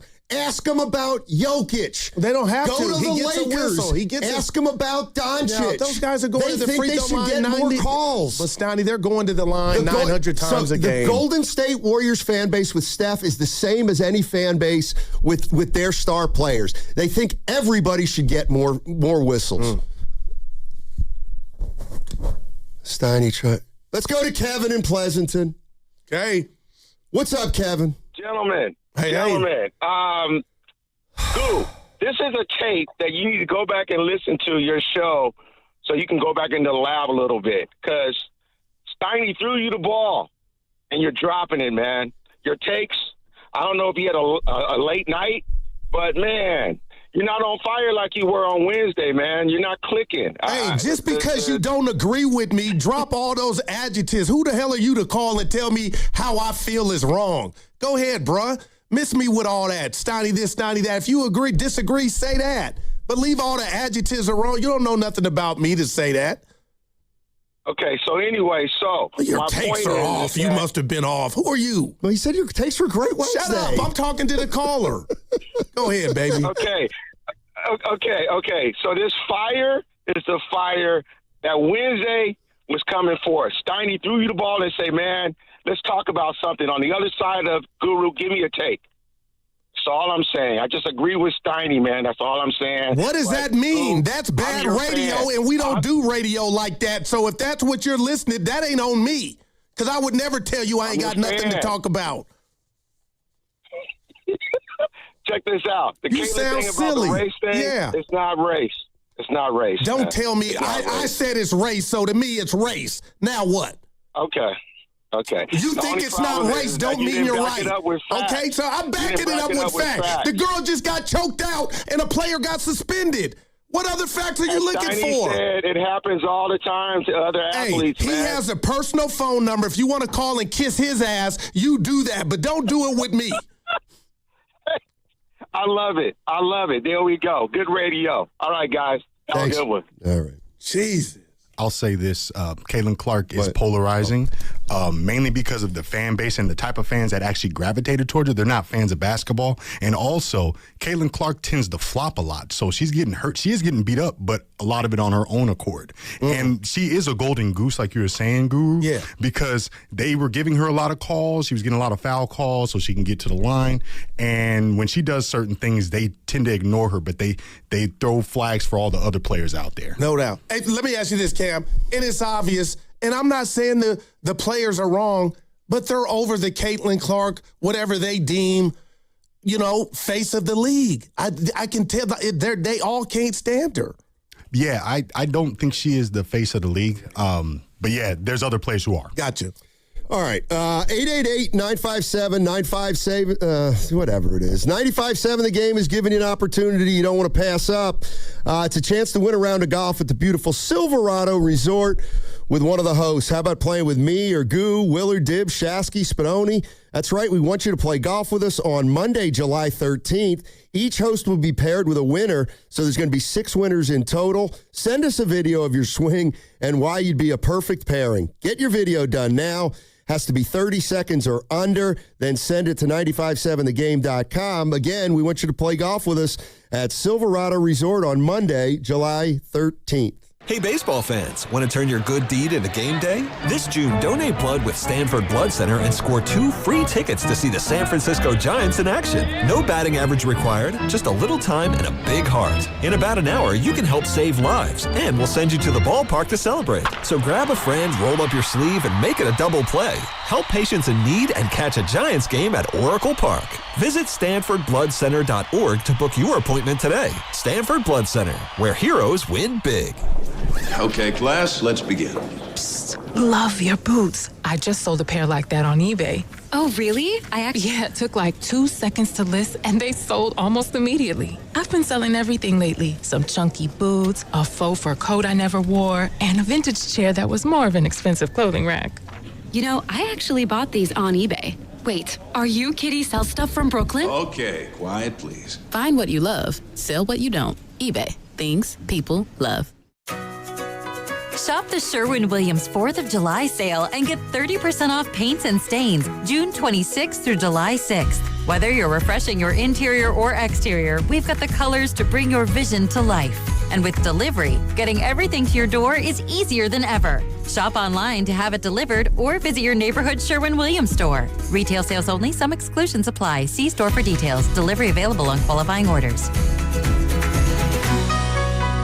This is Larry Flick, owner of The Floor Store. Our 4th of July sale's on now. 25% off store-wide through July 6th. Carpet, hardwood, laminate, waterproof flooring, and much more. With a sale like this, who needs fireworks? The Floor Store, your Bay Area flooring authority. Hey, it's Willard. At Hobbs Law, it's never been about attention, never about applause, never about goofy smiles on candy-colored billboards. For more than 40 years, Hobbs Law is focused on one thing, fighting relentlessly for injured Californians. Because behind every catastrophic injury case is a human life forever changed. That's why Hobbs fights with preparation, intensity, and relentless commitment. No fluff, no distractions, just real advocacy for injured Californians. Hobbs Law, relentless for justice. Visit HabbisLaw.com. Omar Habbis is a California licensed attorney. Offices in Northern California, including San Jose. Past results do not guarantee future outcomes. If you're still using a sports book to bet on the soccer tournament, you're getting robbed. Delete that app and join the millions using Polymarket. Polymarket is a prediction market, not a sports book. Trade against other fans, not the house. Polymarket, your go-to prediction market for soccer's biggest stage. Available in all 50 states. Download the Polymarket app. Use promo code BLAZE to unlock $50 free for your first trade. That's promo code BLAZE. Trading not available in all jurisdictions. Check local regulations before trading. Restrictions and eligibility apply.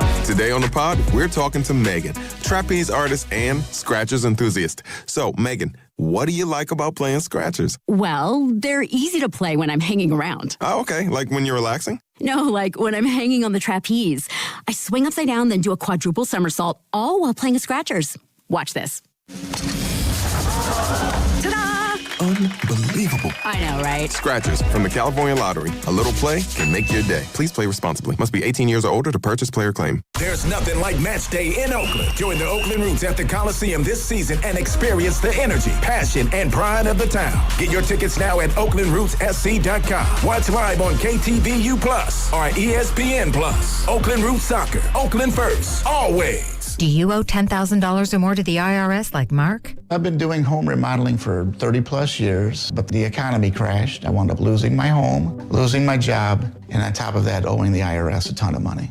I owed the IRS $114,000. It really, truly was the worst part of my life. Then Mark found tax relief advocates. On news radio, I heard about TRA, and I thought, what's the worst that could happen? So I picked up the phone and I called them. When it was all said and done, TRA settled my $114,000 debt for $100, and I'm telling you, I was ecstatic. Could not believe it. Would recommend TRA to anyone. If you owe 10 or even hundreds of thousands of dollars to the IRS, don't lose hope. Do what Mark did and call TRA for a consultation. But TRA did. They gave me a second chance, and I'm forever grateful. Visit TRA.com or call 800-491-9914. 800-491-9914. That's 800-491-9914. If life is a game to be won, then every child deserves to play on a level field. Children International is empowering young people in poverty on their journey by giving them the tools, the training, and the skills to shape their own futures. From the early days of development through all stages of growth and into employment. This is how, together, we can help end poverty for good. Learn more at children.org. Jake from State Farm. I just beat my running PR, so I'm celebrating with the Banana Bonanza smoothie. Hey, and you can keep celebrating when you create an affordable price just for you by bundling your home and auto with the State Farm Personal Price Plan. Go bananas. I will. Hey, make it a large. Bundling, just another way to save with the Personal Price Plan.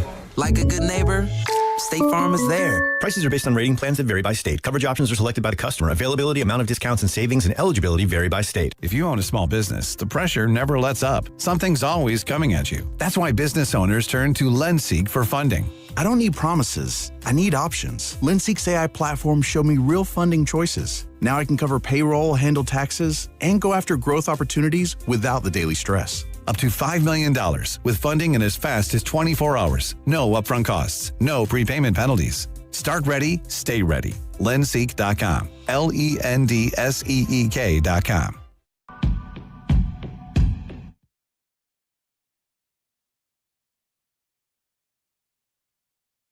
I'll go deep into my bag. Bring the temperature down low. 3, 2. Yo, this is John Spider Sally, 4-time NBA champion, and you are listening to Steiny and the Guru on 95.7 The Game. The Guru. Hey, you want to take a hype? You want to? Can I ask you a hypothetical? All day. Okay. I want you to imagine the following. All right. You drive. I don't understand that. You got to ask him, though. Go ahead. So you're driving into work, and you happen to accidentally, I know sometimes it happens, but accidentally you veer into the carpool lane. Okay. And you get pulled over. Gotcha. Now you're pulled over, and the cop comes up and goes, "What's going on, man?" And of course, you'll say something like, "I got a radio show I'm late for," or whatever. Yeah. And which I've done in the past. Okay. And then the guy goes, "Oh, you're Guru." And you say, "Yeah, I'm Guru." And he goes, "Man, okay, I know who you are." And he said, "Well, I got it. Give me your license and registration." He goes back to the car. Got you. Comes back, and you say to him, "Hey, you a Warrior fan?" And he goes, "Definitely. I love the Warriors." And then you say to him, "Tell you what, how about I get Bob Myers on the phone for you just to say hello?" Okay. And then you call Bob Myers, you FaceTime him, and you give the phone to the cop, and Bob Myers tells the cop that you're a good guy and that he shouldn't give you a ticket, and then the guy doesn't give you a ticket. Would you ever do that? No, the answer is no. You wouldn't, Goo. You would never do that. Now, I got to be full transparency here. Well, I wouldn't want to put Bob on the spot, but if I knew it could help me get out of the ticket, I would, and it was you or I would call. So the reason I'm asking is because Diana Rossini and I know of The Athletic, apparently there was a story about her. She was the one who was, her and Mike Vrabel. Anyway, apparently she got pulled over in Buffalo. Yeah. And she says to the cop, "Hey, are you a Bills fan?" And he said, "No, I'm not a Bills fan. I'm a fan of another team." Okay. I don't know what the team was.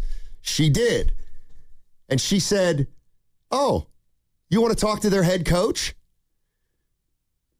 I don't know who it was. I got you. Hey, you want to talk to the head coach? And the cop's like, sure, okay, whatever. She calls up the head coach. All right. The head coach then, it wasn't Vrabel, apparently. It was another one. Kyle. I don't know. I wouldn't throw out names here. But anyway, she calls up a coach of another team. The coach of the other team tells the cop that Diana Rossini's a good person. And, I see if you can let her out of this ticket. And the cop lets her out of the ticket. Your thoughts on it? I can't believe it. Again, it would be like, I'm trying to think what it would be like. All right. It would be like, oh, yeah, you're Matt Steinmetz. I'm a huge Warrior fan. Oh, God, I love the Warriors. Hey, you want to talk to Joe Lacob? No, I would never do that. But you would have no agenda in that meeting. You know what I mean? You had no, if you're I knew facing I was an infraction in I'm hundreds of dollars. I'm not FaceTiming Joe Lacob, Bob Myers, or Steve Kerr, or Steph Curry to get me out of a ticket. What are we doing? Well, and it worked for her, but yes, it did. Stoney, we're in a society of, and I'm not mad at her because what she's doing is finessing. And how many times do draw the line? People love fame, or man, I ran into Rossini, I pulled her over, and I guess it's kind of cringe, but. Evan, I got to ask you, would you do anything like that? Because I would. Well, I think the question is, how much do you use or abuse your juice? Like, you guys are local celebrities to some. If I got juice, I've used some of it, Evan. Do you think different of me? Because I come in and tell you guys when I kind of use it. No, I think it's flattering when someone comes up and approaches you and knows who you are. And if they don't, and you basically do something to, I don't know, gain a favor. Is that unfair? Probably, but I think a lot of people do it. It just isn't as publicized as someone like Diana Rossini or public. I would never do it. I believe you. Ever. And that calling, specifically. Yeah, the calling is a lot. Specifically. No doubt. That's but you a accept lot. favors. That's what I was going. Let's say you go to the windshield place. Somebody broke in your windshield. All right. And the guy goes, you're Stoney and Guru, $500 windshield. You know what? Go this on the, but it's different. That's totally different. But you would take it. Yes. But that's completely different. It is. That's somebody giving me a break because of me. I'm not saying, hey. You didn't do anything wrong for a favor. Because that's what you're essentially doing. She called for the favor. Right. Yeah, just tell it. I guess the real question would be, here's the real question. I get bipped, and I'm due. It's been about 2 years. I'm due to get it. Yeah. And now I got a broken windshield, and they're like, your name, Matt Steinmetz. And they don't like me, which is very possible because I'm polarizing if they know who I am. Oh. And they go, oh, man, I love your partner. I love your partner, Guru. By the way, this is $400. Hey, you want to meet Guru? I can FaceTime. Now, I would FaceTime Goo to save $200. Look at you. But that's like my partner. He's not my source. Man. I don't have to cover him. Well, I think we've learned this summer that there were a few sources that were more than just that. Yeah, no doubt. Yeah. Like Drew down with the line of the day. There's been a few of them. Guru gives the cop asks for the license. I give him the station badge. Hey, I work here, but do you think any less of her because of this or any? Yes, I do. But you know she's not by herself, right? In regard to people finessing, Stoney, I got to be careful here. But well, you don't. It's wrong. Yeah. The phone call, she must have knew they were going to pick up. But hey, 650. What did they say? Guru and Steiny, LOL, Guru and Steiny are not celebrities. Right. How about, will you give us regional? How about local? I'm not. Small time? Not. Yeah. I'm from the Yum, baby. Let's go to Lee in San Francisco. Lee wants to talk about Caitlin Clark. Yeah, Lee. Hey, Lee. Yeah, I just wanted to kind of support what Guru is saying. Like, Caitlin Clark, I mean, where was that WNBA heading before she came in? It was definitely not doing very well. And who's the only athlete that had where other venues had to change venues because she was coming into town. So the attendance, the revenue, the jersey sales, all that became much more significant when she came into the league. And the league needed to recognize that. Now, do the ladies that were already in the NBA, WNBA, liking that? No, because, they put in the hard work. They ball, but was they being recognized for it? No. But, that's just the name of the game. It's just like Jordan walking in. What about all those players prior to Michael Jordan coming in? Were they a little angry about him coming in? And then all of a sudden, the interest in NBA became much more significant? Yes. And that's why people started, NBA players started beating on him. Right. So they had to change the rules. Same thing is going on with Caitlin. So Willard, you're always such a skeptic. Like I was telling the producer, I said, it's foggy today. If I say it's foggy, you'll say, that could be the smog. But if I say it's smog, you can say it could be the fog. Because sometimes you just got to, go, what's the facts? Right. And the facts is that Caitlin is an asset to the WNBA. And they got to recognize that. Because all those players are getting paid more. Lee. And they're going to get paid even more down the road. Thank you for listening. Yeah, Lee, good stuff. Here's what I would like to do. Let's take, and he's right, because Caitlin's going to raise the price or raise the salaries along with Angel Reese. But it's not why I'm even remotely trying to lightweight before you finish that. I'm not, oh my God, Kate, I've just noticed some stuff. And you kind of hurt me when you said you compared the WNBA and NBA. It's ball to me. So I'm looking at both of them the same. Okay, the same thing that Caitlin Clark is going through, Steph Curry went through. Steph Curry came into the league, then he started to emerge, and what happened? The league didn't like him. The players thought he was the golden boy. All day. Okay, so they underestimated him. They denigrated him. Even Harden, they're not that good. All that stuff. And one of two things has to happen. Curry had to win him over, which he did, and now his career is obviously established, and Curry's respected. And Caitlin Clark has come in kind of like Curry. So she's got to earn it, you're saying. Every player's ever come in has to earn it.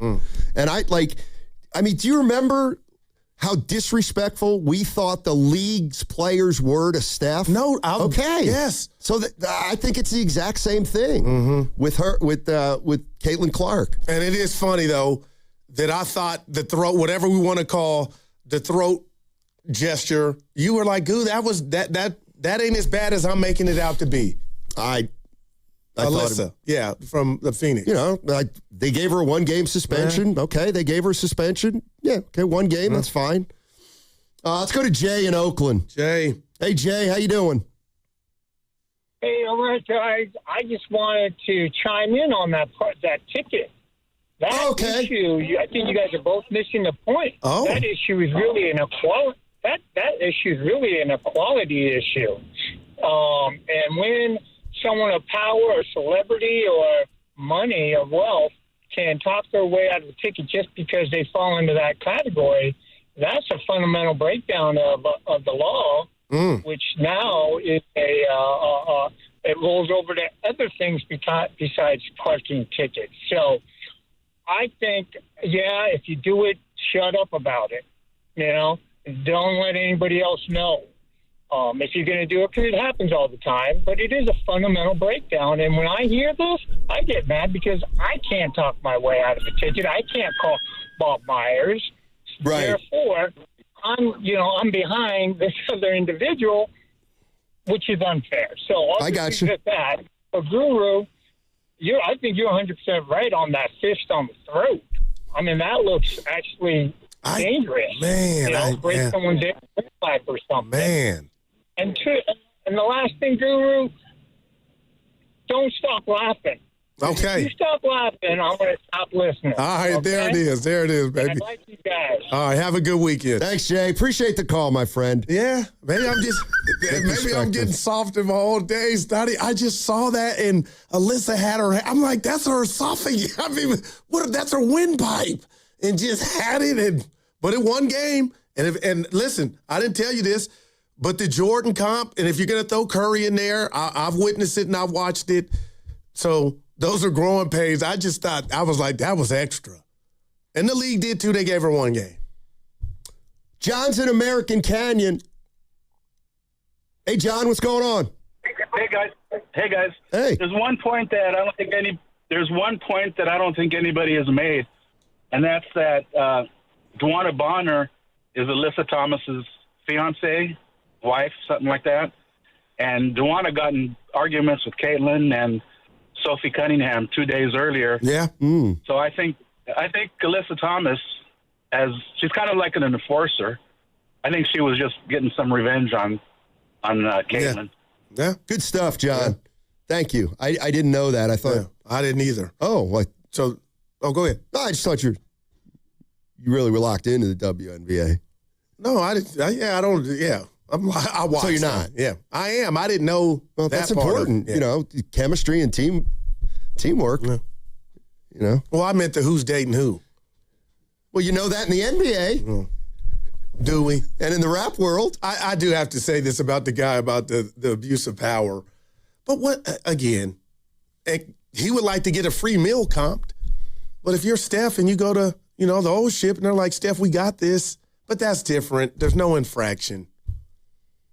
But you know what world we live in, Stoney. Well, why don't you expand? What do you mean? Some famous people, no, I got to be careful. Some people with money can go buy better defense to, represent them in a trial when their freedom's on the line than others, than a public defender. And that helps. You know what I mean? Sure. All right. Sure. But I get what the whole premise is. Diana committed an infraction where there was a penalty, a financial penalty, and she used her fame to get out of it. That's different than somebody buying you a meal or, Yeah. She used her fame, her connections, whatever they are. Whatever they are. Hey, we got 2 subs in today, don't we? Well, look at it. Well, your partner next week, Bonte, will be in 2 days. Bonte and Grandy? Yeah, today. Okay. We'll have some fun. Okay. And don't forget what's bugging you. Praise him. No, I got. You feeling better? Huh? You feeling better? Physically? Yeah. Oh, a little what queasy. other better is there? And when I ask mentally, you know what? I had a friend ask me, and Evan, you tell me what you think. Guru, you think you're a good dad? I was like, I'm all right. When's the last time you went to each of your kids and said, how's your mental health? And I've never felt less of a dad but I went and did it. Of course, they all said fine, but yeah, I like, wow, right. That's real. So when I say to my daughters, hey, Grace, how are you doing? That doesn't count? No, I got you. Oh, I do that basically every time I talk to them? Right. But that alone doesn't make you a good father. But yeah. Like if you say, hey, Grace. How's your mental health? How are you doing? And you're not listening after you ask the question or answer, well, then that's not a very good father thing. Or a radio host, when you ask me a question, then I see you do other stuff and you ain't really listening. It's, I get you. That's because I'm in the A chair. Like right now, you're going to catch me looking down because I'm looking at my read. I'm getting ahead. Oh, my man. I call it the one. I haven't liked this show. Oh, I know. Let's do Ayuk. Evan, you want to set it up? No, you like take a minute. You like BA, man. You just spring stuff on me. Okay, so Bruce. This was from earlier today. And I kind of lost track of how many Instagram posts or stories Brandon Ayuk has put out, but this one does not have any cursing in it. But, well, I'll just play it for you. All right, but like, on a real serious note, though, can anybody tell me if I really have a warrant out for my arrest in California? Because my bro said he trying to throw in Cali. But if I got a warrant, bro, I'm about to stay out here again. Now, that's the stuff that concerns me. I'm sure he's just trying to do what Rossini did and get out of a ticket. But you should know, dude, they said they tried to file charges against you. that comes in the mail, Evan. Like, that's the stuff right there that I equate to Antonio. But, like, you should know, or he's just playing with us. He's just playing with us, Donnie. That's all. It's got to be. Hey, let me help you out, BA. Yeah, they filed charges for you speeding and videotaping yourself. So yesterday was the one where he go to commanders.com. Was that yesterday? That was, yeah. Take him in. He is man. How much money do you think he loses every Instagram video? Now, do we necessarily know it's the minus and not the plus if the Niners are just like this, cut him, and then he gets to the bag, whatever that bag is for him in D.C. Yeah, but if you're another team, are you really going to give him that's the $1 million story. A bag? This is crazy, but go ahead. I don't know that you start by giving him a bag, but I do think there'll be teams that want him. Now, you know what I mean? I can remember, is it Leonard Little from the Rams? This is not, he hadn't done any of this, killed somebody in his car, came back, handled that, and they brought him back on a football team. So I'm just saying, there's a lot you can do, and they'll look the other way. And I don't think Ayuk from that vantage point, looking at it through that prism, is remotely close. But I'm worried about him upstairs, and I got my own problems. It just sounds like what if the Commanders are not interested in him at all? I think they probably are, but I'd imagine any team that signs him would have to give him an incentive-based contract. Number one, he's coming off an ACL tear. And you threw away bread. I know you got money, BA, but the Niners gave you the world financially. But they didn't give him the ball. They didn't give him the ball. But he took the money after. Yep, he sure did. I'll never understand it. He got mad at it. I totally will. Of course. He didn't like the way the negotiations went. Now, what's that He didn't mean? like his role after. He never liked Shanahan. He thought they tried to get over on him. There's probably something having to do with the trade. I don't know. Maybe he didn't want Shanahan to run up the steps and keep him away from Pittsburgh? A lot of people saying he's ruined his career. We'll see. Yeah, we will. We'll see. What's the World Cup schedule today? Do we know? What you talking about? I didn't like the USA had a free game yesterday, and of course they lose it. I didn't like that, Stoney. Help me out. I just knew that there was, the thirst wasn't there. And again, they lost by a goal. But what about the people paying top dollar and both teams are in the same situation? I forget who I'm watching. They're like, yeah, everybody's okay with a draw here. They're just passing the ball, well, they not lost. even trying to score. Turkey A1. Turkey A1 3-2. No, this one I was talking about was 0-0. I'm talking about last night's U.S. game. Oh, no. They lost to Turkey. Yeah, they did. 3-2. Gotcha. Okay. But they're moving on is my point. That's right. Yeah. That's right. They're playing Bosnia. Yeah, that's the big one next week at Levi's. Wow. Wednesday. Wednesday. Oh, you won't be here. No. I'll be watching. Hey, what's that you mean, Bonte? Head out and watch that game. How much you want to bet that sometime in the next 30 minutes, Bonte tells you he's going to that match? I wouldn't even take it. It's done. He will. How much you want to bet? Well, it's already we done. Can't bring it up. Oh, he'll No. Don't bring it up. Okay. He will bring it up. I'll make that bet. I need to do something for the crossover. I need some area of intrigue. I'm so over it right now. I'll tell you what. I actually don't know if he's going or not, but I just feel like he would be. Okay. Because he went to the last one. If he mentions the World Cup, I'll buy you a beer today at the ship. All right. Back at you. All right. And you owe me. Oh, no. You gave me the 25. You paid me. In cash. You talking about? There you go. All right. Okay. We got something. You got one thing going for us today. No Willard or Dibs. I kind of miss him. I'm not like you. I don't hate you're everybody. not. No, you're not. Nope. You got to give me love. I stand for some things. Clark, though. That got us through. Sure. Well. Yep. We got Cam to crack the mic. Cam, I love it. Deborah schooled you. But it was school of Deborah love. said, Guru, class is in session. Sit down, keep your mouth shut, and I'll tell you about the WNBA. She gave me some love, too. All right. Game face. Hey, you only get one shot at this. One chance to handle your injury case the right way, one chance to get the compensation you actually need, and one chance to protect your future. And once you make the wrong move, you don't get a do-over. Sign too early and it's final. Say the wrong thing and it's recorded. Take a lowball offer and you can't go back. So before you make any decisions, call Beam Law. They step in immediately, guiding you, protecting you, and making sure every move is made with your best outcome in mind. Beam Law has recovered millions for clients across the Bay Area and has been named Best of the Bay by SF Weekly 4 times. So if you've been injured or lost someone due to someone else's negligence, don't take that risk. Call Beam Law now at 415-523-5555. That's 415-523-5555. Or visit hurtinthebay.com. That's hurtinthebay.com, because it's not whether you get knocked down, it's whether you get back up. Beam Law, they've got your back, Bay Area. Kohl's deal days are right on time. Summer arrives and suddenly you need shorts that fit, flip-flops that survive the pool deck, a bath towel that isn't secretly your beach towel.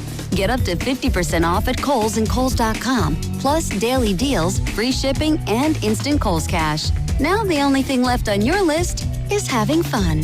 Select styles, exclusions apply. No purchase necessary to get instant Kohl's Cash while supplies last. Ends June 28th. See store or Kohls.com for details. We all know what the 2 best words in sports are. Game 7. But the number 7 has even more meaning in vodka. Because when a vodka is 7 times distilled, it creates a smooth, premium taste that is unbeatable. And there's no better vodka than New Vodka. Spelled N-U-E. New Vodka is 7 times distilled, not 7 times the price. It's an award-winning, American-made vodka that is smooth enough to sip and bold enough to mix. So at a time when everything costs more, New Vodka is the best deal in town. Pick up a bottle of New Vodka at your local liquor store today and cheers to something new. Visit newvodka.com to find out more. That's NUEvodka.com. They call this one Bill. Whoa, aliens? Am I in a spaceship? Affirmative, Bill. What's with the laser saw? Relax. We are cutting our bill in half. What? An Xfinity mobile transmission says you can cut your bill in half. Oh, your mobile bill, not me, Bill. Xfinity Mobile also says we can try it free for a year. Free. Yes, with no commitment. Can we put the saw away? I am reluctant. But we will find another being to bisect. That's not sci-fi. It's Xfinity Mobile. Xfinity Internet members cut your mobile bill in half. Plus, try Xfinity Mobile free for a year. No commitment. Learn more at xfinitymobile.com. Xfinity. Imagine that. Restrictions apply. Xfinity Internet required. Savings compares one line of Xfinity Mobile Select to comparable plans from T-Mobile, Verizon, and AT&T as of 3/24/26. Taxes, fees, extra. $30 monthly discount limited to new mobile customers only. After 12 months, regular rates apply. Alameda County Fair in Pleasanton is June 19th through July 12th. The Big O Tires concert series is ready to rock with throwbacks like the Beach Boys, Boys to Men, Flo Rida, and country band Lone Star. How about a tribute to Demon Hunters and Twist on Taylor? Plus all-star acts like Tower of Power, The Maine, Hoobastank, Collective Soul, Fonda McGay, Ozo Modley, El King, DJ Trio Cheat Codes, and more. It's all here. Open Wednesday through Sunday. Full lineup at AlamendaCountyFair.com. Look who has extra pep in their step. Well, I just finished my to-do list. Gas tank is full, tonight's dinner plans are set, grocery shopping is complete, and I even got everything for those barbecues and pool parties we have planned. You know what's even better? What? Every one of those stops gets me a bit of money back. How are you doing that? By using Upside. Upside? What's that? It's a free app where I earn cash back on gas, groceries, and dining out. They even gave me a cashback bonus on my first grocery trip. So that extra pep comes from all that cash back. Looks like I need to download Upside. You really do. Earn cash back on errands and everyday essentials. Download Upside and use promo code TUNEIN5 to earn an extra $5 cash back on your first purchase at one of over 100,000 available locations. That's promo code TUNEIN5 for an extra $5 cash back. Remember, use promo code TUNEIN5. Offers vary by user and location at participating merchants. Go to upside.com for terms and conditions. Skechers elite athlete OG Anunoby has been making history on the basketball court. Anunoby tips it in. Unbelievable. What a shot. He's been balling out in Skechers high-performance basketball sneakers, and the world is noticed. But how does OG train off the court to keep in peak physical condition? Hands-free Skechers Slip-ins Aeroburst. They help prepare OG for the physical demands of playing at a championship level. Get your pair of Aeroburst for only $165 at a Skechers store, Skechers.com, or wherever high-performance running shoes are sold.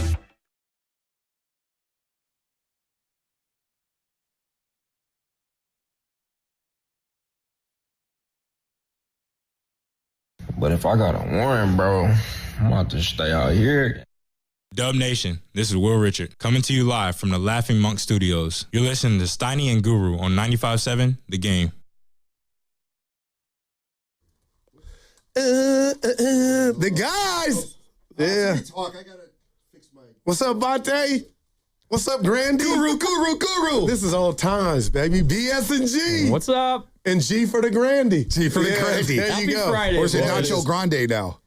He's got a nickname. We're going to leave that alone. We're going to leave that alone. Hall of Famer gave him a nickname. No context. All right, let me get this out of the way. Get Steiny in here. It's time for the crossover, and it's a Friday. That means it's brought to you by Atco Pest Control. Coming up in 10 minutes, we've got the What's Bugging You segment. Let's welcome in Bonte Hill and Mark Grandy. Yeah. What's up, guys? What's up, I can't wait for What's Bugging Me. Grandy asked me. I said, I already got one. I've been thinking about it all day. But you run hot. You have one during the. I got like 7 now because there's a lot of things ticking me off. I'm getting older. Yeah, it feels like when you get older, you just get a little more bitter about things. No. Things. Actually goes the other way. Stop it. You stop sweating all the details. You don't worry about things like, even though, like, I'll let it go today that Goo was that he impugned my professional career yesterday. Well, I listened to a lot of the show yesterday. It was a really good show. You just hurt my feelings. You don't even know it. Well, I laughed a lot during yesterday's show. It was actually really good.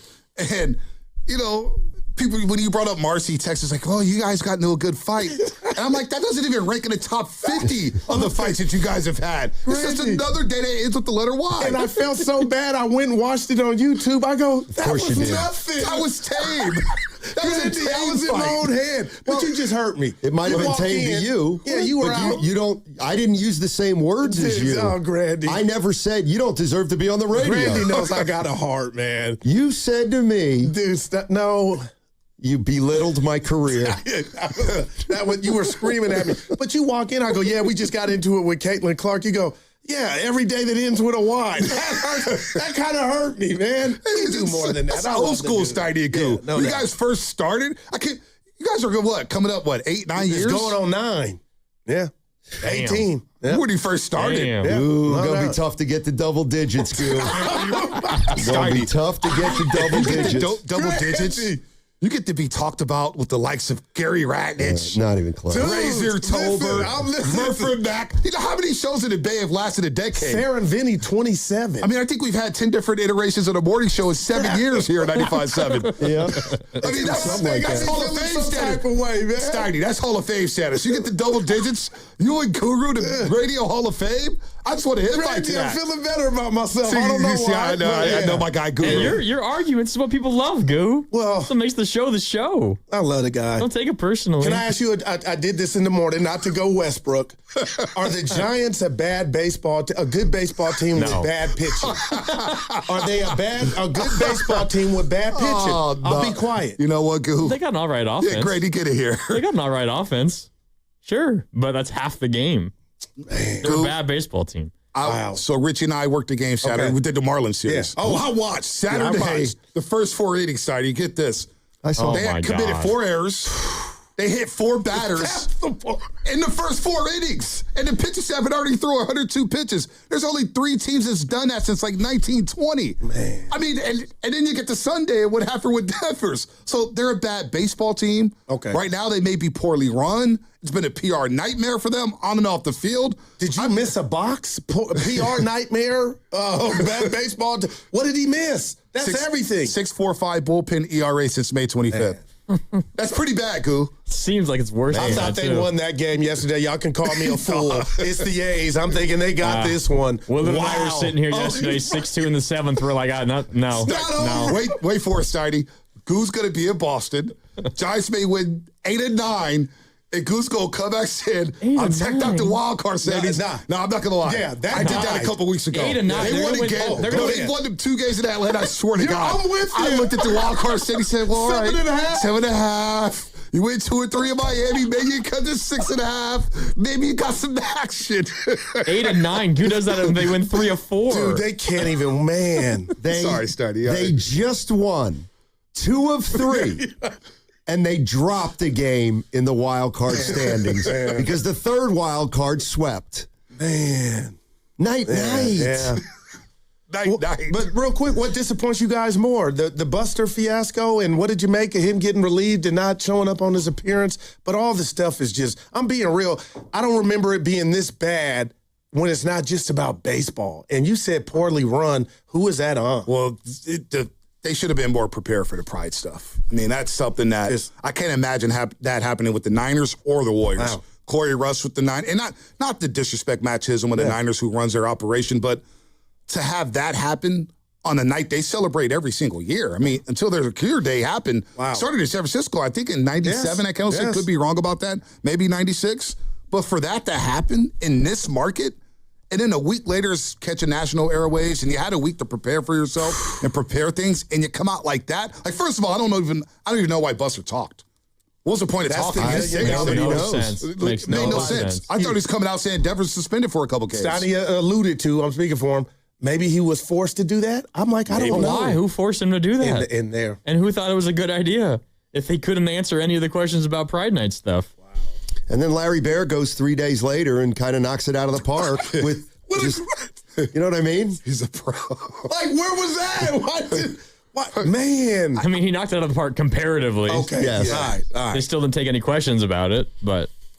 I mean, are we surprised the regular guys weren't there in the morning where Posey was supposed to make his appearance? Well, maybe Buster saw that. I was like, you know what? I'm going to sit this one out.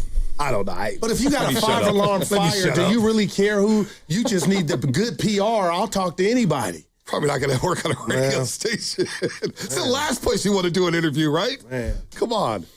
You like Lindeborg?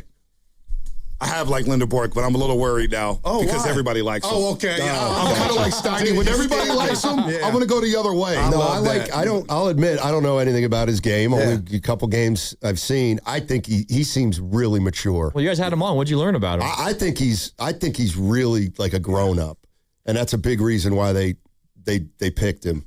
I think they think they think he could be in the Rookie of the Year conversation. So, depending on the first 4 guys and how raw they are. Yeah, no, you're spot on with that because I was just at Chase Center too, and we had to sit down with him. And he's well traveled. Always, when a guy goes through the JUCO system, going to community college, then UAB, you got to have a certain mentality. I see so many talented players at the community college level that they can't get right, whether it's grades, whether it's family stuff, because you're playing in front of 100 or 150 people, and it's tough to play high-level basketball. You're like, there's nobody here. What am I doing? I'm in the boondocks playing in nowhere. So going through that experience and playing different positions at UAB and in Michigan, I think he's going to play a lot.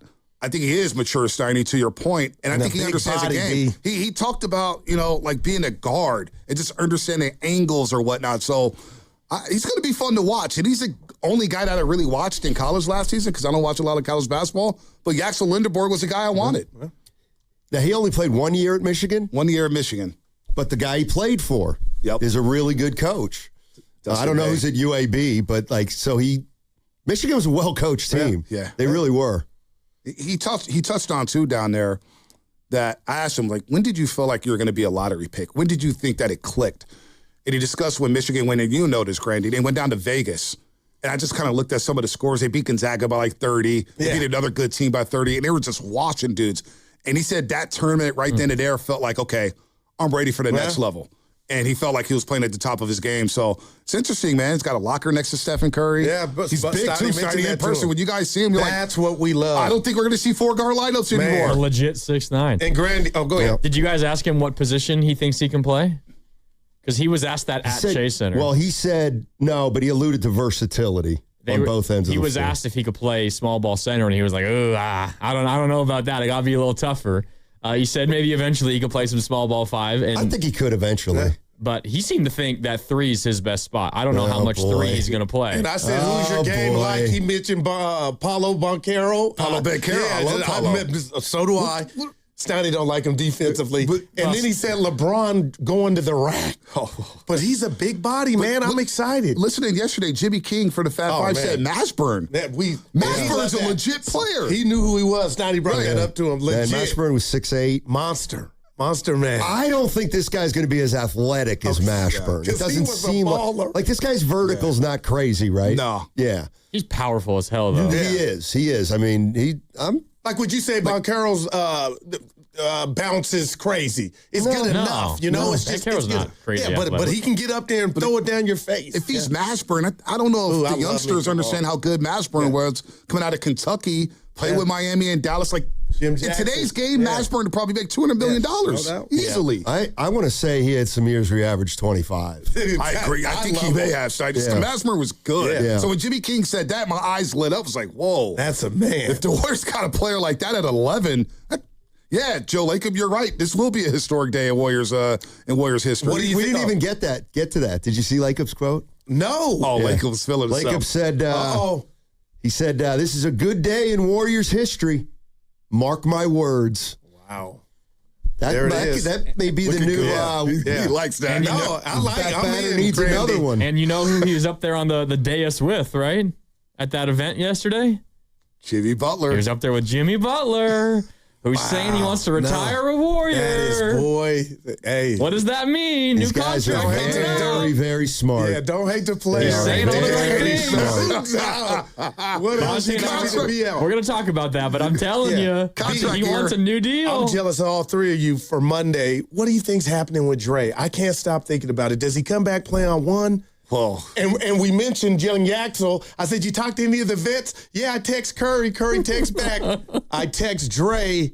Nothing yet. He's in Paris. Did you see? He's dancing with Tatum. Okay. We're gonna play the sound when we get into our show too. But he was asked that same thing at the presser earlier today when Dunleavy's up there with him. And after Yaxel says Draymond hadn't texted him back, Dunleavy says he doesn't respond to me either. Oh, okay. All right. Okay. All right. Well played by Dunleavy. Yeah, by the way, Mashburn, 24 points a game his second year, 23 in his third.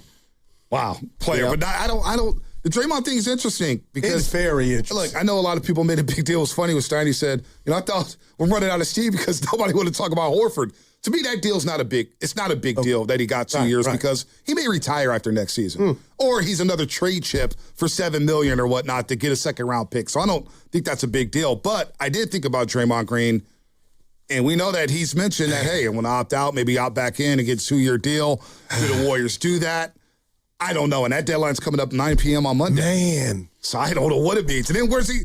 Can he play next to Yaxel? Can Yaxel play next to him? What happens when Jimmy comes back? What does it look like? Well, if they want to play one of Horford or Porzingis, assuming that Porzingis is back and Draymond, and if they think Yaxel's best spot is the 4, then how many minutes can you give Yaxel if Draymond's on the team? Well, the other thing is maybe, like, this is kind of all what they're talking about. Maybe Draymond's coming off the bench next year if Yaxel's this good. And that's would be a change in their philosophy that they all think they're ready for. And he said he's playing Summer League too. Yeah, he's playing California Classic next week. No sack anymore, huh? I think they're doing some. They have a California Classic. Oh, I was hearing the guys in the morning. I didn't know if they did away with that one. I think they're having some games that go on one. Yeah, they're definitely having a California Classic. It feels like it would be hard to sell Draymond on coming off the bench if he's on the last year of his deal. And there you hit the nail on the head, man. Good point. Give me that extra year, we can talk about it. Exactly. Yeah. Well, the Warriors up to something, Steiny, you think? Sorry to cut you off. No, are they up to something? Ooh. That's a trip. What do you mean? What do you mean? Yeah. They still need a creator, right? They need a shot creator. You're talking like a bigger boy net? Maybe not a big boy. I don't like Jaylen Brown. We consider that's a big boy. Yeah. But is Trey Murphy a big boy? Is that still on the table? He would be to me. I mean, they have some. When Dunleavy said a couple weeks ago, we need everything. Yaxel's a good checkbox for sure, but you still need a lot more. No doubt. You still got guys who are not going to play on back-to-backs. I mean, part of me wonders if they've completely shut the door on guys like Ja Morant. Because I can't stop thinking about to a lesser degree, Embiid, obviously, but who else would a Levine? DeRozan. Would they think so much of getting off? Like, they're not going to do this, but in theory, if Fox had 2 years left, could you get them to take Butler to get off Fox's money? Well, we saw what Fox did in the postseason. I just want something smaller like Isaiah Joe, who's now a Piston. It's a good move for the Pistons. Great move for the Pistons. Sneaky move. Yeah, that's a guy you would have thought the Warriors could have 2 second-round been picks in on. But see, Oklahoma City's they're like people are like, oh, Oklahoma City's going to have to. They thought about this 2 years ago. Yeah, Sam Presti knows what he's doing. Yeah, you're listening to 95.7 The Game, KGMZ FM and HD1 San Francisco and Odyssey Sports Station. Mosquito activity peaks as the summer approaches. ATCO Pest Control limits mosquito populations around your property. Visit atcopest.com and mention you heard about ATCO on the What's Bugging You segment and get 10% off mosquito services this month. I'll start. What's bugging me are the people who not only are coffee drinkers, but they bring in the big thermos of coffee. So our coffee, Randy, do you drink coffee? No, I'm not a coffee drinker. Okay. Well, let me tell you, it takes about 1 minute and 20 for the coffee machine to put your order in, and then it spits it out. And it's for kind of a small glass of coffee, too. So when you're indoors, this is a coffee mug. It's what you use, okay? Use a mug. Some people have to get back into the studio. So it is unfair when you're filling up a thermos with coffee and you actually have to put 2 orders in one at a time. So you say black coffee with milk. You wait 1.5 minutes behind the dude. Then they do it exactly the same so that they can drink out of a 17-ounce thermos instead of 9 ounces at a time out of a mug. Meanwhile, I can't get any coffee because I don't have a break that's long enough. I think that's inconsiderate. Today? And you know what? I can't believe the guy who did it last. And he was the guy who I was saying. I love him. He's never... Snitches get stitches. Yeah. Throw him under the bus. Yeah, why not? I'm not. It's not Guru. Yeah. It's not Guru. And it's more than one person. Wow. But I see those mugs. They're running rampant around here. If The it line's happened long, today, too. there's not a lot of people around here today. That's too Hey, funny. Cam, hold on. No. Is that water? It's filled with water. That's water. That's fine. Yeah, but that even bugs me, too, because the water machine out here is slow as molasses. It is. It's faster than the last one. Man. The last one's unbelievable. Yeah. I'll tell you what, though. Give Cam credit. That is the biggest canteen I've ever seen. It's a gallon. Do you think he finishes that water? He does. That's the problem. I believe he people does. with the coffee Here's thermos, the they other never thing. finish the coffee. Cam, that's probably like $100 too, isn't it? It was about 50 something, and I try to finish as much as I can. Sometimes it is There you hard. go. I get lazy sometimes. I love it. He's got Lone Neal Valkyrie. used to come with that. He's got Valkyrie money. Yeah, there you go. Dude, those people don't finish the coffee, though, either. That's just the thermal that's a stuff. good one. Exactly. Yeah. I'll go next. We'll save Goo for last, as always.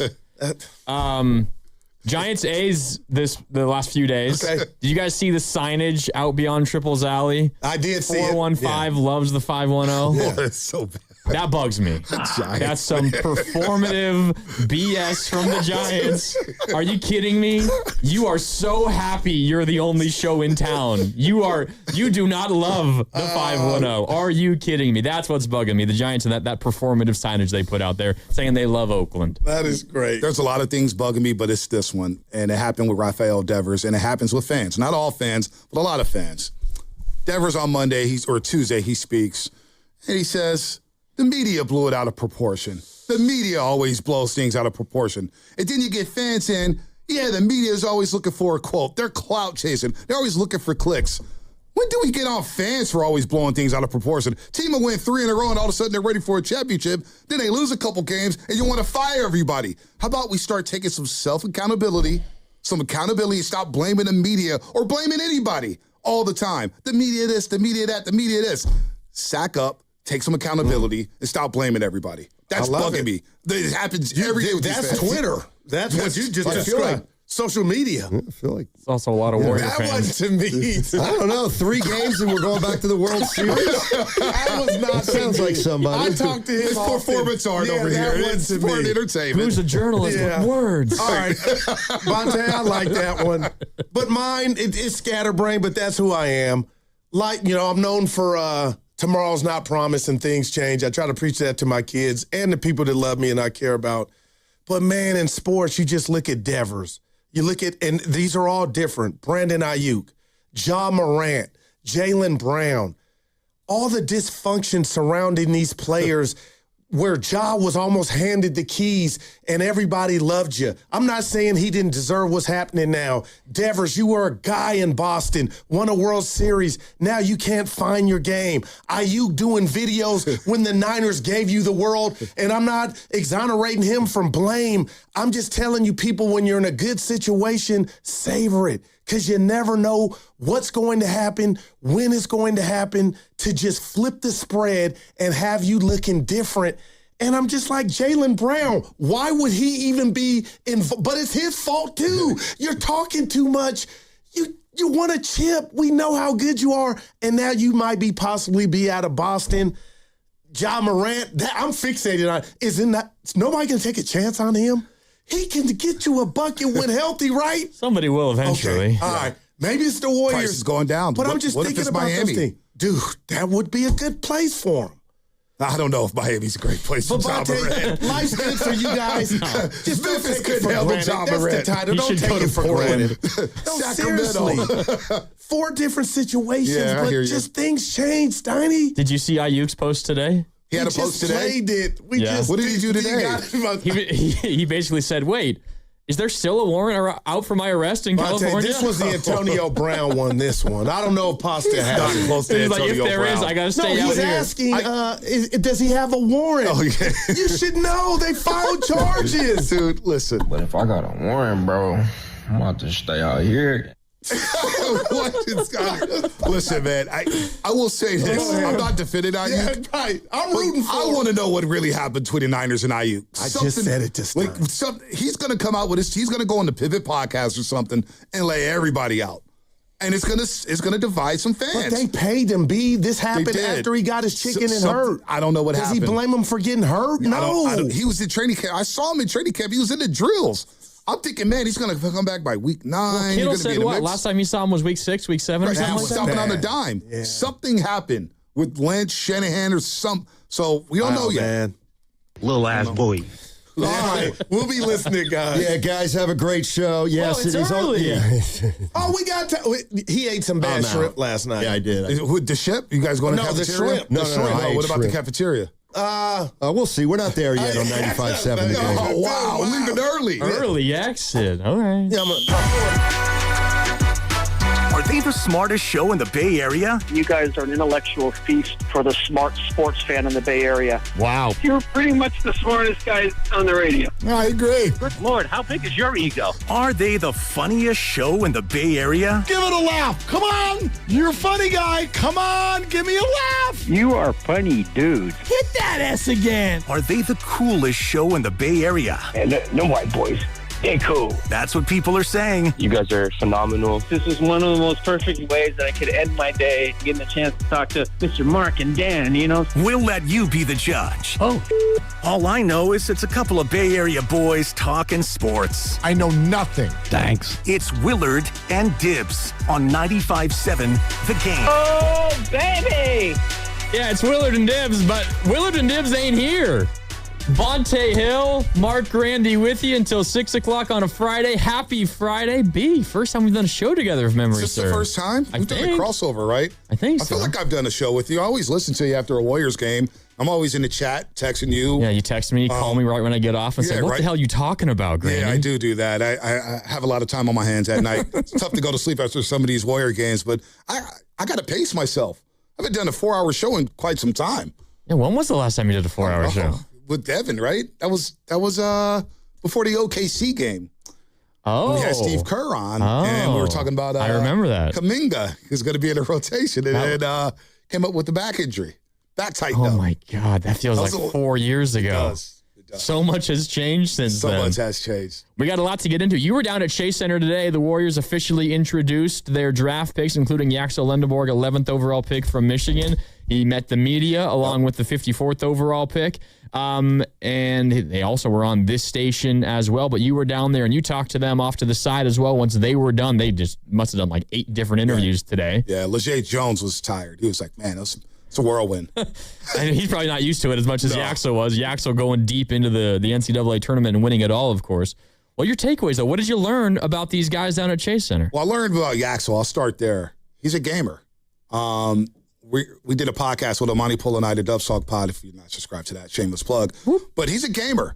And he says something interesting about learning from 2K and how it's helped his game on the floor. The video game. The video 2K. game. He's like, don't laugh at me, but 2K helped me. All right. And I was like, oh, that's interesting. His background, growing up, obviously going the JUCO route, UAB. He's well-traveled, just like Leger Jones. And he's got a personality. He's vibrant. He wants to learn. He wants to play. He seems like a gamer. And the dude is all of 6'9". He's a big boy. So not just tall, but he's not just wide, tall. He's too. wide. He looks like a physical dude where he's going to get on the glass. He looks like an NBA vet. No doubt. Yeah. And look, he's heard everybody too. He talked about is like the age thing that he kept hearing about over and over and over.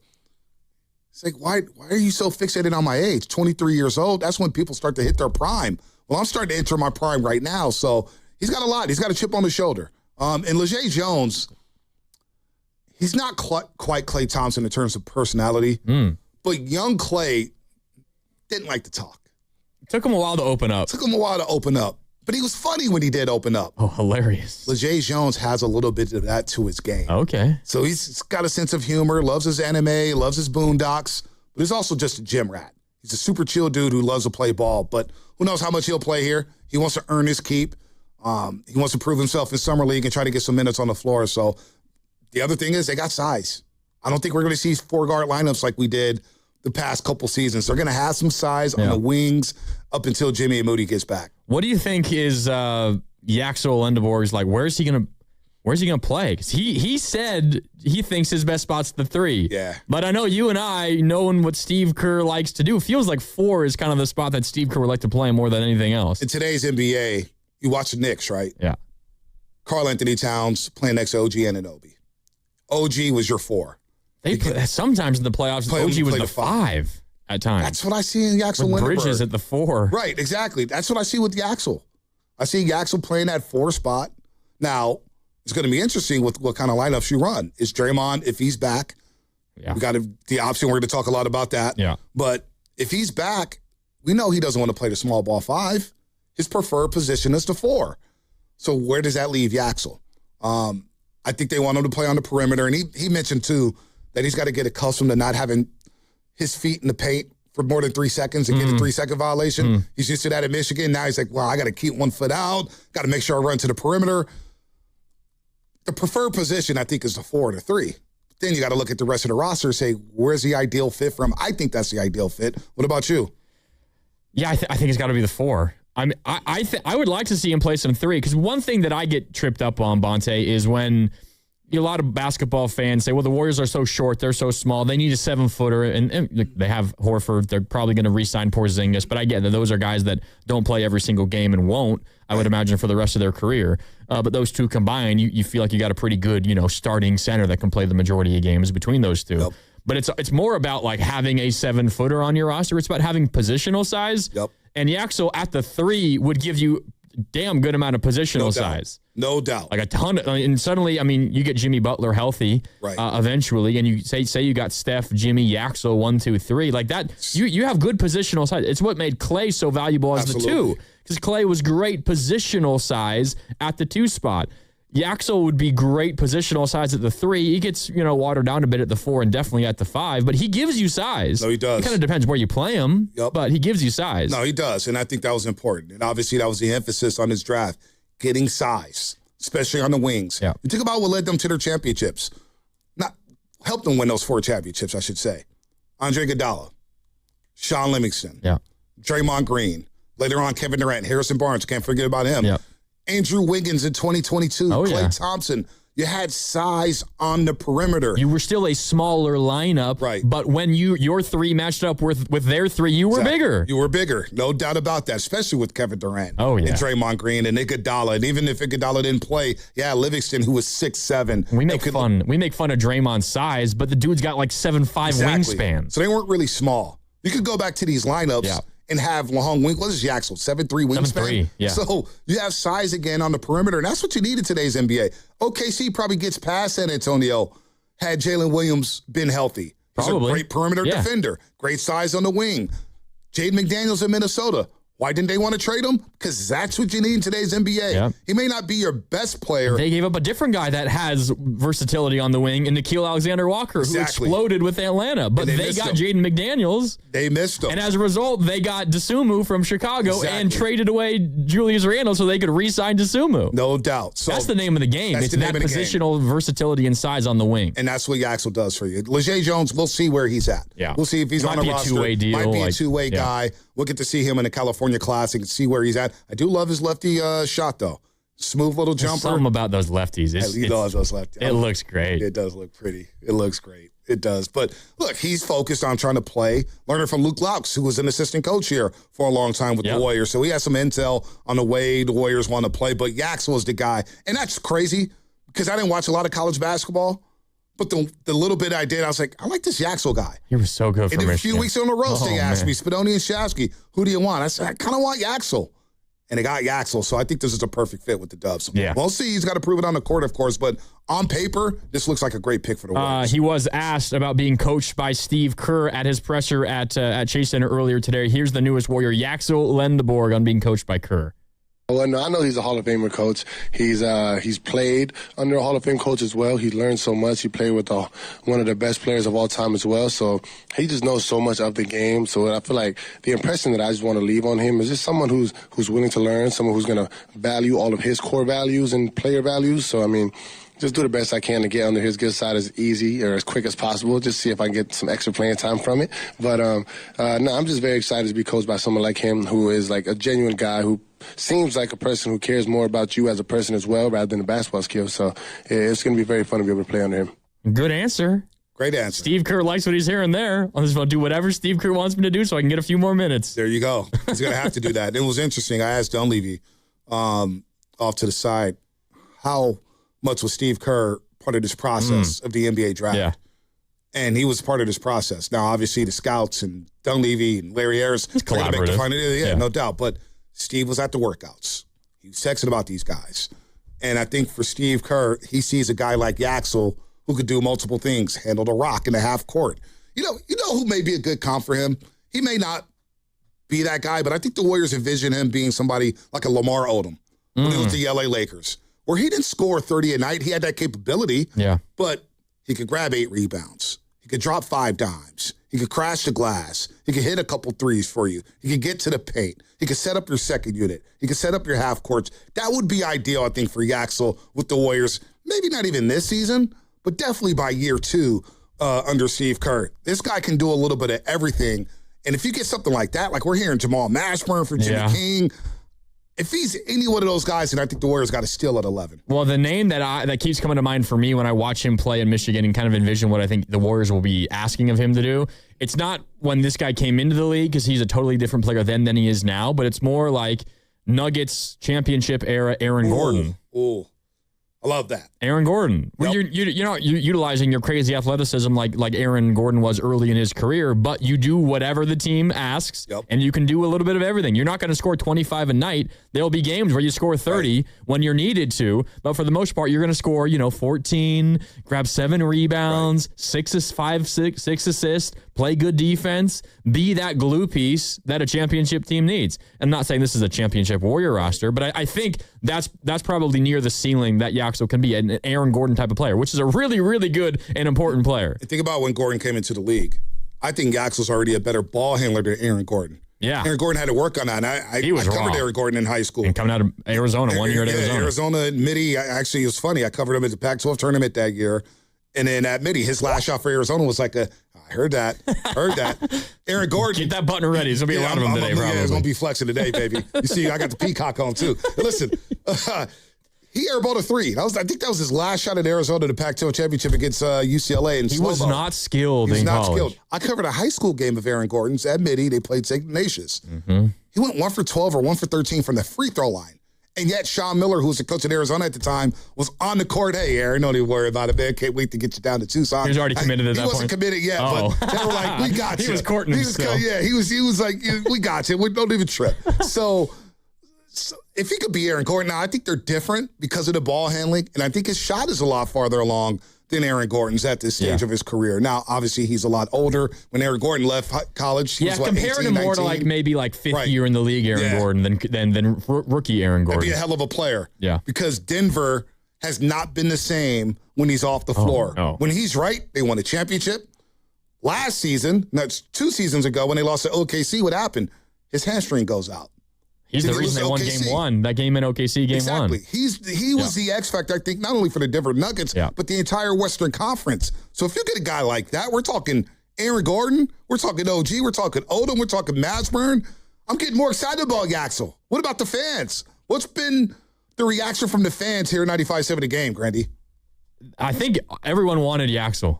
I personally, I wanted Braden Burries. If I could be like realistic of who I thought might be available at 11, he went number 10. But considering he's gone and everybody else that was available, I did not want to Daimara, his teammate at Michigan. I didn't want LeBaron Philon. I didn't want any of these other guys. Who was available at 11, given that I wanted Yaxel. I think it was the right pick. If Absolutely. Burries and Yaxel were both on the board at 11. I would have wanted Burries. Yeah, see, I didn't want another guard.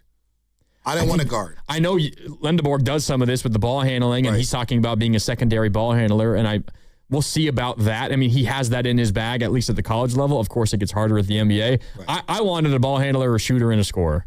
Yeah. And Burries is that. I get the guard and lack of size. I mean, relatively, he's not a short point guard, but 6'4".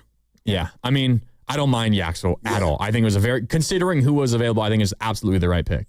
Burries may end up being a better player, but for what this team needs right now. Oh, yeah. And in the future, they desperately need his size. Well, like Steiny was saying also, there's a chance he's the rookie of the year. He could be, considering he's going to play a lot. He's going to play a lot. And they need him. I really like him if you're looking at a futures bet, if you're into those sorts of things. I am. Not necessarily rookie of the year, but just all rookie team. A little filling in for Dan Dibley right now, a little gambling, huh? All rookie team. All rookie team. I do like that. I mean, do you remember last Pods made the all rookie team, Pods right? made it. Yep. He did at Chase Center. The most recent one, was it Eric Paschall? Was it really? I think it might have been. Wasn't Kuminga. It wasn't Moody. Wiseman. It wasn't Wiseman. Oh, boy, I think it was Eric Paschall. Was it really Pascanimal? And this is going to sound disrespectful to Yaxel Lindeborg because we know what Paschall ended up being in his NBA career. But so much of your rookie year success is determined by what team you're on and the situation of that team. And the Warriors' situation is he has to play. There's minutes. There's no Jimmy. There's no Moody. Yeah. At least until the calendar flips to 2027. No, minutes are there for him. Whether it's the 3, the 4, or the 5, the 2. Yaxel's going to play a lot. And Steve Kerr has no choice but to play him because you don't know what the rest of the roster is going to look like. We don't know if DeAnthony Melton is going to he is going to opt out, but where's he going to go? Is he coming back? Gary Payton II, nobody's talking about him at all. No. He was really good post All-Star break. He was one of their best players. One of their best players, most consistent players. I mean, if they didn't have GP2, they might not have won a game when Steph was out.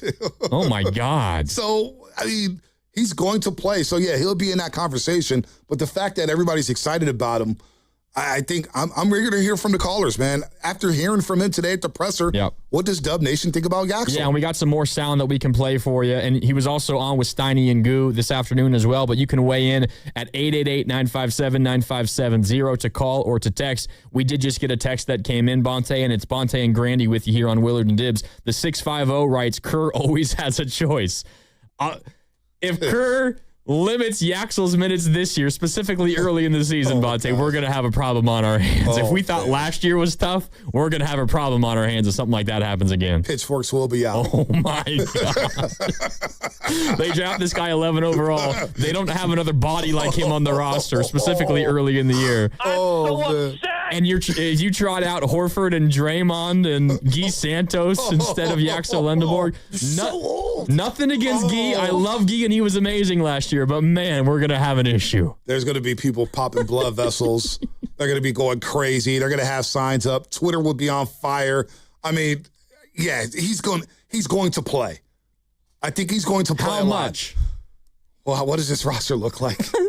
Well, let's talk about that. All right. We'll take a break. We'll come back. We'll get into the rest of the Warriors offseason. There's more sound that I think you guys are going to want to hear about Yaxel Lendeborg. He was asked more about Steve Kerr, and he kind of mentioned what we're talking about, how Steve tends to not play rookies. Plus, he was asked if he can play center and if he's a good screener. And you're going to want to hear what he had to say on that one as well. It's Willard and Dibs, but no Willard or Dibs. Bonte and Grandy with you, and we're sponsored by Ceremony Ford. Ford's American Value for American Values employee pricing event is happening now at Ceremony Ford. Get employee pricing for all on most new 2025 and 2026 Fords in stock right off 280 in Colma Daly City or 24/7 at ceremonyford.com. Ceremony Ford, your Bay Area Ford dealer. Back with more on Willard and Dibs, Bonte and Grandy on 95.7 The Game. For all contest rules, go to 957thegame.com/rules. When selecting a financial institution, how do you know you're making the right choice? As Bay Area bank customers find themselves at a crossroads, maybe it's good to consider if you want your bank to be community-oriented or corporate-minded. Fremont Bank has grown by providing stable, consistent service to the region, its families, and its businesses for 60 years, all without a single merger. And we intend for more of the same for the next 60. Fremont Bank, here for you, here for good. Injured at work? Don't wait. Every day you delay can mean lost wages, delayed medical care, and more stress for your family. At Boxer & Gerson, we fight for people just like you. Construction workers, delivery drivers, factory workers, restaurant staff, hardworking folks who get hurt just trying to earn a living. We won't back down. We get results. You work hard, you deserve real help. Call Boxer & Gerson now at 510-835-8870 or visit boxerlaw.com. The consultation is free, but waiting could cost you. Boxer & Gerson, justice for workers. If you're still using a sports book to bet on the soccer tournament, you're getting robbed. Delete that app and join the millions using Polymarket. Polymarket is a prediction market, not a sports book. Trade against other fans, not the house. Polymarket, your go-to prediction market for soccer's biggest stage. Available in all 50 states. Download the Polymarket app. Use promo code BLAZE to unlock $50 free for your first trade. That's promo code BLAZE. Trading not available in all jurisdictions. Check local regulations before trading. Restrictions and eligibility apply. You listen to 95.7 The Game for the best sports insights. Now, use that same power to grow your business. When you advertise with us, you're reaching a massive audience of local consumers and business decision makers every day. Let our team help you build a game plan that delivers results. Scale your business and win the market. To get started, visit Advertise with 957 The Game at Odyssey.com. That's Advertise with 957 The Game at AUDACY.com. Attention, have you racked up $10,000 or more in credit card debt? Are you barely getting by making minimum payments? With credit card debt reaching all-time highs, National Debt Relief is notifying consumers about significant debt relief options currently being made available to help those with overwhelming credit card debt. These options may reduce a large portion of credit card debt for those who qualify. You don't need to declare bankruptcy or take out a consolidation loan, and you may only have to pay back a fraction of what you owe, even if you have bad credit. National Debt Relief has already reduced the credit card debt for more than 550,000 consumers, so don't wait. If you owe $10,000, $20,000, or even $100,000 in credit card debt, you can now take advantage of this financial debt relief as the cost of living continues to skyrocket. To check what debt reduction you may qualify for, call 800-358-6868. That's 800-358-6868. Again, 800-358-6868. Eczema, eczema, eczema. So many ads for eczema products. But those fancy TV ads don't mention that those prescription products can cost thousands of dollars. There's a smarter way. It's Exoderm for eczema and dermatitis. Exoderm costs less than $20. Yep, less than $20. You don't need a prescription, and it's available on the first aid aisle of your local store. Exoderm contains the #1 doctor-recommended ingredient in a clean, hypoallergenic cream with no harsh additives or nasty chemicals. Exoderm, fast, effective relief from the itching and inflammation of eczema. This stuff really does work. Take back control. Heal eczema flares with soothing Exoderm Flare Control Cream. It's on the first aid aisle of your local drugstore, supermarket, and at Target and Walmart too. Exoderm for eczema. Now that's smart.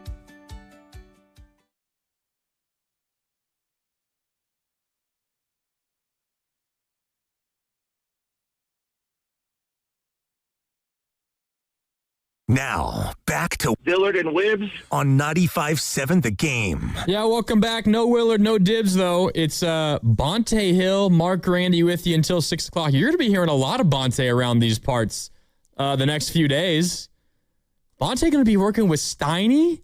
Midday? Monday, boy. Tuesday? Oh, boy. Last show you did with Steiny, was it back in the BSG days? How long ago was that? That was pandemic. That was me working here. That was you. Yeah, you weren't even. I've been working here for more than 5 years now. Yeah. That was more than 5 years. That was during the pandemic when we were doing shows from home. Wow. And then I left and went to the mornings. Great decision by me. Yeah. Who wants to leave middays and go wake up at 4:30 in the morning or 4 in the morning to do a radio show? Well, I was. Hey, it worked out for you. I think it worked out. Now you're the king, right? Is that what you call yourself? I'm not the king. I'm not the king. I'm not even close. How did that nickname start? I feel like you asking them. Oh, was it? So one day they were like, "Oh, you're the king. You do everything." Blah, blah, blah, him and Lemon. And so one show I said, "Well, why don't you guys do this? Since I'm the king, damn it!" And then it escalated. I see. I started seeing people on the street say, "Hey, king, what's up, king?" I'm like, dude, like literally, like straight.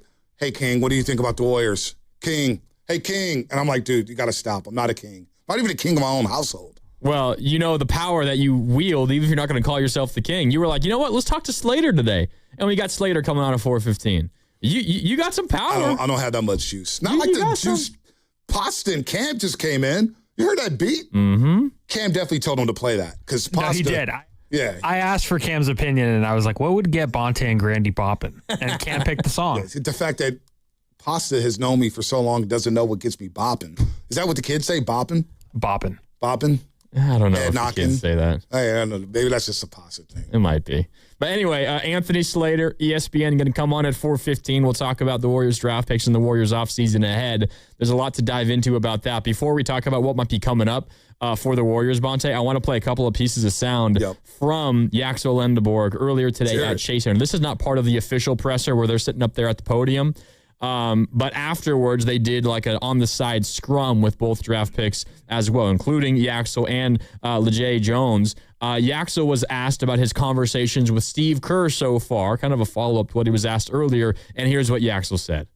Basically been about like expectations and what he expects out of me. He doesn't normally like play rookies as much. You know, he has a history of that. But the way that the team is looking now, I'm going to have a really good chance to play, maybe even start. So just having that like kind of hope definitely gives me extra motivation just to go out there and be one of the new guys that actually does that and actually comes in and builds a reputation right away. Steve Kerr, he has a history of not playing rookies.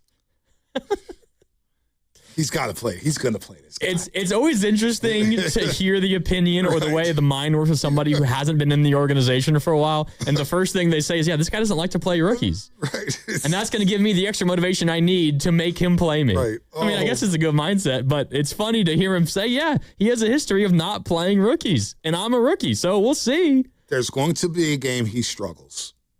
It's going to happen probably early in the season. Going to be a tight, competitive game. He doesn't close, doesn't play the fourth quarter. Maybe gets like 18 minutes. And boom, there goes your post-game show.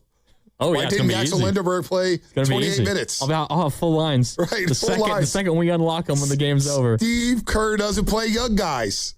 888-957-9570. Yell at Steve Kerr, line him up. Now, you know what's crazy? It's a long time ago. When Steve Kerr decided to coach the Warriors, Draymond Green was in his third year, correct? Yes. Technically still a young player. Mm-hmm. He gave him the keys to start, and they took off. That's the last time I can recall Steve Kerr giving extended minutes to a youngster. I mean, James Wiseman. Yeah, but that was politics of he's the second overall pick more than anything else. You got to play him. He's going to play Yaxel. I'm not even going to throw that out there in the stratosphere. But it's getting back of everybody's mind. Nation, everybody's saying, are we sure Steve's going to play him? Because when you look at the roster, let's just assume that Draymond's back, Horford's back, obviously. Let's say they re-sign Kristaps Porzingis. It seems like that's going to happen, by the way. Draymond and Porzingis are going to start. Yeah. So will Steve be comfortable starting Yaxel as a 3? Or will that be Guy Santos? Who's going to play the 2? Well, I'm assuming Pods will be here. Yeah. And he'll be at the 2. Yep. So does Yaxel will even start if all those players are back? I don't have the answer to that, Grandy. It's a hell of a question. And if he doesn't start, yeah, people are going to be infuriated by that. Well, I'll just say I think the worst thing the Warriors could do this season, and maybe that's aggressive because there's a lot of things that could happen. One of the worst things, a bad thing that could happen for the Warriors this season is if for whatever reason they don't give Yaxel every opportunity to develop and find out who this guy is. Yeah. That has to be one of the keys for them. No doubt. No doubt. I know that, and Steve Kerr was talking about it when he decided to come back, how this is the first time we're really sitting here and we can't say we're trying to win a championship. So that maybe gives them the cover that they need to be able to let a rookie or a young player play through some issues. But if you get to a point where you're struggling to stay around 500 and you're not playing this guy 24 minutes a night, I'm going to have a problem with that. Yeah, I think we all are. The time for that has changed. It made more sense back then with Kuminga and Moody because you just won a championship and you're trying to win another. You're not trying to win a champion, or you're not trying to win a championship right now. What do you have to lose? You're trying to be a contender again. You're trying not to be in a play-in tournament once again, which it's tough to make a run in the playoffs when you start in the play-in tournament. Well, so yeah, if you are under 500, I might win the lottery this coming year. You might. Drew Down makes a good point. Pods is a youngster who's gotten a lot of runway. True. We see how the fans react about that. So if Yaxel makes mistakes at crunch time as a young player, there's going to be people feeling like, man, we need veterans again. So it's a no-win situation. There's going to be struggles with Yaxel, but I think overall we want to see him play 25 to 28 minutes, especially, without Jimmy, without Moody. What does it look like once they get to January? Are they 5 games over 500? Are they 5 games under 500? Are they 10 games under 500? What does their roster look like? What does the pieces look like? Who's hurt? And by the way, he's going to play because Horford, we know, is not playing back-to-backs. Warriors will probably have anywhere from 13 to 16 back-to-backs. I wouldn't imagine Porzingis is going to play a ton of back-to-backs either, assuming that he's back. That's 13 to 16 games baked in that these guys are not even going to play. And by the way, Draymond was very available last year, but is he going to play every back-to-back? Probably 68 games. Is Steph going to play? No, Steph's not. Steph's talking about his Draymond. new normal. Steph, with his knee, is he going to play back-to-backs? And when he does play, it's 30 minutes a game. So back-to-backs, he probably already has 10 games missed baked in. Yeah. So, yes, Yaxel will play, but we want to see him play with the big boys and not just when the big boys are out. Yeah, and in big moments, right? We do want to see big moments. It's a tight game with 8 minutes left in the fourth. Is Yaxel in the game? Well, what about the last 5 minutes? What will Steve do? Because you get a veteran coach like Steve, what has helped him win a lot of games? Go to the veterans. Right. If GP2's on the roster, he's going to GP2 over him. I'll give Steve Kerr credit for this. Last season, there was moments he didn't play Draymond Green in the fourth quarter. Oh, yeah. Remember the Bulls game that the Bulls won in overtime at Chase Center? How about the Phoenix game when they came back and won against the Suns? Draymond and Steve were prickly with each other at times last year, and that was part of the reason. And what have they talked about all offseason long, maybe more than anything else? We got to reel in the turnovers. And who was the biggest the biggest turnover maker last year was Draymond. Absolutely. So Yaxel will play. It's going to be interesting to see it. I can't wait to get a first look at him in the Summer League. Yeah. Like Summer League, now I want people, because we could all come up with sweeping proclamations about players. I've been guilty of this. Trey Lance? Oh, Trey Lance. Not Summer League, but similar. Same vibe. Shorts in a Oh, my jersey. God, Shasky. Oh, my God. Hey, Debbie, this guy, what's up? Trey Lance? Shasky will not allow me to play that entire clip. He's so embarrassed by it. What? It's hilarious. It helped our show take off. I love that clip. Who cares? I love it too. Shasky, if you're listening, you got to let people laugh, not at you, with you. Yeah, he does. He's got to He was understand upset at his rant about the Bryce Eldridge Grand Slam that we played it on Willard and Dibs. He was upset about that. Why? Yeah, we're having fun. Hey, Shasky, stop taking yourself too seriously. Just relax a little bit. It's okay. He's asleep upstairs right now. He's asleep upstairs. Just no need to yell. It's okay. The future. It's okay. But no, so Summer League, Shasky and I, we went up. Shout out to Premier Limos, who hooked us up with a ride to Sacramento. All right. Boop. Went up to the Golden One. Moses Moody to Golden One Center. Was this Moody's rookie year? Moody and Kuminga. Kuminga tried to dunk on like 8 dudes that game. I remember that. And we're like, we kind of like this guy. Remember Yurtsevin, who was just on Yurtsevin, yeah. Yurtsevin? I thought it was Yurtsevin, whatever. Oh, whatever, yeah. I don't know. Omer. He threw an elbow to Kuminga's midsection. We're like, Kuminga just sat there and took it. Look at that. I see Tim Roy after the game. I go, Tim, what do you think about Kuminga? He goes, I got to tell you, Bonte, this guy could be Ron Artest. Right? So we're cast up. I love you, Tim Roy, but wow, you were off. I'm throwing Tim under the bus if you're listening, Tim. Great to see you today. And I was like, he moderated the presser great today. Job. Love you, Tim. The great Tim Roy. So we Exactly. come back, and in the next show, we had a very interesting show because we brought up a 3-team trade that took off, and Ben Simmons comes to the Warriors. But anyway, we thought Kuminga. So I'm saying all that to say, if Yaxel goes 10 for 10 in a Summer League game and drops 30, it doesn't mean anything. It's Summer League. Just pump the brakes. I remember Jonas Valanciunas at Summer League. Oh. He looked like the next best ever big man, the next best 7-footer. And he's been a serviceable player in the league, but nowhere near that. Dude, we had. Although I will say, I was at Summer League in Vegas for a couple days last year. Right. And I saw Edgecombe. Oh, BJ Edgecombe? And I knew immediately. Yeah, you knew it. Some guys you just know. You could see it. Sometimes you just know. I was in Summer League when Patrick McCall was lighting it up. And you knew, huh? And I mean, won 3 rings his first 3 years in the league, right? And he had a great game 5 against the Cavs. Played in the fourth quarter. Yeah. He had some moments. And yeah. And then the rest is history. So yeah, you could get caught like Marco Bellinelli one year for the Warriors. Oh my God. Dropped 37. I remember that. Had us all like, oh my gosh, we got something here. Anthony Randolph in Summer League. Do you remember that? Oh, I remember Anthony Randolph. Oh my God. I was so convinced he was going to be so good. And then he was playing in Europe. Yeah. I mean, I was convinced James Wiseman, Mark Spears told me this, and my boy Jason, who used to work for TNT. Y'all got to draft Wiseman, dog. Y'all got to draft. He could be like Chris Webber, dog. He reminded me just like, I was like, sure, sign me up. The revisionist history on that draft is kind of crazy because everyone was okay with the Warriors drafting Wiseman number 2. Everyone was okay with that. I would say 85%. Yeah. Everybody said, and nobody was. There was a couple people who wanted LaMelo Ball. So funny story. I was actually living 2018 to 2020, living and working in Iowa. So I got to see Tyrese Halliburton up close a couple of times at Iowa State.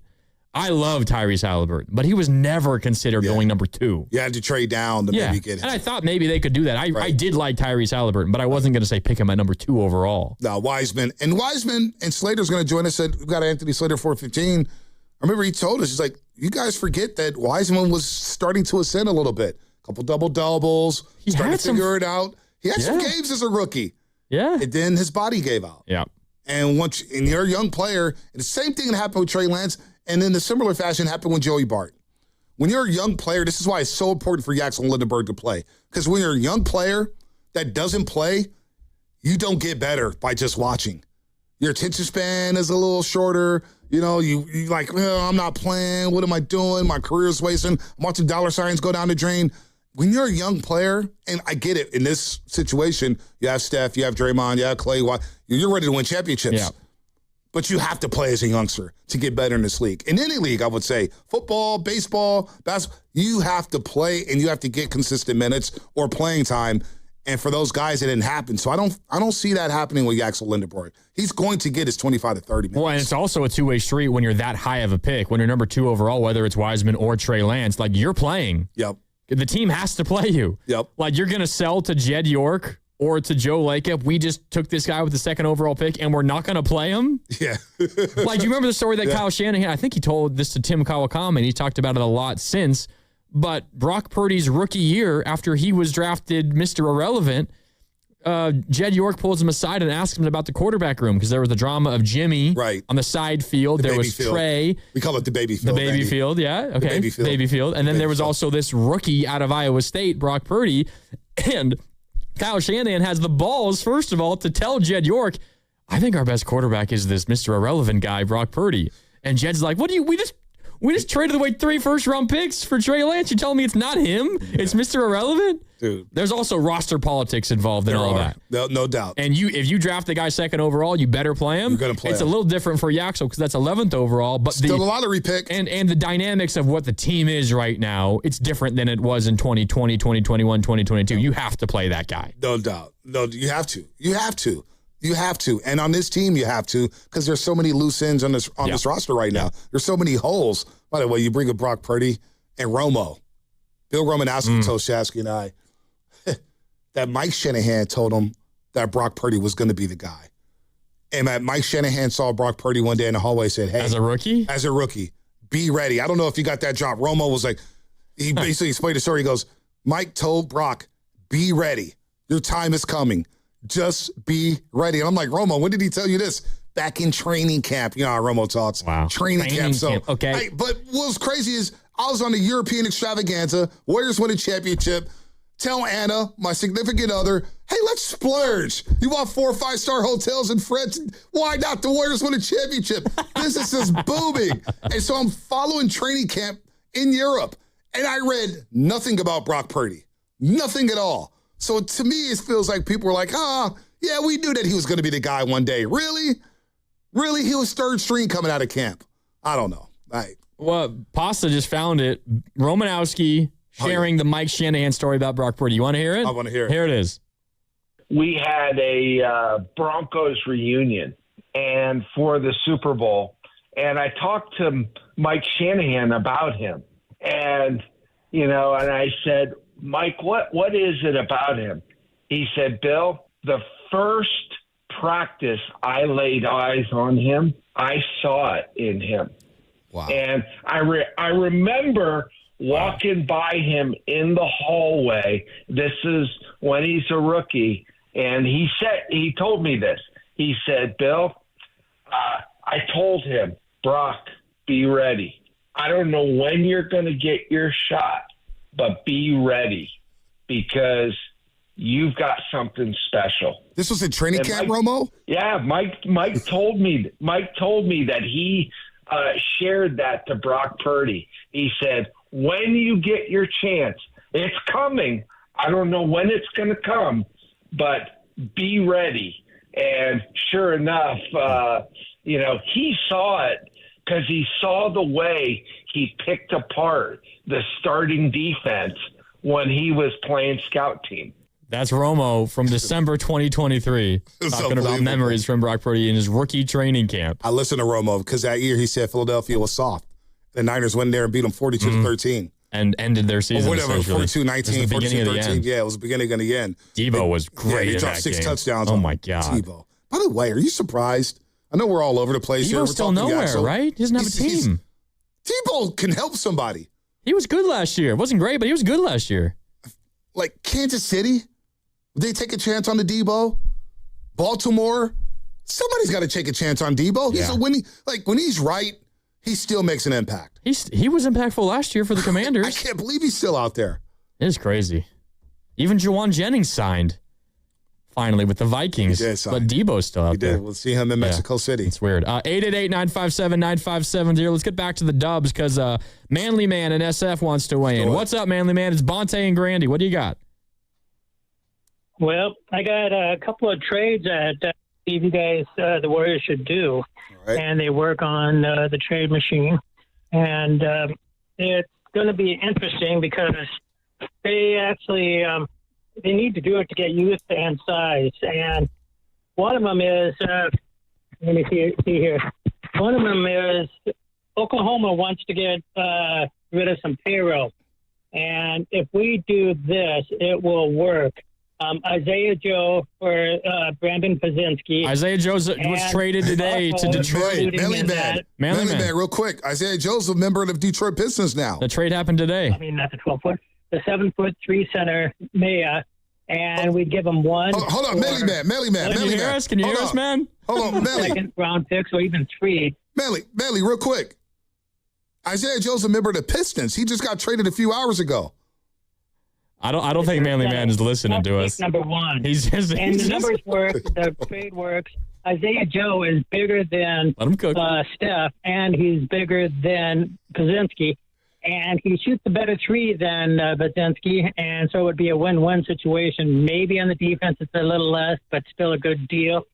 That way we get youth and the size for center that we need so bad. Got Manly Man, can you hear us? Trade with New Orleans. Murphy and Missy, I don't know if I'm saying his name right, first-round pick and possibly a second if we have any left, for Will Richards and Draymond Green, and, of course, one first-round pick and maybe a second.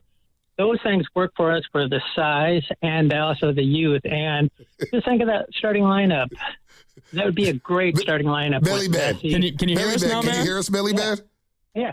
You can hear us, right? I can hear you. All right. So I don't know if the trade machine knows this, but Isaiah Joe just got traded to the Pistons 3 hours ago. Oh, shit.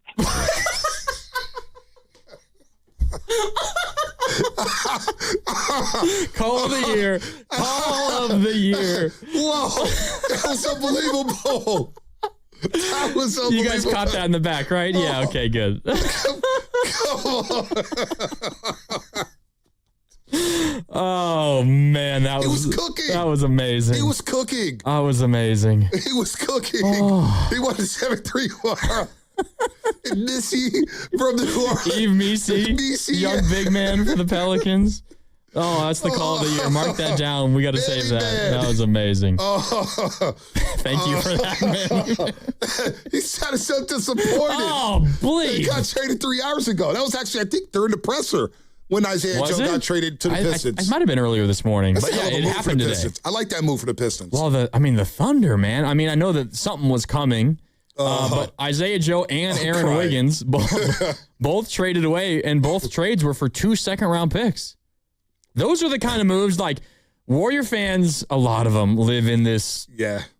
Honest, I'm going to sound really rude, but like this fake reality where like Giannis can be a Warrior, Jaylen Brown can be a Warrior, Kawhi can be a Warrior, LeBron can be a Warrior, right? Like, and that's not going to happen. I deal with it every day. Not going to happen. I deal, whether it's IG, DM, and trust me, I love talking to Warrior fans. I love talking to fans. Some of the stuff sometimes I hear, whether it's walking down the street or on Twitter or in the DMs, like it doesn't work like that. It just doesn't. Like the OG Anunoby thing, right? He went to championship, and there's this revisionist history that the Warriors could have somehow acquired OG Anunoby. Well, I've been on this for a long time, and I think it's been confirmed multiple times that the Raptors weren't really into Kuminga like that. But OG Anunoby also preferred to stay on the East Coast. And it would have cost you an arm and a leg at the time, which I don't know if it was worth all that. Yeah. But he preferred to stay on the East Coast. It takes two to tango. When he was traded, did he immediately sign an extension with the Knicks? When did it happen? I don't remember. It may have happened that offseason. We have to look that up. But he wanted to stay on the East Coast, and he did. So, look, it takes another partner, right? Everybody's like, well, you could trade this for that. Well, what does the other team think about your deal? Just like Myles Garrett for the Rams, for example. Myles Garrett gets traded to the Rams. Yeah. And I got all these Niner fans saying, we couldn't do that? Why couldn't we do something like that? Well, one, Michael Williams is coming off a torn ACL. Number two, Nick Bosa is coming off a torn ACL, and it's probably going to get paid at some point next season. You don't have a Jared Verse. You don't have a Jared Verse. Not even close to it. That's what got that deal done was Jared Verse, not the pick. Exactly. And right now you would rather gamble on Jared Verse than you would Nick Bosa. And that sounds crazy. I'm not saying Jared Verse is the better player, but Nick Bosa is coming off another torn ACL. He's also younger and cheaper right now, Jared exactly. Verse. And you got him under control for a couple years with that contract. So, yes, I see somebody in the YouTube, trades are hard. What Joe Lacob says, but trades are hard. And by the way, they're going to get harder in the NBA with the new lottery rules. Oh, yeah.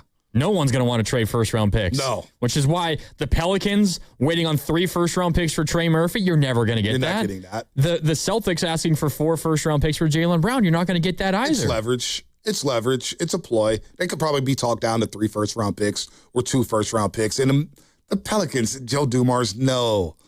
You're not getting 3 first-round picks for Trey Murphy. It's crazy. I mean, I love Trey Murphy as a player, but it's crazy what the Pelicans are doing down there. No, they don't know what they're doing down there. That's the whole point. Bad organizations will continue to be bad, and the Pelicans are a bad organization.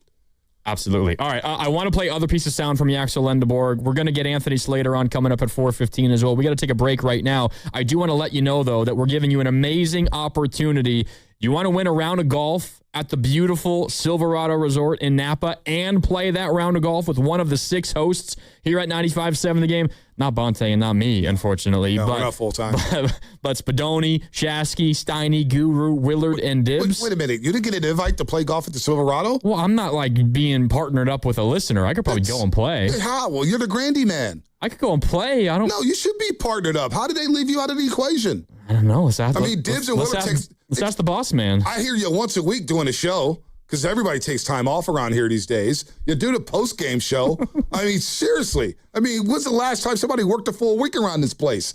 You should have a partner at the Silverado, and I love the Silverado. Oh, it's beautiful. I'm going to throat punch Mohegan. I stayed up there last year for 4th of July. It was beautiful. Oof. I got some family in Napa, so I'm not out up there pretty often. But if you do want to play a round of golf at Silverado with one of the 6 hosts here, here's what you need to do. First of all, be available on Monday, July 13th. That's when it's happening. And if you want to win, you need to submit a 30-second video of your golf swing in your best golf gear and explain why you want to play a round of golf with us. You can single out one of the hosts. You can just be generic and talk about the station as a whole, but explain why you want to play. You can then head to 957thegame.com and submit your video. Do that, and you might be playing a round of golf with us at the beautiful Silverado Resort in Napa on Monday, July 13th. All right, time for a break. It's Bonte and Grandy on Willard and Dibs. We're brought to you by Fremont Bank. Here for you, here for good. More next on 95.7 The Game. Hey, it's Willard and Dibs for Safeway. Enjoy these amazing deals for members, and as always, save up to 20% weekly on hundreds of exclusive offers from Safeway. Just clip the highlighted deals from the weekly mailer or click the deals in the For You section of the Safeway app to breeze through checkout. Visit Safeway in-store to play their Centennial Shuffle all week long for a chance to win a free item. Mix and match signature select chicken, drumsticks, or thighs value packs, or buy one, get one free of equal or lesser value when you buy 2.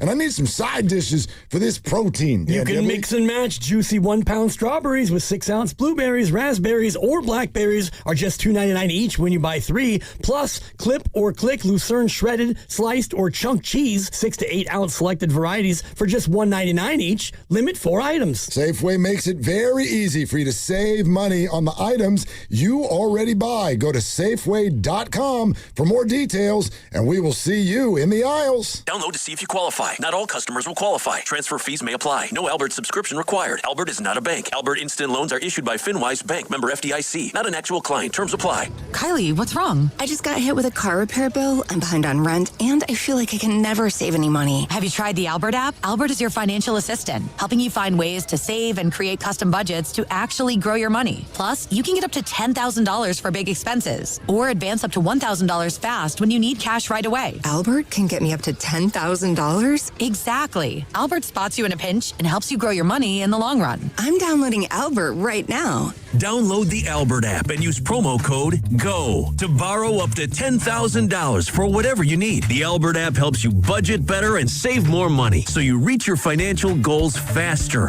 Download the Albert app right now and use promo code GO to borrow up to $10,000. Use code GO to borrow up to $10,000. The Oakland Roots are having a season to remember in 2026, bringing excitement, passion, and winning soccer to the Bay Area. From thrilling goals to an electric atmosphere at the Oakland Coliseum, there's never been a better time to be part of the movement. Join thousands of fans and cheer on the Roots as they continue their push this season. Get your tickets today at OaklandRootsSC.com and follow all the action on KTVU Plus and ESPN Plus. Oakland Roots. Oakland first. Always. Today on the pod, we're talking to Joan, a method actor and scratchers enthusiast. So, Joan, what do you like about playing scratchers? Well, as a method actor, it's about becoming the ticket. Scratching up, down, stage left, stage right. So what's your motivation? Because your performance feels so real. Oh, I was just tapping into my inner scratchers. Incredible. Yes. Bravo me. Scratchers from the California Lottery. A little play can make your day. Please play responsibly. Must be 18 years or older to purchase player claim. Tune in to Willard and Dibs every Thursday at 4:40 as we raise a glass to toast the sparkling performance of the week. Presented by J Vineyards, the official sparkling wine of the Golden State Valkyries. Raise a glass to excellence on the court and in every bottle. Indeed presents hires you can't afford to get wrong, like customer service associate at a dry cleaning shop. Yeah, hi. I'm here to pick up my suit. Ah, yes. Here you go.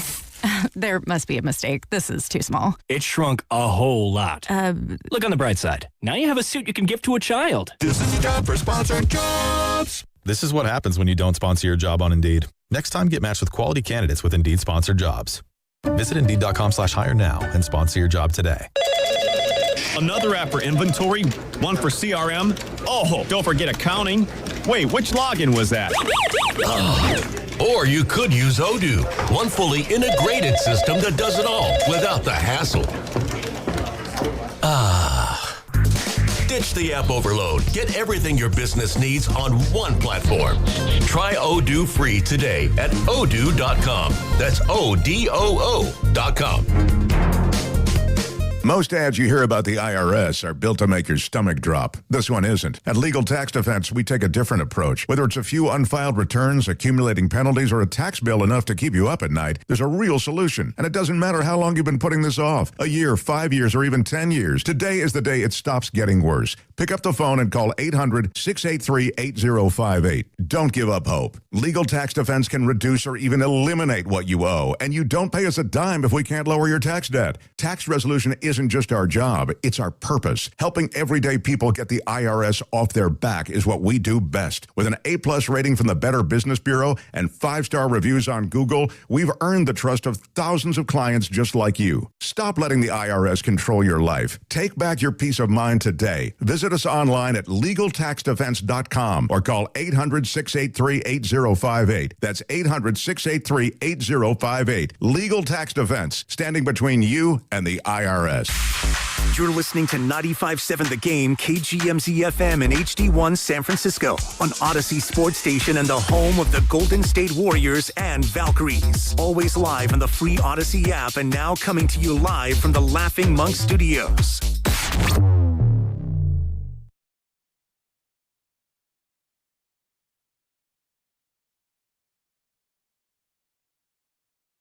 Isaiah Joe for Brandon Pazinski. Isaiah Joe was traded today to Detroit.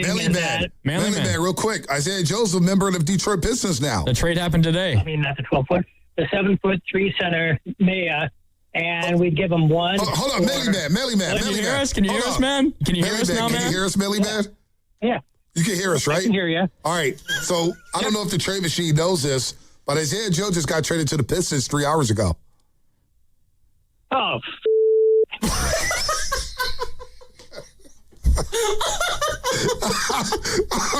call of the year. Now, back to Willard and Dibbs on 95.7 The Game. Oh, I love all the callers, but if you're going to call, don't take your earpiece out is all I'm going to say. Oh. Dude, Well, he said the S word, right? That kind of sounded like the F word. He did say the S word, but I think the way I bleeped it, it does sound like the F word. Yeah. Makes it even better, honestly. People ask me if I missed this, and it's calls like that make me miss it. Yeah. Not saying anything to Higgin. No, don't be trying to throw no money my way. But I like what I got going on at the Peacock. But the callers is what makes sports radio. It's the callers. It's the personalities that you meet through and through Monday through Friday. And a guy like Manly Man, that made my day. That was amazing. Because he worked so hard on that trade machine. Oh, my God. He had a script ready. He had the script. He put the phone down and just started reading. In his head, he thought it would work. He had a roster. He's thinking, man, I just built the starting five. Would have been the Western Conference semifinals at least. Unfortunately, Manly Man, I was so distracted. I just heard Isaiah Joe, and I blacked out for the rest. I don't even know what the trades you were talking about really were.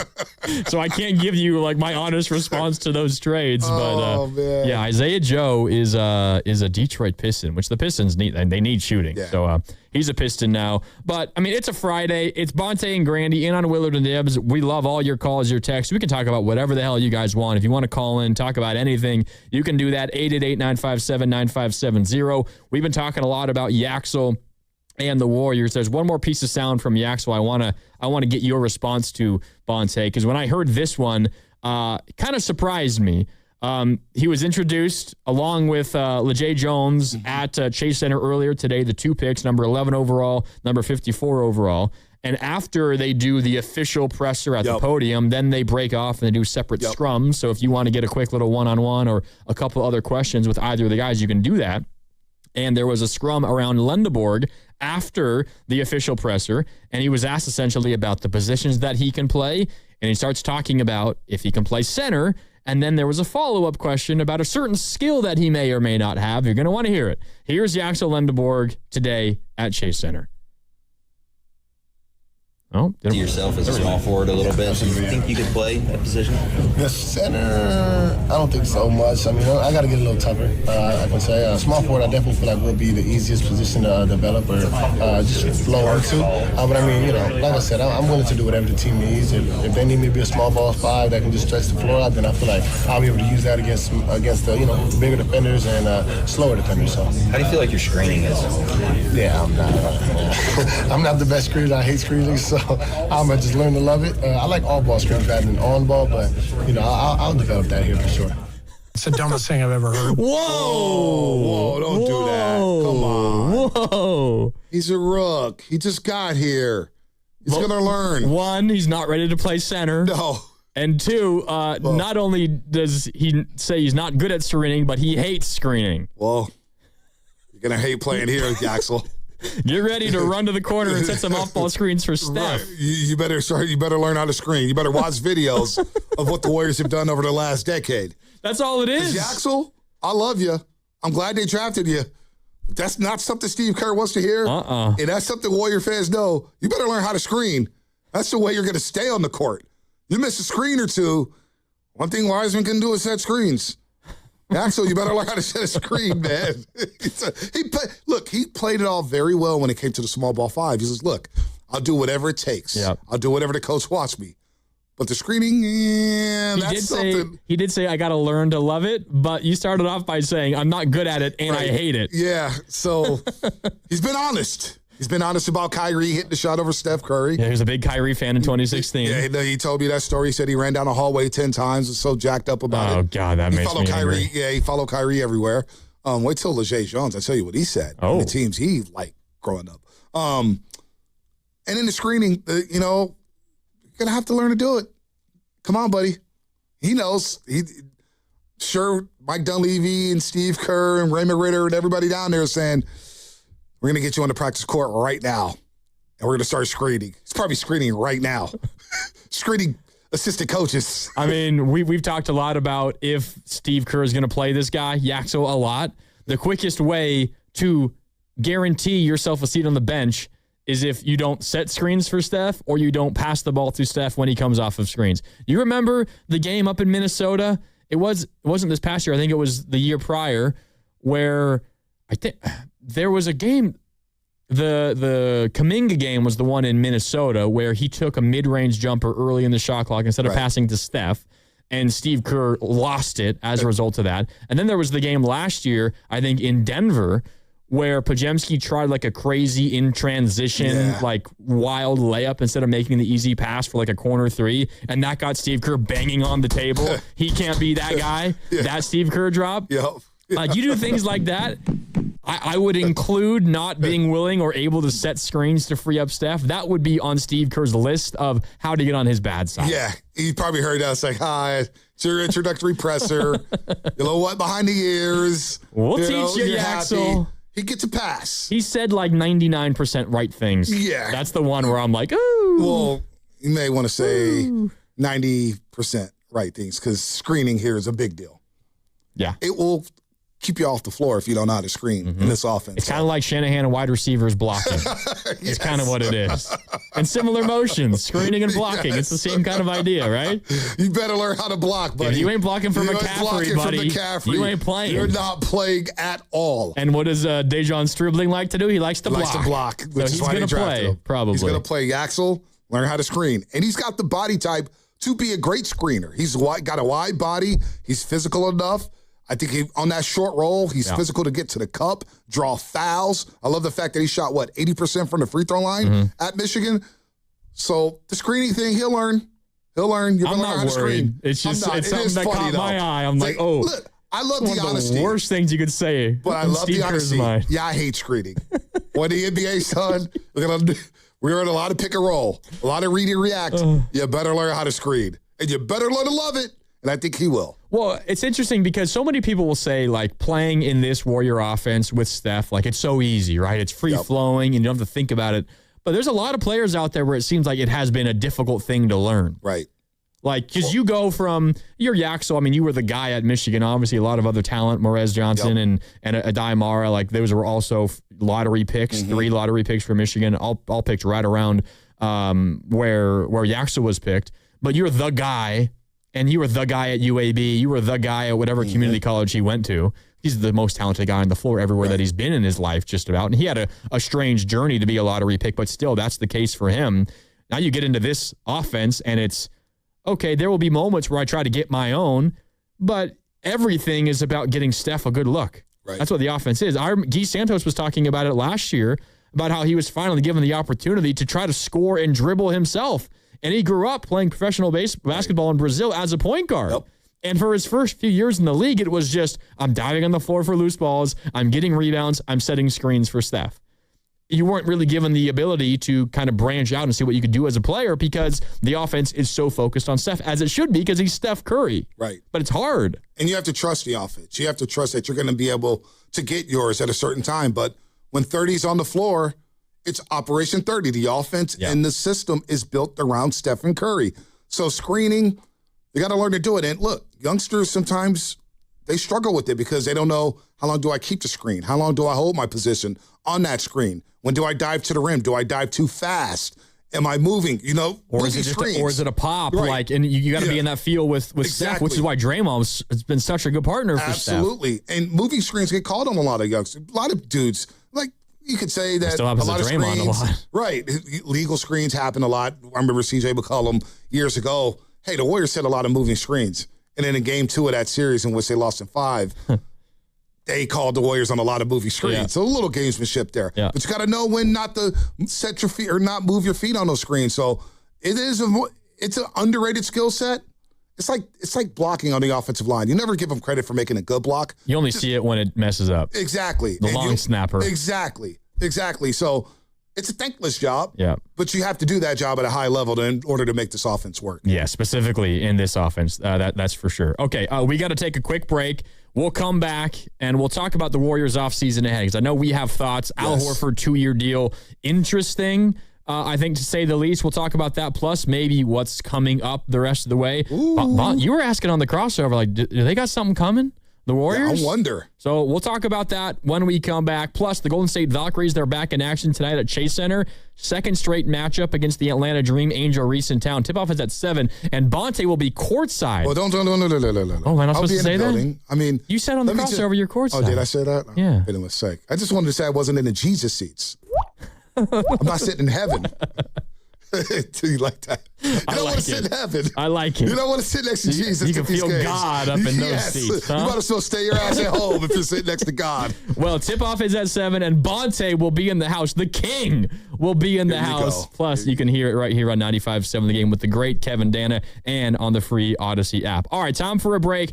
Warriors offseason, what's coming up? We'll get to that when we return. It's Willard and Dibbs, but Bonte and Grandy on 95.7 The Game. This game day traffic is brought to you by Crystal Geyser Alpine Spring Water. If you're heading to see the Giants Braves at Oracle tonight, Bay Bridge slows down approaching the island. Be sluggish past the Central Freeway. Northbound 101, stop and go from 280. And northbound 280 is heavy from a crash clearing near 6th Street. What makes Crystal Geyser Alpine Spring Water different? We always bottle our Alpine Spring Water less than 1.5 miles from the spring source. And all our bottles are made with 50% recycled plastic from our own recycling plants. Crystal Geyser, bottled at the spring source. Hey, it's Willard. At Habas Law, it's never been about attention, never about applause, never about goofy smiles on candy-colored billboards. For more than 40 years, Habas Law is focused on one thing, fighting relentlessly for injured Californians, because behind every catastrophic injury case is a human life forever changed. That's why Habas fights with preparation, intensity, and relentless commitment. No fluff, no distractions, just real advocacy for injured Californians. Habas Law, relentless for justice. Visit habaslaw.com. Omar Habas is a California licensed attorney. Offices in Northern California, including San Jose. Past results do not guarantee future outcomes. Honey, did you invite the minions over? Well, you know how we talked about getting Wi-Fi from Xfinity? Yeah. I ordered it this morning, was online in minutes, then they showed up. So they just came over to use the Wi-Fi? They even brought their own devices and spell book. You didn't give them the new Wi-Fi password, right? No. That's good. I gave them our old one. Because Xfinity lets us keep the same network name and password so devices connect instantly. What do they want Wi-Fi for anyways?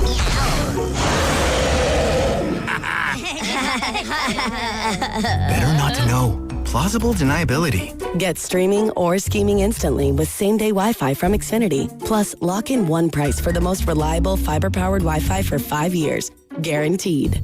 And see Minions and Monsters only in theaters. Xfinity. Imagine that. Restrictions apply. Not available in all areas. Use of fiber coaxial cable. Learn more at xfinity.com/same-day Wi-Fi. Alameda County Fair in Pleasanton is here, and it's a star-spangled celebration. Foodie bites, carnival rides, and concert nights with fireworks. Plus, check out tractor pulls, animals, shopping, and more. Don't miss it. Visit AlamidaCountyFair.com for tickets. Hi, I'm David. I'm Chris. And I'm John. We are the three brothers who own Jack's Restaurant and Bar. And we are here to... Not again. That's my line. Boy, stop it. Mom? What are you doing here? Have you heard your commercials? They're terrible. That's not our fault. You taught us how to cook delicious food. Using only the freshest ingredients. And to treat all our guests like family visiting our home. But you didn't teach us how to write catchy radio spots. They remember that and get back to work. Yes, Mom. Jack's, serving delicious breakfast, lunch, dinner, and drinks the way our mom taught us. ILoveJax.com. If you're still using a sports book to bet on the soccer tournament, you're getting robbed. Delete that app and join the millions using Polymarket. Polymarket is a prediction market, not a sports book. Trade against other fans, not the house. Polymarket, your go-to prediction market for soccer's biggest stage. Available in all 50 states. Download the Polymarket app. Use promo code BLAZE to unlock $50 free for your first trade. That's promo code BLAZE. Trading not available in all jurisdictions. Check local regulations before trading. Restrictions and eligibility apply. This is the Game of the Week report, brought to you by Hyundai. We have a full slate of pro baseball games scheduled for Monday across the league as we near the middle of the regular season. We'll see Chicago head to Baltimore and Detroit play in New York. Arizona will host San Francisco, while Seattle hosts Los Angeles. The Game of the Week report is brought to you by the all-new Hyundai Palisade Hybrid. Learn how it's so much more than just another SUV at HyundaiUSA.com. While the world watches the stars at the FIFA World Cup, Hyundai has its eyes on the next generation of talent, the future stars who are already turning heads at age 14.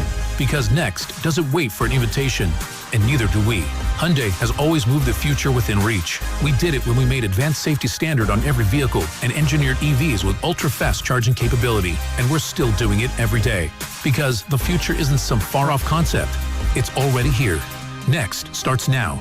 Hyundai, an official partner of FIFA. Skechers elite athlete OG Anunoby has been making history on the basketball court. Anunoby tips it in. Unbelievable. What a shot. He's been balling out in Skechers high-performance basketball sneakers, and the world is noticed. But how does OG train off the court to keep in peak physical condition? Hands-free Skechers Slip-ins Aeroburst. They help prepare OG for the physical demands of playing at a championship level. Get your pair of Aeroburst for only $165 at a Skechers store, Skechers.com, or wherever high-performance running shoes are sold.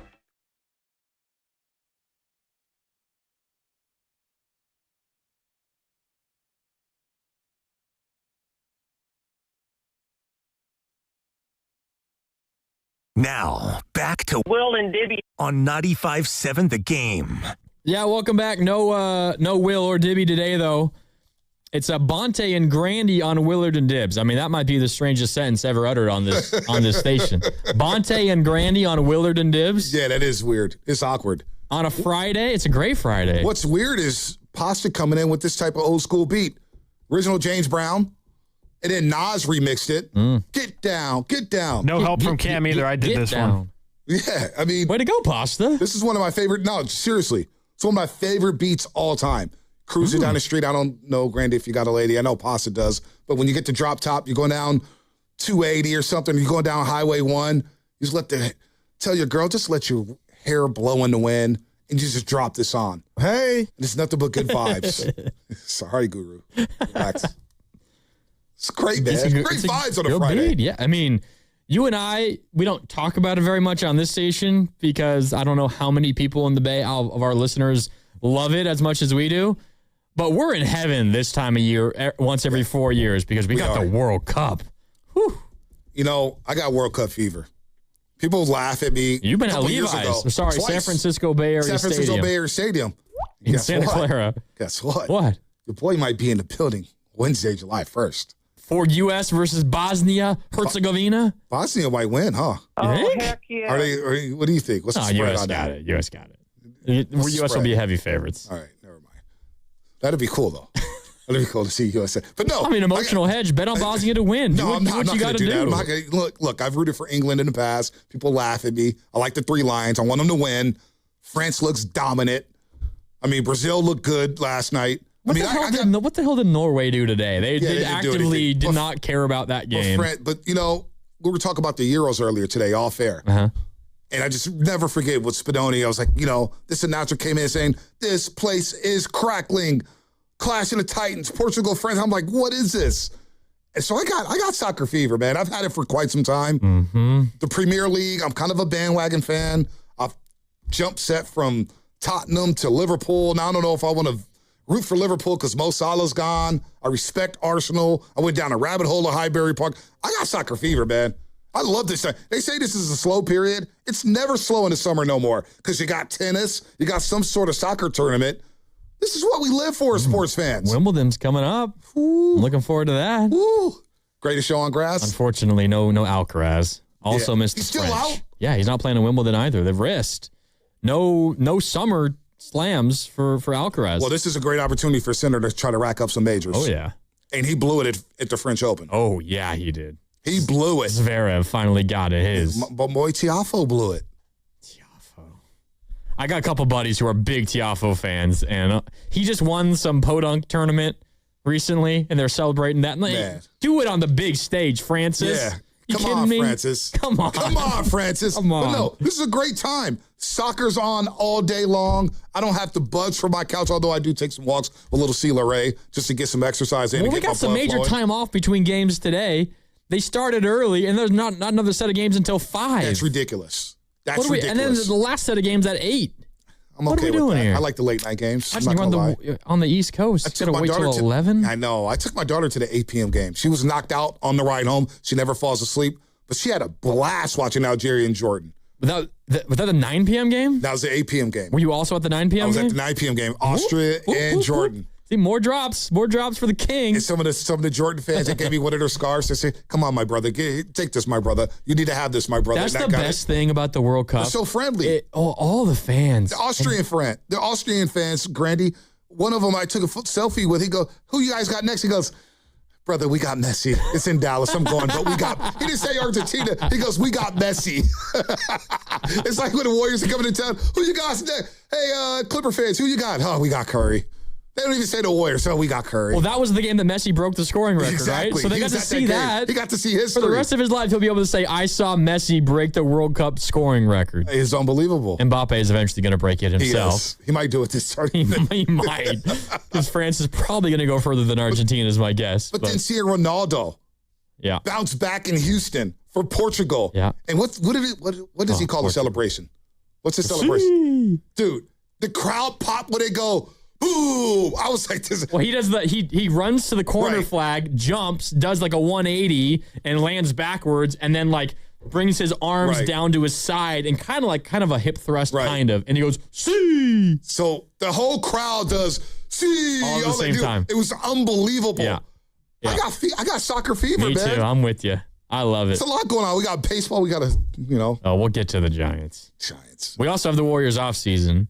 And you came in here talking about how maybe there's something in the works for the Warriors. I don't know. I need to know what you're thinking. I don't know. I don't know what's happening. I've been under the impression this is mostly going to be kind of a run it back off season, which is frustrating, but I think it's the easiest thing. There's not really a lot of other choices for him. It may be that, Grandy. It may just be a sit back and chill off season for the Warriors. But when I look at this owner, Joe Lacob, and what he wants, and from what he was saying yesterday when they unveiled their new patch on the jersey, making a lot of money for that. Business is booming. Oh my God. Damn. They broke down there. Wasn't ASAP there last night? He was there the other night. I think that was last night. Was it last night? I think so. He was there. They've always got a concert. They're bringing in so much money. What's her name is coming? What's my girl's? She sung Juicy. She was in that show, Dave. I'm blanking on the name. Anyway, business is booming, and Lakers like, it's going to be a great day in Warriors history, drafting Yaxel. I don't know if Lacob has the patience to just sit back and watch this team run it back, because running it back is not good enough. So I was just wondering if Steiny, Goo, and even you, because you cover the Warriors. You know Goo's in for anything. Do they have something brewing? Love you, Goo. Do they have something brewing? Because this is what we do know, and this is a fact. And I'm not saying he's going to get traded, but they were shopping Draymond to try to get a big boy last year. Giannis, right? Giannis, last-ditch effort at Kawhi. Clippers weren't giving up Kawhi, especially to the Warriors. Yeah. But they tried. What if Draymond wants to opt out and get a 2-year deal? Well, he does want that, I think. What would the Warriors say about that? I don't think the Warriors want that. It doesn't feel like they want that. So then what? He has an expiring contract. And those are very $27 million. Those are very attractive in today's NBA. Mm-hmm. So what does it look like? I don't think they're trading Draymond Green. I have a hard time believing that. But things change. And are always on the phone trying to get better. So if the Pelicans finally say, you know what? We want Trey Murphy. We want Trey Murphy gone. We're willing to field offers for Trey Murphy. You don't think the Warriors are going to throw their hat in the pool saying, well, what do you want? Let's talk. They'll throw their hat. They've thrown their hat in almost every pool possible. But the question is, are they going to be willing to give up the draft capital necessary to get it done? That's been the question on every single trade offer. How much patience will they have? Is running it back even good enough? Because with this fan base, people want to see Steph back in the playoffs. So we know Steph wants to be back in the playoffs. Of course. He wants to play meaningful basketball. But if you run it back and you were the 10th seed last season, Portland's going to be better. Well, and you don't have Jimmy guaranteed for at least half the season. At least half the season. And Moody might not play at all. Right, and we'll get to Jimmy. But Portland's going to be better. Utah, I believe, will be better, especially with Jaren Jackson Jr. They will be better. They got a young stud in Keontae George. Utah's tanking days are over. Right, they're done. I think. We all think. What did they do with Larry Markkinen? Is he on the block? I don't know what Danny Ainge is cooking up. But San Antonio, we know. We know about Houston. What are they going to do? Denver's going to be interesting. Denver's very interesting. What do the Clippers have up their sleeves? What the hell is Minnesota now with LaMelo? What are the Lakers? Dallas with Cooper Flagg, and I still think they're maybe a year away. Yeah, they'll be better this year. But the West is going to just be that much more daunting. And if you don't have these veterans playing every single night. But you won't. You won't. Even if it's a relatively healthy year, you won't have them playing every night. Yeah, I just... Like a healthy year is all of them playing 55, 60 games. Right. If there's a move out there that could gain you more shooting, more playmaking, and give even more size on the perimeter, is it worth it to trade a core member like a Draymond Green? I don't know how they feel about that. But they definitely explored moving him. Now, it was for a superstar, a megastar, and even Kawhi Leonard. Yeah. But who's to say that's going to stop the Warriors this offseason? So, I don't know. It's just quiet on the set, and I have a hard time believing this organization is just going to stand pat. Something's got to be brewing with the Dubs to fill out this roster. So if I were to say to you that what they end up doing is they got Al Horford back and they gave him a 2-year deal. He opted out of his player option, which kind of surprised me. I thought once I read he's opting out, I was like, oh, wow, is he retiring? And then I read he got a new 2-year deal, so I was kind of double surprised by that. All right, let's also assume they bring back Porzingis. Go ahead. Real quick on the Horford thing. I know a lot of people are making a big deal. Heard my guy Shasky losing his mind over it. If he opted in, he was making $6 million. So you add $1 million, Al Horford may retire after the season. Or after the season, he could be another trade chip to getting a second-round pick, maybe a late first-round pick. That's not a big deal whatsoever, the 2-year deal for Al Horford. You need to have somebody on this roster, at least on paper, for the next 2 years when all the money comes off the books next year if you don't extend Draymond, if you don't extend Stephen Curry. So the Al Horford 2-year deal doesn't matter to me. Yeah. He got an extra $1 million per season. And again, after the season, he may become a trade chip or just simply retire. So if I were to tell you their offseason is essentially Horford back, say they give Porzingis 2 years as well, maybe it's somewhere between like $12 to $15 million a year, whatever it is, per year for Porzingis, $24-30 million total for 2 years. Obviously, you got Yaxel in here. You got LeJay Jones as well. Maybe he's on a 2-way deal. Yep. And then you can bring back GP2, I guess, on a minimum if you want. And then you have, I would imagine if all those things happen and Draymond opts in the $27 million player option, because it seems like the Warriors are not willing to stretch him to a 2-year deal for less money per year but more total money. it limits your ability. I think you probably only have the taxpayer mid-level, not the non-taxpayer mid-level, which means it's $6 million, I think, instead of $15 million. So you bring in somebody worth $6 million per year. I don't know, off the top of my head, like you're looking at a guy maybe like an Anthony Simons. He's probably making more than $6 million per year. Colin Sexton, I don't know. That's the kind of player you might be looking at. Like, is that, if I tell you that's what their offseason is, you think there's more to it than that? There might be more to it. Like, I'll ask you this question before I answer yours, because you're right, $5.5 million for the biannual, $15 million for the non-taxpayer, and then the $2.2 million trade exception.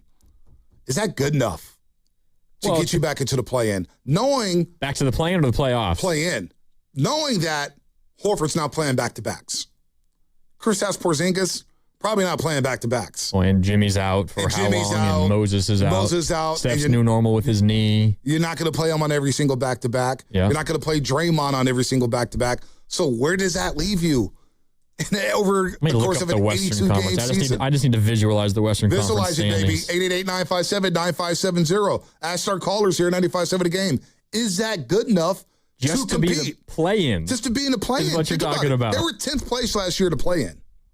10th place. Well, okay, let's 10th run place in the West, I should say. Let's run through the West, and let's use that Warriors offseason that I just laid out. Let's say, okay, Horford's back, Porzingis is back, the draft picks are here, you bring GP2 back on a minimum, Draymond has his option, he picks up his option, and then maybe your big, quote-unquote, big acquisition from free agency is Anthony Simons, or whatever it is, all right? I like Simons. I mean, I like him as a scorer. Yeah. Terrible defender. They need somebody like that. They do need. That's why I was a fan of Braden Burridge. They need that kind of profile player, in my opinion. But let's say that's what it is. Okay, that's the Warriors roster essentially going forward. You know what you know about Jimmy and Moses' injuries. OKC is clearly miles better than them. Yep. San Antonio clearly miles better than them. We'll see what Denver's offseason is. It's going to be a really interesting offseason for them. They're still going to be better than the Warriors. I mean, they're going to have Jokic. At the very least, they're going to have Jokic. Lakers are better than the Warriors because they got Luka and they got Austin Reeves. And they're probably going to have LeBron. We'll see what happens with LeBron, but probably. Rockets are an interesting case, too. They might make some big moves this offseason like they did last year. I would say I'm still pretty confident they'd be better than the Warriors. Van Vliet should be back. Yeah. Reed Shepard goes back to the bench, becomes a sharpshooter. No, they're kicking himself over Castle and taking Reed Shepard over Castle. That looks bad. Yeah. But I'm going to assume that Ahmed Thompson develops some sort of jumper, some sort of offensive game. Jabari Smith Jr. is an interesting target. Maybe they trade him and get some. I don't know. But who knows what they do with KD, too, right. honestly. But Houston won 52 games last year. Yeah, they're better than the Warriors. Right. Timberwolves, I mean, interesting offseason. Maybe the most interesting offseason of the league so far. LaMelo. It's insane. I mean, be careful on the streets of Minneapolis is all I'm saying right now with LaMelo in town. Those post-game pressers, LaMelo and have you seen the mashups of LaMelo and Anthony Edwards? Oh, my God. But that's still a more talented, better team than the Warriors. No doubt. I love Jaden McDaniels. Who I wanted with the Warriors. I thought they could have traded for him. And we clown on Gobert, but Gobert is still quality. He's legit. He's a legit big. Okay, so that's already six teams better than the Warriors in the West. What about Portland? Portland smashed the Warriors last year. Portland is my sleeper team in the West. I mean, it sucks with their new owner. Yeah. And he's going to tear that thing down, I think, the first chance that he gets. But they got a lot of young, good pieces that I'm a fan of. I mean, I like Portland. Won 42 games last season, and they get Damian Lillard back. I think Damian Lillard will at least help them score a little bit more. Give him another creator off the dribble, three-point shooter. Portland was 7th last year. Phoenix. Surprise, surprise, 45 wins. Yeah. And Booker, how many games did Booker play last season? I felt like he missed at least 20. He missed a chunk. Missed a chunk of the season. So that's your 8th place team in the West. Or the Warriors got smashed by Phoenix in the play-in. Yeah. Now, I get they were tired coming off of the Clippers, but we're talking about this, during the regular season, you're playing 3 games in 4 nights. You may play 5 games in 7 days. Yeah. You're going to have stretches like that. Older team, how do they recover? What about the Clippers? They're intriguing. They have a major question of what happens with Kawhi. Right. And they've kind of half started a reset by trading Zubats. And, of course, it was Paul George before that. And they got some young talent, and they just had the 5th overall pick. I mean, I knew it wasn't going to happen. I knew it wasn't going to fall to 11, but I love Keaton Wagler, and he went 5 to the Clippers. 5. I love him, the guard from Illinois. He's legit. I like him, too. And think about what the Clippers did, Grandy. They came in as the oldest team in the league, right? Were they the second oldest? Warriors or Clippers? I think the Warriors were the oldest. Clippers are right there. Yeah. And those two were miles ahead of anybody else. Anybody. But you know what they did? They got younger at the deadline. Oh, yeah. And they got Benedict Mathurin, and you get Darius Garland. And Garland wasn't healthy for that playing game. Yeah, I didn't mention Harden, but of course they traded Harden. They got Garland, and they may trade Garland. I mean, hell, they may trade Garland for Wagler to say, you know what, here's the keys. Obviously, the big question mark is Kawhi Leonard. What do they do with him? If they do bring Kawhi back, and look at their roster, they have some assets, Grandy. Yeah, they do. I would still lean Clippers over the Warriors. I don't think you're crazy saying that at all. Now we're talking about 10th place again. Yeah, you could probably argue, if things go right for the Warriors, you could maybe say, well, they're maybe better than Portland. They're maybe better than Phoenix. Yeah, you can argue about that. But it's play-in at best, it seems like. A lot can change, of course, but it's tough to imagine that general down-the-middle offseason that I laid out getting them any better than, exactly. praying for like the 7th seed at very best. And it's not a knock on the Warriors. I still believe they could win a lot of games, but they won 37-45, and we know baked in guys are going to miss back-to-backs.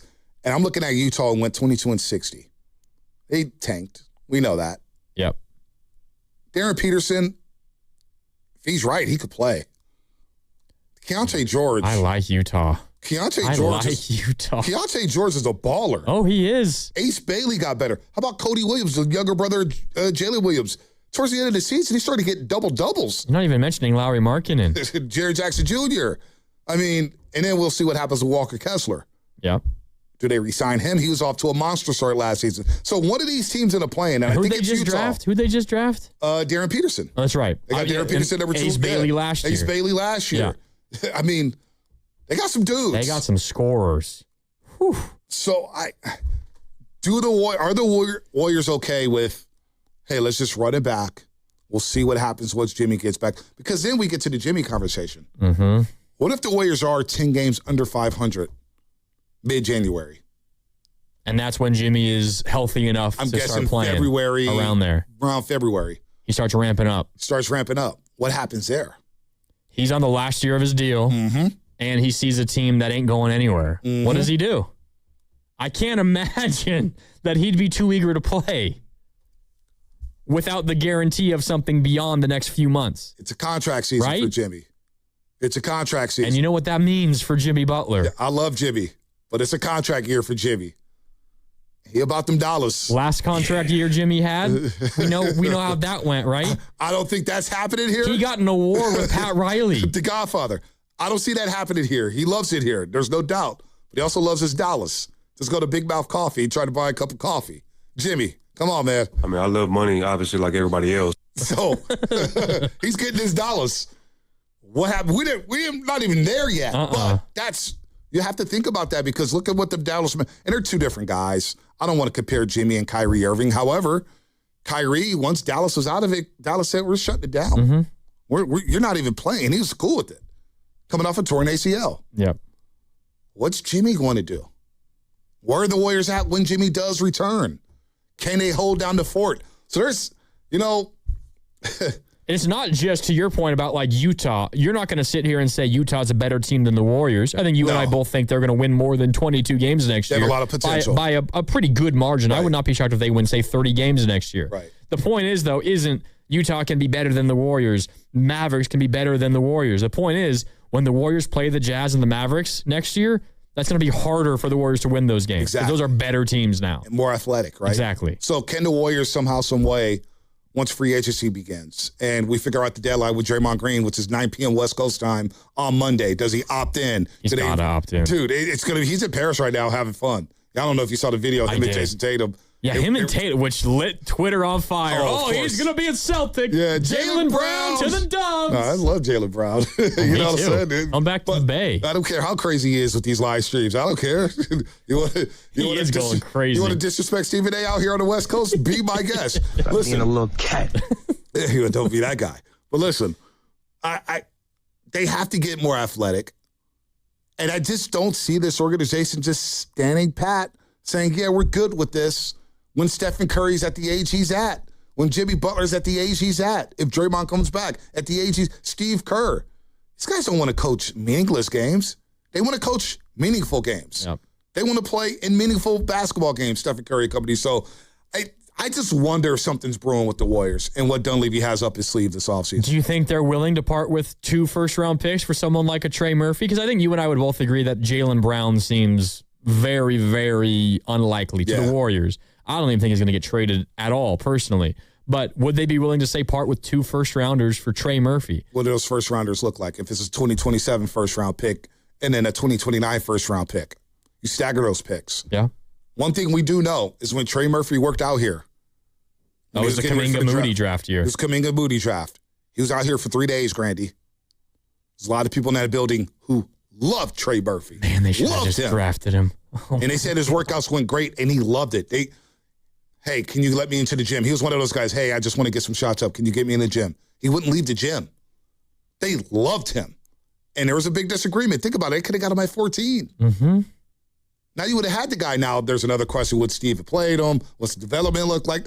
But you rather have a guy like that in the building, right? And that's not to knock Moses Moody, but I just know that a lot of the brass here love Trey Murphy in that draft. And they've been rumored to be involved with the Pelicans for years now, for a while, a long time. Yeah, So just looking at Trey Murphy and the type of player he is, Grandy. Trey Murphy III, right? Great 3-point shooter. 6'8", 206. How old is he? He's 26 years old. Probably hasn't hit his prime yet. You look at what he's done in the league. Now, last year he played 66 games. Joker averaged 21, 6 and 4. 38% from the three-point line. So I asked Dub Nation, is Trey Murphy worth 2 first-round picks? I say, hell yeah, he is. Hell yeah, he is. I'd even think about doing 27 and 28 because now you look different. Now, all of a sudden, you got a guy who could be on the perimeter, and he has to be guarded. It's Trey Murphy. And beyond the perimeter, he's not just a three-point shooter. He's like Steph range three-point shooter. No doubt. Deep threes. Now, I'm not sure about whether or not he could put the ball on the floor. I haven't watched enough of Trey Murphy. Yeah, he's not great at that. But that's okay. Also long enough defensively. He could play defense, a 3-and-D guy, great. Now I got Yaxel, a young guy who's big, who can get to the rim, who can crash the glass. I know if you make a move like that, you're probably going to have Jimmy coming back. That's a hell of a trade acquisition at the deadline, having Jimmy Butler come back. I don't know. If Trey Murphy was available for 2 first-round picks, I think it'd be hard to say no to a guy like that. I'm dead serious. 3's too steep for you? What's that? 3 first-round picks too steep for you? I'll let you marinate on that. No, you don't have to. Pasta knows me. Cam knows me. Everybody here at 95.7 Game knows me. Let it rip? The hell with the kids. Proven talent over prospects all day long in my world. F them picks is what you're saying. Picks. All right. F them picks. All right. You know what I'm saying? All right. I got Trey Murphy in the building. I'll figure out a way to get those picks. That's 3 years down the line. Not worried about it. Get me Trey Murphy in the building right now. All right. Do you agree with Bonte? 3 first-round picks and whatever the money is to get it to work for Trey Murphy, likely going to be Draymond as a big part of that? Now, that's look. Trading Draymond is going to hit a lot of us in the cardiac muscle. Oh, yeah, I know. There's a lot there. I'm not just, you know. But let us know. Do you agree with Bonte? Would you do that? 888-957-9570. Austin and Chris, I see you. We will get to you when we come back. It's Willard and Dibbs, Grandy and Bonte today. Plus, when we come back, I'll tell you how you can play a round of golf with us here at 95.7 The Game at Silverado in Napa. That's coming up on the other side. Plus, we're brought to you by Fremont Bank. Here for you, here for good. The future! Bay Area, listen up because Ceremony Ford has one of the biggest Ford offers of the year. From now through July 6th, Ford is running its American Value for American Values employee pricing event. And yes, that means employee pricing for all at Ceremony Ford. So here's the deal. You pay what Ford employees pay on most new 2025 and 2026 Ford vehicles in stock. That's below MSRP employee pricing, available to the entire public, not just employees, not just insiders. Everybody gets a seat at the table. We're talking Maverick, Bronco, F-150, Mustang Mach-E, Bronco Sport, Explorer, Super Duty, and Ranger, truck, SUV, hybrid, electric, work rig, family hauler, weekend warrior. Ceremony Ford has the inventory, and Ford has has the offer. American value for American values. Get to Ceremony Ford right off of 280 in Colma and Daly City, or shop 24/7 at ceremonyford.com. Ceremony Ford, your Bay Area Ford dealer. This is Larry Fleck, owner of The Floor Store. Our 4th of July sale's on now. 25% off store-wide through July 6th. Carpet, hardwood, laminate, waterproof flooring, and much more. With a sale like this, who needs fireworks? The Floor Store, your Bay Area flooring authority. We all know what the 2 best words in sports are. Game 7. But the number 7 has even more meaning in vodka. Because when a vodka is 7 times distilled, it creates a smooth, premium taste that is unbeatable. And there's no better vodka than New Vodka. Spelled N-U-E, New Vodka is 7 times distilled, not 7 times the price. It's an award-winning, American-made vodka that is smooth enough to sip and bold enough to mix. So at a time when everything costs more, New Vodka is the best deal in town. Pick up a bottle of New Vodka at your local liquor store today and cheers to something new. Visit newvodka.com to find out more. That's NUEvodka.com. Stand Up to Cancer's vehicle donation program makes it easy to turn your old vehicle into new, life-saving cancer research. Donating is easy. Pickup is free, and your gift may qualify for a tax deduction. Visit standuptocancer.org/cars to learn more. It's game day. Are your moderate to severe Crohn's disease or ulcerative colitis symptoms keeping you from the action?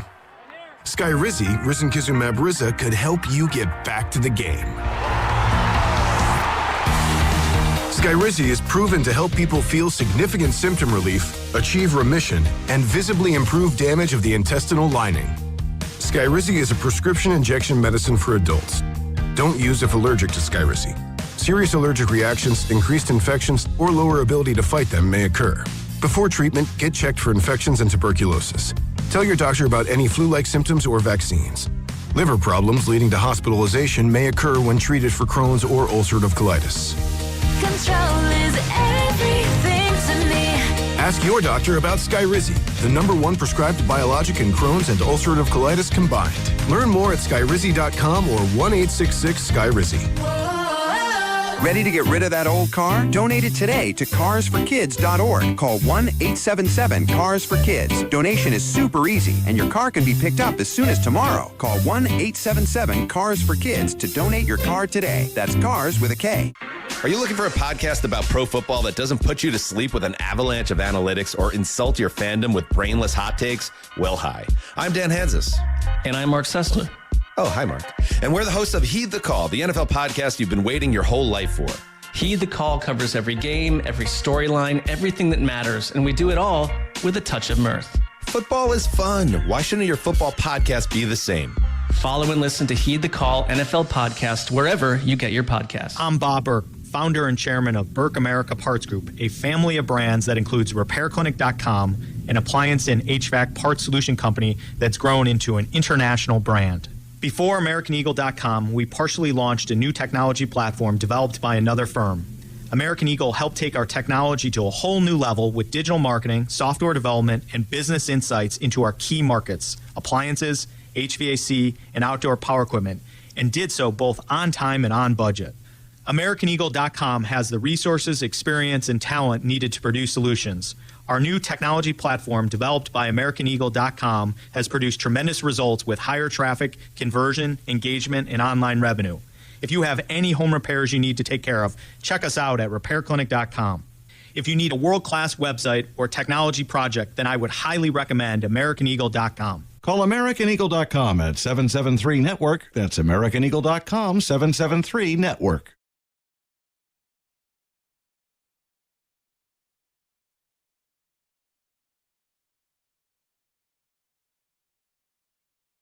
Hey, it's Joe Shasky from The Morning Roast, and you're listening to Willard and Dibs. And if you want to see their beautiful faces, you can check them out on YouTube. Search 95.7 The Game right now. Joe Shasky saying you can get on YouTube to see Willard and Dibs when actually it's Bonte and Grandy. That's kind of funny. That's your old partner there. He misses me. You miss him. Come on. Sometimes. And then I get on the phone with him. Was like, oh, don't have to pay more with that guy no more. I am rooting against the Giants. Even when he texts me, like, stop yelling at me, Shasky. Oh, I'm going to defend my co-host here. Wow. You get the all caps text. You get those? Oh, yeah, of course. Stop yelling at me. I was hearing him talk this morning, and he said people tell that to me all the time to stop yelling. He's like, that's just how I talk. Yeah, he does. Yeah, that is how you talk. I'm looking at the old broadcast of Giants postgame. So Sunday I open the broadcast at their Denver situation. I say, and if Giants go 0 for Florida, they lose 3 in Tampa and 3 in Miami. They can't wait to leave the Sunshine State. I hear Shasky's rant. If all the things, they go 0 for Florida. It's like, this nice line, Shasky. I wonder where he got it from. It's all good. What was the last, was that the last pre-post you did for Giants? Yeah. The Florida, the Marlins series? Marlins series, all 3 games. And before that, it was the Nationals one with Bryce Eldridge's walk-off grand slam. We talked to Bryce. Yeah. Oh, my gosh. That day. That was a great day. That was where the FIFA World Cup party was happening down at, let's say, Pabu or, what's the restaurant's name? Right here on California. So who's who in there? Barry Bonds, E40, Charles Woodson. Got to talk to Charles Woodson. Boop, boop. Show Charles Woodson a photo I took of him and Darrelle Revis during his Raider days at midfield exchanging jerseys. And it took a while, so he had the patience. I say, here you go, Woody. You just scroll all the way back. Dude, I said, what here year you go, was that Woody. from? Like 2016 or something. He totook his phone out, snapped the picture of it.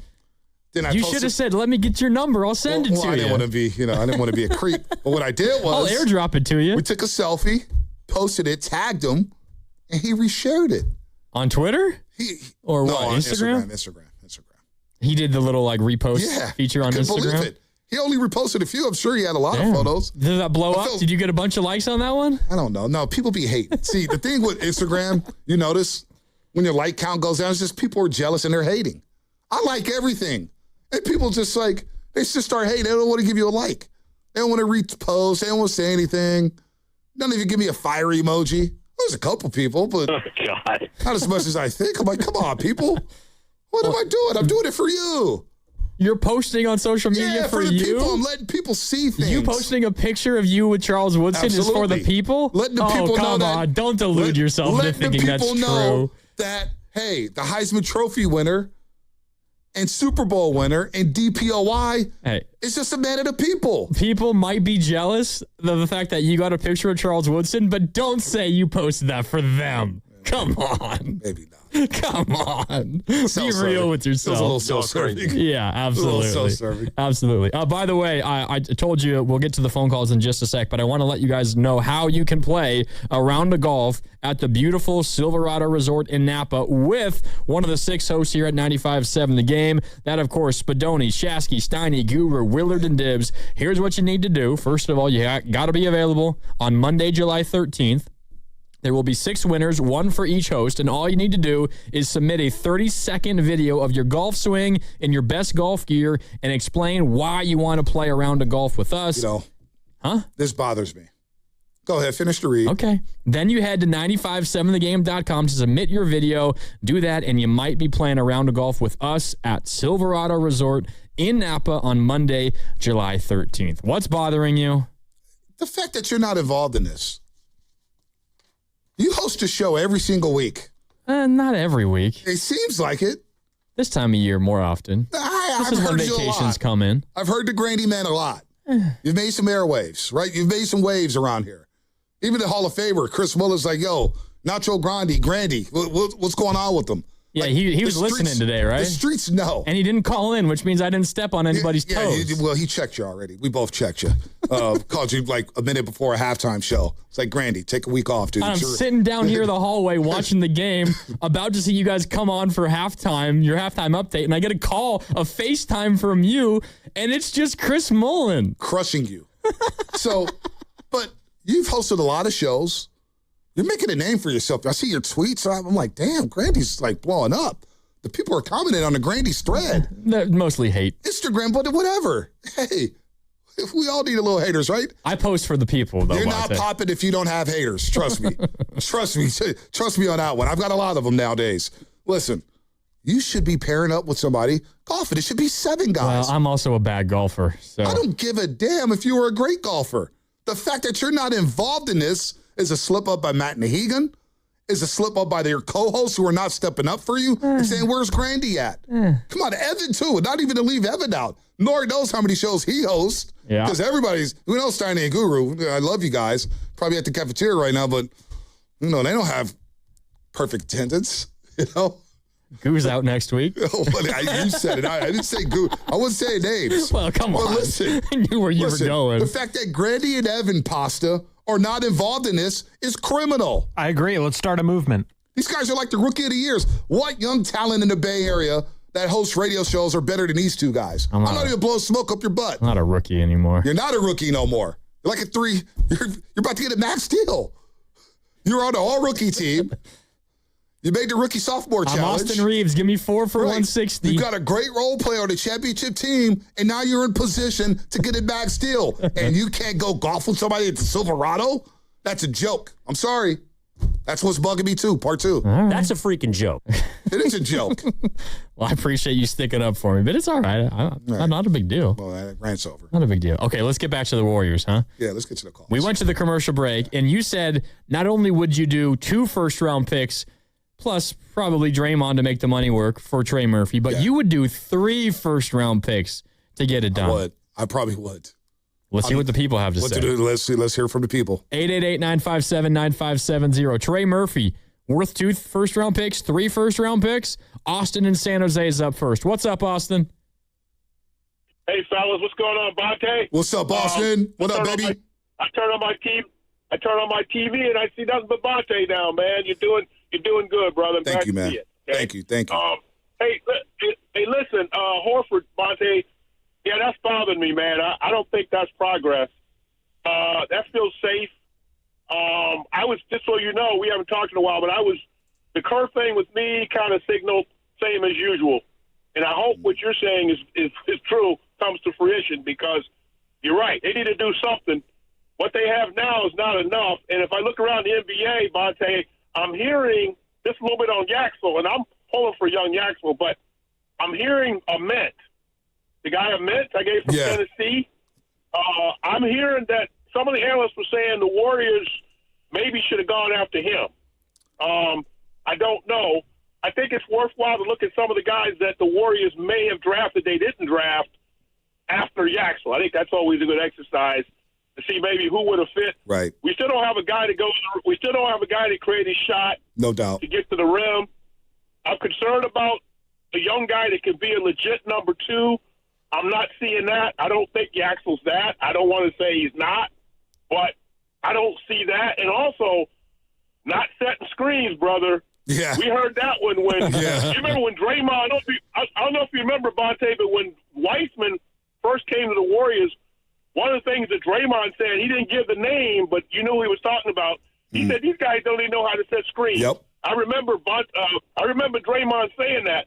So, not being able to set screens in the Warriors' offense is a problem. And then last thing, if you look around the league, Bonte, even the good teams are getting better. No doubt. Or if they were good, like Minnesota, they're making moves, and every move they're making is toward players that are good assets. So the biggest concern I have is for the Warriors, are we accumulating assets that we can then move? Because I don't see really many good assets on the Warriors' offense right now. Man, that's what I got. Real quick, Austin. Thanks, Austin. Quick, thanks for the call, Austin. Real quick, again, I'll mention this about the Horford deal. It may bother some people, but you get a veteran in this locker room who, when he plays, is a plus player for the Warriors. Once he got his rhythm in the second half of the season, you saw the fit with Horford. Now, you're not asking him to play 30 minutes a night. 20 to 25. No. Spot up 3-point shooter. Probably not even 25. Make some plays. Maybe 20. Probably like 18 to 22. 18 to 22. Yeah. And he's not playing back-to-backs. But if he opted in, he was making $6 million. You need players on this roster right now because, again, you don't have Jimmy and Moses. You don't know if you're going to have D'Anthony Melton back. It sounds like he's gone. What about Porzingis? That's not a done deal. Draymond Green still has to opt in to a deal. And then Gary Payton II. So you need healthy bodies. You just need players. And what Dunleavy said a couple of weeks ago, we need everything. So having Horford for an extra $1 million, and I look at it as a one-year deal for this sense. Come next offseason, where the Warriors may end up, whether it's the playoffs, the play-in, who the heck knows? But it gives you a nice little trade chip at the end of the day for Horford. Now, people may say, who's going to trade for a 40-year-old for, well, you could get a couple second-round picks for Al Horford. You get a second-round pick or some future picks. You're not probably getting a first-round pick. One thing, they don't have second-round picks. They don't. Remember they traded 5 of them to get GP2 back? Exactly. Which is kind of frustrating because OKC's traded 2 rotation wings for 2 second-round picks, both of them. Exactly. If you had some more second-round picks. But there could be a team that's contending next season that says, you know what, we could use a stretch 5. We could use a guy who plays 18, 20 minutes a game. Maybe it's Minnesota, for crying out loud. After they traded Naz Reid. And obviously, Cat is in New York now, but all they have is Gobert there. Got rid of Randall. Excuse me. Maybe they could use an Al Horford at some point during the season. So the Horford deal doesn't bother me like it does Austin to some other people. My question about the Horford deal was less about him specifically and more what does the inclusion of a second year mean for like the plan the next 2 years? Does it mean they're kind of running it back not just for this year but also for next year? Does it mean Jimmy's around for this year and next? What does it mean for Draymond? Does it mean I don't think they're going to give Draymond another year? That's going to be interesting. And we're going to find out about that really soon. The deadline is Monday, 9 p.m. Pacific. Oh, boy. So we'll find out by then. There's been some, if you're a big NBA fan, you've seen some news about some teams pushing back the deadline with their team or player options. The Warriors are not going to do that, I don't think. I mean, everything we've heard from Mike Dunleavy suggests they're playing a bit of hardball with Draymond, and they're just saying the ball's in your court. You can accept the $27 million this year, or you can opt out, and you're not getting $27 million anywhere else. No doubt. I'm totally with you on that one. But the Horford deal, again, if you look at the rosters, how many guys are committed to the roster after next season? It's Moody, Gee. It will be Steph by the time this coming season starts. That's basically it. Moody, Gee, and then Yaxel. Horford may retire. You know what I'm saying? He may decide, you know what, I'm going to hang him up. Or, you know what, Horford, we're going to do you a solid trade to somewhere where you want to go. Somebody may trade for him and just buy him out because at that point, it will be an expiring contract. Although he's going to be 41 years old, there was somebody out there will want to take on an expiring contract. So, again, that deal doesn't bother me as much as whatever. You need bodies, at least a committed player for 2 seasons down the line where it becomes a trade chip at the end of the day. Yeah. Let's go back out to the phones. First, though, you're listening to 95.7 The Game, KGMZ FM and HD1 San Francisco, an Odyssey sports station, and the home of the Golden State Warriors and Valkyrie. Speaking of, Valkyrie's back in action tonight at 7 right here on 95.7 The Game and on the free Odyssey app. And we're coming to you live from the Laughing Monk Studios. Talking a lot about the Warriors offseason, specifically about a potential trade for Trey Murphy. Bonte does not think the Warriors are just content running things back this coming season. Would you give up 2, maybe 3 first-round picks plus Draymond Green for Trey Murphy? 888-957-9570. Chris in Santa Clara is up next. What's up, Chris? It's Bonte and Grandy with you here on Willard and Dibs. Hey, guys. Yeah, you know, it seems that the next 2 years, the Warriors are pretty committed to kind of being a version of the retirement home. And I mean, we're going to have 2 years from now, you're going to have a coach who's going to be retiring.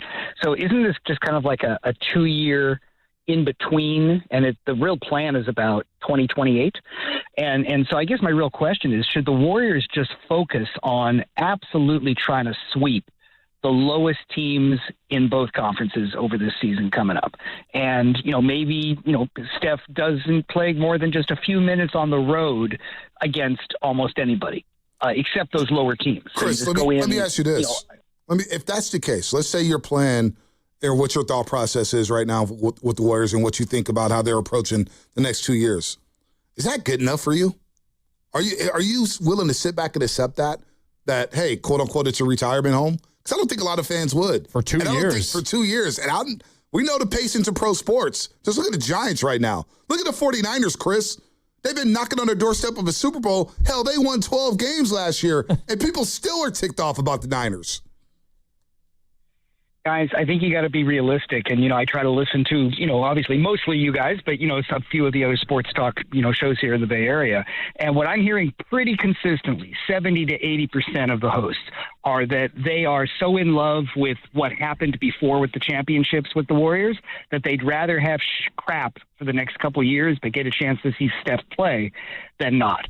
So if that's the decision that's been made, and if that's where it's heading, then that would tell me that Steph and the other guys are going to play all 41 of the home games. They're going to play just a little teeny bit on the road, most of the time not, unless you're playing the really crap teams. And then maybe you got shot to maybe you get 7 or 8. If you happen to get lucky, you pick up number 6. But I'm curious, if you really put your best players on the floor, can they crush teams 11 to 15? Is this team strong enough to do that consistently over a season? Thanks for the call, Chris. Yeah, interesting call. I don't agree with that. I also don't think they're good enough. They didn't do that last year when they were healthy. They didn't. And I just don't agree that a guy like Stephen Curry, first and foremost, who's as competitive as they get. And Steve Kerr isn't signing off on that either. Right. Oh, we're just going to chill, play home games, and then maybe on the road. On the road, we don't play anyone of importance. So say, you get 41 home dates, right? You go 25 and 16 at home. You don't play on the road? And then you go, what, like 12 and 29 on the road? You're back to 37 wins again. Yeah. I don't see that happening with this roster. No. Especially for 2 seasons. No. I will say the one thing that Chris brought up that does kind of stick in my mind is I was kind of entering this offseason thinking, okay, I'm just reading the table and I'm reading everybody else's hands, meaning other teams. I don't think Giannis is coming here. I don't think LeBron or Kawhi or Jaylen Brown and we're talking about Trey Murphy. I don't think that's going to happen. It seems more realistic than the others, but I don't think it's going to happen. So I'm looking at it and saying, well, there's not a whole lot the Warriors can do, but they're playing some hardball with Draymond, it seems. It seems to me like they're setting this thing up to be, all right, we'll run this back essentially for one more year. And a year from now, we have an opportunity to freshly reset our books. You're going to have, of course, Steph. You're going to re-sign him, give him an extension before the season begins. You have a question to answer about Pajemski's future. They love him. He's going to be around, in my opinion. I think that's a pretty safe bet. But you don't have a lot of other money tied up elsewhere. But then my mind started thinking about, well, what about Jimmy Butler? Right? And this Al Horford second-year deal, while it's only $7 million, it kind of makes me think, well, maybe this is not a one-year run-it-back thing. They may be thinking more it's a 2-year run-it-back thing. And me personally, I don't want that. I kind of want to get to the next iteration of this Warriors team ASAP, knowing that maybe that was going to happen next year, but maybe it's going to be 2 more years. I don't know if I'm willing to sign up for 2 more years, as Chris put it, of the retirement home stuff. Yeah. Which is a little strong, but you know what I mean. I just don't see this organization accepting that. I really don't. They're going to try to do everything they can to put together a roster that can win some games this season. Are they a championship contender? They've scaled back on that. I think they just want to get back into contention, especially when you think about the parity in the league now. 8 different champions over the last 8 years. Yeah. There's a lot more teams that think they have a shot to either win as a 3 seed, 4 seed, 5 seed, 6 seed. The Knicks were a 3 seed, right? San Antonio was a 2. Yep. Minnesota made waves as a 6 seed. Had they been healthy, they're probably in the Western Conference Finals. Hell, they may have beat the Spurs, right? So I just have a hard time seeing them just accepting whatever it is. Now, look, these deals, Trey Murphy, it takes 2 to tango. What's New Orleans thinking? I have no idea. Impossible to answer that question. I have no idea. Like the Chicago Bulls, what are they thinking? It was like the Cincinnati Bengals. Right. I didn't know Good Charlotte. luck trading with those teams. Right, exactly. I didn't know Charlotte was going to just get up one morning and say, you know what? It's time to trade LaMelo Ball. That confused the hell out of me. They were so good the last 2 months of the season. They were so good. And LaMelo was a big part of it. He was a big part of it. What does that mean for Charlotte? So I don't think they're going to just sit there and settle for that for 2 more years in this market, because you could lose a lot of fans in a heartbeat. Ticket sales go down. All of a sudden, the arena's not filled up. Well, the Giants were probably feeling that right now, or at least they're scared they may be feeling it in the future. They just got the fans back in the yard. All right? Yeah. Post-Farhan. We know how the Farhan days went. Now, post-Farhan has been a disaster down there. You may lose your fans going to, who knows if the baseball season will even be played next season, right? Yep, Maybe a lockout. True. So you're going to lose more fans that way. So the Warriors don't want to do that. They could have this market eating at the palm of their hands and keep this arena filled as long as you do have Steph. But I just don't think Steph wants to go out like Kobe with the LA Lakers and just go on this farewell tour. I don't see that in his DNA. Yeah. We got Anthony Slater of ESPN coming up in about 10 minutes. We'll pick his brain about this Warriors offseason. For now, though, back out to the phones. 888-957-9570. Austin in San Mateo is next. Austin, it's Bonte and Grandy on Willard and Dibbs. What do you got? What's up, Granny? What's up, Bonte? Hey, look what I got. I don't like that signing with Al Horford. The only thing he going to do is come in, just like Iguodala his last couple of seasons, do nothing but sit on a bench. That's a horrible signing right there. But I do like our 2 draft picks. I am feeling trading those first-round picks for Murphy. Not 3, maybe 2, and maybe Jimmy Butler with Pods to get out of there too, because I feel like Pods will mess up these 2 rookies that we just drafted. I don't think that he fit with them.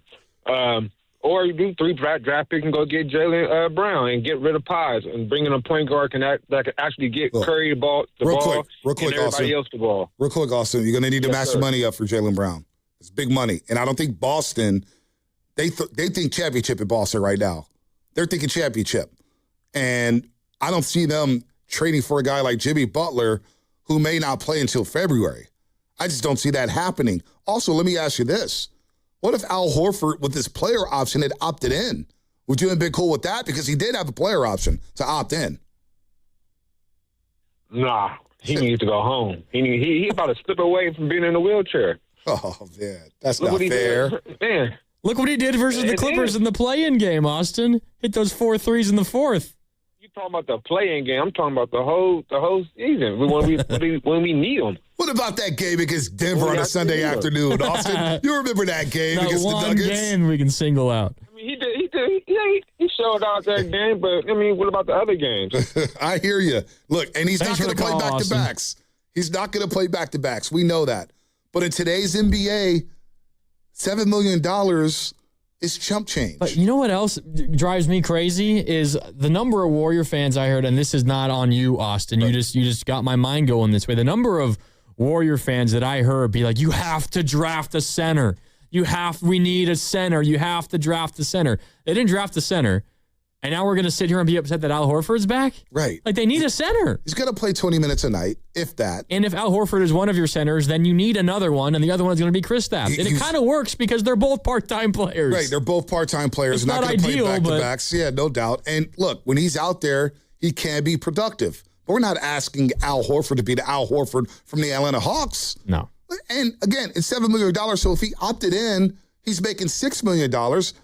After the season, he may retire anyway. So I'm looking at it as a year-to-year thing with Al Horford. This just gives them security. And again, I can see the Warriors next offseason, no matter what happens, say if they do struggle and they win 35 to 37 games, well, you could just flip Al for a team that's looking for an expiring deal, and that team may end up buying him out. But you were saying something about free agency or whatnot.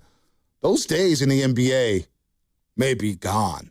You're not going to see stars hit free agency as often. Your best avenue to getting an impact player may be via trade and draft. Yep. And so you may have to be willing to trade picks, especially with this new lottery format that feels like calculus. I'm learning calculus with this formula. I don't know what Adam Silver's trying to figure out the CBA and the new lottery system. Just please simplify it, homie. I need a master's in mathematics. Yeah, I need to go to MIT, and I'm not smart enough to go to MIT. So listen, man, you're going to have to make some trades, some shrewd moves. So it may cost picks. Because let's be real, this market, this pro town, they want winners. Oh, yeah. This is a front. I'm not saying that our fans are front runners, but they don't love losers. Because you start losing games, guess what? People ain't coming off their couch and going to the games no more. And that will hurt them in the pocketbooks. And they got used to the franchise that became the best basketball team ever. Yep. So it's kind of hard to go back once that's been your normal for like a decade now. Yep. Anthony Slater of ESPN, no one knows the Warriors better than he does. He's coming up on the other side. It's Willard and Dibbs, Bonte and Grandy in on this Friday, plus the Valkyries back in action at Chase Center tonight against the Atlanta Dream. Tip-off is at 7. You can hear Kevin Danner right here on 95.7 The Game and the free Odyssey app. Slater next on 95.7 The Game. This game day traffic is brought to you by Crystal Geyser Alpine Spring Water. If you're heading to see the Giants Braves at Oracle tonight, Bay Bridge is a slow ride from the toll plaza all the way past the Central Freeway. Northbound 101 is stop and go from 280, and northbound 280 gets heavy from Mariposa to the ballpark. What makes Crystal Geyser Alpine Spring Water different? We always bottle our Alpine Spring Water less than 1.5 miles from the spring source, and all our bottles are made with 50% recycled plastic from our own recycling plants. Crystal Geyser, bottled at the spring source. Yeah, Dan Dibley here for Fremont Bank, which, as you know by now, it's my bank, and it has been for more than 6 years. And I love this bank because it's a family-owned bank with the family-owned feel. They started back in 1964, and when they did that, it was just one branch, but now they have 21 branches. So if you go around in your Bay Area, you're going to find a Fremont Bank branch, and you're going to see it, and you're going to think, you know what? I want that full-service banking with no compromises. And and you should. It's not a big box bank. It's a good local bank. And when you deposit your money with Fremont Bank, they reinvest it locally into businesses, philanthropy, home ownership, all the good stuff that makes our Bay Area the best area in all of the country. And that's why you should be a Fremont Bank customer. The money stays here. It's local. It's not a big box bank. It's a good, solid local bank. And we talk about Fremont Bank, and you know that they're here for you and here for good. They call this one Bill. Whoa, aliens? Am I in a spaceship? Affirmative, Bill.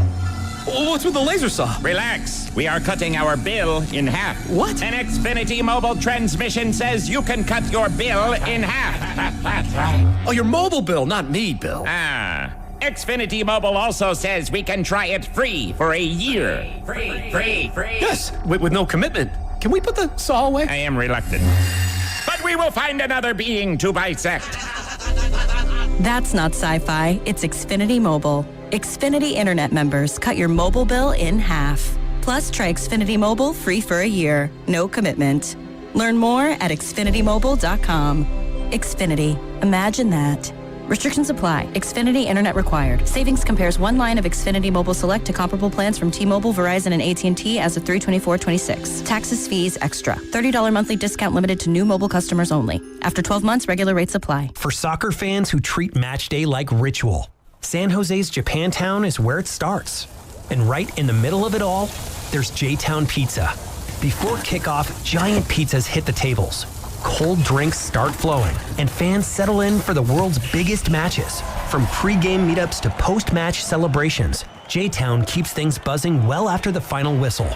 Big matches, big gatherings, big pizza energy. J-Town Pizza in San Jose's Japantown. If you're still using a sports book to bet on the soccer tournament, you're getting robbed. Delete that app and join the millions using Polymarket. Polymarket is a prediction market, not a sports book. Trade against other fans, not the house. Polymarket, your go-to prediction market for soccer's biggest stage. Available in all 50 states. Download the Polymarket app. Use promo code BLAZE to unlock $50 free for your first trade. That's promo code BLAZE. Trading not available in all jurisdictions. Check local regulations before trading. Restrictions and eligibility apply. No one plans to call a lawyer, but a lot of people wish they had sooner. Because after an accident, the clock starts immediately. Insurance companies move fast. They call, they record, they push for answers. And one wrong move, saying too much, signing too early, trusting the process, that can cost you thousands. That's why waiting is the biggest mistake you can make. Call Beam Law first, before you speak to insurance, before you agree to anything, before you risk your case. This just isn't a claim. It's your recovery, your income, your future. Beam Law has recovered millions for clients across the Bay Area and has been named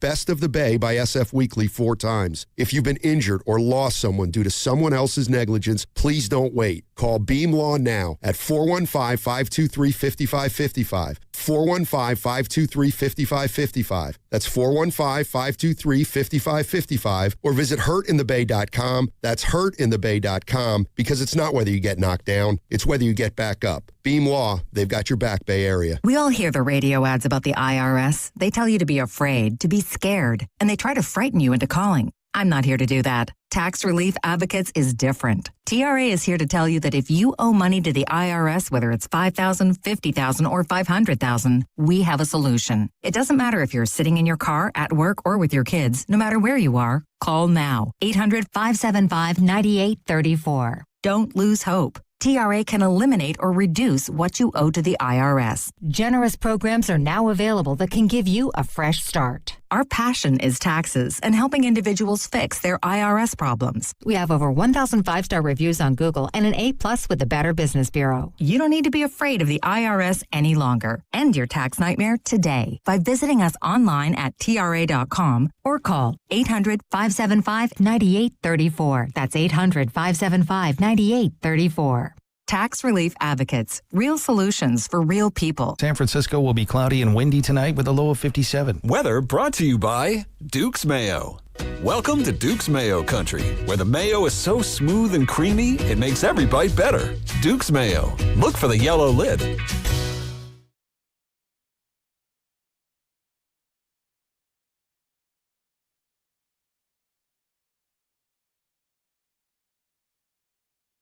Now, back to Willard and Dibs. It's a great question. Wow, that's a great question. That's a great question. That's a great question. And that's a great question. On 95.7 The Game. Yeah, it's Willard and Dibs, but no, Willard and Dibs are not here. It's Bonte and Grandy filling in on this Friday, and we got a great guest joining us now on the River Islands guest line, ESPN's Anthony Slater, who was out at Chase Center with Bonte. You guys were both out there today. Sitting right next to each other, same the row. Warriors rookies. Yeah. Yaxel Lendeborg and LeJay Jones, the newest members of the Warriors. Slater, we appreciate your time. What'd you learn, if anything, about the rookies today?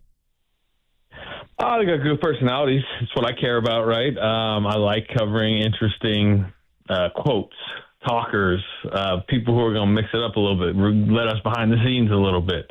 And it looks like, particularly with the Axel, they got another one. We've covered so many personalities over the years around here. Bonte, you know this well. I think that really kind of adds to why the fandom has become what it's become. And I think Yaxel is the next in a long list of personalities. Yeah, no doubt he's got a personality. LeJay Jones, sneaky personality. He reminds me of young Clay. Kind of quiet, but once you get him rolling, he starts to talk, and he'll make you chuckle a couple times here. But he may not factor into this season's team, at least on a two-way deal. We'll see about that. But Yaxel will play. And I thought, Granny and I have been talking about his slates. His quote about, I hate screening, not a good screener. Well, you know what? If you want to play on this team, you better learn how to screen. So, Granny's asked me, what will they do with Yaxel? Will he play a lot? And Slater, you would know this. Looking at their roster right now, he has to play at least 25 to 30 minutes a game, right? No matter what. Yeah, all factors point to that. Number one, just think about before they even drafted Yaxel. Remember Steve Kerr's return press conference? Mm-hmm. I asked him literally about playing the rookie, and he said we have to. So, even if they got Burries or a teenager or, Nate Amen, I don't know, name your, much more raw prospect, I think they would have played anyways just because of situation and franchise arc and recent history and just the need to develop a younger layer of a roster here, number one. And then number two, they didn't get a raw rookie. They got, one of the older prospects to come out in a while, certainly to get picked that high in a while. And part of the appeal of Yaxel is he should help immediately. I'm curious to see in Summer League, is he dominant in Summer League? But regardless, they got to play him through some struggles. And again, we know the situation, right? You know Jimmy Butler for a while, know Moses Moody for a while. He used the word start today. He said maybe even start. I don't know. You guys see that soundbite he had when I was asking him about his conversation with Steve? Mm-hmm. And I think he was truthfully relaying some of the conversations he has had with Steve, and I think that word may have come up in those conversations. So obviously that is a long way away, and it will need to be earned. But the fact that word is already being uttered, I thought was interesting. Slater, how and where do you think he gets on the court? Because I know a question that he was asked today was what positions he's comfortable playing, and he seemed hesitant about playing a small ball five. At least maybe he's not quite ready for it. In my mind, he seems more like a Steve Kerr 4, but he said that his best position is the 3. Everybody's a 4, right? That's what everybody's become a 4 the last several years. Look, he's a 3, 4, 5. You could say small ball 5. If you're out there with Draymond Green, you're taller than him, but Draymond's basically playing the centers. A lot of times that's who you guard, and I think he's going to be able to guard. I think we know 3s and 4s they're going to have him on. I'm curious if he can guard 2s, can 1s potentially, I'm sure maybe not the quicker ones, maybe the stronger ones he'll be better on.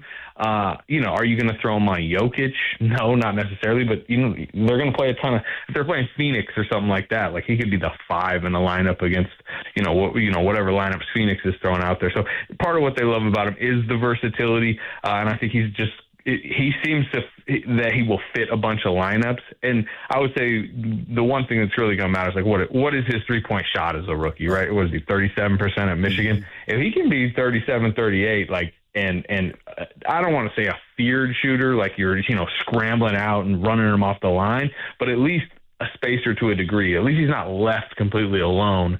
Then I think he can basically play in any lineup. From what you watched on film so far, because I know you do a lot of film study on these prospects, you do it as well as anybody in this business, Slater. What did you see from Yaxel when it came to defending on the perimeter, standing in front of guards? Did you see a lot of that, or was he primarily in the post?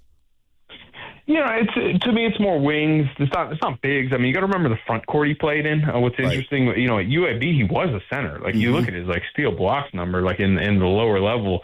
And like he was a small ball 5 to a degree on that team, but he just played with a lottery center and a lottery power forward, which, by the way, that front court at Michigan was insane. But that allowed him to guard more wings, maybe guard some guards a little bit too.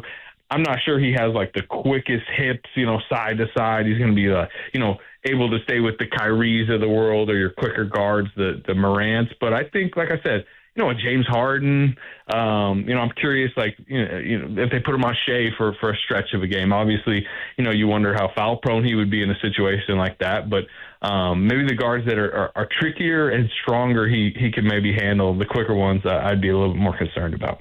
Anthony Slater of ESPN with us here on 95.7 The Game. Bonte and Grandy in for Willard and Dibbs. You reported yesterday the Al Horford news. Slater, he declined his player option but signed a new 2-year deal worth about $14 million for the 2 years. Did that surprise you, the added year for Al Horford? And does that mean anything about a plan, widespread plan for the Warriors going into the next 2 years, or is that just a one-off thing for Al Horford? I mean, it didn't surprise me, mostly because I talked to him, right? I talked to him for about 15 minutes the other day, and he's, still feeling good. You could tell he felt like there was some unfinished business as far as what he came over for and what last year turned into for two reasons. Number one, the Jimmy injury obviously spiraled him down the 37-45 path, but also, I think he was very disappointed that he only played 40 games. He basically had me go back through his game log history, and you look at the last Boston years, and we're talking about a guy who was in his mid to late 30s in Boston, and it was 65 games, 66, 64, and a lot of those missed games were just skipping one side of back-to-backs. Generally, he has avoided injuries, and he takes care of his body so well. So the sciatica really kind of threw him off last year. He tried to play through it a little bit. I remember one game in the middle of a long absence, he came back in Philly to try to guard Embiid, and then he went back on the injured list for it. So I think there's a motivation level to him to show he can have a healthy season, a 65-game-ish season. And I think, you remember long stretches in the second half once the sciatica stuff had kind of dissipated. I thought he shot it well and played a lot better than early in the season. Obviously, he had the 4-3 night against the Clippers. You're probably asking why it's 2 years. He just thinks he's got a couple of years left, and guaranteed money is guaranteed money, and the Warriors were willing to do it. Bigger picture on the Warriors' plans this year, more and more you just get the sense the roster is staying relatively stable. We'll see. Maybe they can strike a surprising trade, but it feels like they're going to have a lot of the same group back. Yeah, one thing we were just discussing with Horford slates is that even at the end of the season, it's an expiring deal for $7 million, in which he was going to make $6 million this year, as you pointed out. You can trade that, and maybe a team buys him out or whatnot. I don't think it's a big deal whatsoever. I'm kind of with you there, but you just talked about the roster. And what if it looks the way it does right now? We were just having this conversation. Are they still a playing team if they just run it back, knowing that Horford's probably not going to play back-to-backs? If Kristaps Porzingis comes back, probably not going to play back-to-backs. Stephen Curry will be load-managed. Draymond Green, if he comes back, will probably be load-managed at times. So what does this roster look like? And is that acceptable? Does this brass want to just run it back and kind of just see where things go up until Jimmy Butler gets back? Because even if Jimmy Butler gets back, where are they at in the standings? And will he be eager to come back if they're, say, 10 games under 500? Yeah, I can go a lot of ways with that. Do I think they're play-in bracket type team? Yeah, I think that'll at least be the expectations to be 7 through 10 in the West. Obviously, it will be dependent on health. I worry a little bit less about the guys skipping back-to-backs and more about how Steph's knee respond over the course of the season. Draymond had a pretty healthy year. Could he repeat that? Yaxel, I do think we talked about it, how much he's going to play. If he's a hit on the pick and suddenly you have a 6'9" every night wing that can play 25, 30 minutes, that changes the complexion. What does what type of season could Porzingis give you if you do bring him back? Can they clean up some of the turnover stuff? I think fans, kind of shook their head a little bit at some of the Dunleavy Kerr press conferences when Steve returned about how much they hammered the turnover stuff. But if you actually think about it early in the year, remember all those games when Jimmy was still there that they were just giving away. Those are the games they really want to squeeze into wins this year. Right. If they're able to do that, they'll be in a better position when Jimmy does theoretically come back. I talked to Jimmy for maybe 10 minutes yesterday. I'll probably have a story coming relatively soon, but like you can tell there's a motivation level for him to get back and play as many games as possible. Now he's still going to miss a chunk of games. We're talking probably, early to mid-season. I would say probably mid-season at the earliest, but like there's a motivation for several reasons for Jimmy Butler to get back. I know one of those reasons too. We'll get to that in just a second. But Draymond Green, obviously he has a deadline up until 9 p.m. What's the latest on that? And you mentioned it. Could there be something brewing with the Warriors quietly, like a Trey Murphy? Because I have no idea what's going on in New Orleans. I don't know what these teams are thinking. LaMelo Ball got traded yesterday. I had no idea what was going on in Charlotte, especially with the way they ended the season. Next thing you know, he's in Minnesota. So what's the latest on Draymond Green? Do you think he opts in for the 27, or does he opt out and get a new 2-year deal with the Dubs? Yeah, so the opt-in, as I've kind of been reported on, like the expectation from the team as of recently was he is going to opt in to $27.6 million. Now there's it's something that will likely go up to that June 29th deadline before it's decided. Partly because there is a world in which he would get a decline and extend, and that is where his first year salary lowering helps them swing a move to enhance the roster. If the question is just would they rather have him on 3 for 60, whatever, or would they rather have him on a more appetizable 1 for 27, and the answer seems to be 1 for 27, and that's not an amount of money Draymond Green's going to give up, I don't believe, and then go test unrestricted free agency. So again, as of this moment, I would expect him to be back on that player option, but things can change over the next week, and a surprising move could materialize, a surprising trade. I will say, I don't get the sense that the Warriors are in that big fish hunt quite like, Minnesota and their desperation level around Edwards, and the fact that they'll do 3 pick swaps and send a Naz Reid out for 2 reasons with the Warriors. Number one, they don't seem to have, those mid-tier type contracts where Charlotte really wants a starting center, right? Naz Reid, the Warriors can't offer that to them, or like Boston, for example, for Jaylen Brown. They don't have – Boston's trying to win next year even if they trade Jaylen Brown. The Warriors don't have a bunch of mid-level contracts they can stack up that are going to be huge rotation pieces for the Celtics. So that's a problem. And then, too, I don't – unless it is a mega star, I don't get the sense they're wanting to unload the cupboard of picks. When you talk to people in their front office, part of why they believe they're – set up decently for the next decade is they still control those picks. Slater, let's say it plays out the way that you expect it to with Draymond, and that he eventually, before the deadline coming up on Monday, opts into his final year, that player option. Does that mean, are the Warriors viewing this as Draymond's last year as a Warrior, or will they be would they be open to revisiting anything and everything come a year from now? They'd be open to revisiting, and you hear when you talk to them, it's not please opt into 1 year so he's just a guaranteed trade chip or he's an expiring contract that walks next summer. There's a desire still, if everything breaks right, for Draymond to finish and retire as a Warrior, but I think they would be fine just going in unrestricted free agency next year and seeing what his market would potentially be. Because especially if his desire is to stay for the long term, it's probably something that would be pretty team friendly. So is the motivation then to not give him the extra year now, just to clear their books as much as they possibly can for next year, just to pay him the full $27 million now and then revisit it in a year from now when maybe they have more flexibility? Yeah, and this is just not a pure Draymond strategy here. This is clearly they're trying to set themselves up with real financial freedom into the future and control of their assets. That's what they have. They believe that gives them a lot of flexibility to do a ton of stuff in the future. I know at times fans can grumble about that protection of those future assets, but that's just clearly, part of the strategy.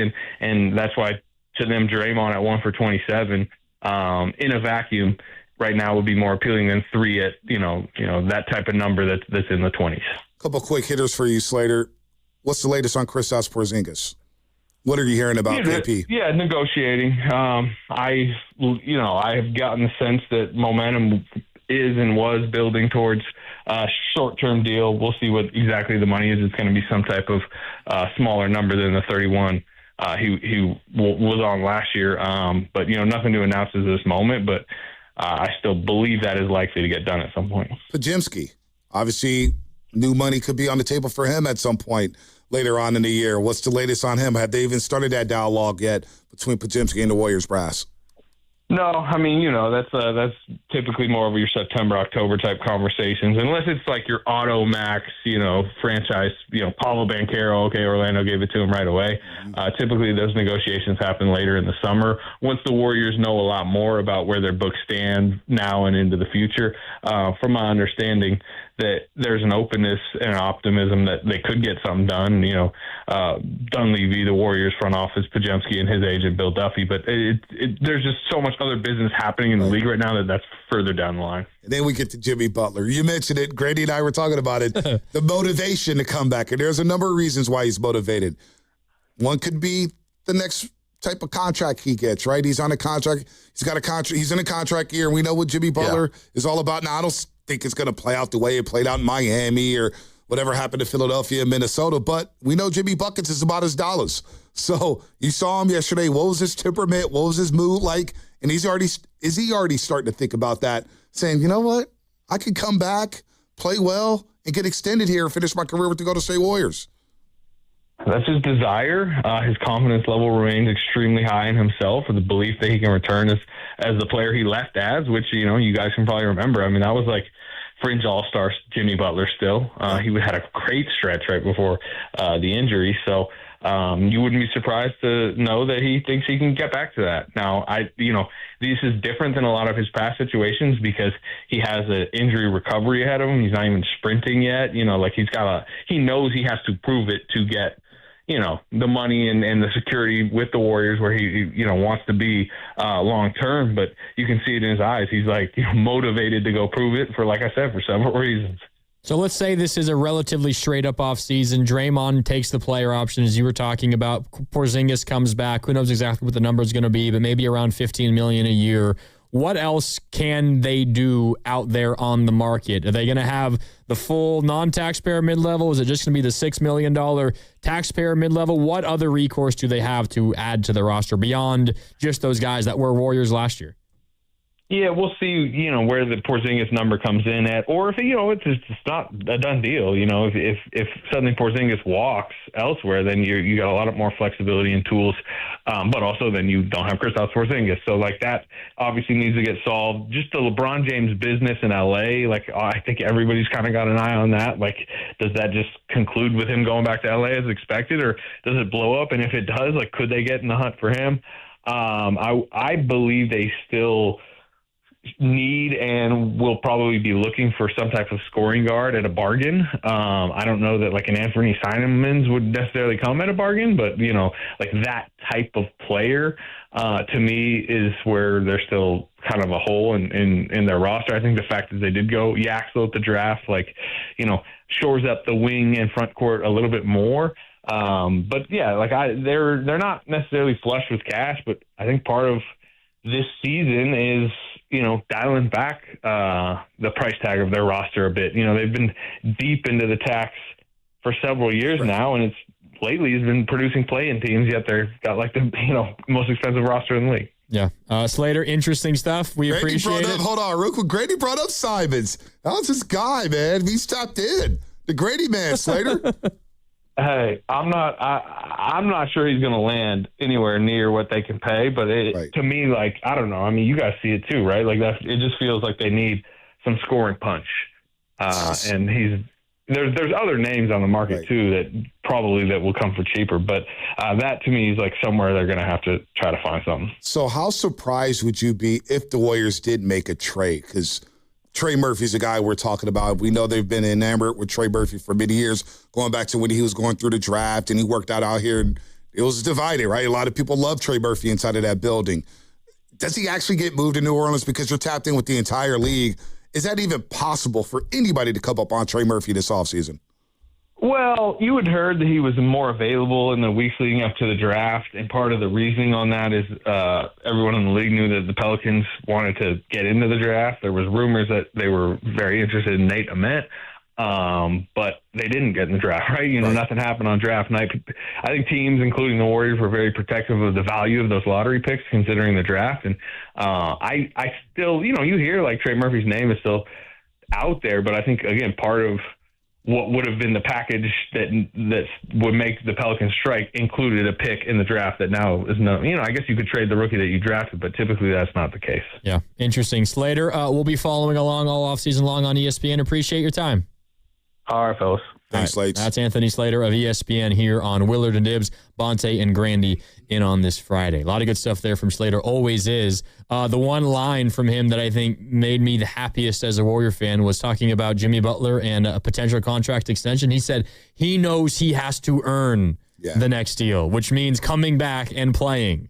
And playing at a high level. And not causing a stink before he even returns from an ACL injury. I don't see that happening with Stephen Curry on the team. You have some good leadership. Who are the leaders in Miami? He was the guy. It was him. Yeah. And obviously there was friction at times with Spoelstra. There was friction at times with Udonis Haslem. Remember they got into it. That was during the game against the Warriors. Yeah. And that was against the Warriors backups where Poole and Kuminga and them went crazy. I'll never forget that game. But Jimmy, he wants to come back, and I think the Steph factor is huge for him.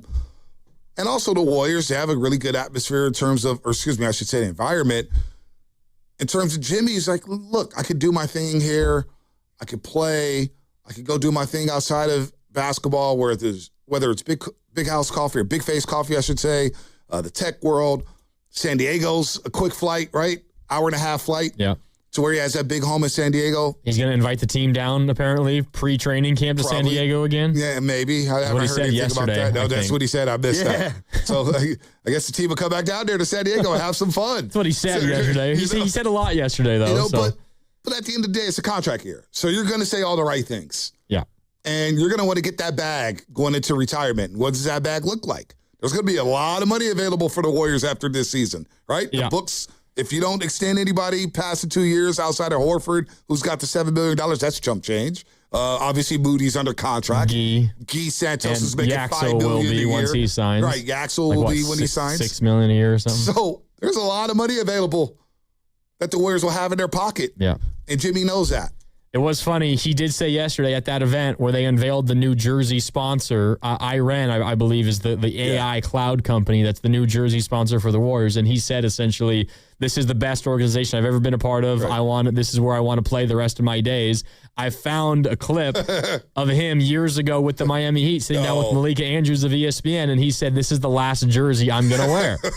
So it is Jimmy's way to sweet talk the organization he's playing for. I'm sure he said that's what a lot of people do. Yeah, I'm sure he said that in Philly. Probably in Minnesota. Did he say in Minnesota, yeah. I don't know if he said it in Minnesota. Probably Chicago.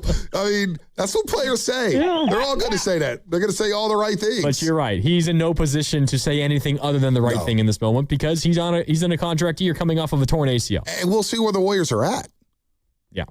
Who's to say that they didn't try to trade Jimmy last year for Giannis?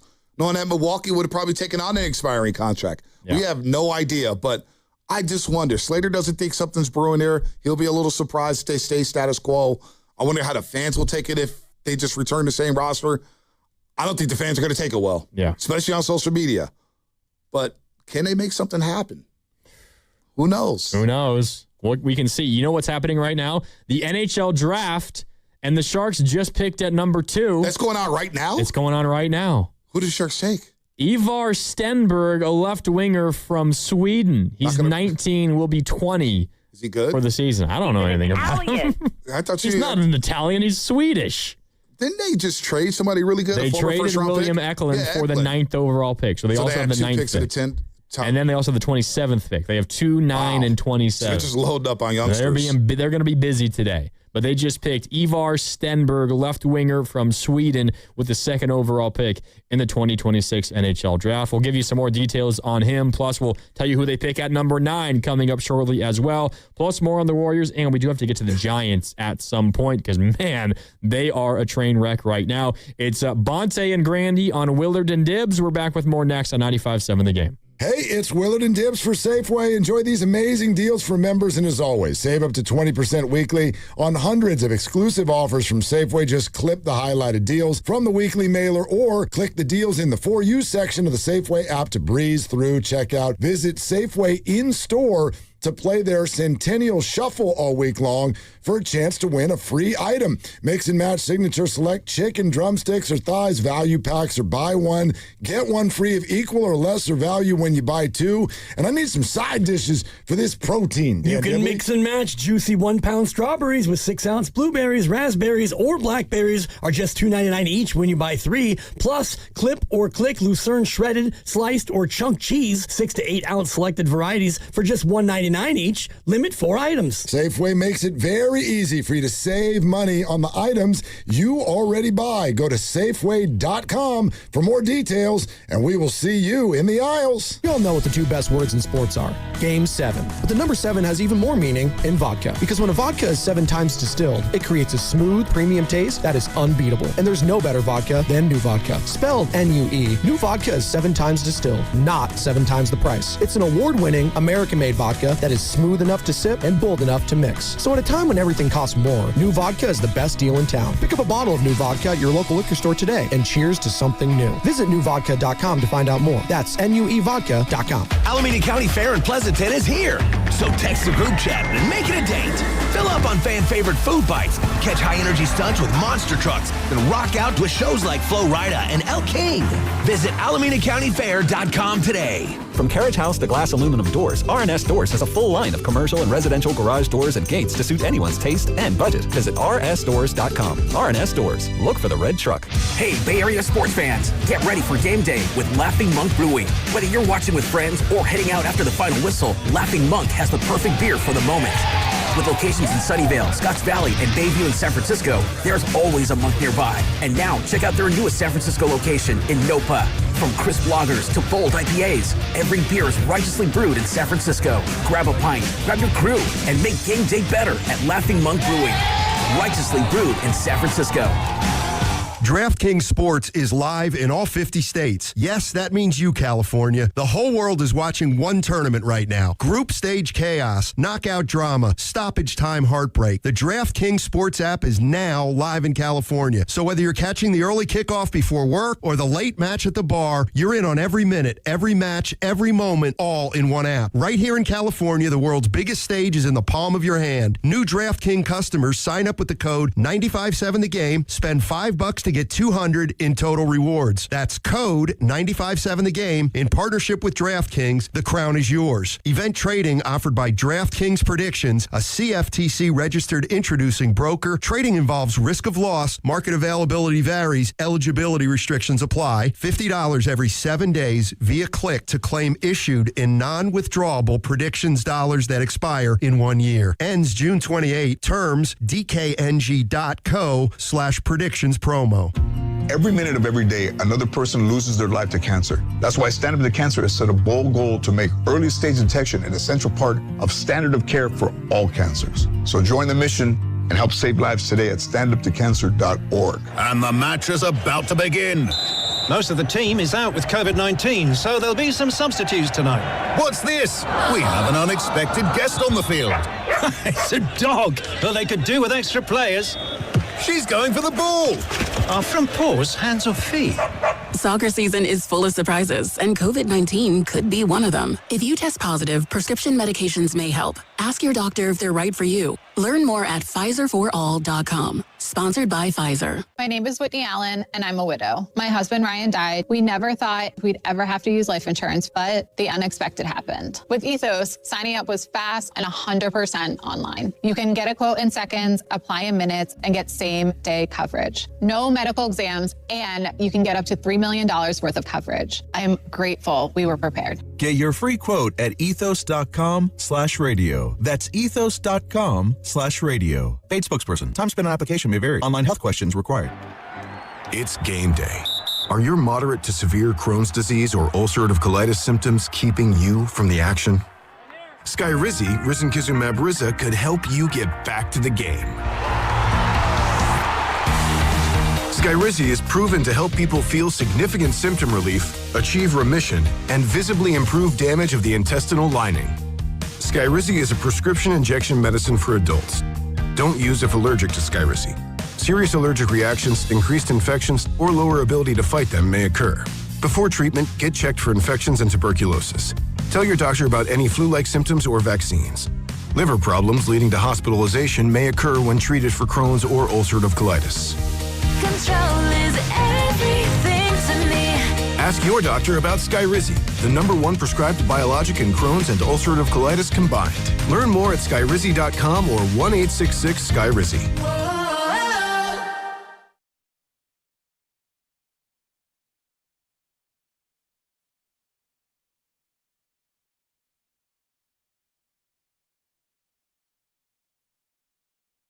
Now, back to Willard and Dibs. It's a great question. Wow, that's a great question. That's a great question. That's a great question. And that's a great question. On 95.7 The Game. It's a great question. Did we ask any great questions to Slater? We asked some all right questions to Slater. Probably not. Bonte, Grandy, on Willard and Dibs on a Friday. NHL draft going on. We're getting ready for a couple more kickoffs of some World Cup games. We got some people here in the chat saying, come on, man. Joey Truth, 5427 on YouTube. Got to have a pulse of all Bay Area sports. Come on, people. You guys are radio hosts, don't have a clue what's going on with the Sharks? Well, Joey Truth, 5427, we admit when we're wrong. And we admit our flaws. And hockey's not my strong point. Not mine it's not my either. strong suit, but you know what? I did my quick research on this young man. Tell me about Ivar Stenberg, left winger from Sweden, #2 pick to the Sharks. How he fits after trading William Eklund. Reading this from ESPN.com. Sharks made room for another Swedish winger. Stenberg is going to be a brilliant piece for them. NHL-ready winger. Two-way game is excellent. Sharks don't have a ton of players in the top 6 who can play a power game up front. Stenberg will get pucks from Macklin Celebrini, create chances, and impact the game in his rookie season. He will step into the lineup, be a reliable two-way player who is tough to play against and could put up 60 points as a rookie. Another key piece to the foundation in San Jose. Okay. Elite processing ability allows him to manipulate defensive coverages and find passing lanes that simply don't exist for other players. The 510 on the text line, this is Gene. I don't know if this is Gene in Oakland. I imagine it is. If it is, what's up, Gene? Gene in Oakland. Uncle Gene. I think it is Uncle Gene. Writes, the Sharks got what was the expected #1 pick, Stenberg, until recently when McKenna rose to the top. The Maple Leafs went with Gavin McKenna, left winger out of Penn State, and the Sharks took Stenberg as a result. I'm reading this as well. His two-way commitment sets him apart from other offensive first wingers, and he's the type of player who will win heavy matchup minutes while providing offense, like Sam Reinhart in Florida. Sam Reinhart in Florida won some trophies, won some cups. So that's a good comp. And we do know they need defense. They need the Sharks. They need defense. And they went with a left winger, but they went with a left winger that can play some defense when he's out there on a shift as well. And they've got a pick coming up at 9. They're picking number 9 as well because they traded William Eklund, which kind of surprised me a little bit. 2 picks in the top 10. Yeah, Greer, though. Mike Greer. He's cooking. He's cooking. Yeah. So I trust the process with him. And they have the 27th pick as well. He's the one GM right now who can eat for free in the Bay Area. Is he doing the best job of any GM right now in the Bay? Sharks didn't make the playoffs. We got to see him make the playoffs. I mean, it is funny when we give a GM credit for drafting Macklin Celebrini. Like, that was the biggest no-brainer in the history of mankind, right? It was like the Niners drafting Nick Bosa. Or drafting LeBron James, number 1 overall, right? Drafting Victor Wembanyama. I mean, come on. Congrats, Spurs. You're so well run. Right. No, you just have Wembanyama, right? Right. And you took Dylan Harper because you got the number 2 pick, who could have been a number 1 pick. Yeah. I mean, and you got Stephon Castle because the Rockets passed on him. Right. And the Hawks and the Wizards. Yeah. But, no, I mean, Greer, look, let's see what he does. They have to make the playoffs this season. I agree with you. They have to make the playoffs. They were close this year. They got it. And then once they make the playoffs, that's when the real heat comes because it's like, can you win it? Like John Lynch, all the heat he gets, Niners they've done everything but win the damn Super Bowl, which is very, very hard. I get it. And trust me, I want a Super Bowl. I haven't seen the Niners win a Super Bowl since, it was before puberty. I don't even think I had armpit hair yet.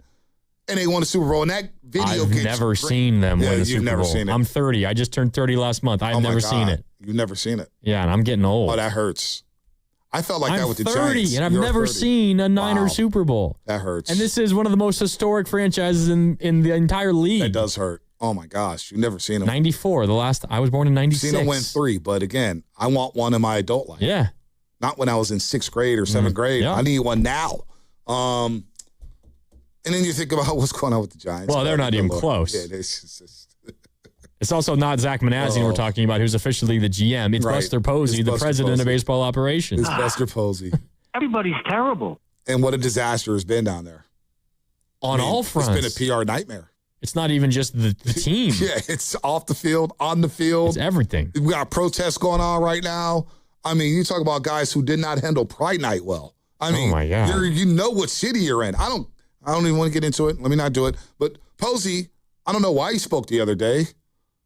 And that became a disaster. That was not a scheduled presser. No, it's not like Posey meets the media every week or every month or whatever. It's usually like, a big trade happens. Okay, he'll meet the media. And that's about it. Right. It was random. Yeah, it was random. It was like 2 o'clock. I was like, oh, wow. Maybe Devers is getting suspended. Something's going down. And it was just like. What? It's nothing. What? What? So, Mike Greer may be the best GM, but Dunleavy, hey, look, he's got something to say. He's got something to say right now. If Yaxel turns out to be a great pick. Right. And look, I know a lot of people are down on Pods for a 19th overall pick. You better duck when you say this. Oh, I've been called a shield for this for many, many years now, Randy. You don't understand. And it comes out, you're shilling for Pods. I got a baseball. I'm going to throw it at you. You watched post All-Star break. How did Pods play? Oh, I thought he was really good. But if you say that, Pods stinks. He was really good in that Clippers game in the play-in. Oh, we had I forget the name of our caller, and I love all the callers, but talking about some moves the Warriors make, and you just say offhand, like, and ship out Pods. Yeah, just ship them out. Like, Pods was one of their best players last year. I know it wasn't a very good team, but you're not going to get rid of Pods. And he played all 82. Yep. And he works his ass off. Desperately need. My God. And he plays his ass off. He works his ass off. So that was a good pick by Dunleavy. Will Richard had moments as a second-round pick. Those are crapshoots. Quentin Post, he was a crapshoot. He was okay. He's not coming back, is he? He's probably not coming back. Yeah, I don't think so. He stopped getting played. So Guy Santos, I know that was a Myers pick, but he's been solid. And Dunleavy, we forget, was scouting a lot of those players for Bob Myers. Yeah. So we'll see about Mike Dunleavy. I think for what he's had to work with and thinking about where they're at with the cap, and Dunleavy's done all right.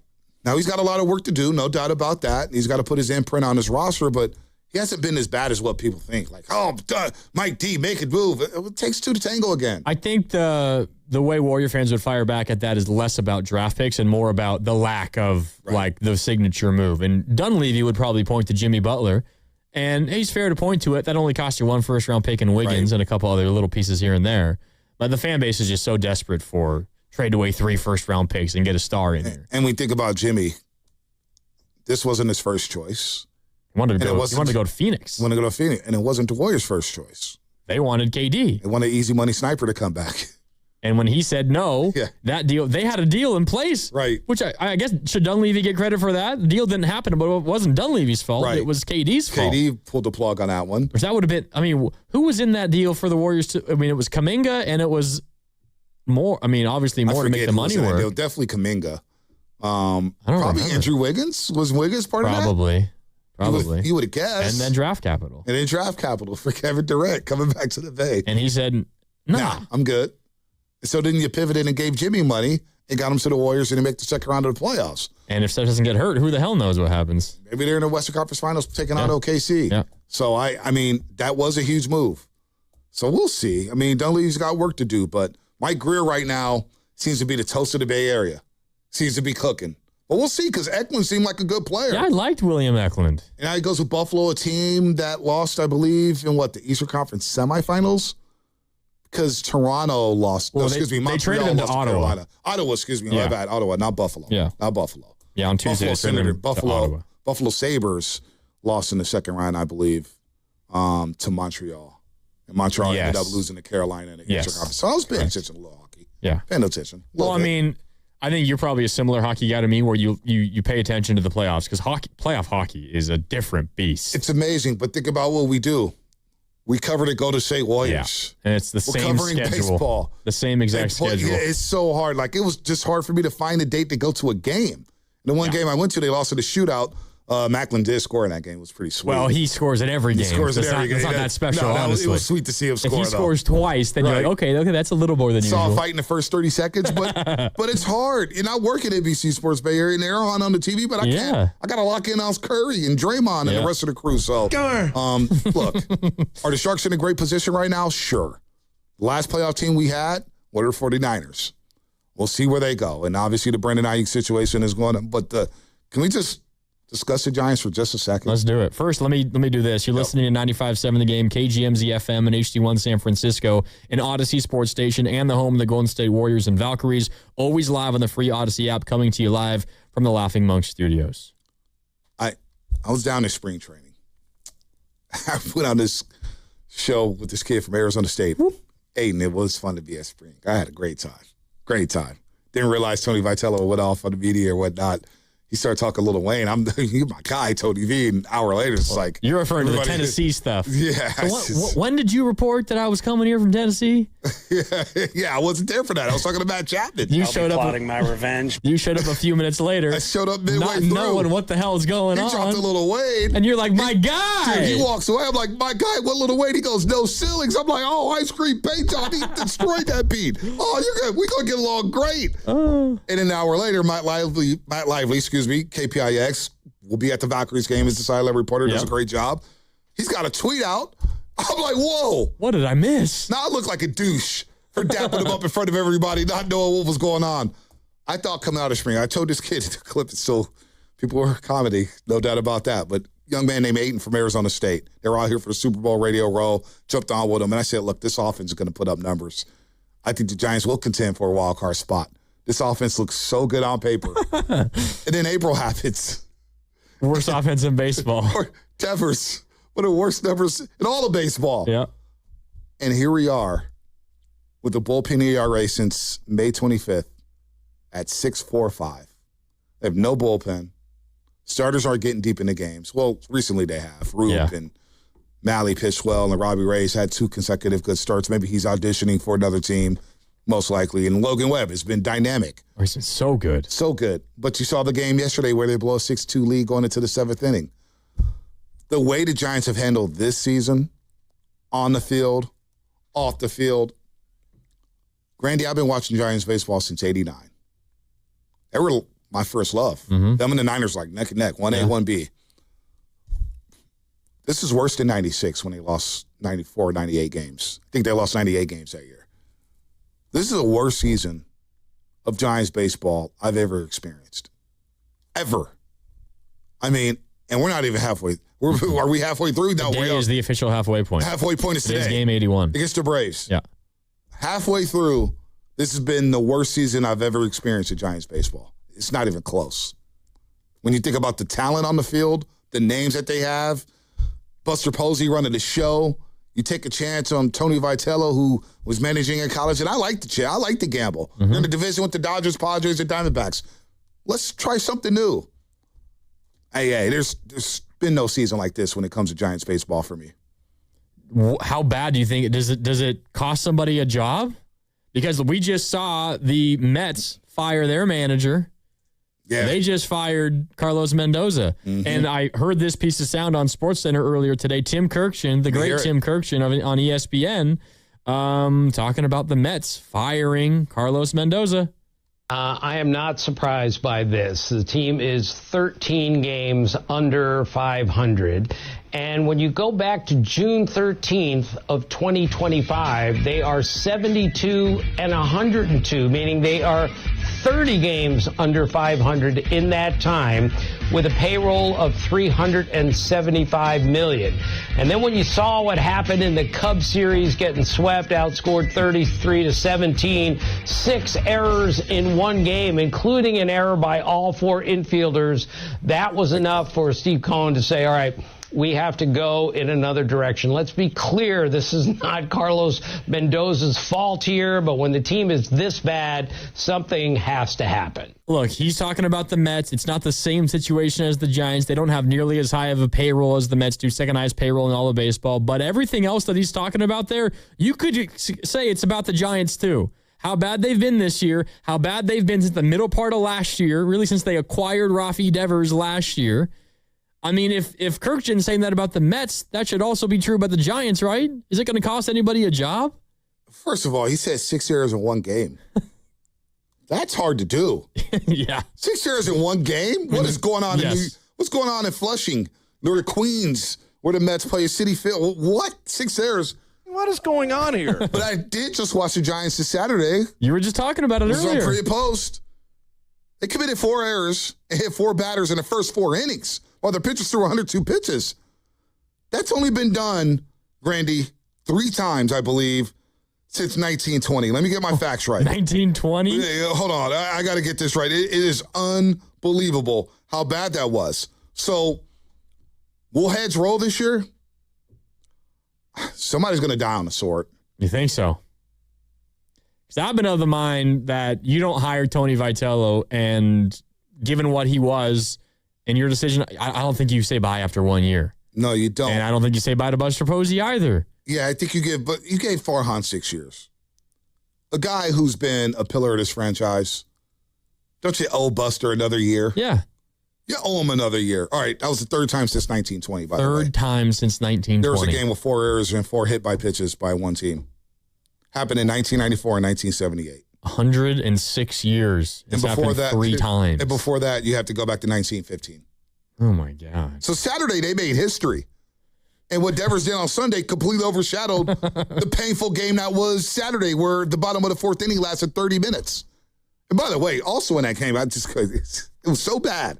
Richie said that's top 5 one of the worst games I've ever watched and covered here at NBC Sports. Richie's been on fire. Richie Riller's been on fire. We made awful announcing. Thanks, Richie. Got my face in there. Hell yeah. No slander either. Usually you make awful announcing, it's slander. Doing something wrong. No, but he goes, they show a graphic of during the game, Grady, through 6 innings, the Marlins had 12 base runners that didn't even register a hit. Oh, my God. That was through 6 innings. How bad was... Hit by pitch, walk, and error. It was unbelievable. Was there any catcher's interference in there? There was. There was? There was. Catcher's great Rizzo. Pasta. Whatever the hell your name. Pasta. I love you. It was 2 catcher's interferences in that game, I believe. There's 2 of them. Was there 2? Yeah, there was. And Trevor McDonald failed to touch first base. Oh, yeah. That's one of the worst games I've ever watched. Was there any drop third strikes? What are all the ways you could get on first base? Was there one of all of those? It was so bad. I had to start walking around the newsroom because I was starting to get angry. I was like, yo, this is like, I didn't get home till 5:30 that day. The game was, first pitch at 1:05. Oh. So it was painful. And the Marlins had one of their largest crowds of the season. So they have fun, I guess. Well, they've been playing better lately. They're a scrappy team. It's help when the Giants are in town, though. Giants are in town, you get a sweep. And they had won like 7 in a row at home or 8 in a row at home. And they're over rolling. 500. They're in the race for a wild card spot. They're playing really well at home. Right now, the Marlins are 28-17. So anyway, this Giants team, something's going to happen. It has to. If they keep going down this road. And honestly, I don't even believe they hit rock bottom yet. We're close. We're close. What is rock bottom? What the hell is rock bottom? We will know when it hits. I mean, it could have been this past week and a half. But it could only get worse, Grady. It could only get worse. You think it can get worse than this? Absolutely. You don't think so? I'm struggling to find how this can get worse. They were up 6-2 in the 7th inning, and I'm sitting here in this chair yesterday thinking, oh, they're going to lose this game. How could it be worse than that? I mean, they gave up 7 runs in the final 3 innings of the game. They still haven't swept the team. They were 9 outs away from sweeping the A's. They were 1 out away from sweeping the A's. They were 1 out away. Up by 1. But you're right, 9 outs up by 4. But 1 out up by 1. You knew what was going to happen? Yeah, we all knew. So how can it be worse? They've blown, 10 saves this year? There could be an injury. Well, I mean, sure, but like I'm writing off any hopes of doing anything in terms of wins and losses this year, and what does that matter? No hit. They can give up 9 runs and anything. Something else is going to happen. When you're a bad baseball team, bad things happen. And more bad things are coming their way. I mean, it's just, honestly, Grady, they're 14 games under 500. They've got a series coming up 4th of July weekend in Coors Field. What if they go to Colorado, get swept? I mean, they lost 2 out of 3 before out there. They could be the worst team in all of baseball. Right now, they're only better than the Rockies, and it's by a game and a half. That's it. Both the Royals and the Angels have a better record than the Giants now, and those are the bottom 2 teams in the AL. Wow. So, I mean, Grandy, it could get worse. That's scary.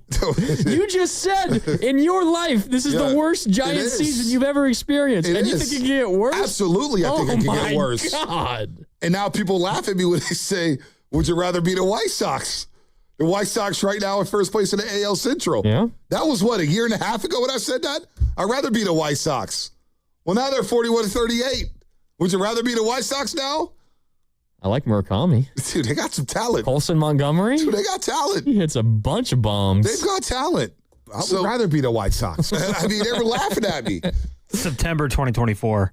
Yeah, so almost 2 years ago.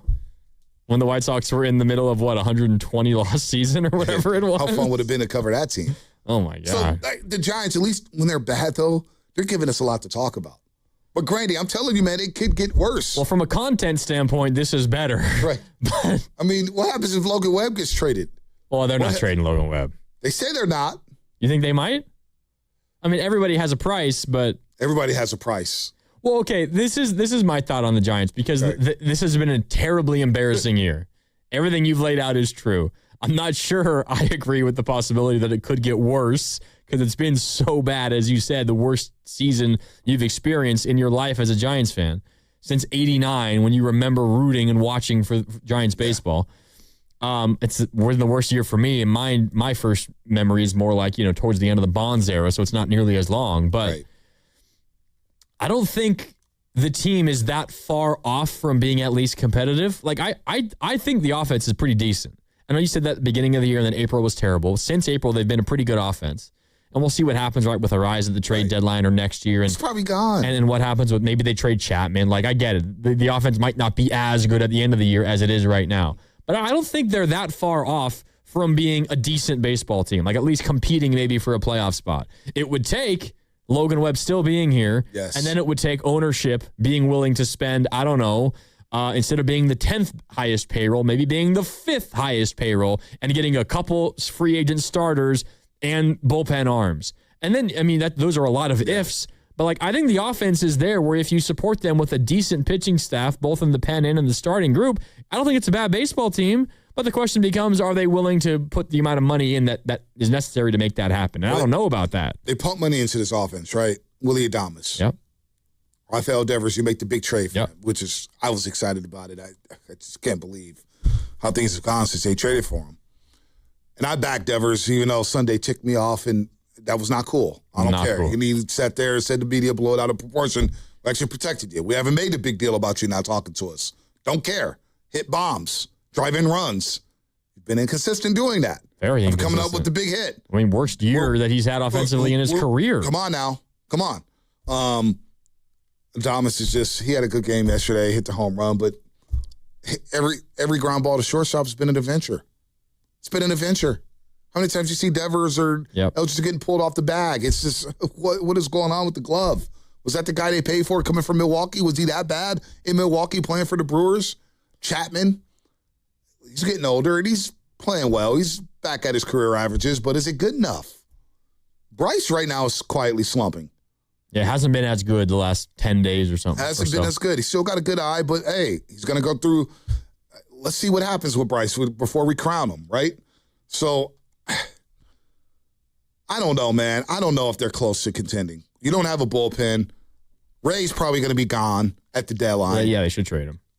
Do you trust Landon Roop? Where's Hayden Birdsong going to be? Coming off of Tommy John.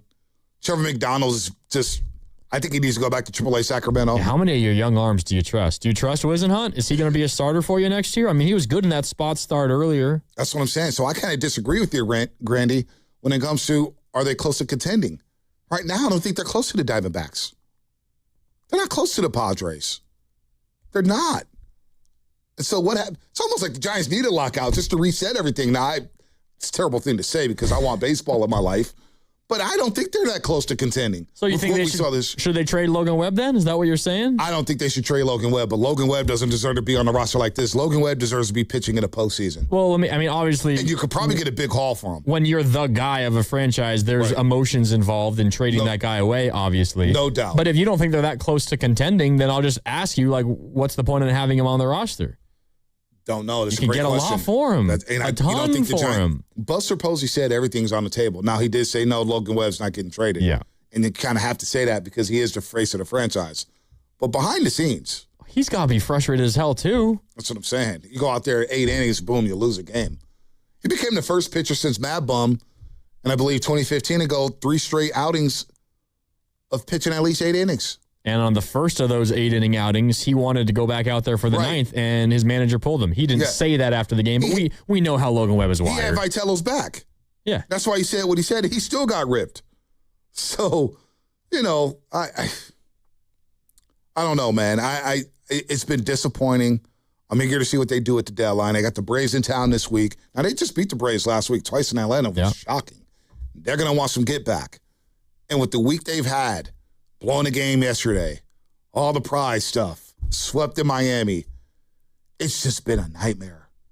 Fans still going out in droves. And I believe what's tomorrow? Is tomorrow Devers bobblehead day? Yes, Rafael Devers bobblehead day. First 20,000 fans get a Devers bobblehead. Yay! The timing is just amazing. It is. Pasha, come on. Crack the mic for a second. You go down to every Giants game. Garlic fries and baseball guys, although you guys haven't released a podcast in 6 weeks? It's been a while. Damn. Some commitment, Sam Lubman. Well, you guys talked about how it might not be able to get worse. I know there's, Grandy, you kind of disagree with that. But I will say there could be a situation where Robbie Ray's traded, Tyler Malley's traded, maybe a few of your bullpen guys are traded, and there's going to be some really, really long innings on the mound as you deal with some of these young guys coming up. So I think there is a chance from an off-the-field standpoint, this is pretty much rock bottom, but on the field, there is definitely room to get worse. It's going to get worse, Grady. And they can't have, a top 10 pick in the draft next year? So you can't tank, even though tanking isn't really a thing in baseball? Grandy. What? It will get worse. And you know what? I'm here for it. You should love it. It's radio gold. When a team is that bad, there's so many things you can pinpoint. Now, the key is you can't let it boil your blood, right? You can't get Shasky out here and just start screaming at the top of your lungs. It is what it is. It's a bad baseball team. Yeah. At some point, you just got to accept it and laugh about it. I did that for one of the shows, possibly when I was just laughing. They got their asses kicked. I forget who they got just destroyed. It was the Brewers. Yeah. I go, Sean, they didn't show us the running game. Sean Estes, he goes, whoa, you sure they didn't show us the running game?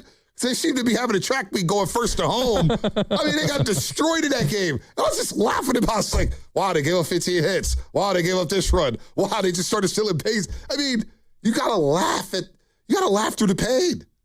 Laugh through the pain, Grady, because it will get worse. The dog days of August are coming. We're already in a June swoon. It will get worse. We're already in a June swoon. And guess what? You don't even have to say goodbye in July this year. It's already night-night, as Steiny says. It's already night-night. So there's no goodbye in July. You're already cooked. Then the dog days come. Luckily, they're not playing 23 straight days. I don't know what if it can get worse, what, are they going to lose 110 games? What are you saying? They've been so bad already. Night. Night. So bad. So Grandy, they're 33 and 47. Look at that smile. If they lose tonight, they're on pace to lose 96 games. It's going to be worse than that. I'm here for it. And you know what? I'm not here for it. It actually stinks. It actually sucks. Listen, but you know what, Grandy? I was looking at Pro Baseball Reference, right? Looking at the Giants. And I was like, I'm looking at the Giants' history from when they moved to San Francisco to the 60s, the 70s, the 80s. There were some dark days. There's some lean years. Yeah. And you pull up that the franchise index. This decade, with the way it's playing out, may end up being the worst decade of Giants baseball in the city of San Francisco. They got a lot of work to do. Last 10 seasons, one winning record. Yeah. 2021. Well, I'm going to just pull it out right now. They've had some bad years. The 70s, they were awful. Terrible. The 80s, up until they brought in Will Clark and the Robbie Thompsons and the Matt Williams. They were awful. But 2017 through this season, that's 10 seasons worth of baseball, one winning record. One winning record. That's hard to do. A number of records right around 500 or just below 500, but one winning record. In 10 seasons, I'm counting this season as they're going to be below 500 because, of course, they are. So, look. 10 seasons, one winning record. And that's hard because there's an expanded playoff. Oh, yeah. Now, in the 60s, the two teams going to playoffs or whatnot. Yeah. They made the playoffs once, and they lost the World Series in 62. When McCovey hits a line drive down the third baseline, gets caught, Giants lose in Game 7 in Candlestick Park. Okay. Then you get to the 70s. Again, you have a lot of teams going to the playoffs. You see, I believe two teams. I think it was just straight NLCS. Win your division, East, West, NLCS, boom, World Series. They made the playoffs once. They had some season. They won 88 games and 80 and 81, 89 and 73, didn't make the playoffs. Then you get to the 80s. This has a chance to be the worst decade of Giants baseball in the history of the Giants since they moved to San Francisco. That's where we're knocking on. We're in 2026. 2027, are they in position to make the playoffs right now? If you look at the roster, no. 2028, who knows what these. We better pray to Bo Davis. I love Bo Davis sitting down there in Double-A Richmond. He's been and he's got mashing the ball. He's got swagger. He's got confidence. Got to know him a little bit in spring training. Whoop, whoop. But we don't know what he is. Thank you. We don't know what he is. This, I'm telling you, Grandy, this has a chance to be the worst decade of Giants baseball since they moved to San Francisco. If they don't do something, we got dudes moving. Rise is gone. Robbie Ray's gone. You know they're going to be willing and dealing. Oh, yeah. They don't fix this thing. Malley may be gone. Malley's gone.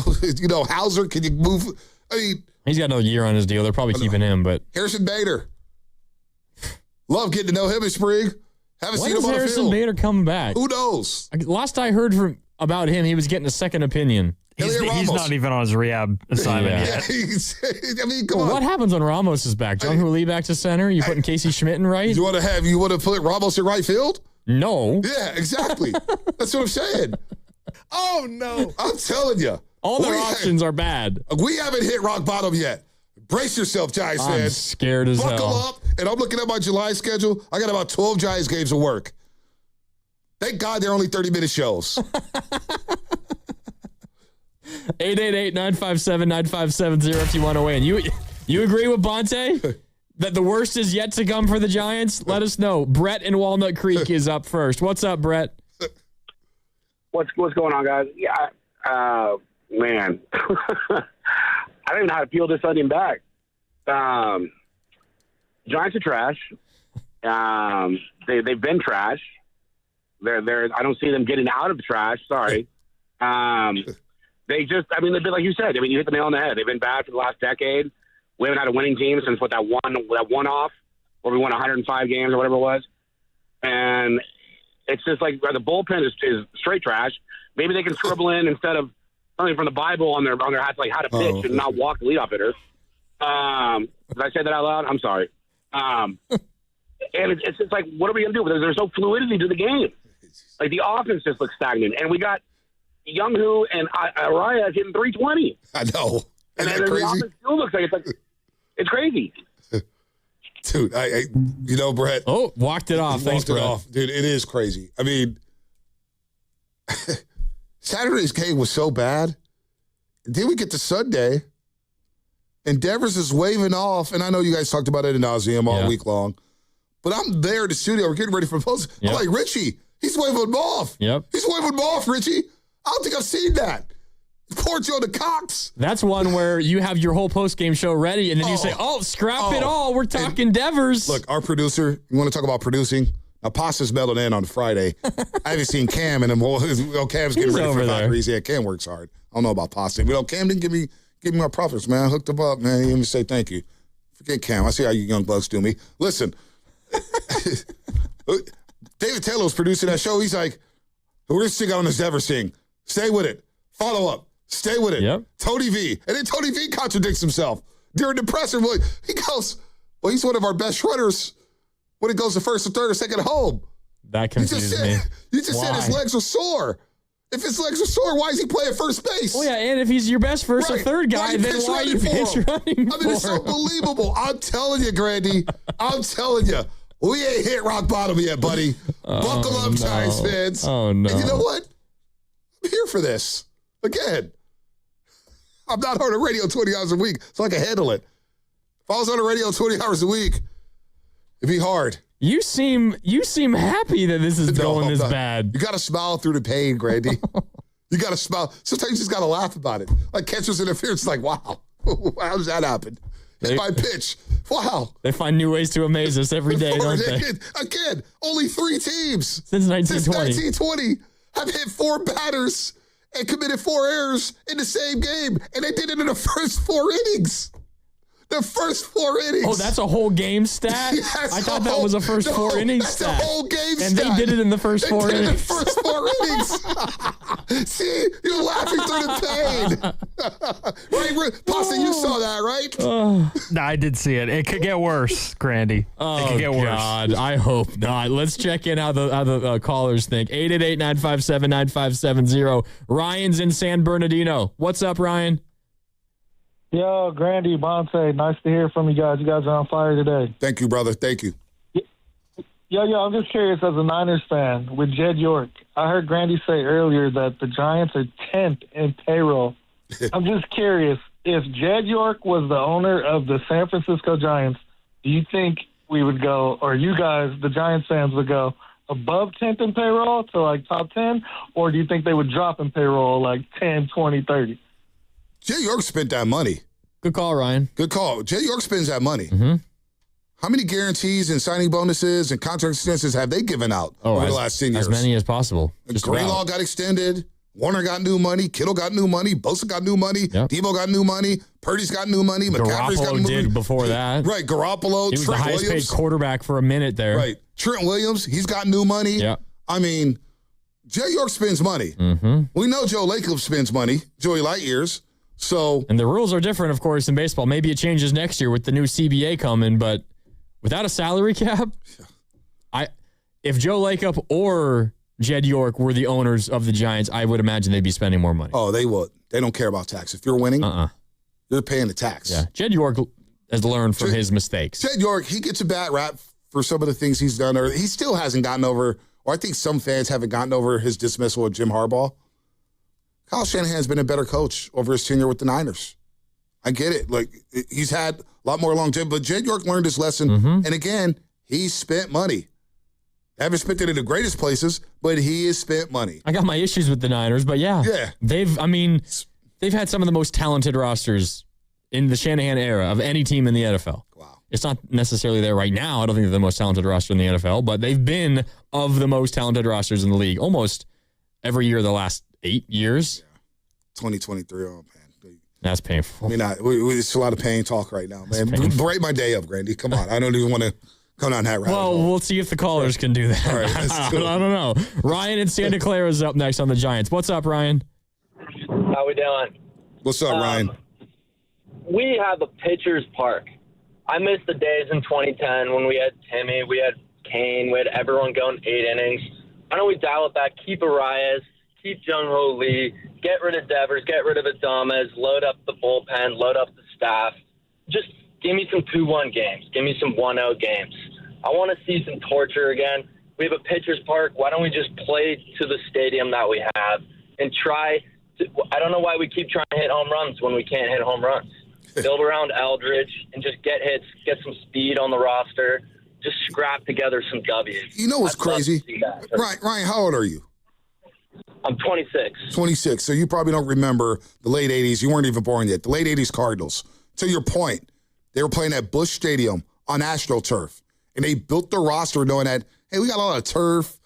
We're going to get speed out here. Vince Coleman, Willie McGee, you had Terry Pendleton, you had Ozzie Smith, the Wizard. And they just ran and ran and ran, turned singles into doubles, doubles into triples. For the life of me, since Barry Bonds is retired, even during the World Series years, why not build a roster knowing that, to your point, give me some damn speed. You got Triples Alley. Forget moving the fences in. Let's get some speed out there. Some dudes who go first or home. The fact that the Giants continuously finish last in stolen bases. Good call, Ryan. Rarely go first to home. Good call, Ryan. Chasky and I have been talking about this for years. Yep. Get some damn speed and play to your park. Please. And pitching. And pitching. That's what won you 3 World Series. Please. Pitching and bullpen. Please. And speed. And you think of all people that would understand that, Buster Posey would understand that. Buster Posey, less about the speed, but more about the pitching. Yeah. He's the catcher of 3 World Series teams. Mm-hmm. Now he's the decision maker. Yep. The chief decision maker of this baseball club. Yep. And it's a team that is built around overpaid offensive players and a pitching staff where you trust one and a half starters. One guy. And who do you don't trust anybody in the bullpen. And look, I get that Randy Rodriguez is hurt and he'll be back next year and you hope that he's good and can be your closer again. But you knew that coming into this season.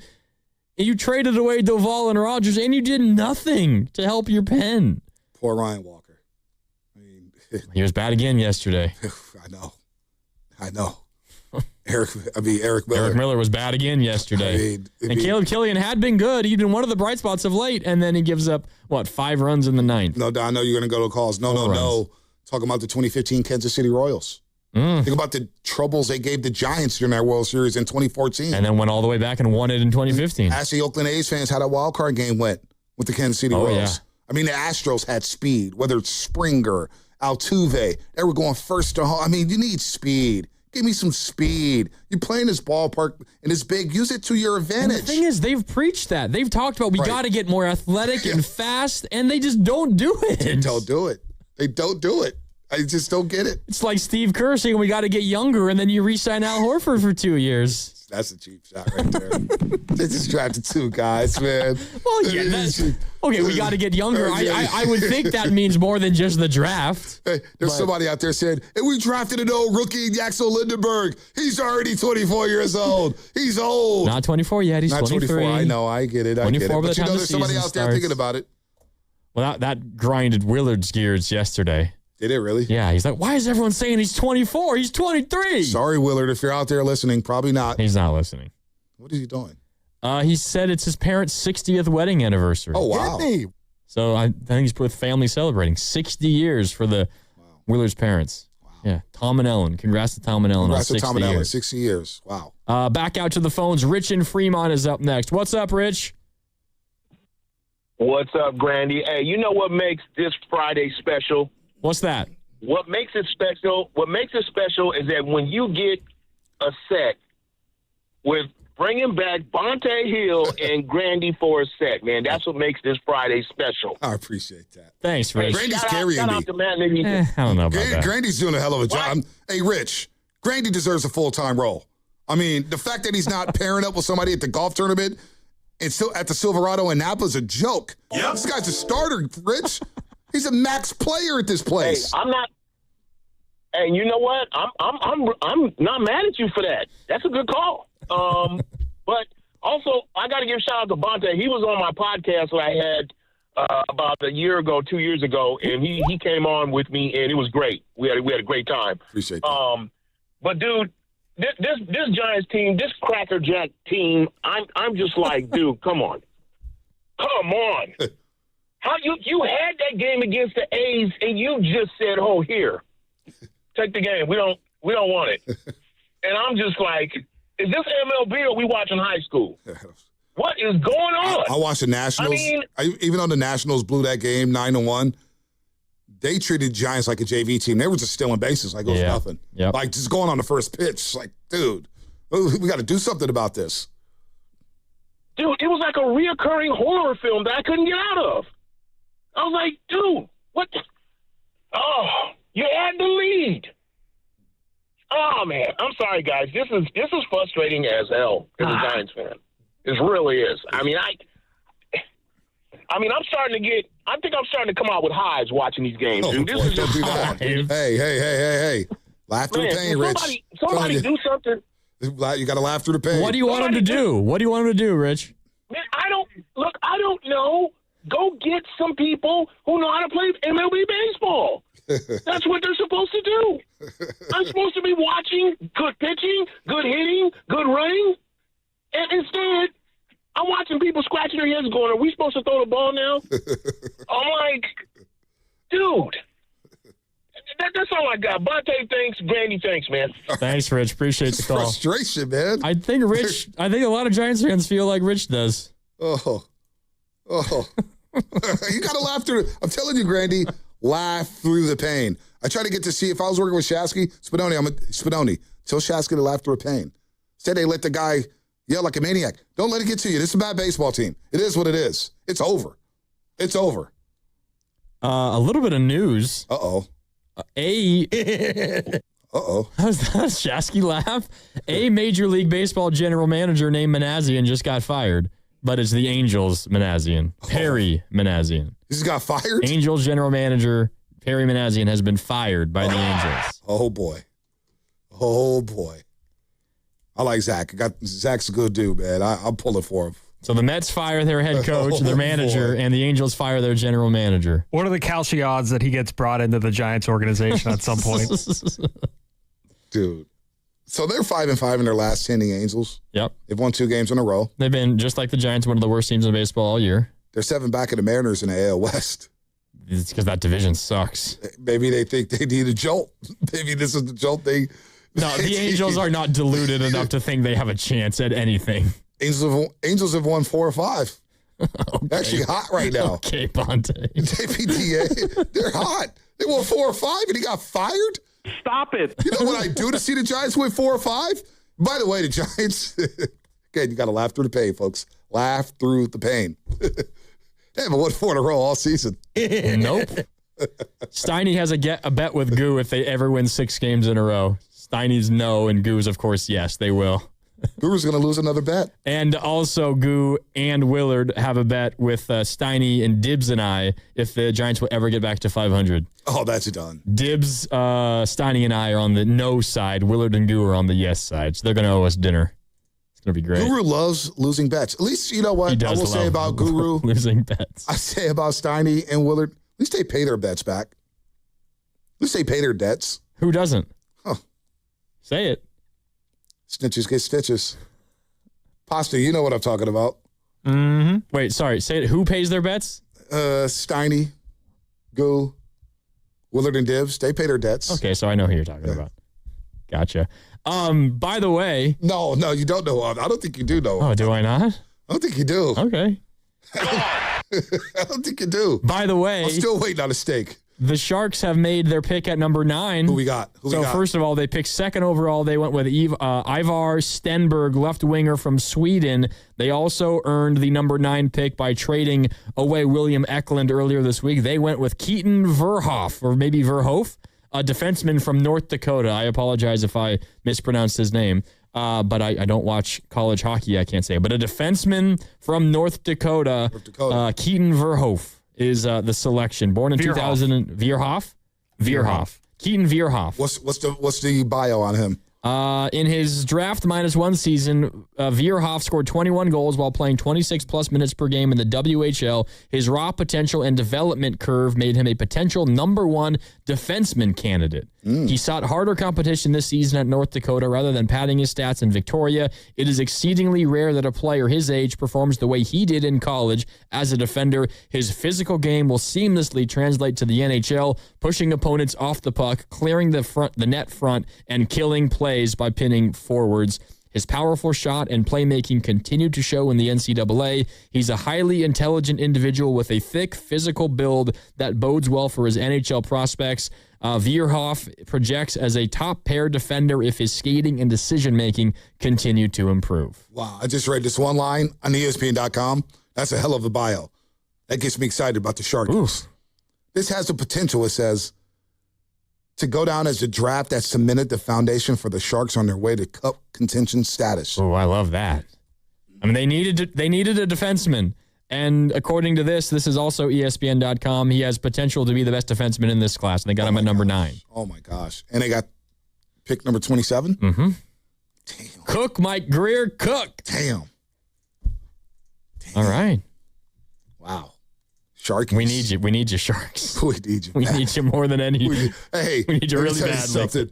With the way it's going down in the Bay Area, you radio hosts, you beat reporters, better rush up on the rules of hockey. Yeah, absolutely. You may be talking about some hockey. Absolutely. A lot more than you want to. How about some World Cup?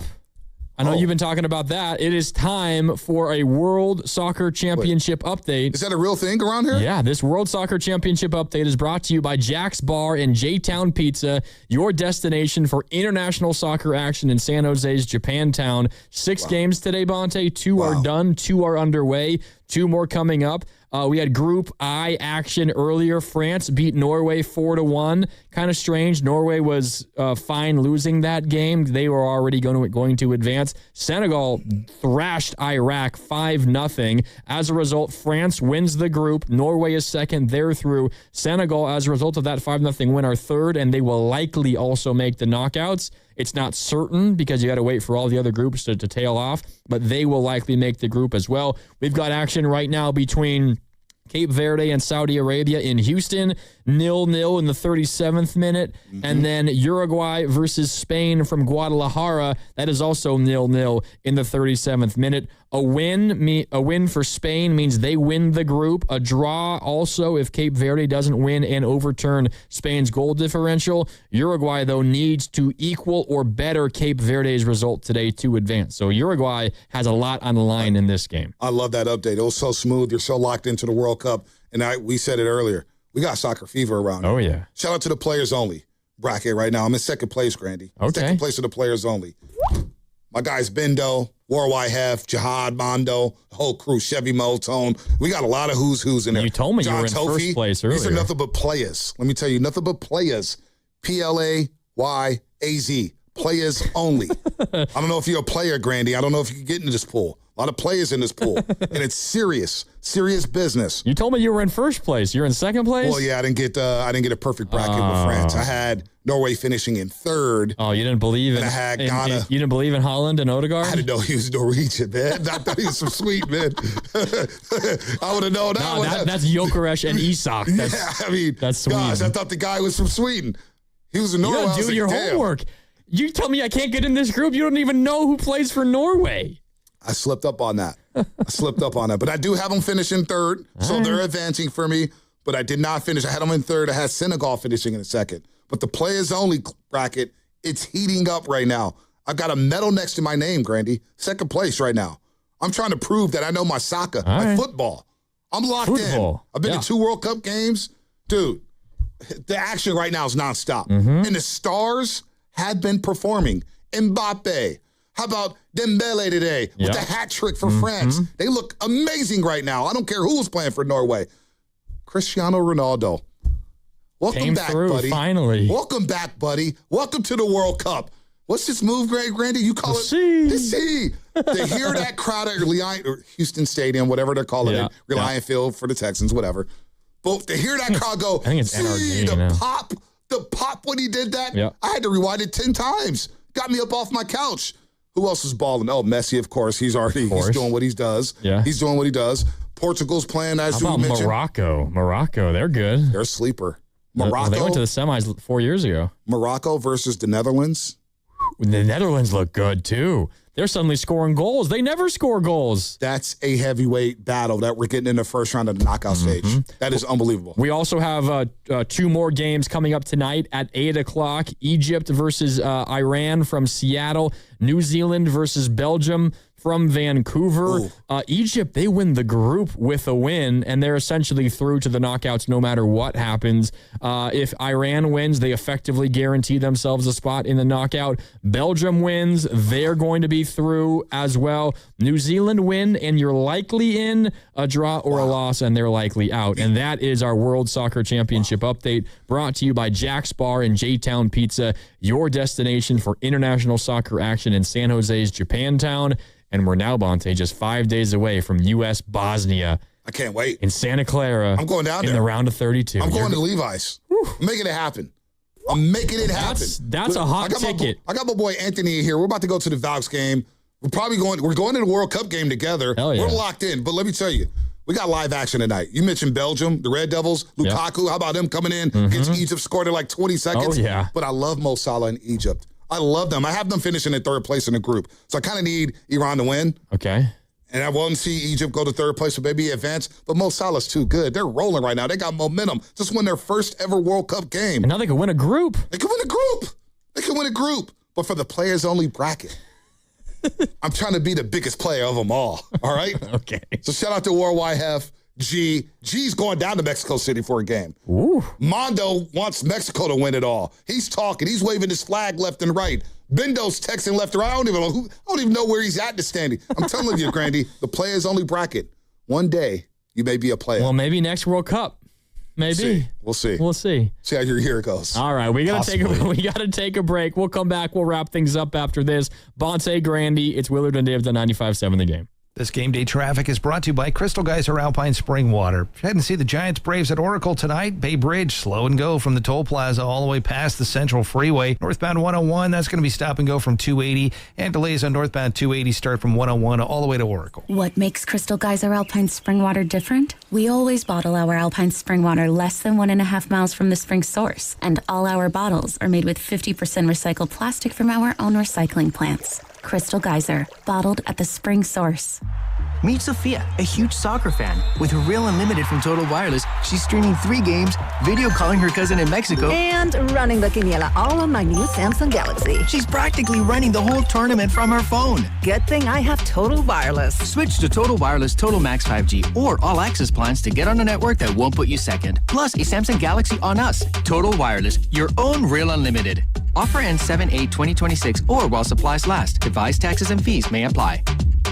Hi, I'm David. I'm Chris. And I'm John. We are the 3 brothers who own Jack's Restaurant and Bar. And we are here to... Not again. That's my line. That was my line. Boy, stop it. Mom? What are you doing here? Have you heard your commercials? They're terrible. That's not our fault. You taught us how to cook delicious food. Using only the freshest ingredients. And to treat all our guests like family visiting our home. But you didn't teach us how to write catchy radio spots. They remember that and get back to work. Yes, Mom. Jack's, serving delicious breakfast, lunch, dinner, and drinks the way our mom taught us. ILoveJacks.com. Alameda County Fair in Pleasanton is here, and it's a star-spangled celebration. Foodie bites, carnival rides, and concert nights with fireworks. Plus, check out tractor pulls, animals, shopping, and more. Don't miss it. Visit AlamidaCountyFair.com for tickets. If you're still using a sports book to bet on the soccer tournament, you're getting robbed. Delete that app and join the millions using Polymarket. Polymarket is a prediction market, not a sports book. Trade against other fans, not the house. Polymarket, your go-to prediction market for soccer's biggest stage. Available in all 50 states. Download the Polymarket app. Use promo code BLAZE to unlock $50 free for your first trade. That's promo code BLAZE. Trading not available in all jurisdictions. Check local regulations before trading. Restrictions and eligibility apply. As temperatures rise in May, mosquito activity increases,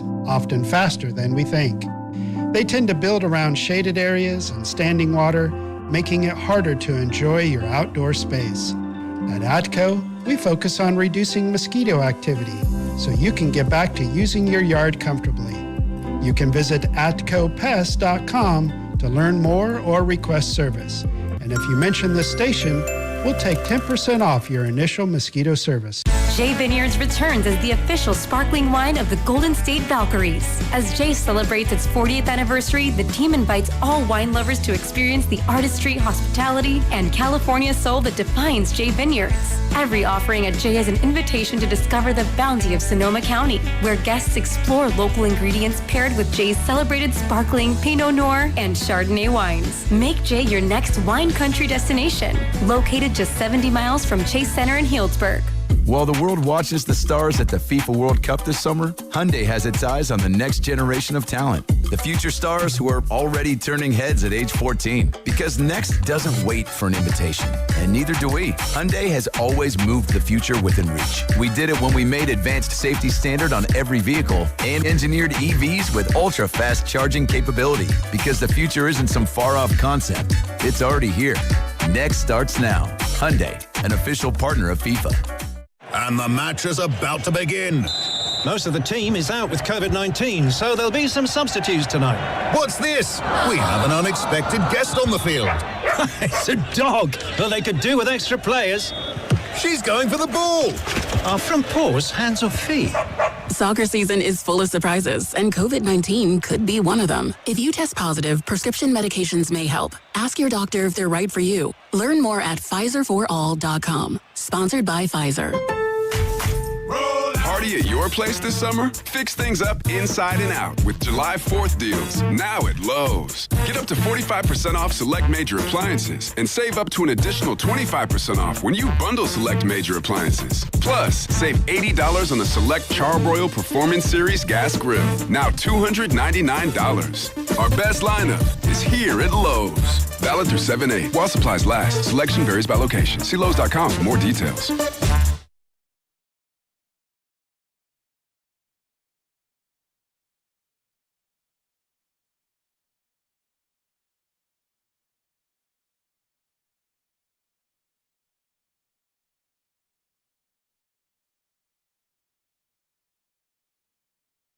Now, back to Willard and Dibs on 95.7 The Game. What is going on here? He's trying to make up for his mishap. All right, there you go. YouTube has no clue what's going on, but on the ones and twos, Pasta just played Get Down Again, as he did to begin early in the show. Never Vontae about lost his mind, so now Pasta's cycling through like 4 different songs to bring us back. See, not everybody's been in that seat, Grandy. You have. Oh, wow. I have. I've run the board plenty of times, whether it's Giants games, Warrior games, producing shows. You never play the same beat twice. You know your breaks, and you know what you're going to do with the breaks. He's got a lot going on back there. He's worried about what's coming up on Best of the Game. And, you're running all that stuff. Best of the Game. Your voice? You're yeah. He's been running it for the that. last couple weeks now. You know, Pasta's getting better on there, man. He's coming up. Oh, yeah. A little bit. Just didn't, got some things that we had to work through a few months ago. What was that? It's off air. Stock was down. I was leaving him on ice. He would text me, and I would wait 3 days to reply. I was a little mad at him. Wow. For some things. Then we're back. We're back. I feel like we built a pretty good relationship. We're back. Took a while. I missed you. I don't know if I missed you, but, good luck on Best of the Game, though. We'll be listening. By the way, since we went to break, Spain has scored. So Spain's up on Uruguay. I can't remember. Is that good for you or is that bad for you? I think that's bad for me. I need Uruguay to finish second. Well, Uruguay might not make it now. They might not make it. I mean, Who wants to go to a soccer game? Look, I need Suarez to come from the booth and play. He's going to bite somebody. Yeah, you took Where's my Lamine thunder. Yamal? Go bite him. You took my thunder there. Where's Danny Olmo? Go give him a bite. Low hanging fruit. I need him to finish the second. Oh, that didn't happen. And they're eliminated if they don't get this win. Yes. I need Saudi Arabia to beat Cape Verde, I believe. Is it Cape Verde? Yes, that is Cape Verde. Beautiful people from that country. Capo Verde. Capo Verde. Beautiful people from that country. Island nation off the west coast of Africa. Male, female, they all have perfect teeth from Cape Verde. It's unbelievable. What are they doing on a little small island? I don't know. They're doing something well. Damn. I'm jealous. And you're Skin's perfect. And you're headed to the Valkyries game tonight. They got a lot going on today. Valkyries dream, Angel Reese in town again. The Valkyries, they took care of her the other night. Yeah, I think tonight may be the adjustments. I think we may get a better game. You think so? My first Valks game of the season. I'm excited. Really? You haven't been yet? Haven't been yet. As soon as the show's over, boom, we're hitting the car, getting down to Chase Center. You go rub some elbows with some important people down there or what? I like to just lay low. Oh, all right. I'm sitting in the Jesus seats, man. I'm just trying to go in there and just chill out. Yeah, the Jesus seats. Yeah. Say hi to heaven for a second. Okay. Maybe I'll get there one day. Yeah. We'll see about that one. If I say the name Kurt in the Hayward Hills, do you know, does that mean anything to you? Kurt in the Hayward Hills? Yeah. Kurt in the Hayward? I don't know anybody in the Hayward Hills. So we have a caller on this show, Willard and Dibs. Oh, you know what? Kurt in the Hayward Hills calls every Friday at this time. I do. I've been in the car. Now that I thought it was, I've heard of him. And he's a huge fan of Willard and Dibs. So I'm curious what he's going to say about Bonte and Grandy. Oh, man. And we're about to find out. Uh-oh. Kurt, happy Friday. You're on. It's Bonte and Grandy on Willard and Dibs. What's up? Oh.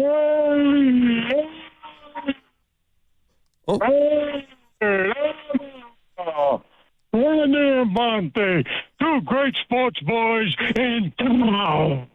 What's up, Kurt? What do you got for us today? You know what? Let me tell you something about the Giants. The Giants is a total collapse this year. I am so disappointed with them. You know what the Giants are? They're third to last. in the record and worst team in baseball. That's pitiful and that's pathetic. Who do you blame? I'm not going to blame Tony. I'm not going to blame Buster. I'm going to blame the pitching. I think the pitching is real bad this year. As far as the batting concerned, Davis is not hitting the ball. Elvidge is not back hitting the ball like he was in the beginning. The Giants is a total collapse, and it's a disappointment because we got one of the best stadiums in baseball to hit at. Moving on to the Warriors. Curry's team. This is Curry's team, nobody else's team. You know what they do? They sign Harper for 2 years. What, are you kidding me? You sign more veterans, you need young players. Lindbergh's coming in. He's a great player. He's going to help Curry, but he's got to learn how to do. He's going to have to learn a lot of things. He could be the Curry, as far as the championship, it's out of the question this year, even the following year. I don't know what to say about the Warriors, but it's going to be disappointing. If they don't play Lindbergh, if they're going to play him, if they don't do what they did to my boy Kuminga, they sat him down. He was an electrifying player. They got rid of him. That was the biggest mistake they ever made, bottom line. Okay, Kurt, I love it. What would you say if Steve Kerr doesn't play your guy Yaxel Lendeborg? What would you say to that? Yeah, thank you, Kurt. And that's how we head off to the weekend here on Willard and Dibs. I'm not mad at that. With the call from Kurt in the Hayward Hills. It's the perfect way to end a Friday show. A little intoxicating. Oh, boy. Oh, man. I'm gassed, man. That was just long. 4 hours, man. It flew by. That was fun. I don't know if I had the same energy for Steiny. That's all right, brother. Yeah, if you guys don't know, Bonte will be back Monday and Tuesday with Steiny filling in for Goo from 10 to 2. I don't know what made me sign up for that. Yeah, what the hell? I don't know what made me sign up for that. I don't know. And it's going to be leading up to free agency that would be in fun. the NBA. That would be Literally fun. the 2 days right before free agency. We're going to have a decision on Draymond one way or another. Steiny's going to be in. He'll be in his bag. He'll be on his game. But this is basketball. He's in his bag. Yeah. Don't get the Giants of football. You got to see the best version of Steinmetz last night. Yeah. I don't think Steiny's tapping into Giants Braves over the weekend. Maybe he is. Maybe. Yeah, he'll keep an eye is on his it. starters home? Is his starters back from college? I don't know. Maybe.